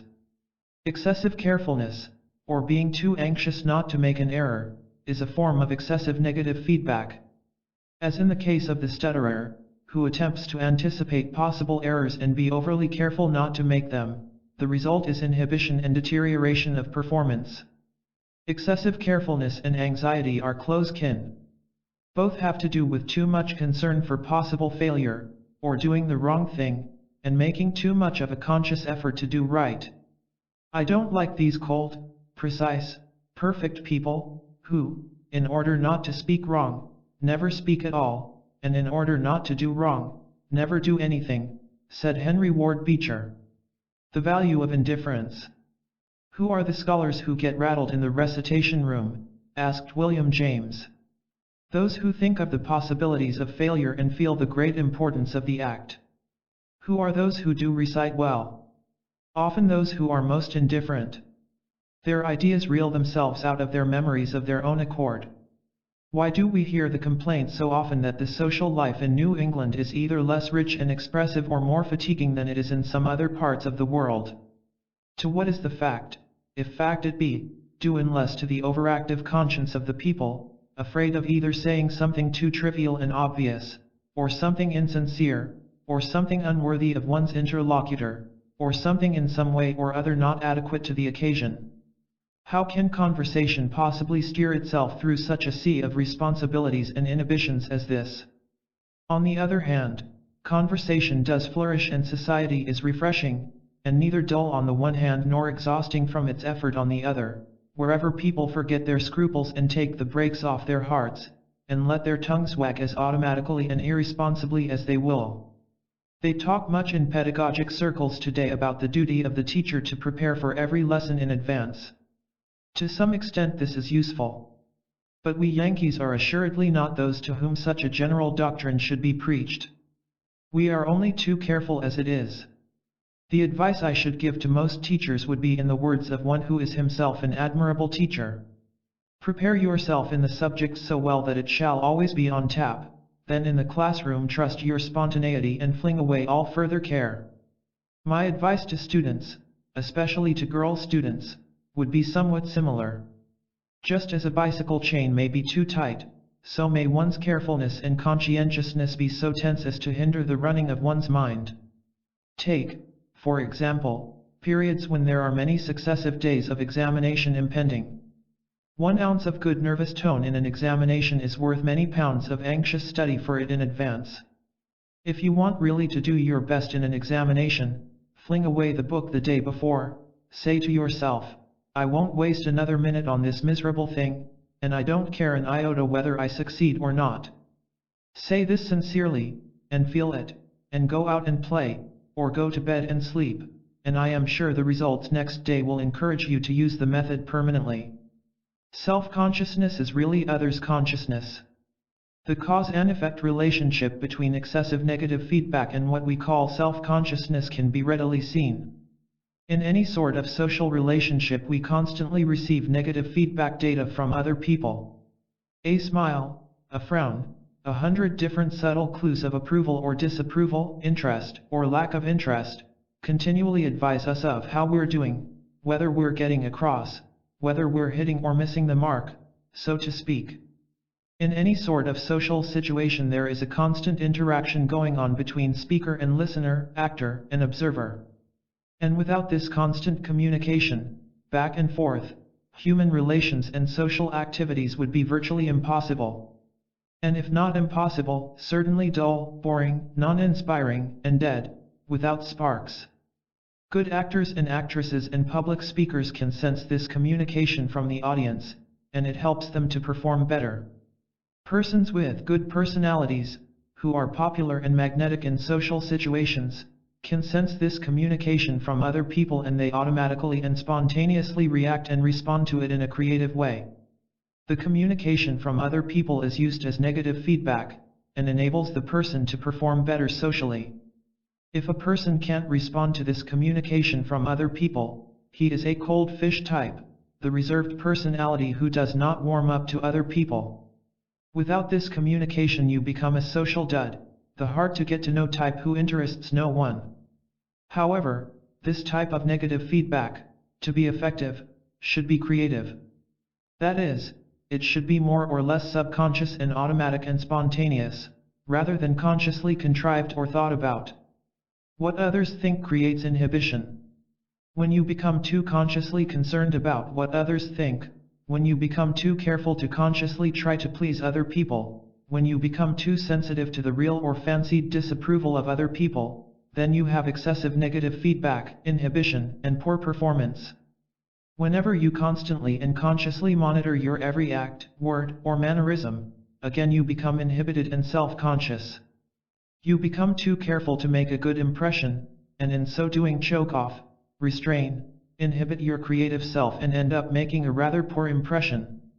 The way to make a good impression on other people is, never consciously try to make a good impression on them. Never act, or fail to act, purely for consciously contrived effect.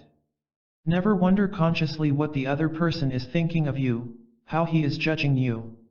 How a salesman cured self-consciousness. James T. Mangan, the famous salesman, best-selling author, and lecturer, said that when he first left home he was painfully self-conscious, especially when eating in the dining room of a ritzy or high-class hotel. As he walked through the dining room he felt that every eye was upon him, judging him, critical of him. He was painfully conscious of his every movement, motion, and act, the way he walked, the way he sat down, his table manners, and the way he ate his food. And all these actions seemed stiff and awkward. Why was he so ill at ease? He knew he had good table manners and knew enough social etiquette to get by. Why had he never felt self-conscious and ill at ease when eating in the kitchen with Ma and Pa? He decided it was because when he was eating with Ma and Pa, he did not think or bother to wonder how he was acting. He was neither careful nor self-critical. He was not concerned about producing an effect. He felt composed, relaxed, and did all right. Mangan cured his self-consciousness by remembering how he had felt, and how he had acted, when he was eating in the kitchen with Ma and Pa. Then, when he walked into a high-class dining room, he would imagine or pretend that he was going to eat with Ma and Pa, and act that way. Mangan also found that he could overcome his stage fright and self-consciousness when calling on big shots, or in any other social situation, by saying to himself, "I'm going to eat with Ma and Pa," conjuring up in his imagination how he had felt and how he had acted, and then acting that way. In his book The Knack of Selling Yourself, Mangan advised salesmen to use the "I'm going home to eat supper with my Ma and Pa. I've been through this 1,000 times. Nothing new can happen here" attitude in all sorts of new and strange situations. This attitude of being immune to strangers or strange situations, this total disregard for all the unknown or unexpected has a name. It is called poise. Poise is the deliberate shunting aside of all fears arising from new and uncontrollable circumstances. You need to be more self-conscious. Dr. Albert Edward Wickham, psychologist, lecturer, and author of several books on the mind, said that in his early years he was so painfully self-conscious he found it all but impossible to recite in school. He avoided other people, and could not talk to them without hanging his head. He constantly fought his self-consciousness and tried hard to overcome it, all to no avail. Then one day he got a new idea. His trouble was not self-consciousness at all. It was really excessive others' consciousness. He was too painfully sensitive to what others might think of everything he said or did, every move he made. This tied him up in knots. He could not think clearly, and he could think of nothing to say. He did not feel this way when alone with himself. When alone, he was perfectly calm and relaxed, at ease, poised, and he could think of lots of interesting ideas and things to say. And he was also perfectly aware of and at home with his self. Then he stopped fighting and trying to conquer his self-consciousness, and instead concentrated on developing more self-consciousness, feeling, acting, behaving, thinking as he did when he was alone, without any regard to how some other person might feel about or judge him. This total disregard for the opinion and judgment of other people did not result in his becoming callous, arrogant, or entirely insensitive to others. There is no danger of entirely eradicating negative feedback, no matter how hard you may try. But this effort in the opposite direction did tone down his overly sensitive feedback mechanism.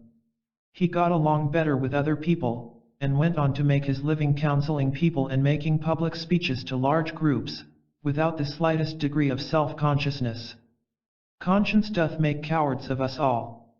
Shakespeare's observation that conscience makes us cowards is echoed by many modern-day psychiatrists and enlightened ministers. Conscience itself is a learned negative feedback mechanism having to do with morals and ethics. If the learned and stored data is correct, concerning what is right and what is wrong, and if the feedback mechanism is not overly sensitive, but realistic, the result is, just as with any other goal-striving situation, that we are relieved from the burden of having to decide constantly as to what is right and wrong. Conscience steers us, or guides us, down the straight and narrow to the goal of correct, appropriate, and realistic behavior insofar as ethics and morals are concerned. Conscience works automatically and subconsciously, as does any other feedback system. Your conscience can fool you. Dr. Harry Emerson Fosdick. Your conscience itself can be wrong. Your conscience depends on your own basic beliefs concerning right and wrong. If your basic beliefs are true, realistic, and sensible, conscience becomes a valuable ally in dealing with the real world and in sailing upon the ethical sea. It acts as a compass that keeps you out of trouble just as a mariner's compass keeps him off the reefs. But if your basic beliefs are themselves wrong, untrue, unrealistic, or nonsensible, these get your compass off true north, just as magnetic bits of metal can disturb the compass of the mariner, and guide him into trouble rather than away from it. Conscience can mean many things to many people. For instance, if you are brought up to believe, as some people are, that it is sinful to wear buttons on your clothes, your conscience will bother you when you do. If you are brought up to believe that cutting off another human's head, shrinking it, and hanging it on your wall is right, proper, and a sign of manhood, then you will feel guilty, unworthy, and undeserving if you haven't managed to shrink a head. The job of your conscience is to make you happy, not miserable. The purpose of conscience is to help make us happy and productive, not the other way around. But if we are to let our conscience be our guide, our conscience must be based on truth, it must point to true north. Otherwise, Blindly obeying conscience can only get us into trouble, rather than out of it, and make us unhappy and unproductive into the bargain. Self-expression is not a moral issue. Much mischief results from our taking a moral position on matters that are not basically moral matters at all. For example, self-expression, or lack of it, is not basically an ethical question, aside from the fact that it is our duty to use the talents that our Creator gave us.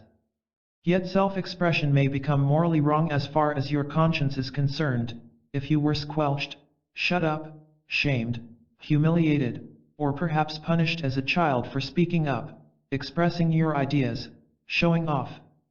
Such a child learns that it is wrong to express himself, to hold himself out as having any worthwhile ideas, or perhaps to speak at all. If a child is punished for showing anger, or shamed too much for showing fear, or perhaps made fun of for showing love, he learns that expressing his real feelings is wrong. Some children learn that it is sinful or wrong only to express the bad emotions, anger and fear. But, when you inhibit bad emotions, you also inhibit the expression of good emotions. And the yardstick for judging emotions is not goodness or badness, as such, but appropriateness and inappropriateness. It is appropriate for the man who meets with the bear on the trail to experience fear.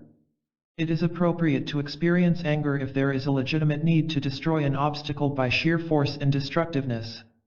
Properly directed and controlled, anger is an important element of courage. If every time a child comes up with an opinion, he is squelched and put in his place, he learns that it is right for him to be a nobody, and wrong to want to be a somebody. Such a distorted and unrealistic conscience does indeed make cowards of us all. We can become overly sensitive, and become too carefully concerned with whether we have a right to succeed in even a worthwhile endeavor. We become too carefully concerned about whether or not I deserve this. Many people, inhibited by the wrong kind of conscience, hold back or take a back seat in any kind of endeavor, even in church activities. They secretly feel it would not be right for them to hold themselves out as a leader, or presume to be somebody, or they are overly concerned with whether other people might think they were showing off. Stage fright is a common and universal phenomenon. It becomes understandable when seen as excessive negative feedback coming from a misguided conscience. Stage fright is the fear that we will be punished for speaking up, expressing our own opinion, presuming to be somebody, or showing off, things that most of us learned were wrong and punishable as children. Stage fright illustrates how universal is the suppression and inhibition of self-expression. Disinhibition, a long step in the opposite direction. If you are among the millions who suffer unhappiness and failure because of inhibition, you need to deliberately practice disinhibition. You need to practice being less careful, less concerned, less conscientious. You need to practice speaking before you think instead of thinking before you speak, acting without thinking, instead of thinking or considering carefully before you act. Commonly, when I advise a patient to practice disinhibition, and the most inhibited patients object the most, I am likely to hear something like this: "But surely you do not think that we need to exercise no care at all, no concern, no worry about results? It seems to me that the world needs a certain amount of inhibition, otherwise we would live like savages and civilized society would collapse. If we express ourselves without any restraint, freely expressing our feelings, we would go around punching people in the nose who disagreed with us." Yes, I say, you are correct. The world does need a certain amount of inhibition. But not you. The key words are a certain amount. You have such an excessive amount of inhibition, you are like a patient running a temperature of 108 degrees, who says, "But surely body heat is necessary for health." Man is a warm-blooded animal and could not live without a certain amount of temperature. We all need temperature, yet you are telling me that I should concentrate completely and entirely on reducing my temperature, and ignore completely the danger of not having any temperature. The stutterer, who is already so tied up with moral tensions, excessive negative feedback, self-critical analysis, and inhibition that he cannot talk at all, is prone to argue in the same way, when told to totally ignore negative feedback and self-criticism. He can cite you numerous proverbs, apothegms, and the like to prove that one should think before he speaks, that an idle and careless tongue gets you into trouble, and that one should be very careful of what he says and how he says it because good speech is important and a word spoken cannot be recalled. All that he is saying in effect is that negative feedback is a useful and beneficial thing. But not for him.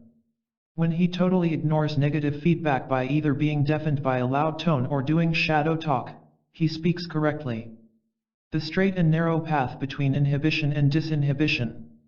Someone once said that the inhibited, worry-warty, anxiously concerned personality stutters all over. Balance and harmony are what is needed. When the temperature has gone too high, the doctor attempts to lower it. When it has sunk too low, he attempts to raise it.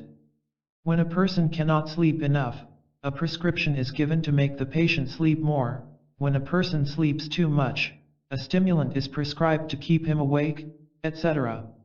It is not a question of which is best, a hot or cold temperature, or sleepfulness or wakefulness. The cure lies in taking a long step in the opposite direction. Here, the principle of cybernetics enters into the picture again. Our goal is an adequate, self-fulfilling, creative personality. The path to the goal is a course between too much inhibition and too little. When there is too much, we correct course by ignoring inhibition and practicing more disinhibition. How to tell whether you need disinhibition?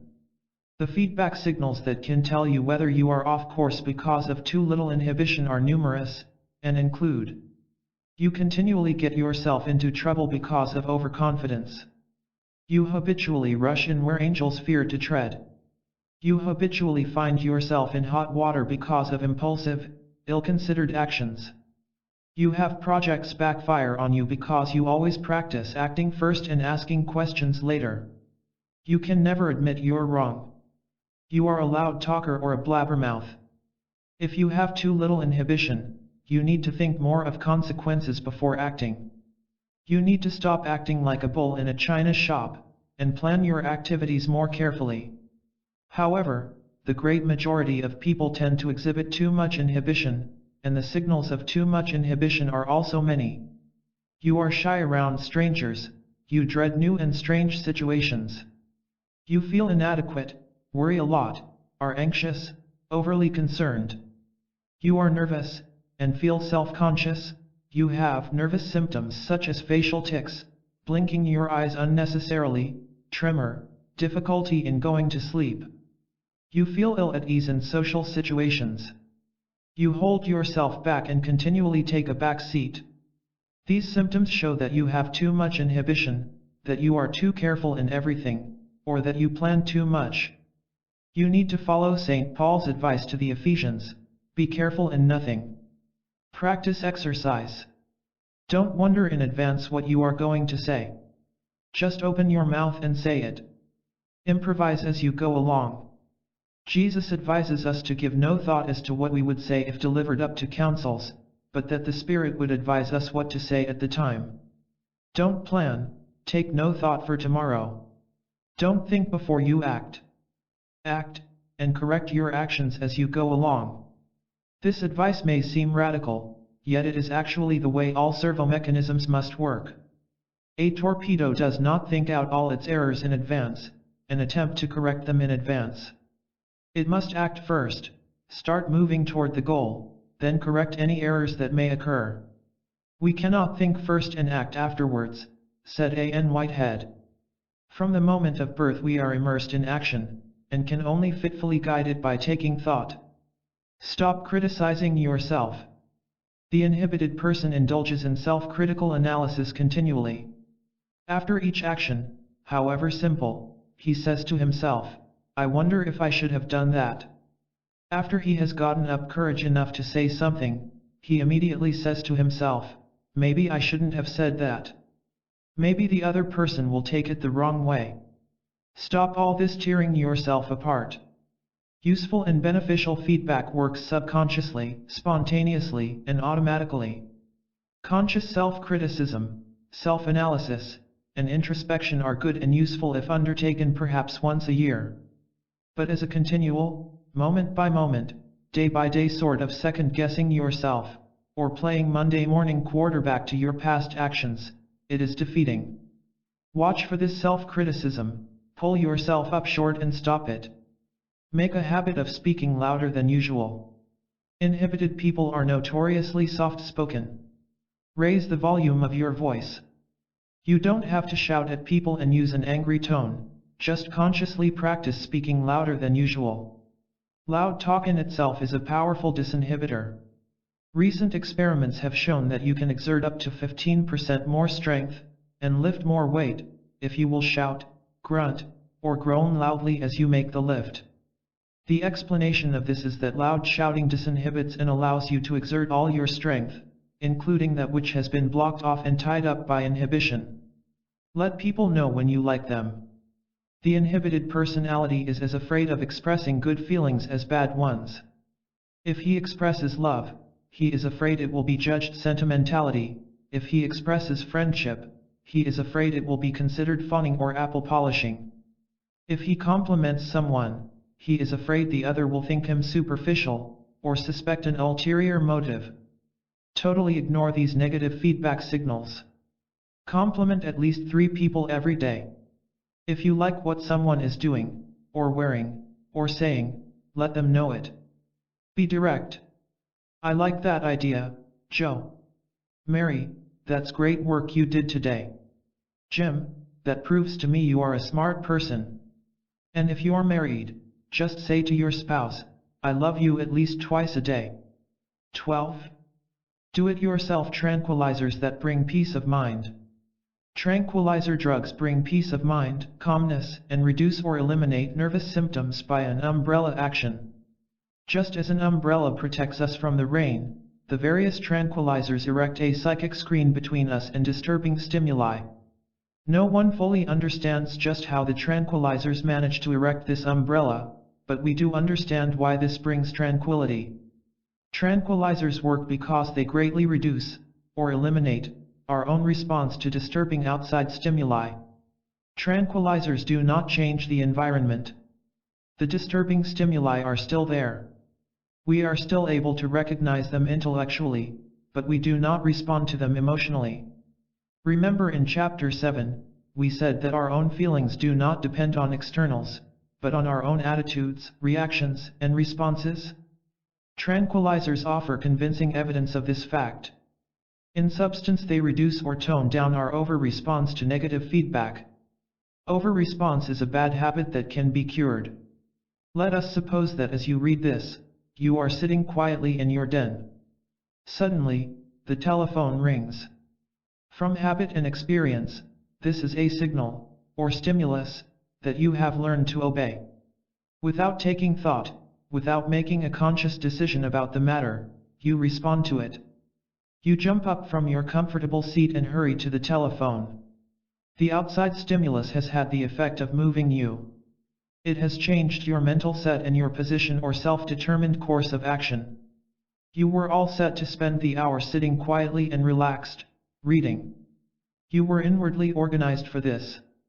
Now all this is suddenly changed by your response to the external stimulus in the environment. The point I wish to make is this: you do not have to answer the telephone. You do not have to obey. You can, if you choose, totally ignore the telephone bell. You can, if you choose, continue sitting quietly and relaxed, maintaining your own original state of organization, by refusing to respond to the signal. Get this mental picture clearly in your mind, for it can be quite helpful in overcoming the power of external stimuli to disturb you.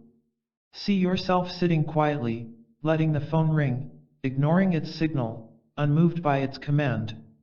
Although you are aware of it, you no longer mind or obey it.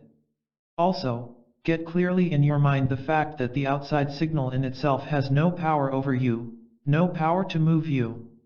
In the past you have obeyed it, responded to it, purely out of habit. You can, if you wish, form a new habit of not responding. Also notice that your failure to respond does not consist in doing something, or making an effort, or resisting or fighting, but in doing nothing, in relaxation from doing. You merely relax, ignore the signal, and let its summons go by unheeded. How to condition yourself for equanimity. In much the same way that you automatically obey or respond to the ring of the telephone, we all become conditioned to respond in a certain way to various stimuli in our environment.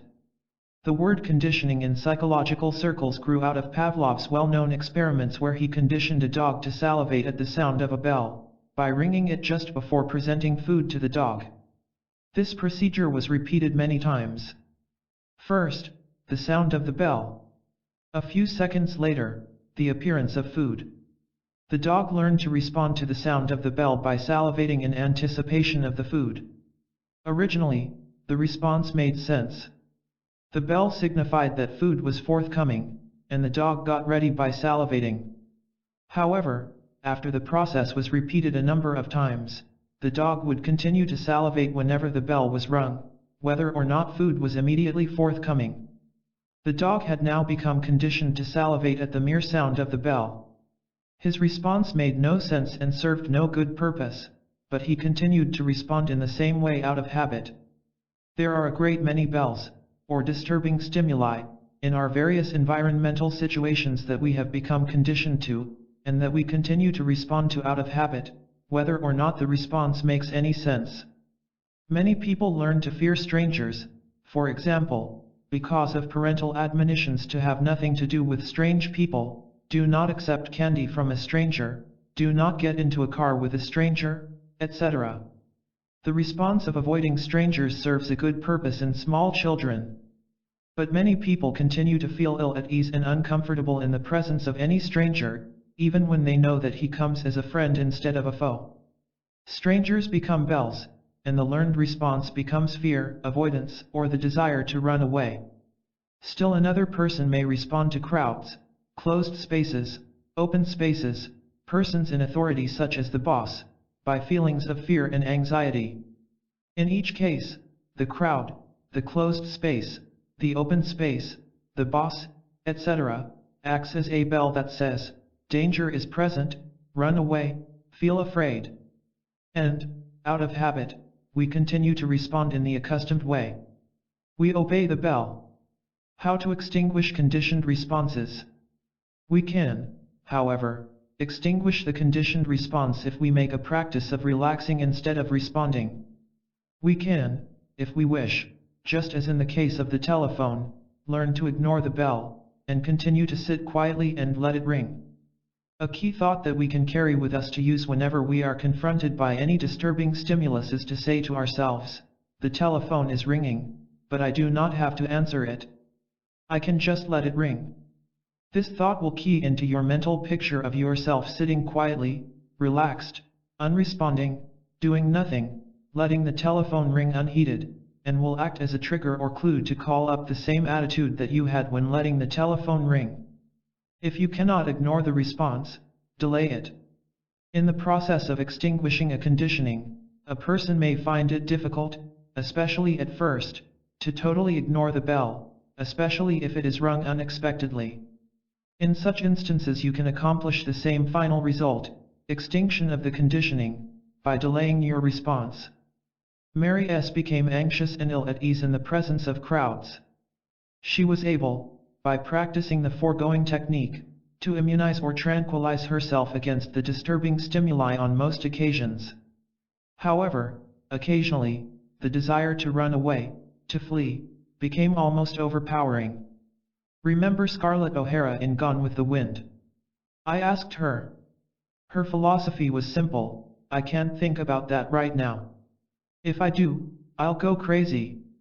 I'll think about that tomorrow. She was able to maintain her inner equilibrium and effectively cope with her environment in spite of war, fire, pestilence, and unrequited love by delaying the response. Delaying the response breaks up, and interferes with, the automatic workings of conditioning. Counting to 10 when you are tempted to become angry is based on the same principle, and is very good advice, if you count slowly, and in fact actually delay the response, rather than merely holding in your angry shouting or desk pounding. The response in anger consists of more than shouting or desk beating. The tension in your muscles is a response. You cannot feel the emotion of anger or fear if your muscles remain perfectly relaxed. Therefore, if you can delay feeling angry for 10 seconds, delay responding at all, you can extinguish the automatic reflex. Mary S. did extinguish her conditioned fear of crowds by delaying her response. When she felt that she simply had to run away, she would say to herself, "Very well, but not this very minute. I will delay leaving the room for 2 minutes. I can refuse to obey for only 2 minutes." Relaxation erects a psychic screen, or tranquilizer. It is well to get clearly in your mind the fact that our disturbed feelings, our anger, hostility, fear, anxiety, insecurity, are caused by our own responses, not by externals. Response means tension. Lack of response means relaxation. It has been proved in scientific laboratory experiments that you absolutely cannot feel angry, fearful, anxious, insecure, unsafe as long as your muscles remain perfectly relaxed. All these things are, in essence, our own feelings. Tension in muscles is a preparation for action or a getting ready to respond. Relaxation of muscles brings about mental relaxation, or a peaceful, relaxed attitude. Thus, relaxation is nature's own tranquilizer, which erects a psychic screen or umbrella between you and the disturbing stimulus. Physical relaxation is a powerful disinhibitor for the same reason. In the last chapter, we learned that inhibition results from excessive negative feedback, or rather our over-response to negative feedback. Relaxation means no response. Therefore, in your daily practice of relaxation, you are learning disinhibition as well as providing yourself with nature's own do-it-yourself tranquilizer, which you can take with you into your daily activities. Protect yourself from disturbing stimuli by maintaining the relaxed attitude. Build yourself a quiet room in your mind.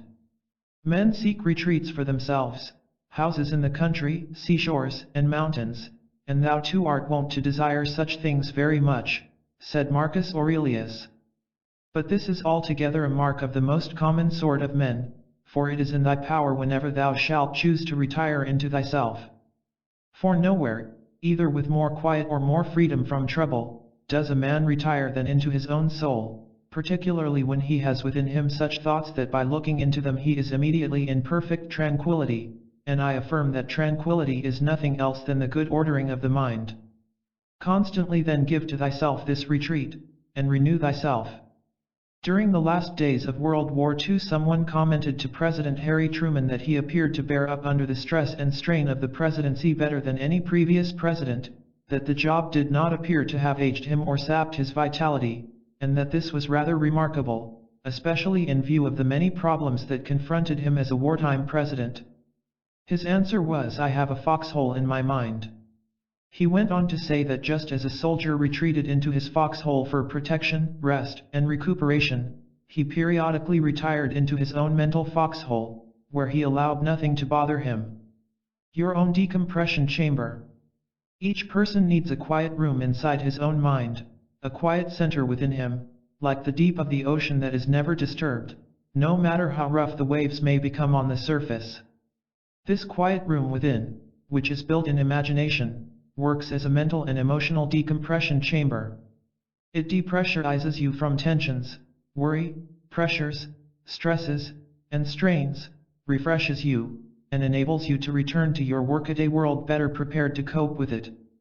It is my belief that each personality does already have a quiet center within, which is never disturbed, and is unmoved, like the mathematical point in the very center of a wheel or axle that remains stationary. What we need to do is to find this quiet center within us and retreat into it periodically for rest, recuperation, and renewed vigor. One of the most beneficial prescriptions that I have ever given patients is the advice to learn to return into this quiet, tranquil center. And one of the best ways that I have found for entering this quiet center is to build for yourself, in imagination, a little mental room. Furnish this room with whatever is most restful and refreshing to you, perhaps beautiful landscapes, if you like paintings, a volume of your favorite verse, if you like poetry. The colors of the walls are your own favorite pleasant colors, but should be chosen from the restful hues of blue, light green, yellow, gold. The room is plainly and simply furnished, there are no distracting elements. It is very neat and everything is in order. Simplicity, quietness, beauty are the keynotes. It contains your favorite easy chair. From one small window you can look out and see a beautiful beach. The waves roll in upon the beach and retreat, but you cannot hear them, for your room is very, very quiet. Take as much care in building this room in your imagination as you would in building an actual room. Be thoroughly familiar with every detail. A little vacation every day. Whenever you have a few spare moments during the day between appointments or while riding the bus, retire into your quiet room. Whenever you begin to feel tension mounting, or to feel hurried or harried, retire into your quiet room for a few moments.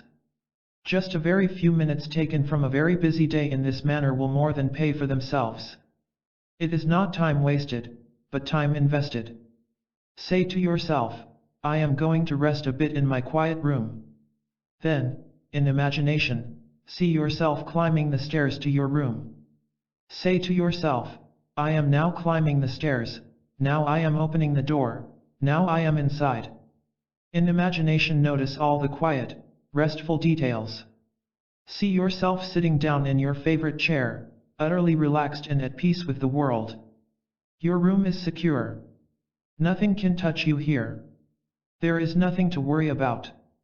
You left your worries at the foot of the stairs. There are no decisions to be made here, no hurry, no bother. You need a certain amount of escapism. Yes, this is escapism. So is sleep escapism. Carrying an umbrella in the rain is escapism. Building yourself an actual house where you can retreat from the weather and the elements is escapism. And taking a vacation is escapism. Our nervous system needs a certain amount of escapism. It needs some freedom and protection from the continual bombardment of external stimuli. We need yearly vacations where we physically vacate the old scenes, the old duties, the old responsibilities, get away from it all. Your soul and your nervous system need a room for rest, recuperation, and protection every bit as much as your physical body needs a physical house, and for the same reasons. Your mental quiet room gives your nervous system a little vacation every day. For the moment, you mentally vacate your workaday world of duties, responsibilities, decisions, pressures, and get away from it all by mentally retiring into your no-pressure chamber. Pictures are more impressive to your automatic mechanism than words. Particularly so if the picture happens to have a strong symbolic meaning. One mental picture that I have found very effective is the following. On a visit to Yellowstone National Park, I was waiting patiently for the geyser Old Faithful, which goes off approximately every hour. Suddenly the geyser erupted in a great mass of hissing steam, like a gigantic boiler whose safety plug had blown out. A small boy standing near me asked his father, "What makes it do that?" "Well," said his father, "I guess old Mother Earth is like the rest of us. She builds up a certain amount of pressure, and every once in a while just has to blow off steam to stay healthy." Wouldn't it be wonderful, I thought to myself, if we humans could blow off steam harmlessly like that when emotional pressures build up inside us? I didn't have a geyser, or a steam valve in the top of my head, but I did have an imagination. So I began to use this mental picture when I would retire into my mental quiet room. I would remember Old Faithful, and form a mental picture of emotional steam and pressure coming out the top of my head and evaporating harmlessly. Try this mental picture on yourself when you're wrought up or tense. The ideas of blowing off steam and blowing your top have powerful associations built into your mental machinery. Clear your mechanism before undertaking a new problem. If you are using an adding machine, or a computer, you must clear the machine of previous problems before undertaking a new one. Otherwise, parts of the old problem, or the old situation, carry over into the new situation, and give you a wrong answer. This exercise of retiring for a few moments into your quiet room in your mind can accomplish the same sort of clearance of your success mechanism, and for that reason, it is very helpful to practice it in between tasks, situations, and environments that require different moods, mental adjustments, or mental sets. Common examples of carryover, or failure to clear your mental machinery, are the following. A business executive carries his workaday worries and his workaday mood home with him. All day he has been harried, hurried, aggressive, and set to go. Perhaps he has felt a bit of frustration, which tends to make him irritable. He stops working physically when he goes home. But he carries with him a residue of his aggressiveness, frustration, hurry, and worry. He is still set to go and cannot relax. He is irritable with his wife and family. He keeps thinking about problems at the office, although there is nothing he can do about them. Insomnia and rudeness are often emotional carryovers. Many people carry their troubles to bed with them when they should be resting. Mentally and emotionally, they are still trying to do something about a situation, at a time when doing is not in order. All during the day we have need of many different types of emotional and mental organization. You need a different mood and mental organization for talking with your boss, and talking with a customer. And if you have just talked with an irate and irritable customer, you need a change in set before talking with a second customer.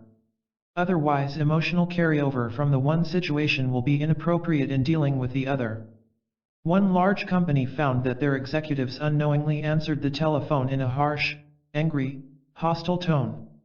The phone rang in the midst of a knockdown, drag-out conference, or while the executive was enmeshed in frustration and hostility for one reason or another, and his angry, hostile tone of voice surprised and offended the innocent caller. This company directed all executives to pause 5 seconds, and smile, before picking up the phone. Emotional carryover causes accidents. Insurance companies, and other agencies that do research on the cause of accidents, have found that emotional carryover causes many automobile accidents. If the driver has just had a spat with his wife or his boss, if he has just experienced frustration, or if he has just left a situation that called for aggressive behavior, he is much more likely to have an accident. He carries over into his driving attitudes and emotions that are inappropriate. He is really not angry at the other drivers. He is somewhat like a man who wakes up in the morning from a dream in which he experienced extreme anger.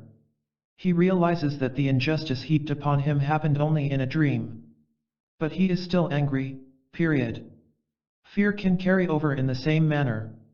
Calmness carries over, too. But the really helpful thing to know about all this is that friendliness, love, peace, quiet, and calmness also carry over. It is impossible, as we have said, to experience or feel fear, anger, or anxiety while completely relaxed, quiet, and composed. Retiring into your quiet room thus becomes an ideal clearance mechanism for emotions and moods. Old emotions evaporate and disappear. At the same time you experience calmness, peacefulness, and a feeling of well-being, which will also carry over into whatever activities immediately follow. Your quiet time wipes the slate clean, so to speak, clears the machine, and gives you a clean new page for the environment that is to follow. I practice the quiet time both immediately before and after surgery. Surgery requires a high degree of concentration, calmness, control. It would be disastrous to carry over into the surgical situation feelings of hurry, aggressiveness, or personal worries. Therefore, I clear my mental machinery by spending a few moments completely relaxed in my quiet room. On the other hand, the high degree of concentration, purpose, and obliviousness to surroundings that is so necessary to the surgical situation would be most inappropriate to a social situation, whether the social situation were an interview in my office or a grand ball. Therefore, upon leaving surgery I also make it a point to spend a couple of minutes in my quiet room, to clear the decks, so to speak, for a new type of action. Build your own psychic umbrella. By practicing the techniques in this chapter, you can build your own psychic umbrellas, which will screen out disturbing stimuli, bring you more peace of mind, and enable you to perform better. Above all, keep in mind, and hammer it home to yourself, that the key to the matter of whether you are disturbed or tranquil, fearful or composed, is not the external stimulus, whatever it may be, but your own response and reaction. Your own response is what makes you feel fearful, anxious, insecure. If you do not respond at all, but just let the telephone ring, it is impossible for you to feel disturbed, regardless of what is happening around you. Be like the promontory against which the waves continually break, but it stands firm and tames the fury of the water around it, said Marcus Aurelius. The 91st Psalm is a vivid word picture of a man who experiences feelings of safety and security in the very midst of terrors of the night, arrows that fly by day, plagues, intrigues, snares of enemies, danger, 10,000 fall at his right side, because he has found the secret place within his own soul and is unmoved, that is, he does not emotionally react or respond to the scare bells in his environment. Emotionally, he totally ignores them, much as William James recommended totally ignoring evil and unhappy facts to feel happy, and as James T. Mangan recommended, that is, totally ignoring adverse situations in the environment, to feel poised. You are basically an actor, not a reactor. Throughout this book we have spoken of reacting and responding appropriately to environmental factors. Man, however, is not primarily a reactor, but an actor. We do not merely react and respond, willy-nilly, to whatever environmental factors may be present, like a ship that goes whichever way the wind happens to blow. As goal-striving beings we first must act. We set our own goal, determine our own course. Then, within the context of this goal-striving structure, we respond and react appropriately, that is, in a manner that will further our progress and serve our own ends. If responding and reacting to negative feedback does not take us further down the road to our own goal, or serve our ends, then there is no need to respond at all. And if response of any kind gets us off course, or works against us, then no response is the appropriate response. Your emotional stabilizer. In almost any goal-striving situation, our own inner stability is in itself an important goal to maintain. We must be sensitive to negative feedback data that advises us when we are off course, so that we can change direction and go forward. But at the same time, we must keep our own ship afloat and stable. Our ship must not be tossed and rocked and perhaps sunk by every passing wave, or even a serious storm. As Prescott Lucky expressed it, the same attitude must be maintained in spite of environmental changes. Our letting the telephone ring is a mental attitude that keeps our stability. It keeps us from being tossed about, knocked off course, or shaken up by every wave or ripple in the environment. Stop fighting straw men. Still another type of inappropriate response that causes worry, insecurity, and tension is the bad habit of trying to respond emotionally to something that doesn't exist except in our imaginations. Not satisfied with over-responding to actual minor stimuli in the actual environment, many of us create straw men in our imaginations, and emotionally respond to our own mental pictures. In addition to those negatives that actually exist in the environment, we impose our own negatives, this or that may happen, what if such and such happens. When we worry, we form mental pictures, adverse mental pictures, of what may exist in the environment, of what may happen. We then respond to these negative pictures as if they are present reality. Remember, your nervous system cannot tell the difference between a real experience and one that is vividly imagined. Doing nothing is the proper response to an unreal problem. Again, you can tranquilize yourself against this sort of disturbance, not by something you do, but by something you don't do, your refusal to respond. As far as your emotions are concerned, the proper response to worry pictures is to totally ignore them. Live emotionally in the present moment. Analyze your environment, become more aware of what actually exists in your environment, and respond and react spontaneously to that. In order to do this you must give all your attention to what is happening now. You must keep your eye on the ball. Then, your response will be appropriate, and you will have no time to notice or respond to a fictitious environment. Your first aid kit. Carry these thoughts with you as a sort of first aid kit. Inner disturbance, or the opposite of tranquility, is nearly always caused by over-response, a too sensitive alarm reaction. You create a built-in tranquilizer, or psychic screen between yourself and the disturbing stimulus, when you practice not responding, letting the telephone ring. You cure old habits of over-response, you extinguish old conditioned reflexes, when you practice delaying the habitual, automatic, and unthinking response. Relaxation is nature's own tranquilizer. Relaxation is non-response. Learn physical relaxation by daily practice. Then when you need to practice non-response in daily activities, just do what you're doing when you relax.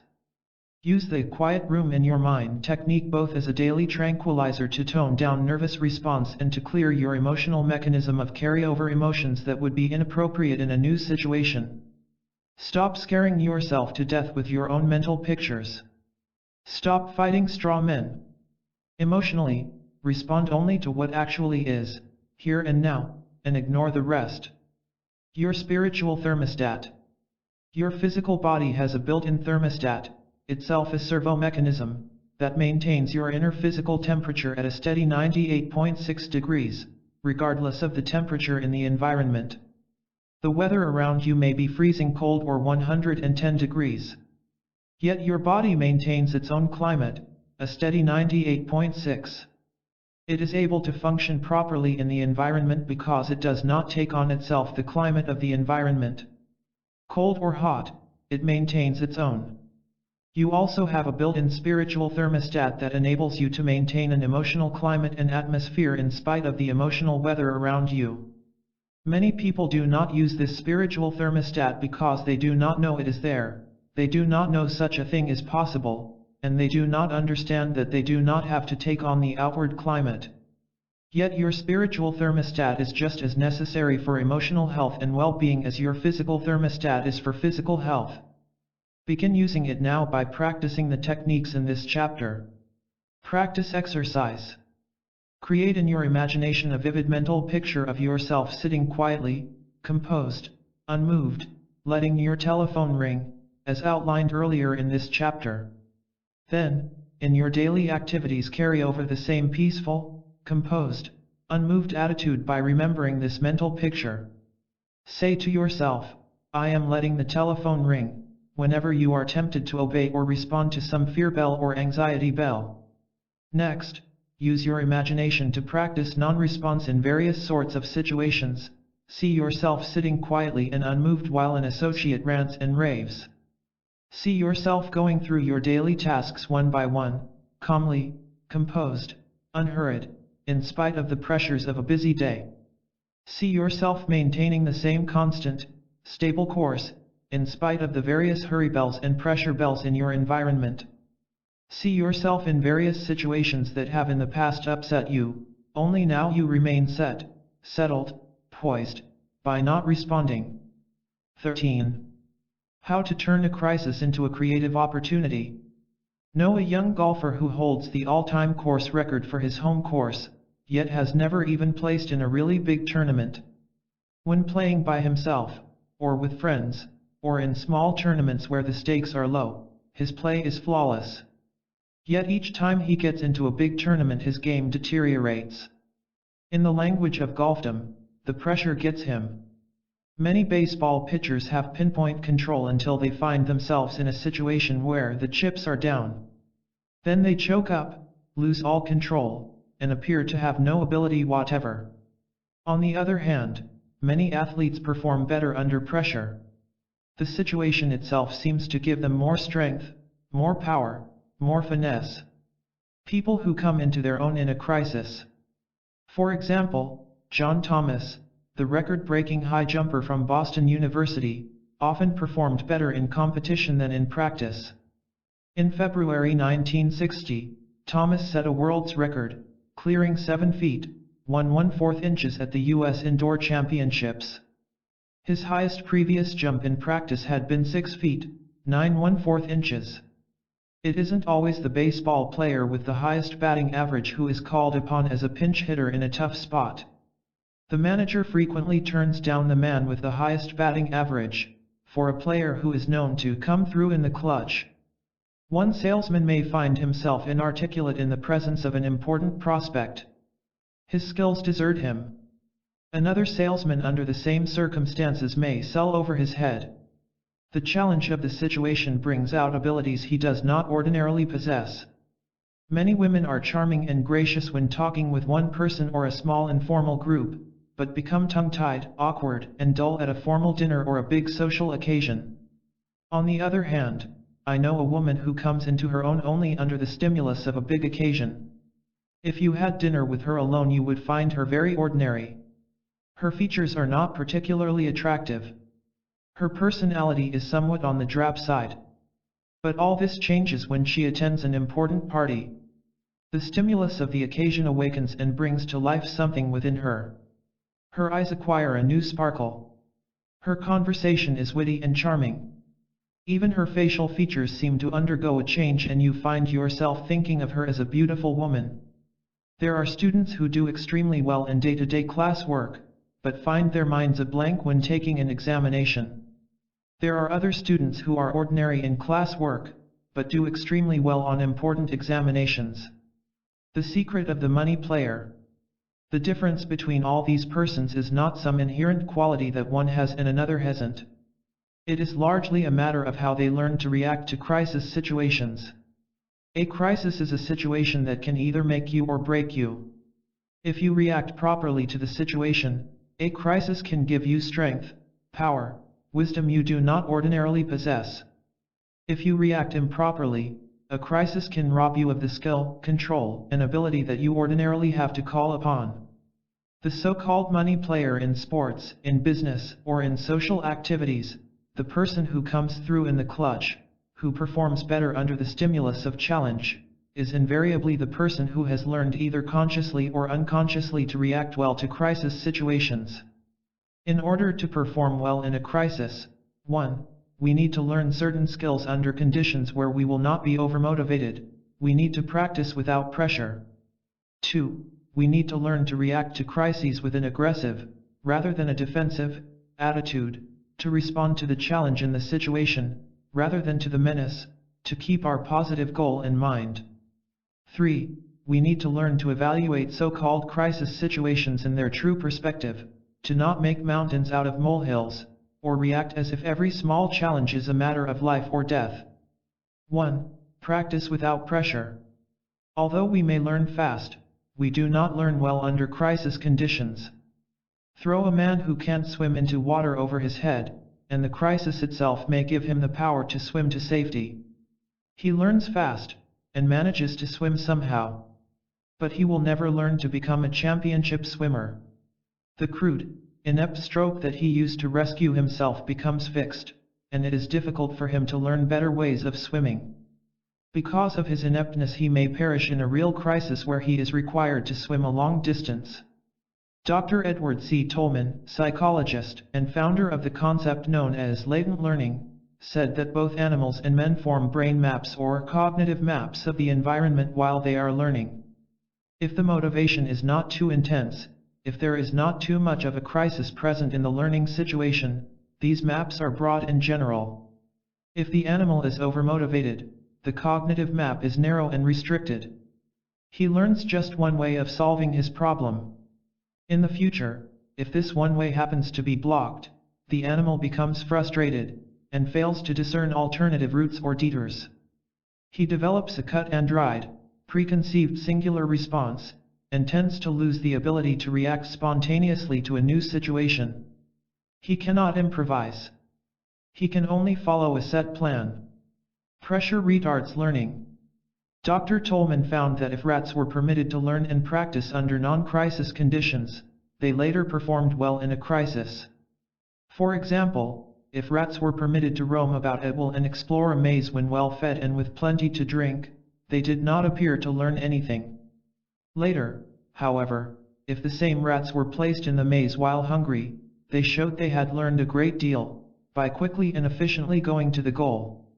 Hunger faced these trained rats with a crisis to which they reacted well. Other rats, which were forced to learn the maze under the crisis of hunger and thirst, did not do so well. They were overmotivated and their brain maps became narrow. The one correct route to the goal became fixated. If this route were blocked, the rats became frustrated and had great difficulty learning a new one. The more intense the crisis situation under which you learn, the less you learn. Professor Jerome S. Bruner, who made significant contributions to human cognitive psychology and cognitive learning theory in educational psychology, trained two groups of rats to solve a maze to get food. One group, which had not eaten for 12 hours, learned the maze in 6 trials. A second group, which had eaten nothing for 36 hours, required more than 20 tries. Fire drills teach crisis conduct in a non-crisis situation. People react in the same way. Persons who have to learn how to get out of an actual burning building will normally require 2 or 3 times as long to learn the proper escape route as they would if no fire were present. Some of them do not learn at all. Overmotivation interferes with reasoning processes. The automatic reaction mechanism is jammed by too much conscious effort, trying too hard. Something akin to purpose tremor develops and the ability to think clearly is lost. The ones who do manage somehow to get out of the building have then learned a narrow, fixated response.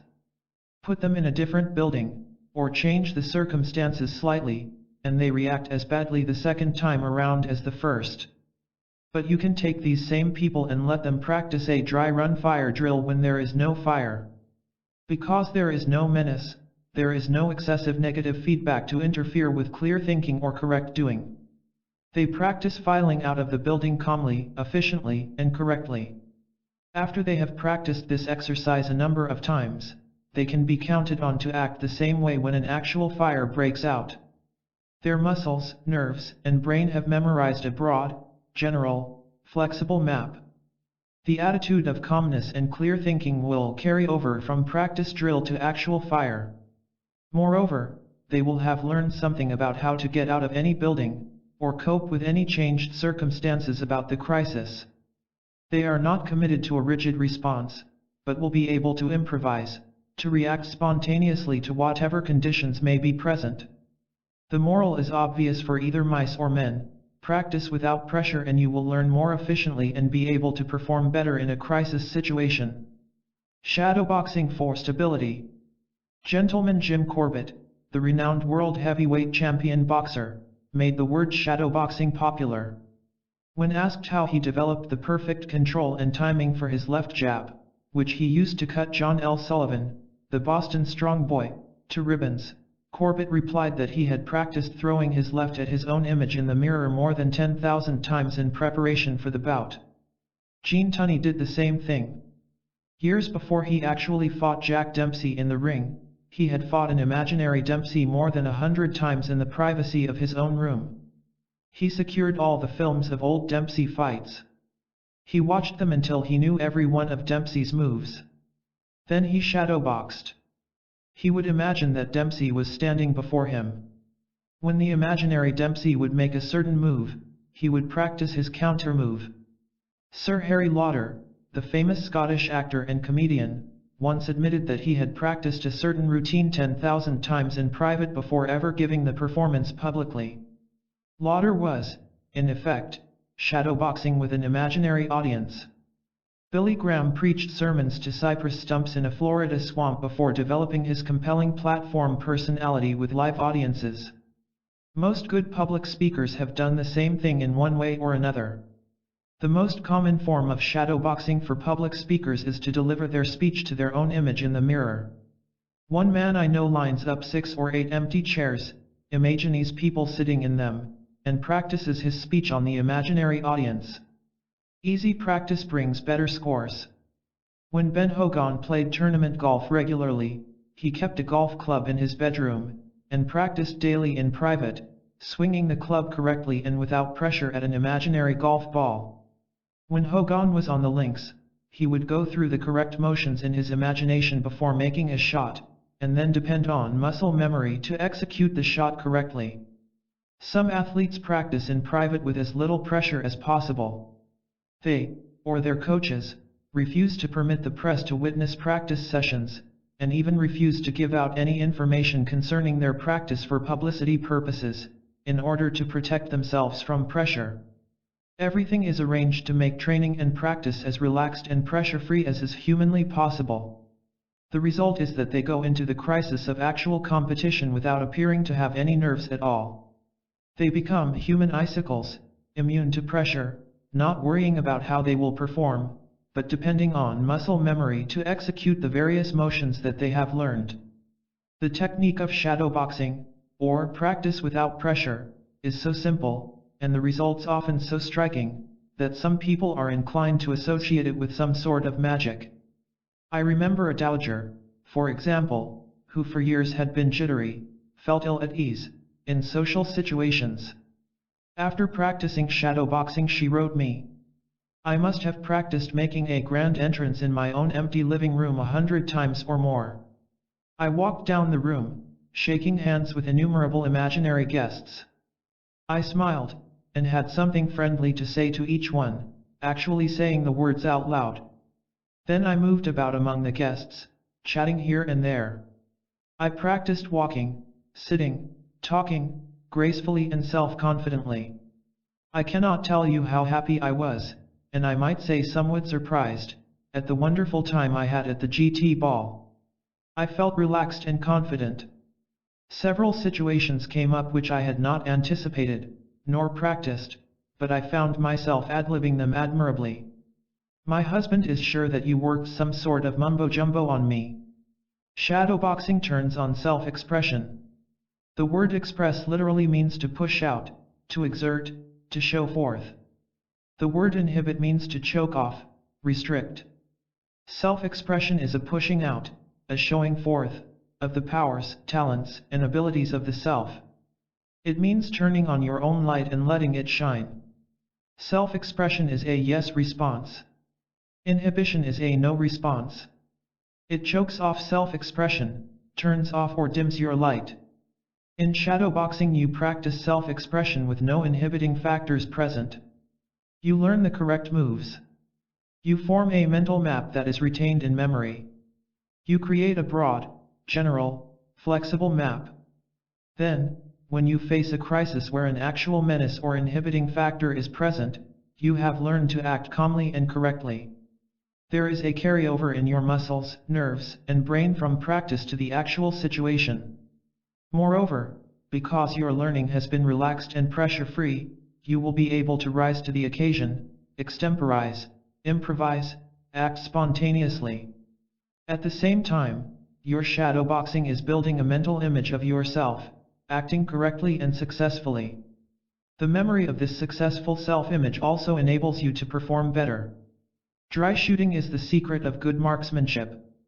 A novice on the pistol range will quite often find that he can hold the handgun perfectly still and motionless, as long as he is not trying to shoot. When he aims an empty gun at a target, his hand is steady.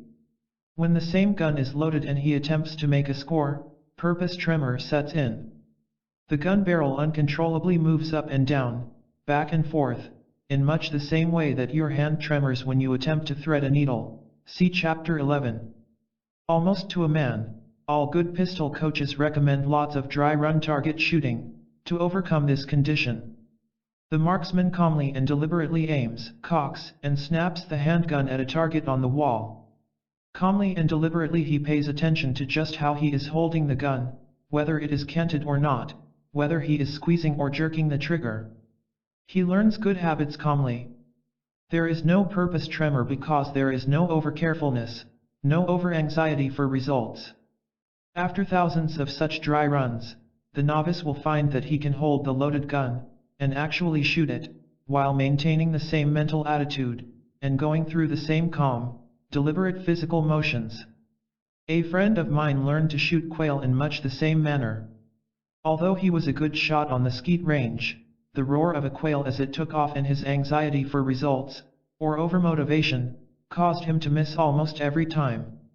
On his next hunt, and after learning about shadowboxing, he carried an empty shotgun the first day. There was no need to get excited, because he couldn't shoot anyway. No need for overmotivation when you are carrying an empty gun. He shot some 20 quail that day with the empty gun. By the time he had made his first 6 shots, all anxiety and jitteriness had left him. His companions thought he had lost a few of his buttons. But he redeemed himself the next day when he killed his first 8 birds, and got a total of 15 quail out of 17 shots. Shadowboxing helps you hit the ball. Not long ago I visited a friend of mine one Sunday in a suburb of New York. His 10-year-old son had visions of becoming a big league baseball star. His fielding was adequate, but he couldn't hit. Each time his father threw the ball across the plate, the boy froze up, and missed it by a foot. I decided to try something. You're so anxious to hit the ball, and so afraid you won't, that you can't even see it clearly, I said. All that tension and anxiety was interfering with his eyesight and his reflexes. His arm muscles weren't executing the orders from his brain. For the next 10 pitches, I said, don't even try to hit the ball. Don't try at all. Keep your bat on your shoulder. But watch the ball very carefully. Keep your eyes on it from the time it leaves your daddy's hand until it goes by you. Stand easy and loose, and just watch the ball go by. After 10 trials of this, I advised him, now for a while, watch the ball go by and keep the bat on your shoulder, but think to yourself you are going to bring the bat around so it will really hit the ball, solidly and dead center. After this, I told him to keep on feeling the same way and to keep watching the ball carefully, and to let the bat come around and meet the ball, making no attempt to hit it hard. The boy hit the ball. After a few easy hits like this, he was knocking the ball a country mile, and I had a friend for life. The salesman who practiced not selling. You can use the same technique to hit the ball in selling, teaching, or running a business. A young salesman complained to me that he froze up when calling on prospects. His one big trouble was his inability to properly reply to the prospect's objections. When a prospect raises an objection or criticizes my product, I can't think of a thing to say at the time, he said. Later, I can think of all kinds of good ways to handle the objection. I told him about shadowboxing and about the kid who learned to bat by letting the ball go by with the bat on his shoulder. I pointed out that to hit a baseball, or to think on your feet, requires good reflexes.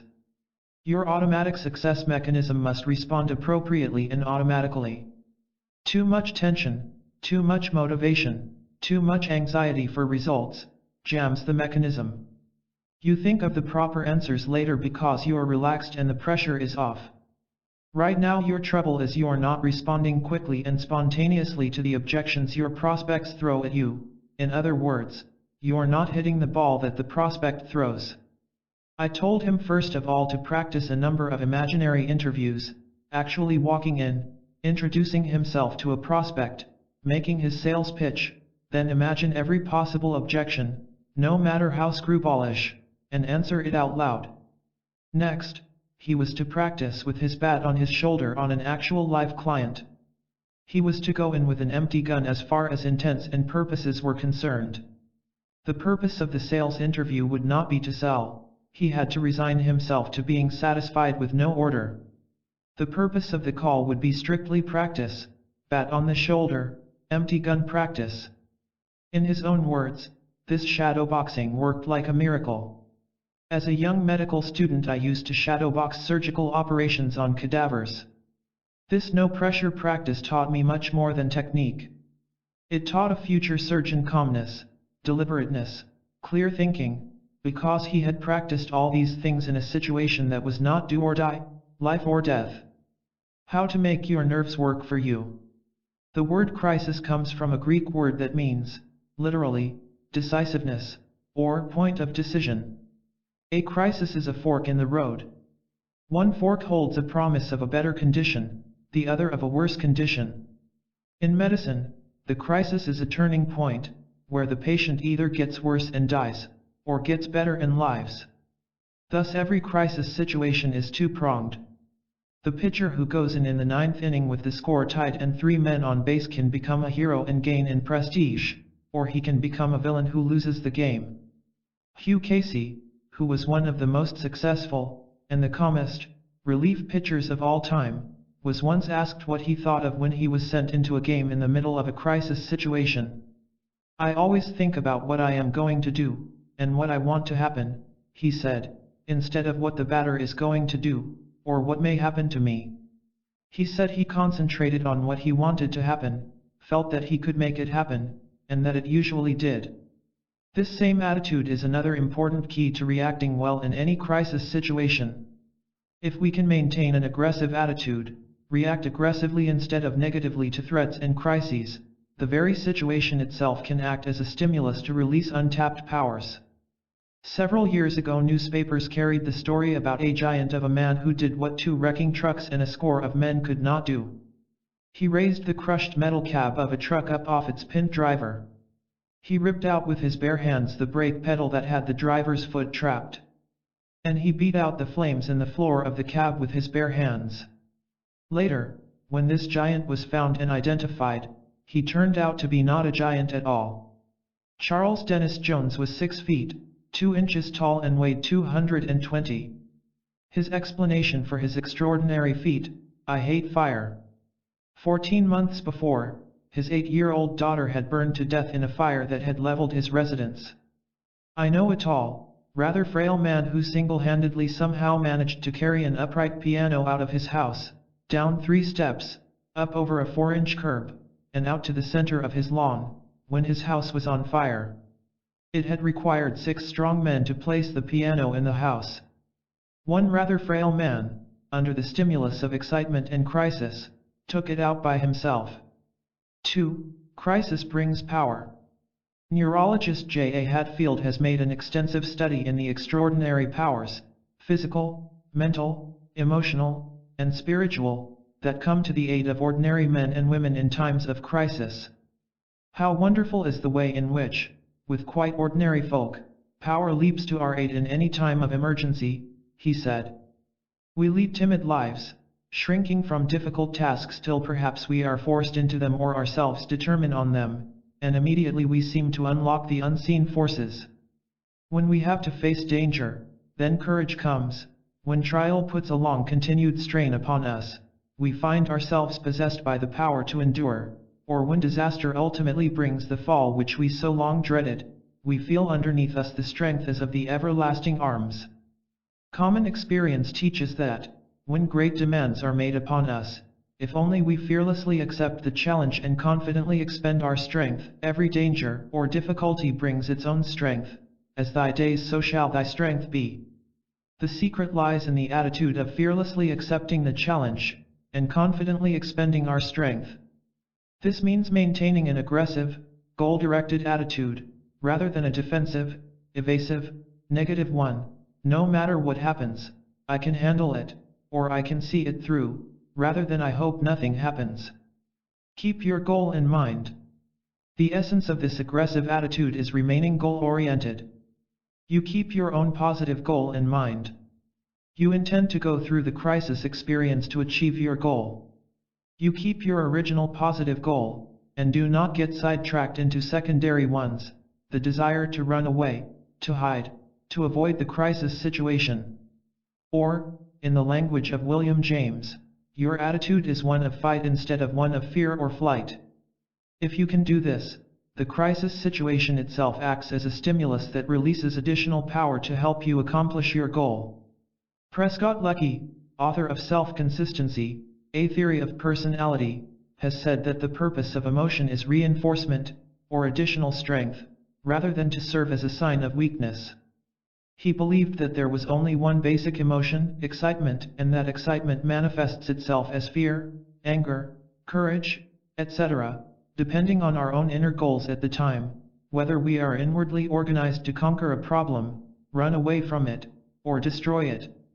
The real problem is not to control emotion, wrote Lucky, but to control the choice of which tendency shall receive emotional reinforcement. If your intention, or your attitude goal, is to go forward, if it is to make the most of the crisis situation, and win out in spite of it, then the excitement of the occasion will reinforce this tendency. It will give you more courage, more strength to go forward.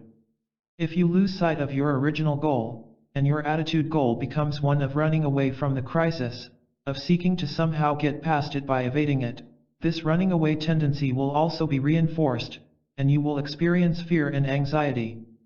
Don't mistake excitement for fear. Many people have made the mistake of habitually interpreting the feeling of excitement as fear and anxiety, and therefore interpreting it as a proof of inadequacy. Any normal person who is intelligent enough to understand the situation becomes excited or nervous just before a crisis situation. Until you direct it toward a goal, this excitement is neither fear, anxiety, courage, confidence, nor anything else other than a stepped up, reinforced supply of emotional steam in your boiler. It is not a sign of weakness. It is a sign of additional strength to be used in any way you choose. Jack Dempsey used to get so nervous before a fight, he couldn't shave himself. His excitement was such that he couldn't sit or stand still. He did not, however, interpret this excitement as fear. He did not decide that he should run away because of it. He went forward, and used the excitement to put extra dynamite into his blows. Experienced actors know that this feeling of excitement just before a performance is a good token. Many of them deliberately work themselves up emotionally just before going on stage. The good soldier is usually the man who feels excited just before battle. Many people place their bets at racetracks on the basis of which horse appears to be the most nervous just before going to the post. Trainers also know that a horse that becomes nervous or spirited just before a race will perform better than usual. The term spirited is a good one. The excitement that you feel just before a crisis situation is an infusion of spirit and should be so interpreted by you.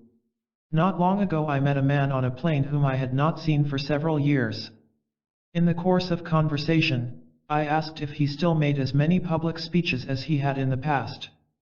Yes, he said, as a matter of fact he had changed jobs so that he would be able to speak more and now made at least one public speech every day. Knowing his love for public speaking, I commented that it was good he had this type of work. Yes, he said, in one way it is good.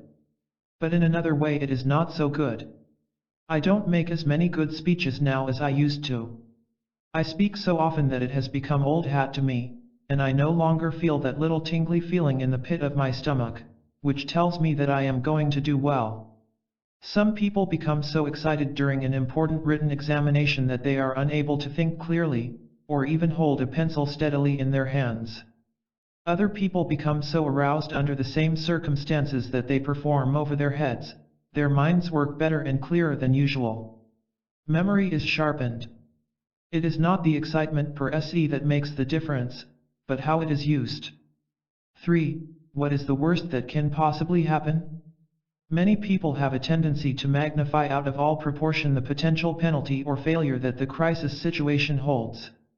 We use our imaginations against ourselves and make mountains out of molehills.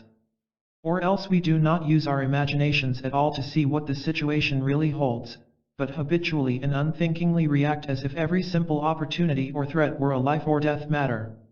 If you face a real crisis you need a lot of excitement. The excitement can be used to good advantage in the crisis situation. However, if you overestimate the danger or the difficulty, if you react to information that is faulty, distorted, or unrealistic, you are likely to call up much more excitement than the occasion calls for.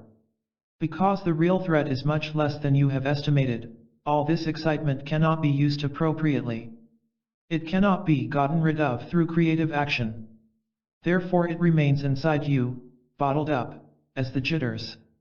A big excess of emotional excitement can harm rather than help performance, simply because it is inappropriate. Philosopher and mathematician Bertrand Russell tells of a technique that he used on himself to good advantage in toning down excessive excitement.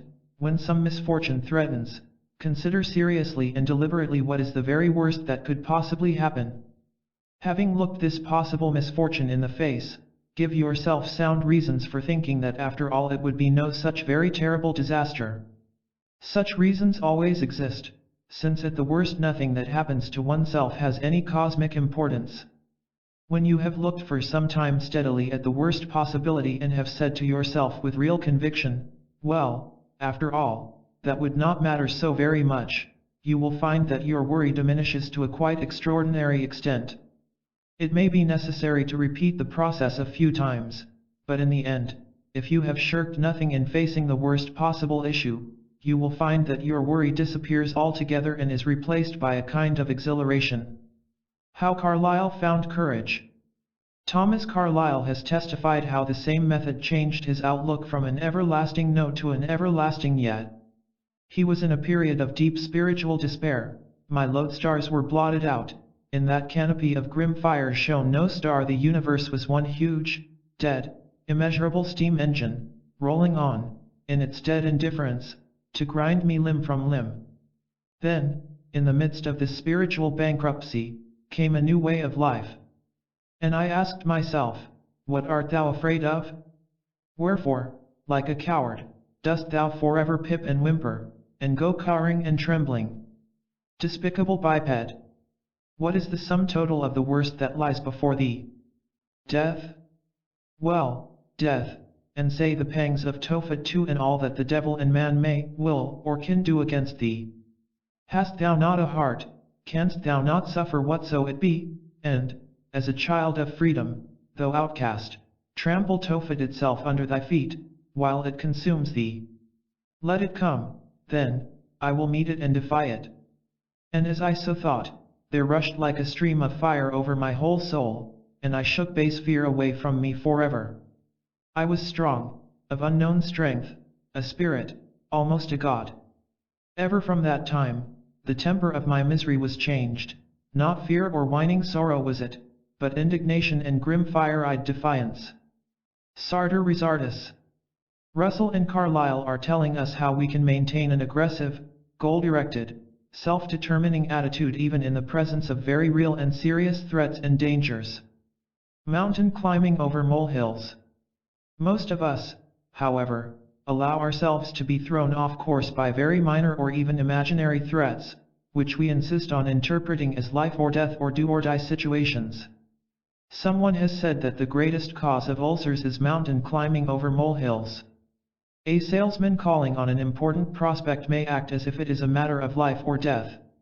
A debutante facing her first ball may act as if she is going on trial for her life.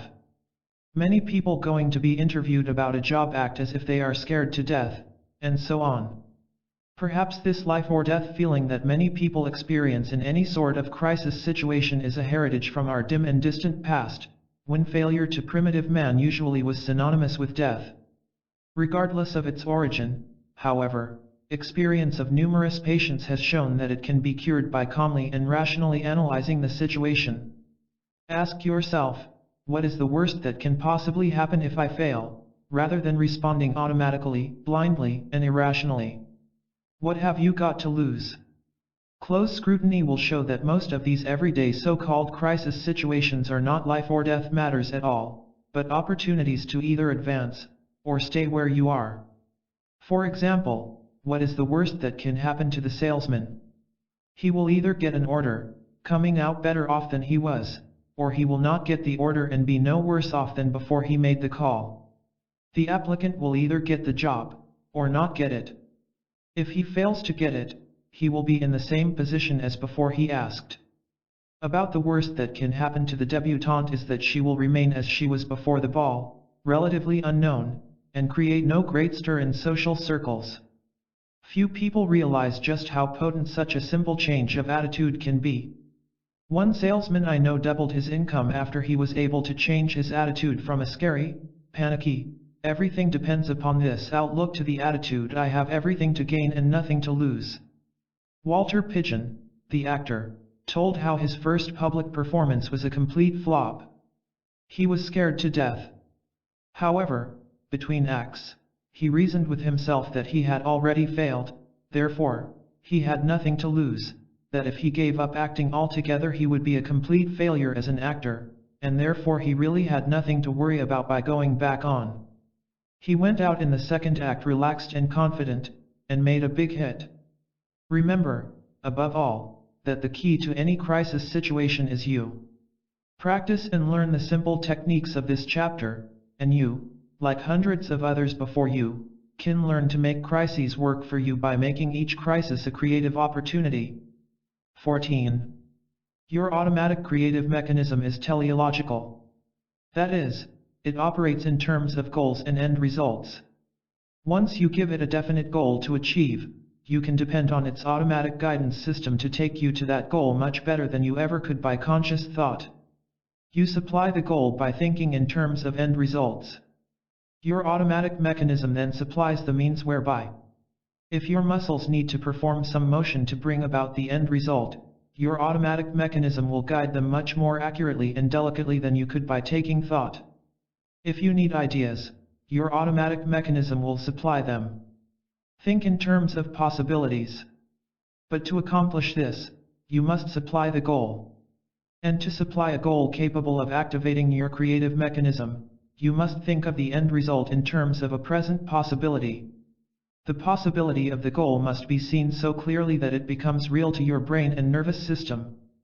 So real, in fact, that the same feelings are evoked as would be present if the goal were already achieved. This is not so difficult or as mystical as it may first appear. You and I do it every day of our lives. What, for example, is worry about? It's about possible unfavorable future results, accompanied by feelings of anxiety, inadequacy, or perhaps humiliation. For all practical purposes we experience the very same emotions in advance that would be appropriate if we had already failed. We picture failure to ourselves, not vaguely, or in general terms, but vividly and in great detail. We repeat the failure images over and over again to ourselves. We go back in memory and dredge up memory images of past failures. Remember what has been emphasized earlier, our brain and nervous system cannot tell the difference between a real experience and one that is vividly imagined. Our automatic creative mechanism always acts and reacts appropriately to the environment, circumstance, or situation. The only information concerning the environment, circumstance, or situation available to it is what you believe to be true concerning it. Your nervous system can't tell real failure from imagined failure. Thus, if we dwell upon failure, and continually picture failure to ourselves in such vivid detail that it becomes real to our nervous system, we will experience the feelings that go with failure. On the other hand, if we keep our positive goal in mind, and picture it to ourselves so vividly as to make it real, and think of it in terms of an accomplished fact, we will also experience winning feelings, self-confidence, courage, and faith that the outcome will be desirable. We cannot consciously peek into our creative mechanism and see whether it is geared for success or failure. But we can determine its present set by our feelings. When it is set for success, we experience that winning feeling. Setting your machinery for success. If there is one simple secret to the operation of your unconscious creative mechanism, it is this: call up, capture, evoke the feeling of success. When you feel successful and self-confident, you will act successfully. When the feeling is strong, you can literally do no wrong. The winning feeling itself does not cause you to operate successfully, but is more in the nature of a sign or symptom that you are geared for success. It is more like a thermometer, which does not cause the heat in the room but measures it. However, we can use this thermometer in a very practical way. Remember, when you experience that winning feeling, your internal machinery is set for success. Too much effort to consciously bring about spontaneity is likely to destroy spontaneous action. It is much easier and more effective to simply define your goal or end result. Picture it to yourself clearly and vividly. Then simply capture the feeling you would experience if the desirable goal were already an accomplished fact. Then you are acting spontaneously and creatively. Then you are using the powers of your subconscious mind. Then your internal machinery is geared for success, to guide you in making the correct muscular motions and adjustments, to supply you with creative ideas, and to do whatever else is necessary in order to make the goal an accomplished fact. How that winning feeling won a golf tournament. Dr. Carey Middlecoff, writing in Esquire magazine, said that the winning feeling is the real secret of championship golf. 4 days before I hit my first drive in the Masters, I had a feeling I was sure to win that tournament, he said. I felt that every move I made in getting to the top of my backswing put my muscles in perfect position to hit the ball exactly as I wanted to. And in putting, too, that marvelous feeling came to me. I knew I hadn't changed my grip any, and my feet were in the usual position. But there was something about the way I felt that gave me a line to the cup just as clearly as if it had been tattooed on my brain. With that feeling, all I had to do was swing the clubs and let nature take its course. Middlecoff went on to say that the winning feeling is everybody's secret of good golf, that when you have it, the ball even bounces right for you, and that it seems to control that elusive element called luck. Don Larson, the only man in history to pitch a perfect game in the World Series, said that the night before, he had the crazy feeling that he would pitch perfectly the next day. In the 1950s, sports pages all over the country headlined the sensational play of Johnny Menger, the diminutive halfback from Georgia Tech, in a postseason bowl game. I had the feeling when I got up that morning I was going to have a good day, said Menger. This may be tough, but it can be licked. There is truly magic in this winning feeling. It can seemingly cancel out obstacles and impossibilities. It can use errors and mistakes to accomplish success. J.C. Penney tells how he heard his father say on his deathbed, "I know Jim will make it." From that time onward, Penney felt that he would succeed somehow, although he had no tangible assets, no money, no education. The chain of J.C. Penney stores was built upon many impossible circumstances and discouraging moments. Whenever Penney would get discouraged, however, he would remember the prediction of his father, and he would feel that somehow he could whip the problem facing him. After making a fortune, he lost it all at an age when most men have long since been retired. He found himself penniless, past his prime, and with little tangible evidence to furnish reason for hope. But again he remembered the words of his father, and soon recaptured the winning feeling, which had now become habitual with him. He rebuilt his fortune, and in a few years was operating more stores than ever. Industrialist Henry J. Kaiser has said, "When a tough, challenging job is to be done, I look for a person who possesses an enthusiasm and optimism for life, who makes a zestful confident attack on his daily problems, one who shows courage and imagination, who pins down his buoyant spirit with careful planning and hard work, but says, 'This may be tough, but it can be licked.'" How that winning feeling made Les Giblin successful. Les Giblin, author of How to Have Confidence and Power in Dealing with People, read the first draft of this chapter, then told me how imagination coupled with that winning feeling had worked like magic in his own career. Les had been a successful salesman and sales manager for years. He had done some public relations work, and had gained some degree of reputation as an expert in the field of human relations. He liked his work, but he wanted to broaden his field. His big interest was people, and after years of study, both theoretical and practical, he thought he had some answers to the problems people often have with other people. He wanted to lecture on human relations. However, his one big obstacle was lack of experience in public speaking. Les told me. "One night, I was lying in bed thinking of my one big desire. The only experience I had had as a public speaker was addressing small groups of my own salesmen in sales meetings, and a little experience I had had in the army when I served part-time as an instructor. The very thought of getting up before a big audience scared the wits out of me. I just couldn't imagine myself doing it successfully. Yet, I could talk to my own salesmen with the greatest of ease. I had been able to talk to groups of soldiers without any trouble. Lying there in bed, I recaptured in memory the feeling of success and confidence I had had in talking to these small groups. I remembered all the little incidental details that had accompanied my feeling of poise. Then, in my imagination I pictured myself standing before a huge audience and making a talk on human relations, and at the same time having the same feeling of poise and self-confidence I had had with smaller groups. I pictured to myself in detail just how I would stand. I could feel the pressure of my feet on the floor, I could see the expressions on the people's faces, and I could hear their applause. I saw myself making a talk successfully, going over with a bang. Something seemed to click in my mind. I felt elated. Right at that moment I felt that I could do it. I had welded the feeling of confidence and success from the past to the picture in my imagination of my career in the future. My feeling of success was so real that I knew right then I could do it. I got what you call that winning feeling, and it has never deserted me. Although there seemed to be no door open to me at the time, and the dream seemed impossible, in less than 3 years' time I saw my dream come true, almost in exact detail as I had imagined it and felt it. Because of the fact that I was relatively unknown and because of my lack of experience, no major booking agency wanted me. This didn't deter me. I booked myself, and still do. I have more opportunities for speaking engagements than I can fill. Today, Le Guiblin is remembered as an authority on human relations. His book How to Have Confidence and Power in Dealing with People has become a classic in the field. And it all started with a picture in his imagination and that winning feeling. How science explains that winning feeling.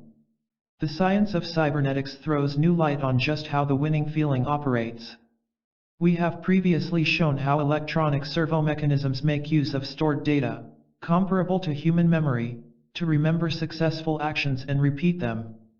Skill learning is largely a matter of trial and error practice until a number of hits, or successful actions, have registered in memory. Cybernetic scientists have built what they call an electronic mouse that can learn its way through a maze. The first time through, the mouse makes numerous errors. It constantly bumps into walls and obstructions. But each time it bumps into an obstruction, it turns 90 degrees and tries again. If it runs into another wall, it makes another turn, and goes forward again. Eventually, after many errors, stops, and turns, the mouse gets through the open space in the maze. The electronic mouse, however, remembers the turns that were successful, and the next time through, these successful motions are reproduced or played back and the mouse goes through the open space quickly and efficiently. The object of practice is to make repeated trials, constantly correcting errors, until a hit is scored. When a successful pattern of action is performed, the entire action pattern from beginning to end is not only stored in what we call conscious memory, but in our very nerves and tissues. Folk language can be very intuitive and descriptive. When we say, "I had a feeling in my bones that I could do it," we are not far from wrong. When Dr. Carey Middlecoff says, "There was something about the way I felt that gave me a line to the cup just as clearly as if it had been tattooed on my brain," he is, perhaps unknowingly, very aptly describing the latest scientific concept of just what happens in the human mind when we learn, remember, or imagine. How your brain records success and failure. Such experts in the field of brain physiology as Dr. John C. Ecclesiastes and Sir Charles Sherrington explained that the human cortex is composed of some 10 billion neurons, each with numerous axons, feelers or extension wires, that form synapses, electrical connections, between the neurons. When we think, remember, or imagine, these neurons discharge an electrical current that can be measured. When we learn something, or experience something, a pattern of neurons forming a chain, or tattooing of a pattern, is set up in brain tissue. This pattern is not in the nature of a physical groove or track but more in the nature of an electrical track, the arrangement and electrical connections between various neurons being somewhat similar to a magnetic pattern recorded on tape. The same neuron may thus be a part of any number of separate and distinct patterns, making the human brain's capacity to learn and remember almost limitless. These patterns, or engrams, are stored away in brain tissue for future use, and are reactivated, or replayed whenever we remember a past experience. In an article titled "The Physiology of Imagination," printed in Scientific American, Dr. Ecclesiastes said, "The profusion of interconnections among the cells of the gray matter is beyond all imagination. It is ultimately so comprehensive that the whole cortex can be thought of as one great unit of integrated activity." If we now persist in regarding the brain as a machine, then we must say that it is by far the most complicated machine in existence. We are tempted to say that it is infinitely more complicated than the most complex man-made machines, the electrical computers.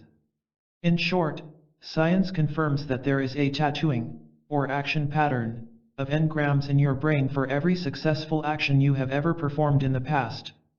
And if you can somehow furnish the spark to bring that action pattern into life, or replay it, it will execute itself, and all you'll have to do is swing the clubs and let nature take its course. When you reactivate successful action patterns out of the past, you also reactivate the feeling tone, or winning feeling, that accompanied them. By the same token, if you can recapture that winning feeling, you also evoke all the winning actions that accompanied it. Build success patterns into your gray matter. Charles William Eliot, president of Harvard, 1869–1909, made a speech on what he called the habit of success. Many failures in elementary schools, he said, were due to the fact that students were not given, at the very beginning, a sufficient amount of work at which they could succeed, and thus never had an opportunity to develop the atmosphere of success, or what we call the winning feeling. The student, he said, who had never experienced success early in his school life, had no chance to develop the habit of success, the habitual feeling of faith and confidence in undertaking new work. He urged that teachers arrange work in the early grades so as to ensure that the student experienced success. The work should be well within the ability of the student, yet interesting enough to arouse enthusiasm and motivation. These small successes, said Dr. Elliott, would give the student the feel of success, which would be a valuable ally in all future undertakings. We can acquire the habit of success. We can build into our gray matter patterns and feelings of success at any time and at any age by following Dr. Elliott's advice to teachers. If we are habitually frustrated by failure, we are very apt to acquire habitual feelings of failure, which color all new undertakings. But by arranging things so that we can succeed in little things, we can build an atmosphere of success that will carry over into larger undertakings. We can gradually undertake more difficult tasks and, after succeeding in them, be in a position to undertake something even more challenging. Success is literally built upon success, and there is much truth in the saying nothing succeeds like success. Gradualness is the secret. Weightlifters start with weights they can lift and gradually increase the weights over a period of time. Good fight managers start a new boxer off with easy opponents and gradually pit him against more experienced fighters. We can apply the same general principles in almost any field of endeavor. The principle is merely to start with an opponent over which you can succeed, and gradually take on more and more difficult tasks. Pavlov, on his deathbed, was asked to give one last bit of advice to his students on how to succeed. His answer was passion and gradualness. Even in those areas where we have already developed a high degree of skill, it sometimes helps to drop back, lower our sights a bit, and practice with a feeling of ease. This is especially true when one reaches a sticking point in progress, where effort for additional progress is unavailing. Continually straining to go beyond the sticking point is likely to develop undesirable feeling habits of strain, difficulty, effort.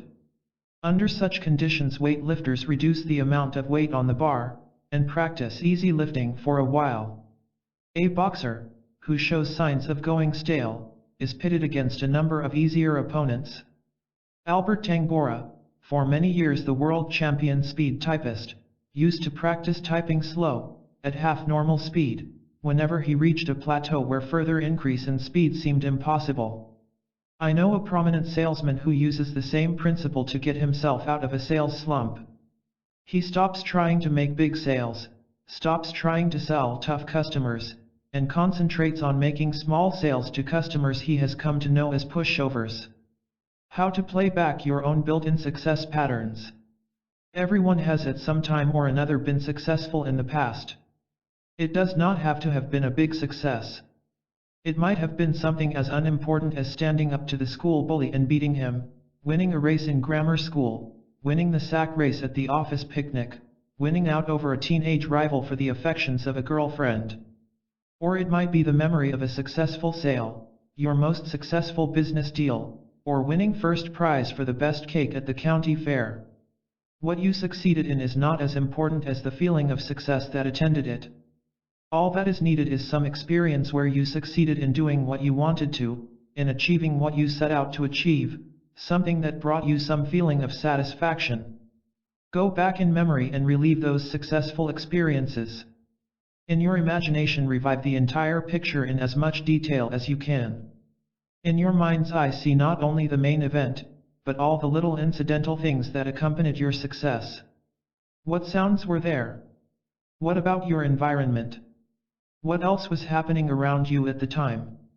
What objects were present? What time of year was it? Were you cold or hot? And so forth. The more detailed you can make it, the better. If you can remember in sufficient detail just what happened when you were successful at some time in the past, you will find yourself feeling just as you felt then. Try to particularly remember your feelings at the time. If you can remember your feelings from the past, they will be reactivated in the present, You will find yourself feeling self-confident, because self-confidence is built upon memories of past successes. Now, after arousing this general feeling of success, give your thoughts to the important sale, conference, speech, business deal, golf tournament, or whatever that you wish to succeed in now. Use your creative imagination to picture to yourself just how you would act and just how you would feel if you had already succeeded. Positive and constructive worry. Mentally, begin to play with the idea of complete and inevitable success. Don't force yourself. Don't attempt to coerce your mind. Don't try to use effort or willpower to bring about the desired conviction. Just do what you do when you worry, only worry about a positive goal and a desirable outcome, rather than about a negative goal and an undesirable outcome. Don't begin by trying to force yourself to have absolute faith in the desired success. This is too big a bite for you to mentally digest, at first. Use gradualness. Begin to think about the desired end result as you do when you worry about the future. When you worry, you do not attempt to convince yourself that the outcome will be undesirable. Instead, you begin gradually. You usually begin with a suppose. Just suppose such and such a thing happens, you mentally say to yourself. You repeat this idea over and over to yourself. You play with it. Next comes the idea of possibility. Well, after all, you say, such a thing is possible. It could happen. And then comes mental imagery. You begin to picture to yourself all the various negative possibilities. You play these imaginative pictures over and over to yourself, adding small details and refinements. As the pictures become more and more real to you, appropriate feelings begin to manifest themselves, just as if the imagined outcome had already happened. And this is the way that fear and anxiety develop. How to cultivate faith and courage. Faith and courage are developed in exactly the same way. Only your goals are different. If you are going to spend time in worry, why not worry constructively? Begin by outlining and defining to yourself the most desirable possible outcome. Begin with your suppose. Suppose the best possible outcome did actually come about. Next, remind yourself that after all this could happen. Not that it will happen, at this stage, but only that it could. Remind yourself that, after all, such a good and desirable outcome is possible. You can mentally accept and digest these gradual doses of optimism and faith. After having thought of the desired end result as a definite possibility, begin to imagine what the desirable outcome would be like. Go over these mental pictures and delineate details and refinements. Play them over and over to yourself. As your mental images become more detailed, as they are repeated over and over again, you will find that once more appropriate feelings are beginning to manifest themselves, just as if the favorable outcome had already happened. This time the appropriate feelings will be those of faith, self-confidence, courage, or all wrapped up into one package, that winning feeling. Don't take counsel of your fears. General George Patton, the hell for leather, old blood and guts general of World War II fame, was once asked if he ever experienced fear before a battle. Yes, he said, he often experienced fear just before an important engagement and sometimes during a battle, but, he added, I never take counsel of my fears. If you do experience negative failure feelings, fear, and anxiety, before an important undertaking, as everyone does from time to time, it should not be taken as a sure sign that you will fail. It all depends on how you react to them, and what attitude you take toward them. If you listen to them, obey them, and take counsel of them, you will probably perform badly. But this need not be true.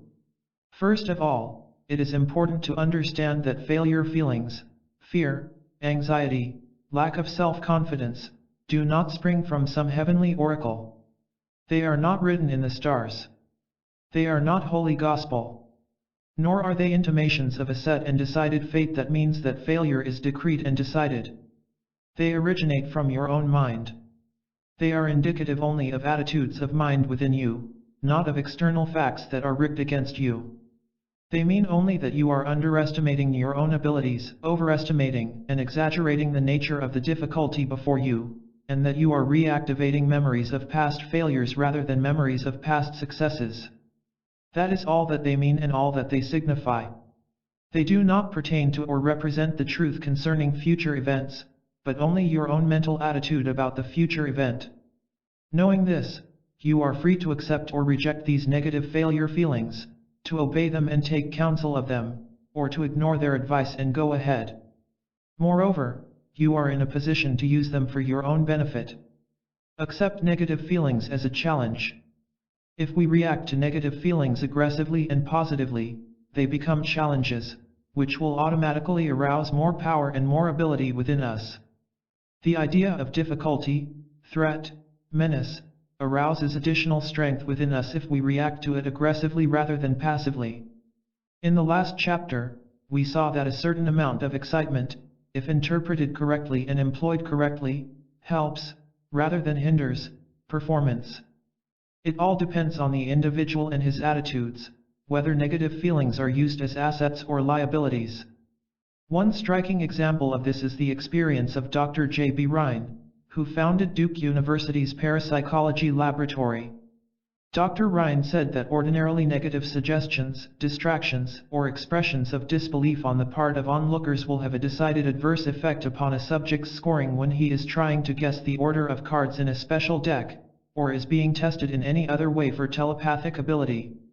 Praise, encouragement, or pulling for the subject nearly always causes him to score better. Discouragement and negative suggestions can almost always be counted on to send the test scoring down immediately and dramatically. However, occasionally, a subject will take such negative suggestions as challenges, and perform even better. For example, a subject by the name of Pierce consistently scored well above pure chance, 5 correct calls out of a deck of 25 cards. Dr. Rhine decided to try challenging Pierce to do even better. He was challenged before each trial with a wager that he would not get the next card right. It was evident during the run that Pierce was being stirred up to a high pitch of intensity. The bet was simply a convenient way of leading him on to throw himself into the test with enthusiasm, said Dr. Rhine. Pierce called all 25 cards correctly. Lillian, a 9-year-old, did better than average when nothing was at stake and she had nothing to worry about if she failed. She was then placed in a minor pressure situation by being offered 50 cents if she called all cards in the deck correctly. As she went through the test, her lips moved constantly as if she was talking to herself. She called all 25 cards correctly. When she was asked what she had been saying to herself, she revealed her aggressive, positive attitude to the threat by saying, "I was wishing all the time that I could get 25. React aggressively to your own negative advice. Everyone has known individuals who can be discouraged and defeated by the advice from others that you can't do it. On the other hand, there are people who rise to the occasion and become more determined than ever to succeed when given the same advice. An associate of Henry J. Kaiser's said, "If you don't want Henry to do a thing, you had better not make the mistake of telling him it can't be done or that he can't do it, for he will then do it or bust." It is not only possible, but entirely practicable, to react in the same aggressive, positive manner to the negative advice of our own feelings as we can and should when the negative advice comes from others. Overcome evil with good. Feelings cannot be directly controlled by willpower. They cannot be voluntarily made to order, or turned on and off like a faucet. If they cannot be commanded, however, they can be wooed. If they cannot be controlled by a direct act of will, they can be controlled indirectly. A bad feeling is not dispelled by conscious effort or willpower. It can be dispelled, however, by another feeling. If we cannot drive out a negative feeling by making a frontal assault upon it, we can accomplish the same result by substituting a positive feeling. Remember that feeling follows imagery. Feeling coincides with, and is appropriate to, what our nervous system accepts as real or the truth about environment. Whenever we find ourselves experiencing undesirable feeling tones, we should not concentrate on the undesirable feeling, even to the extent of driving it out. Instead, we should immediately concentrate on positive imagery, on filling the mind with wholesome, positive, desirable images, imaginations, and memories. If we do this, the negative feelings take care of themselves. They simply evaporate. We develop new feeling tones appropriate to the new imagery. If, on the other hand, we concentrate only on driving out, or attacking, worry thoughts, we necessarily must concentrate on negatives. And even if we are successful in driving out one worry thought, one is, or even several new ones are, likely to rush in since the general mental atmosphere is still negative. Jesus warned us about sweeping the mind clean of one demon, only to have 7 new ones move in if we left the house empty. He also advised us not to resist evil, but to overcome evil with good. The substitution method of curing worry. Psychologist Dr. Matthew Chappell recommended exactly the same thing in his book How to Control Worry. We are worriers because we practice worrying until we become adept at it, said Dr. Chappell. We habitually indulge in negative imagery out of the past, and in anticipating the future. This worry creates tension. The worrier then makes an effort to stop worrying, and is caught in a vicious cycle. Effort increases tension. Tension provides a worrying atmosphere. The only cure for worry, he said, is to make a habit out of immediately substituting pleasant, wholesome, mental images for unpleasant worry images. Each time the subject finds himself worrying, he is to use this as a signal to immediately fill the mind with pleasant mental pictures out of the past or with anticipating pleasant future experiences. In time, worry will defeat itself because it becomes a stimulus for practicing anti-worry. Dr. Chappell continued, the worrier's job is not to overcome some particular source of worry, but to change mental habits. As long as the mind is set or geared in a passive, defeatist, I hope nothing happens sort of attitude, there will always be something to worry about. David Seabury, founder of the Centralist School of Psychology, said that the best piece of advice his father ever gave him was to practice positive mental imagery, immediately and on cue, so to speak, whenever he became aware of negative feelings. Negative feelings literally defeated themselves by becoming a sort of bell that set off a conditioned reflex to arouse positive states of mind. When I was a medical student, I remember being called upon by the professor to orally answer questions on the subject of pathology. Somehow, I was filled with fear and anxiety when I stood up to face the other students, and I couldn't answer the questions properly. Yet, on other occasions, when I looked into the microscope at a slide and answered the typewritten questions before me, I was a different person. I was relaxed, confident, and sure of myself because I knew my subject. I had that winning feeling and did very well. As the semester progressed, I took stock of myself, and when I stood up to answer questions I pretended I didn't see an audience but was looking through a microscope. I was relaxed, and substituted that winning feeling for the negative feeling when quizzed orally. At the end of the semester I did very well in both oral and written examinations. The negative feeling had finally become a sort of bell that created a conditioned reflex to arouse that winning feeling. Today, I lecture and speak with ease at any gathering in any part of the world, because I am relaxed and know what I am talking about when I do speak. More than that, I bring others into the conversation and make them feel relaxed, too. Throughout 25 years of practice as a plastic surgeon, I operated on soldiers mutilated on the battlefield, children born with disfigurements, men, women, and children injured in accidents at home, on the highway, and in industry. These unfortunate people felt that they could never have that winning feeling. Yet, by rehabilitating them and making them look normal, I helped them substitute for their negative feelings one of hope in the future. In giving them another chance at capturing that winning feeling, I myself became skillful in the art of having that same feeling. In helping them improve their self-image, I improved my own. All of us must do the same with our inner scars, our negative feelings, if we want to get more living out of life. The choice is up to you. Within you is a vast mental storehouse of past experiences and feelings, both failures and successes. Like inactive recordings on tape, these experiences and feelings are recorded on the neural engrams of your gray matter. There are recordings of stories with happy endings, and recordings of stories with unhappy endings. One is as true as the other. One is as real as the other. The choice is up to you as to which you select for playback. Another interesting scientific finding about these engrams is that they can be changed or modified, somewhat as a tape recording may be changed, by dubbing in additional material, or replacing an old recording by recording over it. Doctors Ecclesiastes and Sherrington tell us that the engrams in the human brain tend to change slightly each time they are played back. They take on some of the tone and temper of our present mood, thinking, and attitudes toward them. Also, each individual neuron may become a part of perhaps 100 separate and distinct patterns, much as an individual tree in an orchard may form a part of a square, a rectangle, a triangle, and any number of larger squares, etc. The neuron in the original engram, of which it was a part, takes on some of the characteristics of subsequent engrams of which it becomes a part, and in so doing, changes somewhat the original engram. This is not only very interesting, but encouraging. It gives us reason to believe that adverse and unhappy childhood experiences, traumas, etc., are not as permanent and as fatal as some earlier psychologists would have had us believe.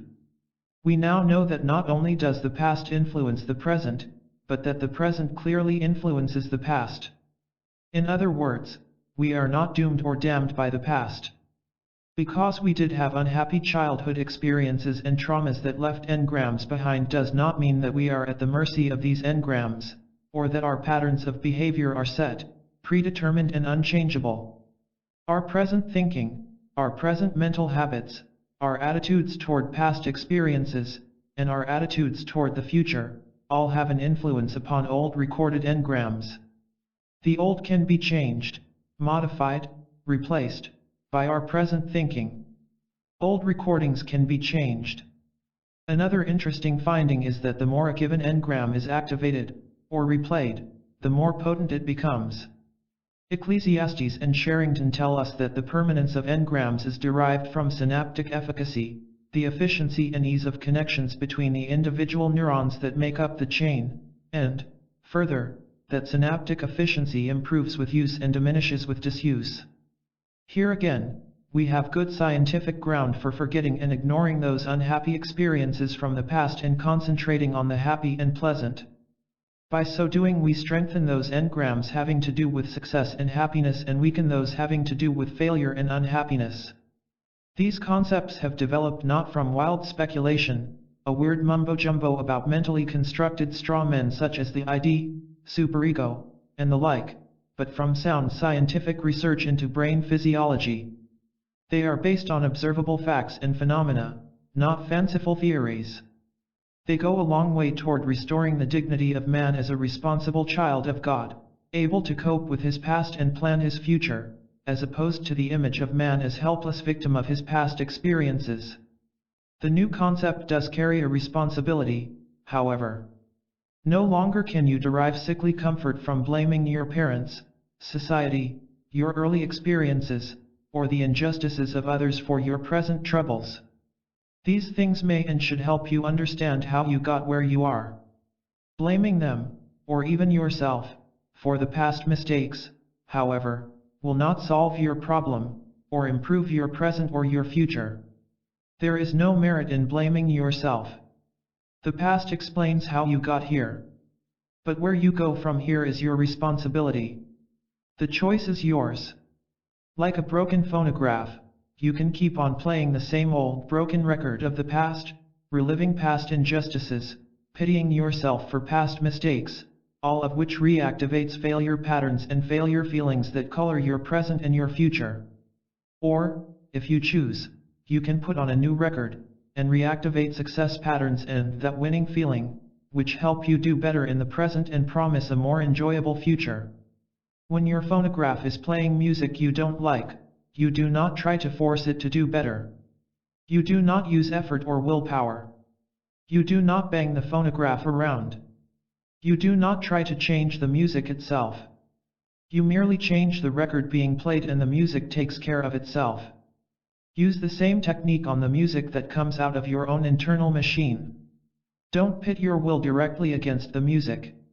As long as the same mental imagery, the cause, occupies your attention, no amount of effort will change the music, the result. Instead, try putting a new record on. Change your mental imagery, and the feelings will take care of themselves. 15. More years of life and more life in your years.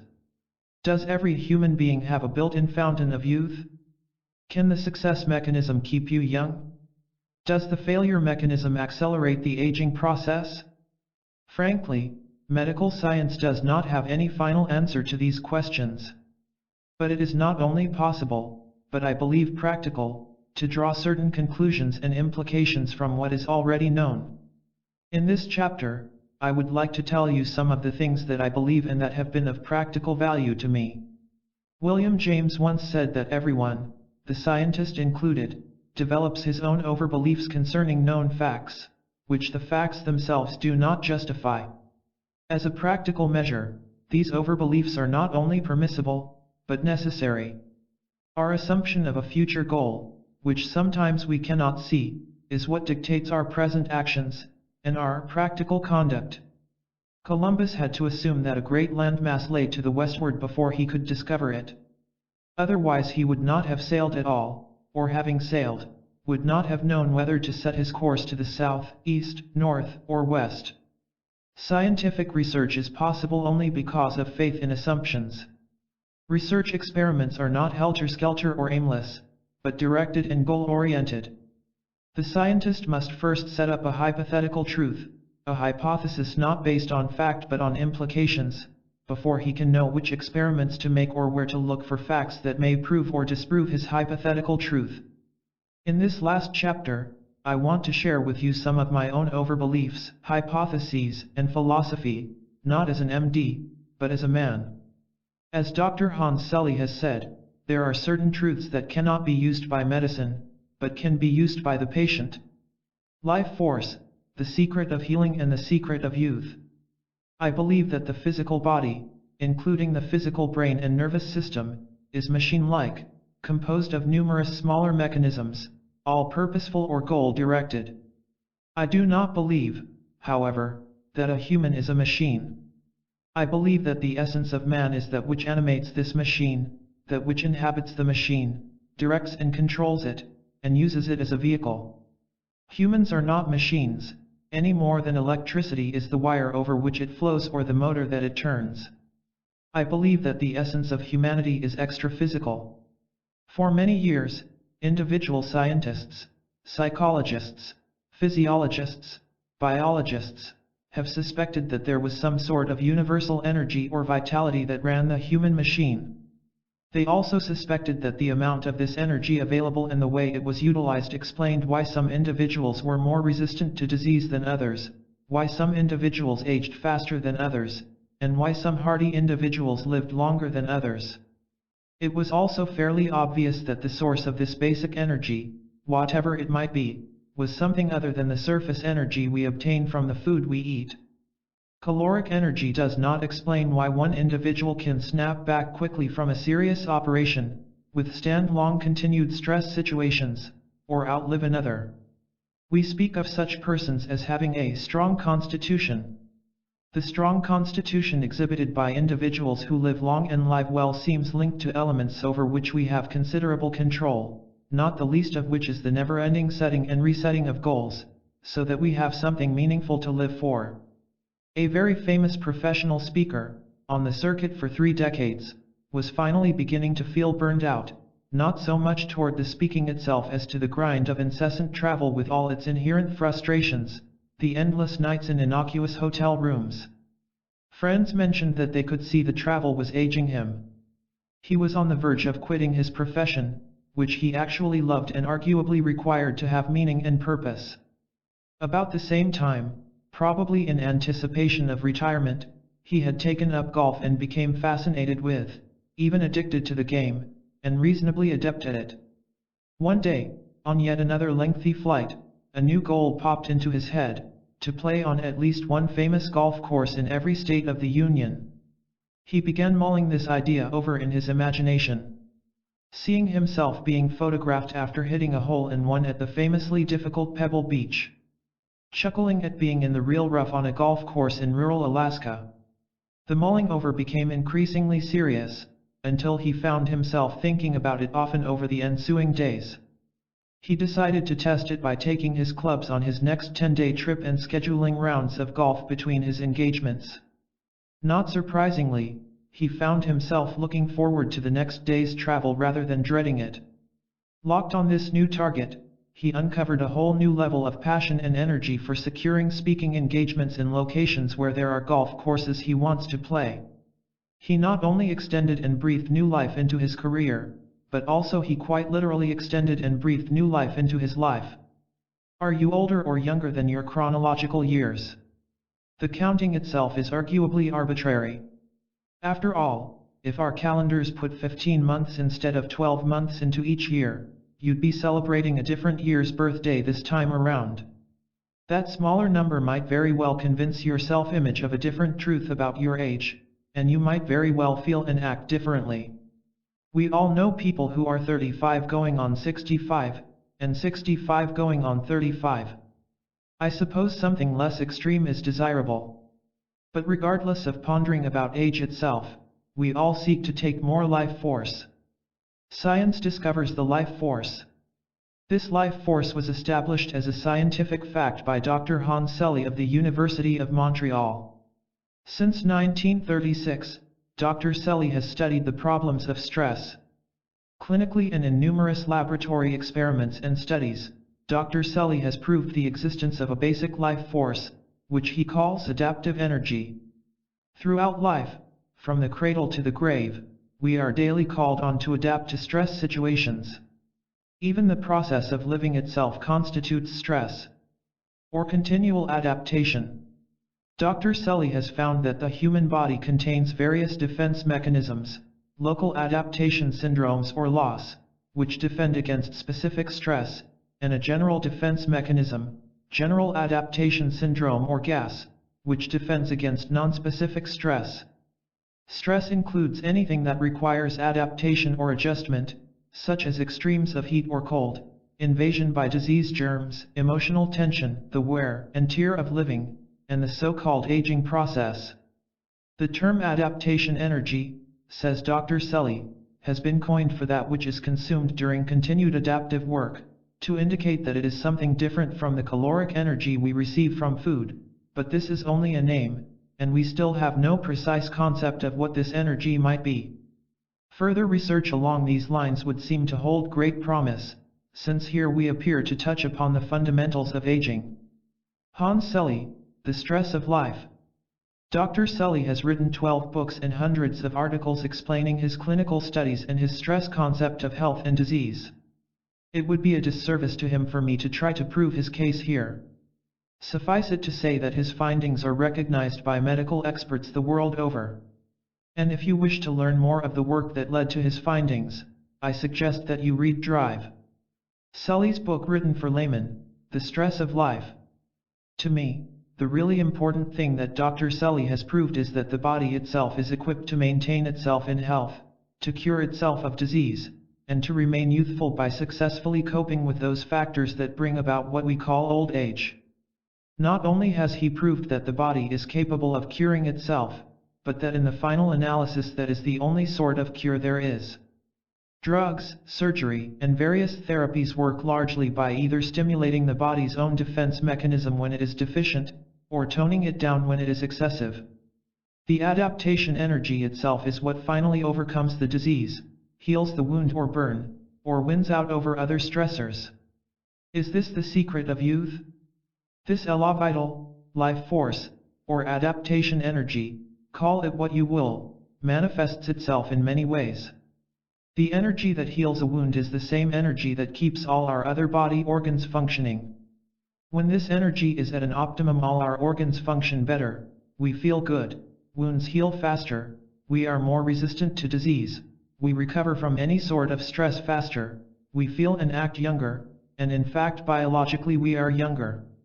It is thus possible to correlate the various manifestations of this life force and to assume that whatever works to make more of this life force available to us, whatever opens to us a greater influx of life stuff, whatever helps us utilize it better, helps us all over. We may conclude that whatever non-specific therapy aids wounds to heal faster might also make us feel younger. Whatever non-specific therapy helps us overcome aches and pains might, for example, improve eyesight. And this is precisely the direction that medical research is now taking and that appears most promising. Science's search for the elixir of youth. In the original edition of this book, in this chapter, I wrote at length about some medical research and promising medical miracles coming to the forefront at the time, 1960. I think you would find it interesting to revisit those comments, in light of what has actually transpired now, more than 50 years later. What is unwaveringly true, regardless of changes in the specifics, is that the search for the elusive fountain of youth never ends. Today, human growth hormone, HGH, injections are much the rage among Hollywood celebrities, wealthy executives, and aging athletes, and many over-the-counter nostrums purporting to mimic the effects of these injections populate the shelves of health food stores and pharmacies alike. Perhaps you've read about or used DHEA nutritional supplements, testosterone patches, and so on. Diet, exercise, certain herbal and nutritional supplements as well as drug therapies all have influence, and there will undoubtedly be many exciting discoveries and breakthroughs to come. We have, of course, made huge strides in medically extending physical life, but are less successful regarding quality of life. I have been more intrigued with psychological life extension and improvement. In bridging the two, physical and psychological, I once searched for other factors, or common denominators, that might explain why the surgical wounds of some patients heal faster than others. The medicine used for this purpose worked better for some people than for others. This in itself was food for thought, because the results obtained in mice were practically uniform. Ordinarily, mice do not worry or become frustrated. Frustration and emotional stress can be induced in mice, however, by immobilizing them so that they cannot have freedom of movement. Immobilization frustrates any animal. Laboratory experiments have shown that under the emotional stress of frustration, very minor wounds may heal faster, but any real injury is made worse and healing sometimes made impossible. It has also been established that the adrenal glands react in very much the same way to emotional stress and to the stress of physical tissue damage. On aging. It is highly likely that many people reading Psycho-Cybernetics today will gain some improvements in the next 5 to 10 years from stem cell biology and telomere length technologies. Stem cell biology is the study of the regenerative and long-lived cells in our body. Almost every type of cell in the body can be recreated from stem cells, which are instrumental and absolutely necessary to make new healthy tissues in our body.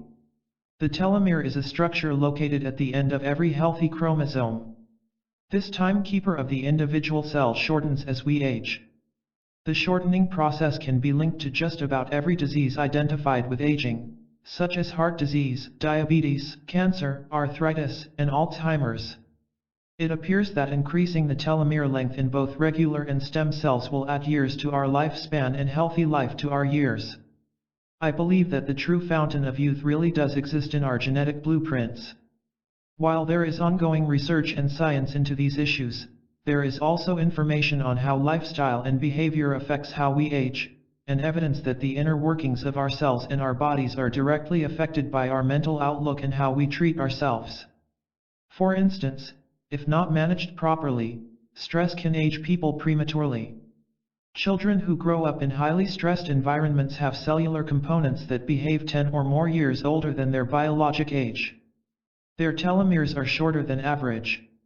When you measure chemicals that identify a person as stressed, you see two things that correlate with more rapid aging: shorter telomeres and an accelerated turnover of stem cells to replace tissues and cells that are damaged by stressful events. Many studies have shown that wealthier people taken as a whole live longer and have longer biologic time clocks, telomeres, than people who live in poverty. Almost the exact same thing can be seen with education levels. Higher education is coincident with better overall long-term health and longevity. It is probably no coincidence that educated people tend to be more successful, too. Will a positive mental attitude add health and years to your life and improve your chances of success? Being scientifically correct, we can say that it may not be the fountain of youth, but it's likely to help keep you alive long enough to witness it and be part of it. How the failure mechanism injures you. Thus it might be said that frustration and emotional stress, those factors we have previously described as the failure mechanism, literally add insult to injury whenever the physical body suffers damage. If the physical damage is very slight, some emotional stress may stimulate the defense mechanism into activity, but if there is any real or actual physical injury, emotional stress adds to it and makes it worse. This knowledge gives us reason to pause and think.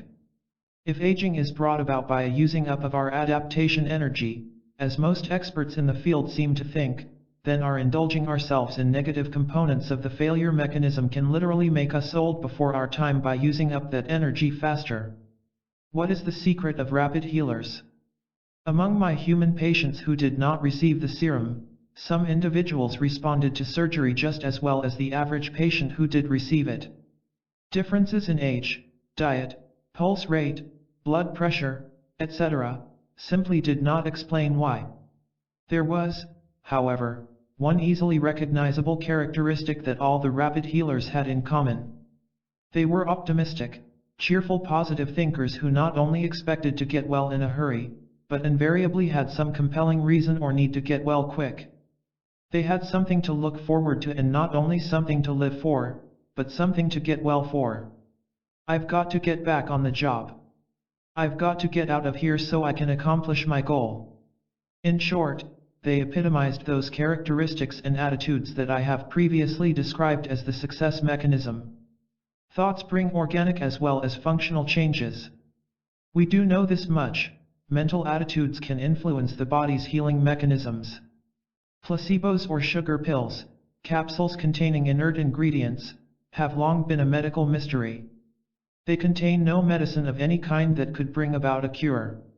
Yet when placebos are given to a control group in order to test the effectiveness of a new drug, the group receiving the phony pills nearly always shows some improvement, and quite often as much as the group receiving the medicine.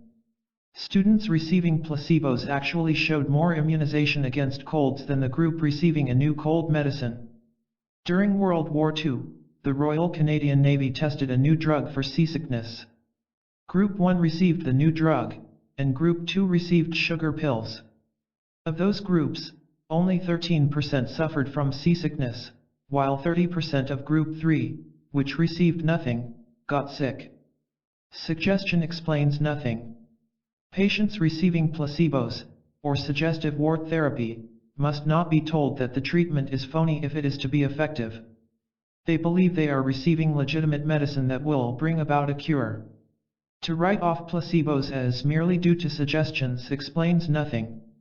More reasonable is the conclusion that in taking the medicine some sort of expectation of improvement is aroused, a goal image of health is set up in the mind, and the creative mechanism works through the body's own healing mechanism to accomplish the goal. Do we sometimes think ourselves into old age?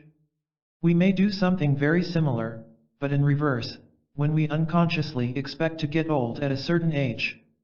At the 1951 International Gerontological Congress at St. Louis, Dr. Raphael Ginsburg, of Cherokee, Iowa, stated that the traditional idea that a person is supposed to grow old and useless around 70 is responsible in large measure for persons growing old at that age, and that in a more enlightened future we might regard 70 as middle age.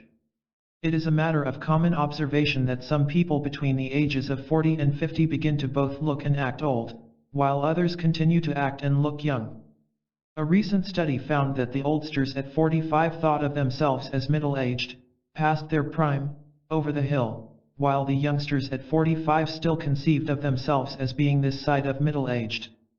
At least two ways suggest themselves as to how we may think ourselves into old age. In expecting to grow old at a given age, we may unconsciously set up a negative goal image for our creative mechanism to accomplish. Or, in expecting old age and fearing its onset, we may unwittingly do those very things necessary to bring it about. We begin to taper off on both physical and mental activity. Cutting out practically all vigorous physical activity, we tend to lose some of the flexibility of our joints. Lack of exercise causes our capillaries to constrict and virtually disappear, and the supply of life-giving blood through our tissues is drastically curtailed. Vigorous exercise is necessary to dilate the capillaries that feed all body tissues and remove waste products. Dr. Selly has cultivated animal cell cultures within a living animal's body by implanting a hollow tube. For some unknown reason biologically, new and young cells form inside this tube. Untended, however, they die within a month. However, if the fluid in the tube is washed daily, and waste products removed, the cells live indefinitely. They remain eternally young and neither age nor die. Dr. Selly suggests that this may be the mechanism of aging, and that if so, old age can be postponed by slowing down the rate of waste production, or by helping the system to get rid of waste. In the human body, the capillaries are the channels through which waste is removed. It has definitely been established that lack of exercise and inactivity literally dries up the capillaries. Activity means life. When we decide to curtail mental and social activities, we stultify ourselves. We become set in our ways, bored, and give up our great expectations. I have no doubt but that you could take a healthy man of 30 and within 5 years make an old man of him if you could somehow convince him that he was now old, that all physical activity was dangerous and that mental activity was futile. If you could induce him to sit in a rocking chair all day, give up all his dreams for the future, give up all interest in new ideas, and regard himself as washed up, worthless, unimportant, and non-productive, I am sure that you could experimentally create an old man. Dr. John Schindler, in his book How to Live 365 Days a Year, pointed out what he believed to be 6 basic needs that every human being has. 1. The need for love. 2. The need for security. 3. The need for creative expression. 4. The need for recognition. 5. The need for new experiences. 6. The need for self-esteem. To these 6, I would add another basic need, the need for more life. The need to look forward to tomorrow and to the future with gladness and anticipation. Look forward and live. This brings me to another of my overbeliefs. I believe that life itself is adaptive, that life is not just an end in itself, but a means to an end. Life is one of the means we are privileged to use, in various ways, to achieve important goals. We can see this principle operating in all forms of life, from the amoeba to man. The polar bear, for example, needs a thick fur coat in order to survive in a cold environment. He needs protective coloration to stalk game and hide from enemies. The life force acts as a means to these ends, and provides the polar bear with his white fur coat. These adaptations of life to deal with problems in the environment are almost infinite, and there is no point in continuing to enumerate them. I merely want to point out a principle in order to draw a conclusion. If life adapts itself in so many varied forms to act as a means toward an end, is it not reasonable to assume that if we place ourselves in the sort of goal situation where more life is needed, that we will receive more life? If we think of man as a goal striver, we can think of adaptation energy or life force as the propelling fuel or energy that drives him forward toward his goal. A stored automobile needs no gasoline in the tank. And a goal striver with no goals doesn't really need much life force. I believe that we establish this need by looking forward to the future with joy and anticipation, when we expect to enjoy tomorrow, and above all, when we have something important, to us, to do and somewhere to go. Create a need for more life. Creativity is certainly one of the characteristics of the life force. And the essence of creativity is a looking forward toward a goal. Creative people need more life force. And actuary tables seem to confirm that they get it. As a group, creative workers, research scientists, inventors, painters, writers, philosophers, not only live longer, but remain productive longer than non-creative workers. Michelangelo did some of his best painting when past 80, Goethe wrote Faust when past 80, Edison was still inventing at 90, Picasso dominated the art world well into his 90s, Wright at 90 was still considered the most creative architect, Shaw was still writing plays at 90, Grandma Moses began painting at 79, and so on. This is why I tell my patients to develop a nostalgia for the future instead of for the past if they want to remain productive and vital. Develop an enthusiasm for life, create a need for more life, and you will receive more life. Have you ever wondered why so many actors and actresses manage to look far younger than their years, and present a youthful appearance at age 50 and beyond? Could it not be that these people have a need to look young, that they are interested in maintaining their appearance, and simply do not give up the goal of staying young, as most of us do when we reach the middle years? We age, not by years, but by events and our emotional reactions to them, said psychotherapist Dr. Arnold A. Hutchnecker in his book The Will to Live. The physiologist Rubner observed that peasant women who work as cheap labor in the fields in some parts of the world are given to early withering of the face, but they suffer no loss of physical strength and endurance. Here is an example of specialization in aging. We can reason that these women have relinquished their competitive role as women. They have resigned themselves to the life of the working bee, which needs no beauty of face but only physical competence. Hutchnecker also commented on how widowhood ages some women, but not others. If the widow feels that her life has come to an end and she has nothing to live for, her attitude gives outward evidence, in her gradual withering, her graying hair. Another woman, actually older, begins to blossom.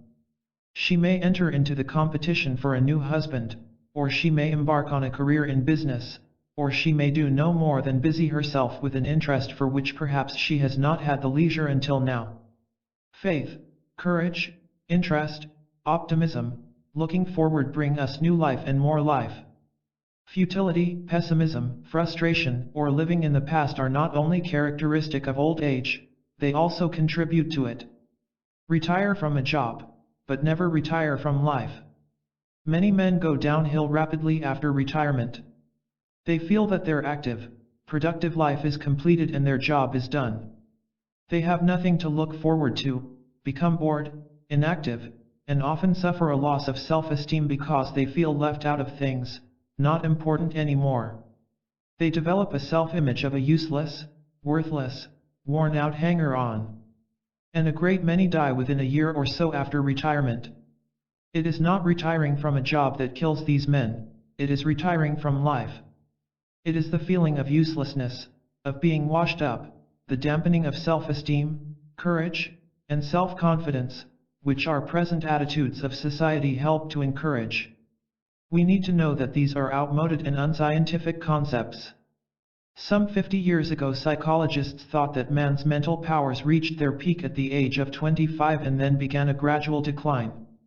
The latest findings show that a man reaches his peak mentally somewhere around the age of 35 and maintains the same level until well past 70. Such nonsense as "you can't teach an old dog new tricks" still persists despite the fact that numerous researchers have shown that learning ability is about as good at 70 as it is at 17. Outmoded and disproved medical concepts. Physiologists used to believe that any type of physical activity was harmful to the man over 40.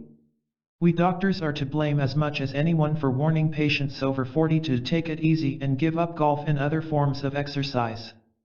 20 years ago one famous writer even suggested that any man over 40 should never stand when he could sit, never sit when he could lie down, in order to conserve his strength and energy.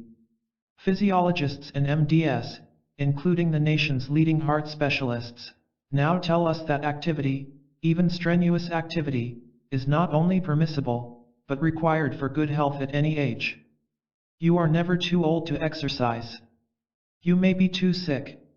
Or if you have been comparatively inactive for a long while, the suddenness of strenuous exertion may have a powerful stress effect, and may be damaging and even fatal. So, if you are not used to strenuous exertion, let me warn you to take it easy and take it gradually. Dr. T.K. Cureton, who pioneered in the physical reconditioning of men from 45 to 80, suggested at least 2 years as a reasonable time for gradually acquiring the ability to indulge in really strenuous activity. If you are past 40, forget the weight you lifted when you were in college or how fast you could run.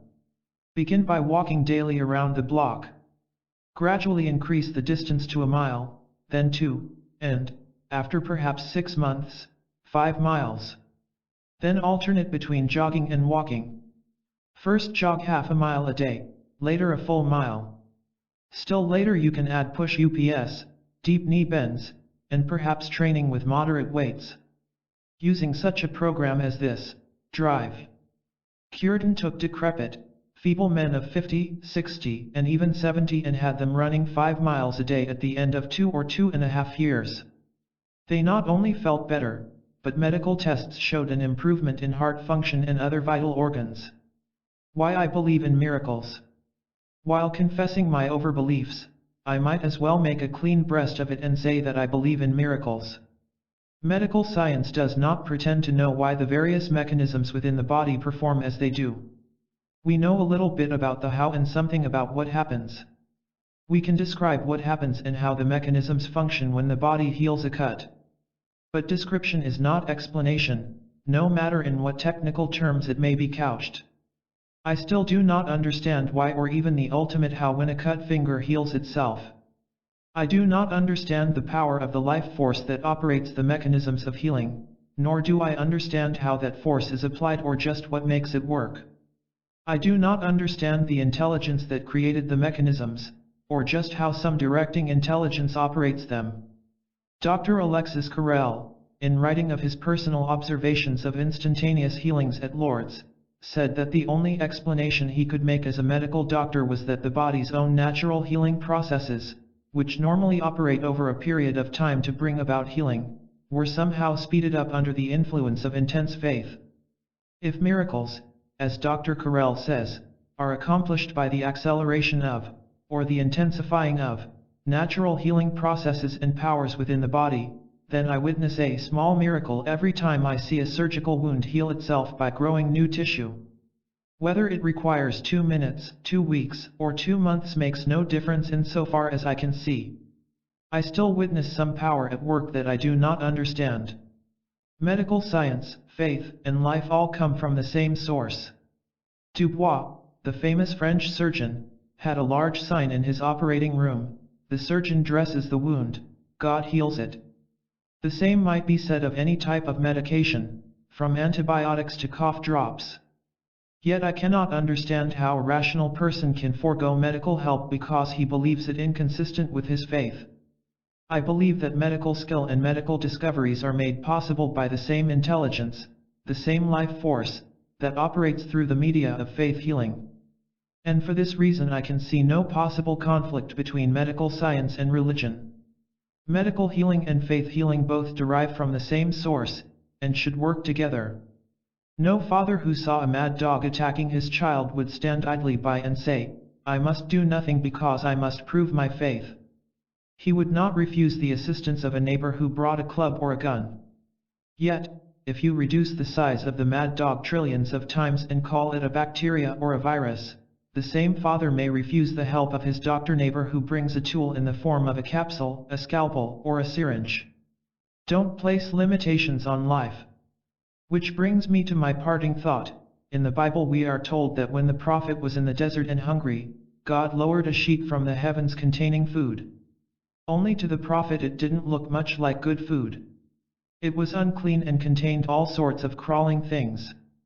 Whereupon God rebuked him, admonishing him not to call unclean that which God had offered.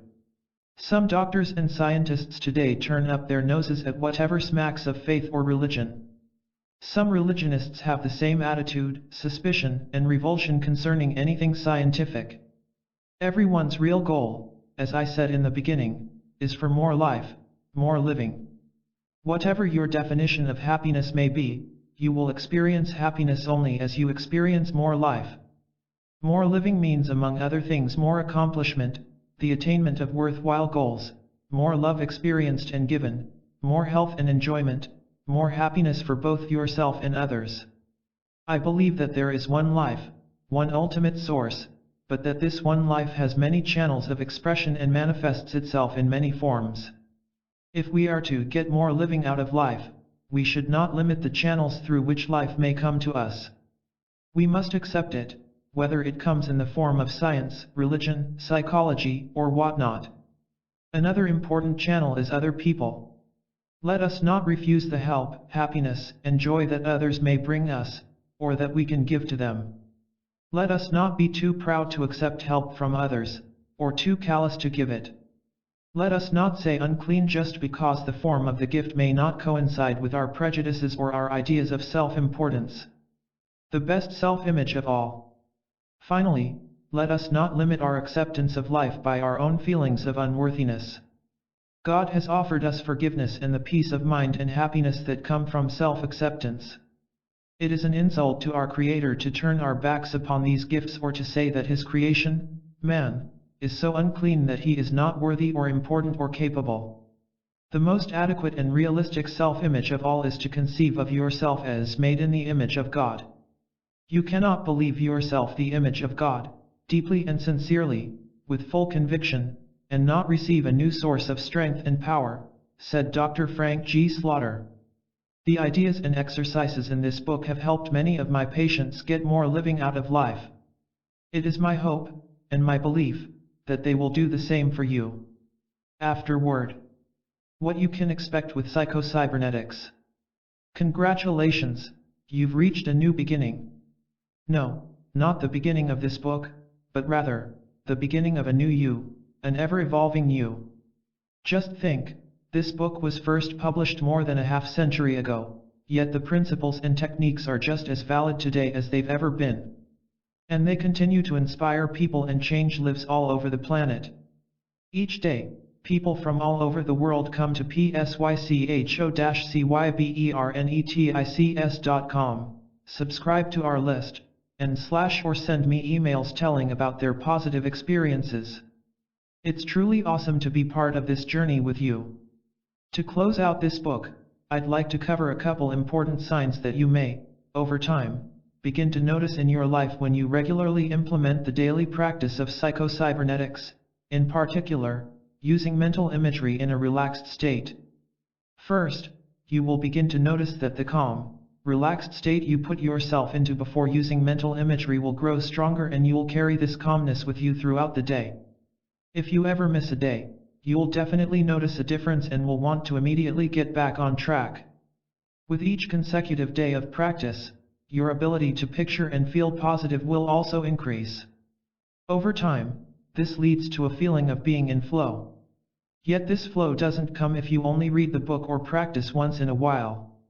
It's the daily bath you take in the principles of Psycho-Cybernetics that makes the difference. Second, you'll note that Psycho-Cybernetics, unlike other self-help systems, does not tell you to set a deadline for the goals you want to achieve. This does not mean that having an end date attached to your goal is wrong, but it may be wrong for the goal. There are goals that are helped with timelines and goals that are hindered. The purpose of mental imagery is to give your creative mechanism a goal to move toward without inhibition or tension. You feed this goal to your brain and nervous system with imagery and emotion. If you attach a definite date to the goal, you may actually clog the mechanism and cause a jam. You'll know if you've done such a thing if you begin to feel tense or nervous about whether or not you can achieve the goal by the date you've set for yourself. Some people who have set financial goals and put dates of accomplishment by them can't figure out why they've gone into a negative mental state. Oftentimes it's because they have trouble believing they can achieve the financial goal by the date they've set. Based on my own experience in this matter, as well as all the people I've coached over the years, I believe anyone would be better served without the rigid time frame. You could just begin to imagine the goal, and feel good about having it. You could imagine what you want, and when the action steps come to you, you follow through. Once you've taken these actions, you make progress. You may be surprised that you feel better and achieve your goal sooner than you'd expected. Why? Because you never had to fight a belief about when you were going to achieve your goal. You only had to convince yourself that you could and would achieve the goal. Your automatic guidance system never got jammed. Third, in the beginning you're better off picturing a short-term goal or project, as well as something that tends to be emotionally charged. Picturing something you'd like to create in a day or a week is better than having a goal that is a year or further in the distance. Play around with this process and have fun with it. Start with small stuff before tackling the big stuff. In this way you'll build confidence in the process, and in yourself. Fourth, over time, as you use mental imagery on a daily, consistent basis, other mental skills may begin showing up in your life. What type of skills? In Psycho-Cybernetics, you will see how many times Dr. Maltz referred to parapsychology and the work of Dr. Ryan of Duke University on skills like ESP, clairvoyance, telepathy, and so on. Based on the number of times he mentioned it, as well as the fact that he mentioned it at all, I'm willing to bet that the topic was of deep interest to him. I'm also willing to bet that Dr. Maltz wrote about these topics, albeit briefly, because, with the daily practice of mental imagery and feeling, his sixth sense, and all that goes with it, improved dramatically. Why do I say this? How can I make such a bold statement? Because it happened to me. I began having intuitive flashes, sensing things at levels I didn't believe were possible for me, doing healing work on others, and so on. And this happened of its own accord. I did nothing in the beginning to make it happen or even to learn more about it. In fact, I was actually a bit frightened by the reality of these seemingly unreal experiences. As Dr. Maltz said in the beginning of this book, he was reluctant to discuss or talk about many of these experiences because if I presented some of the case histories and described the rather amazing and spectacular improvements in personality, I would be accused of exaggerating, or trying to start a cult, or both. Even so, I believe now is the time to open these other abilities to those who'd like to pursue them under the umbrella and direction of the Psycho-Cybernetics Foundation Inc. If you'll recall from an earlier mention, Major League Baseball Hall of Famer Stan the Man Musial openly declared that he had the gift of ESP. He'd hear a voice telling him what pitch was coming when he was at the plate, and the voice was never wrong. Makes me wonder how many Hall of Fame athletes have a sixth sense for what is going on in the game that they don't dare talk about. It's a fascinating topic of conversation at the very least.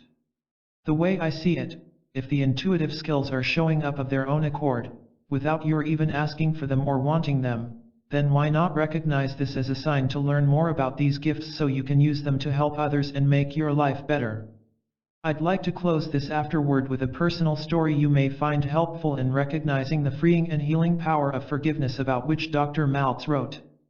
In the summer of 1982, I was having the time of my life. I was happy. I was smiling. I was truly enjoying life. Yet, unbeknownst to me, I was only a few hours away from having a dramatic and traumatic experience, something that would scar me for life and change my face forever. Along with a group of wrestlers and coaches, I had just returned to the University of Iowa after working a 14-day camp in Lock Haven, Pennsylvania. The following day a new camp would begin. This one would be 28 days long. I was excited to be working it, so excited, in fact, that in the early evening I went for a 5-mile run with several of my teammates. Afterward we sat in the sauna for 20 minutes, showered, and went out for pasta. Then we hit the bar for a few drinks. Back then the legal drinking age in Iowa was 19, and boy did I feel privileged. I felt on top of the world. After several drinks my good mood was further elevated. No one could touch me. No one could hurt me. I was invincible. Next thing you know I'm involved in a fight and the guy I'm fighting doesn't believe in rules. And so, after he tossed his beer on my shirt, I pushed him backward. He came back toward me and instead of trying to punch me with his bare fists, he grabbed an empty glass beer pitcher and threw a left hook. I did my best imitation of Muhammad Ali. I leaned backward to avoid the impact, but my agility fell short. He stepped through and whacked me across the right side of my face. Glass shattered. Blood sprayed from my head as if it were shot from a fire hose. I was laid open. The skin from my eyebrow, eyelid, and cheek hung down the side of my face. I lifted my long-sleeved t-shirt to my face, cushioned the dangling skin in my hand, and pressed it against my head to control the bleeding. My eyelid was shredded to ribbons. My cheek, upper lip, and neck were bleeding, and fragments of glass were nestled deep inside my eye and cheek. I can still hear the horrifying screams of those who saw the blood gushing from me. I can still see myself being escorted outdoors. An ambulance arrived within what seemed like seconds. The paramedics wrapped my head and rushed me to emergency at the University Hospital in Iowa City. In the ER, the doctors informed me that my face looked like a jigsaw puzzle, that I had glass fragments in my face and when they took a closer look, one doctor said, "My friend, somebody upstairs must have been looking out for you. You're lucky you didn't lose your eye." Later on I was informed that I was lucky I wasn't dead. When I was lying on the table waiting to be stitched back together, a man showed up and called me by name. I instantly recognized his voice. He was my coach, Dan Gable, an Olympic gold medalist, considered by many to be the greatest American wrestler and coach who ever lived. He was my childhood idol and role model, and now he stood next to me looking at my shattered face. I was embarrassed and humiliated and could not hold back the shame I felt. What an idiot I was. As I broke down, Coach Gable looked at me and said, "What's wrong?" I was trying to formulate an answer, then the surgeon saved me by saying, "Coach, I think this is a traumatic experience he's going through." "Oh," Coach Gable said. "I understand." That he did. When he was 15, he was in Wisconsin with his mother and father on a fishing trip. His older sister, Diane, was due to arrive the next day. She never made it because the night previous, a man had broken into the Gable home, where he raped and murdered her. The agony from this experience crushed the Gable family. The mother and father didn't want to live in the home any longer. A horrible crime took place there and the place, to them, was haunted. Diane's room was empty, and the pain of knowing this caused turmoil and fighting. Finally, sensing the family wasn't going to survive if the fighting continued, young Dan stepped up and made an announcement. "I'm moving into Diane's room," he said with his hands on his hips and his elbows flared like Superman. Dan's move saved the Gable family. Now this same brave person was standing before me. He was a man, now with many championships and champions to his credit. He represented all the qualities I admired in a human being. I wanted to be like him. That was my goal all throughout high school, to be coached by Gable one day. And now, after one season on his team, I faced him with gaping wounds. 7 hours later, when I was finally able to look at myself in the mirror, I was scarred and swollen. My head itched badly, yet when I tried to relieve it with a scratch, I didn't feel anything. This lack of feeling lasted 6 months. After the stitches were removed, I knew I had to put what happened behind me and get busy training. I had a national title to win and there was no time to sit around wallowing in self-pity. So I poured my heart and soul into training and school and ignored what had happened to me. I never spoke about it. I completely blocked it out of my mind. A lawsuit was filed on my behalf. I didn't really want anything to do with it at first. I felt guilty about what had happened. I knew I had played a part in causing it. But my mother and father pushed forward with it because, as they told me, although I did some inappropriate things, nothing I did equaled the need for someone to split my face open with a glass beer pitcher. 5 years later, when the settlement check was cut, I received a whopping $16,000, 1/3 of which went to the lawyer. When the check arrived, I really needed it. I was fresh out of college, had a national collegiate wrestling title under my belt, had opened a business as a personal fitness trainer, and needed to get equipment to train my clients, not to mention money to advertise. Fast forward to the summer of 2007.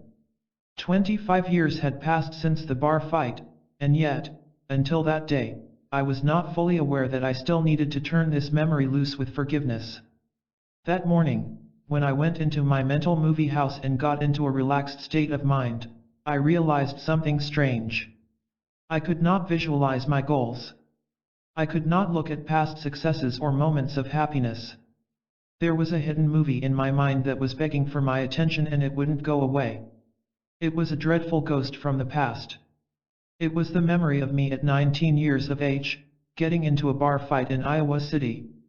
21 years after the fight happened, I began to write and talk about the incident for the first time.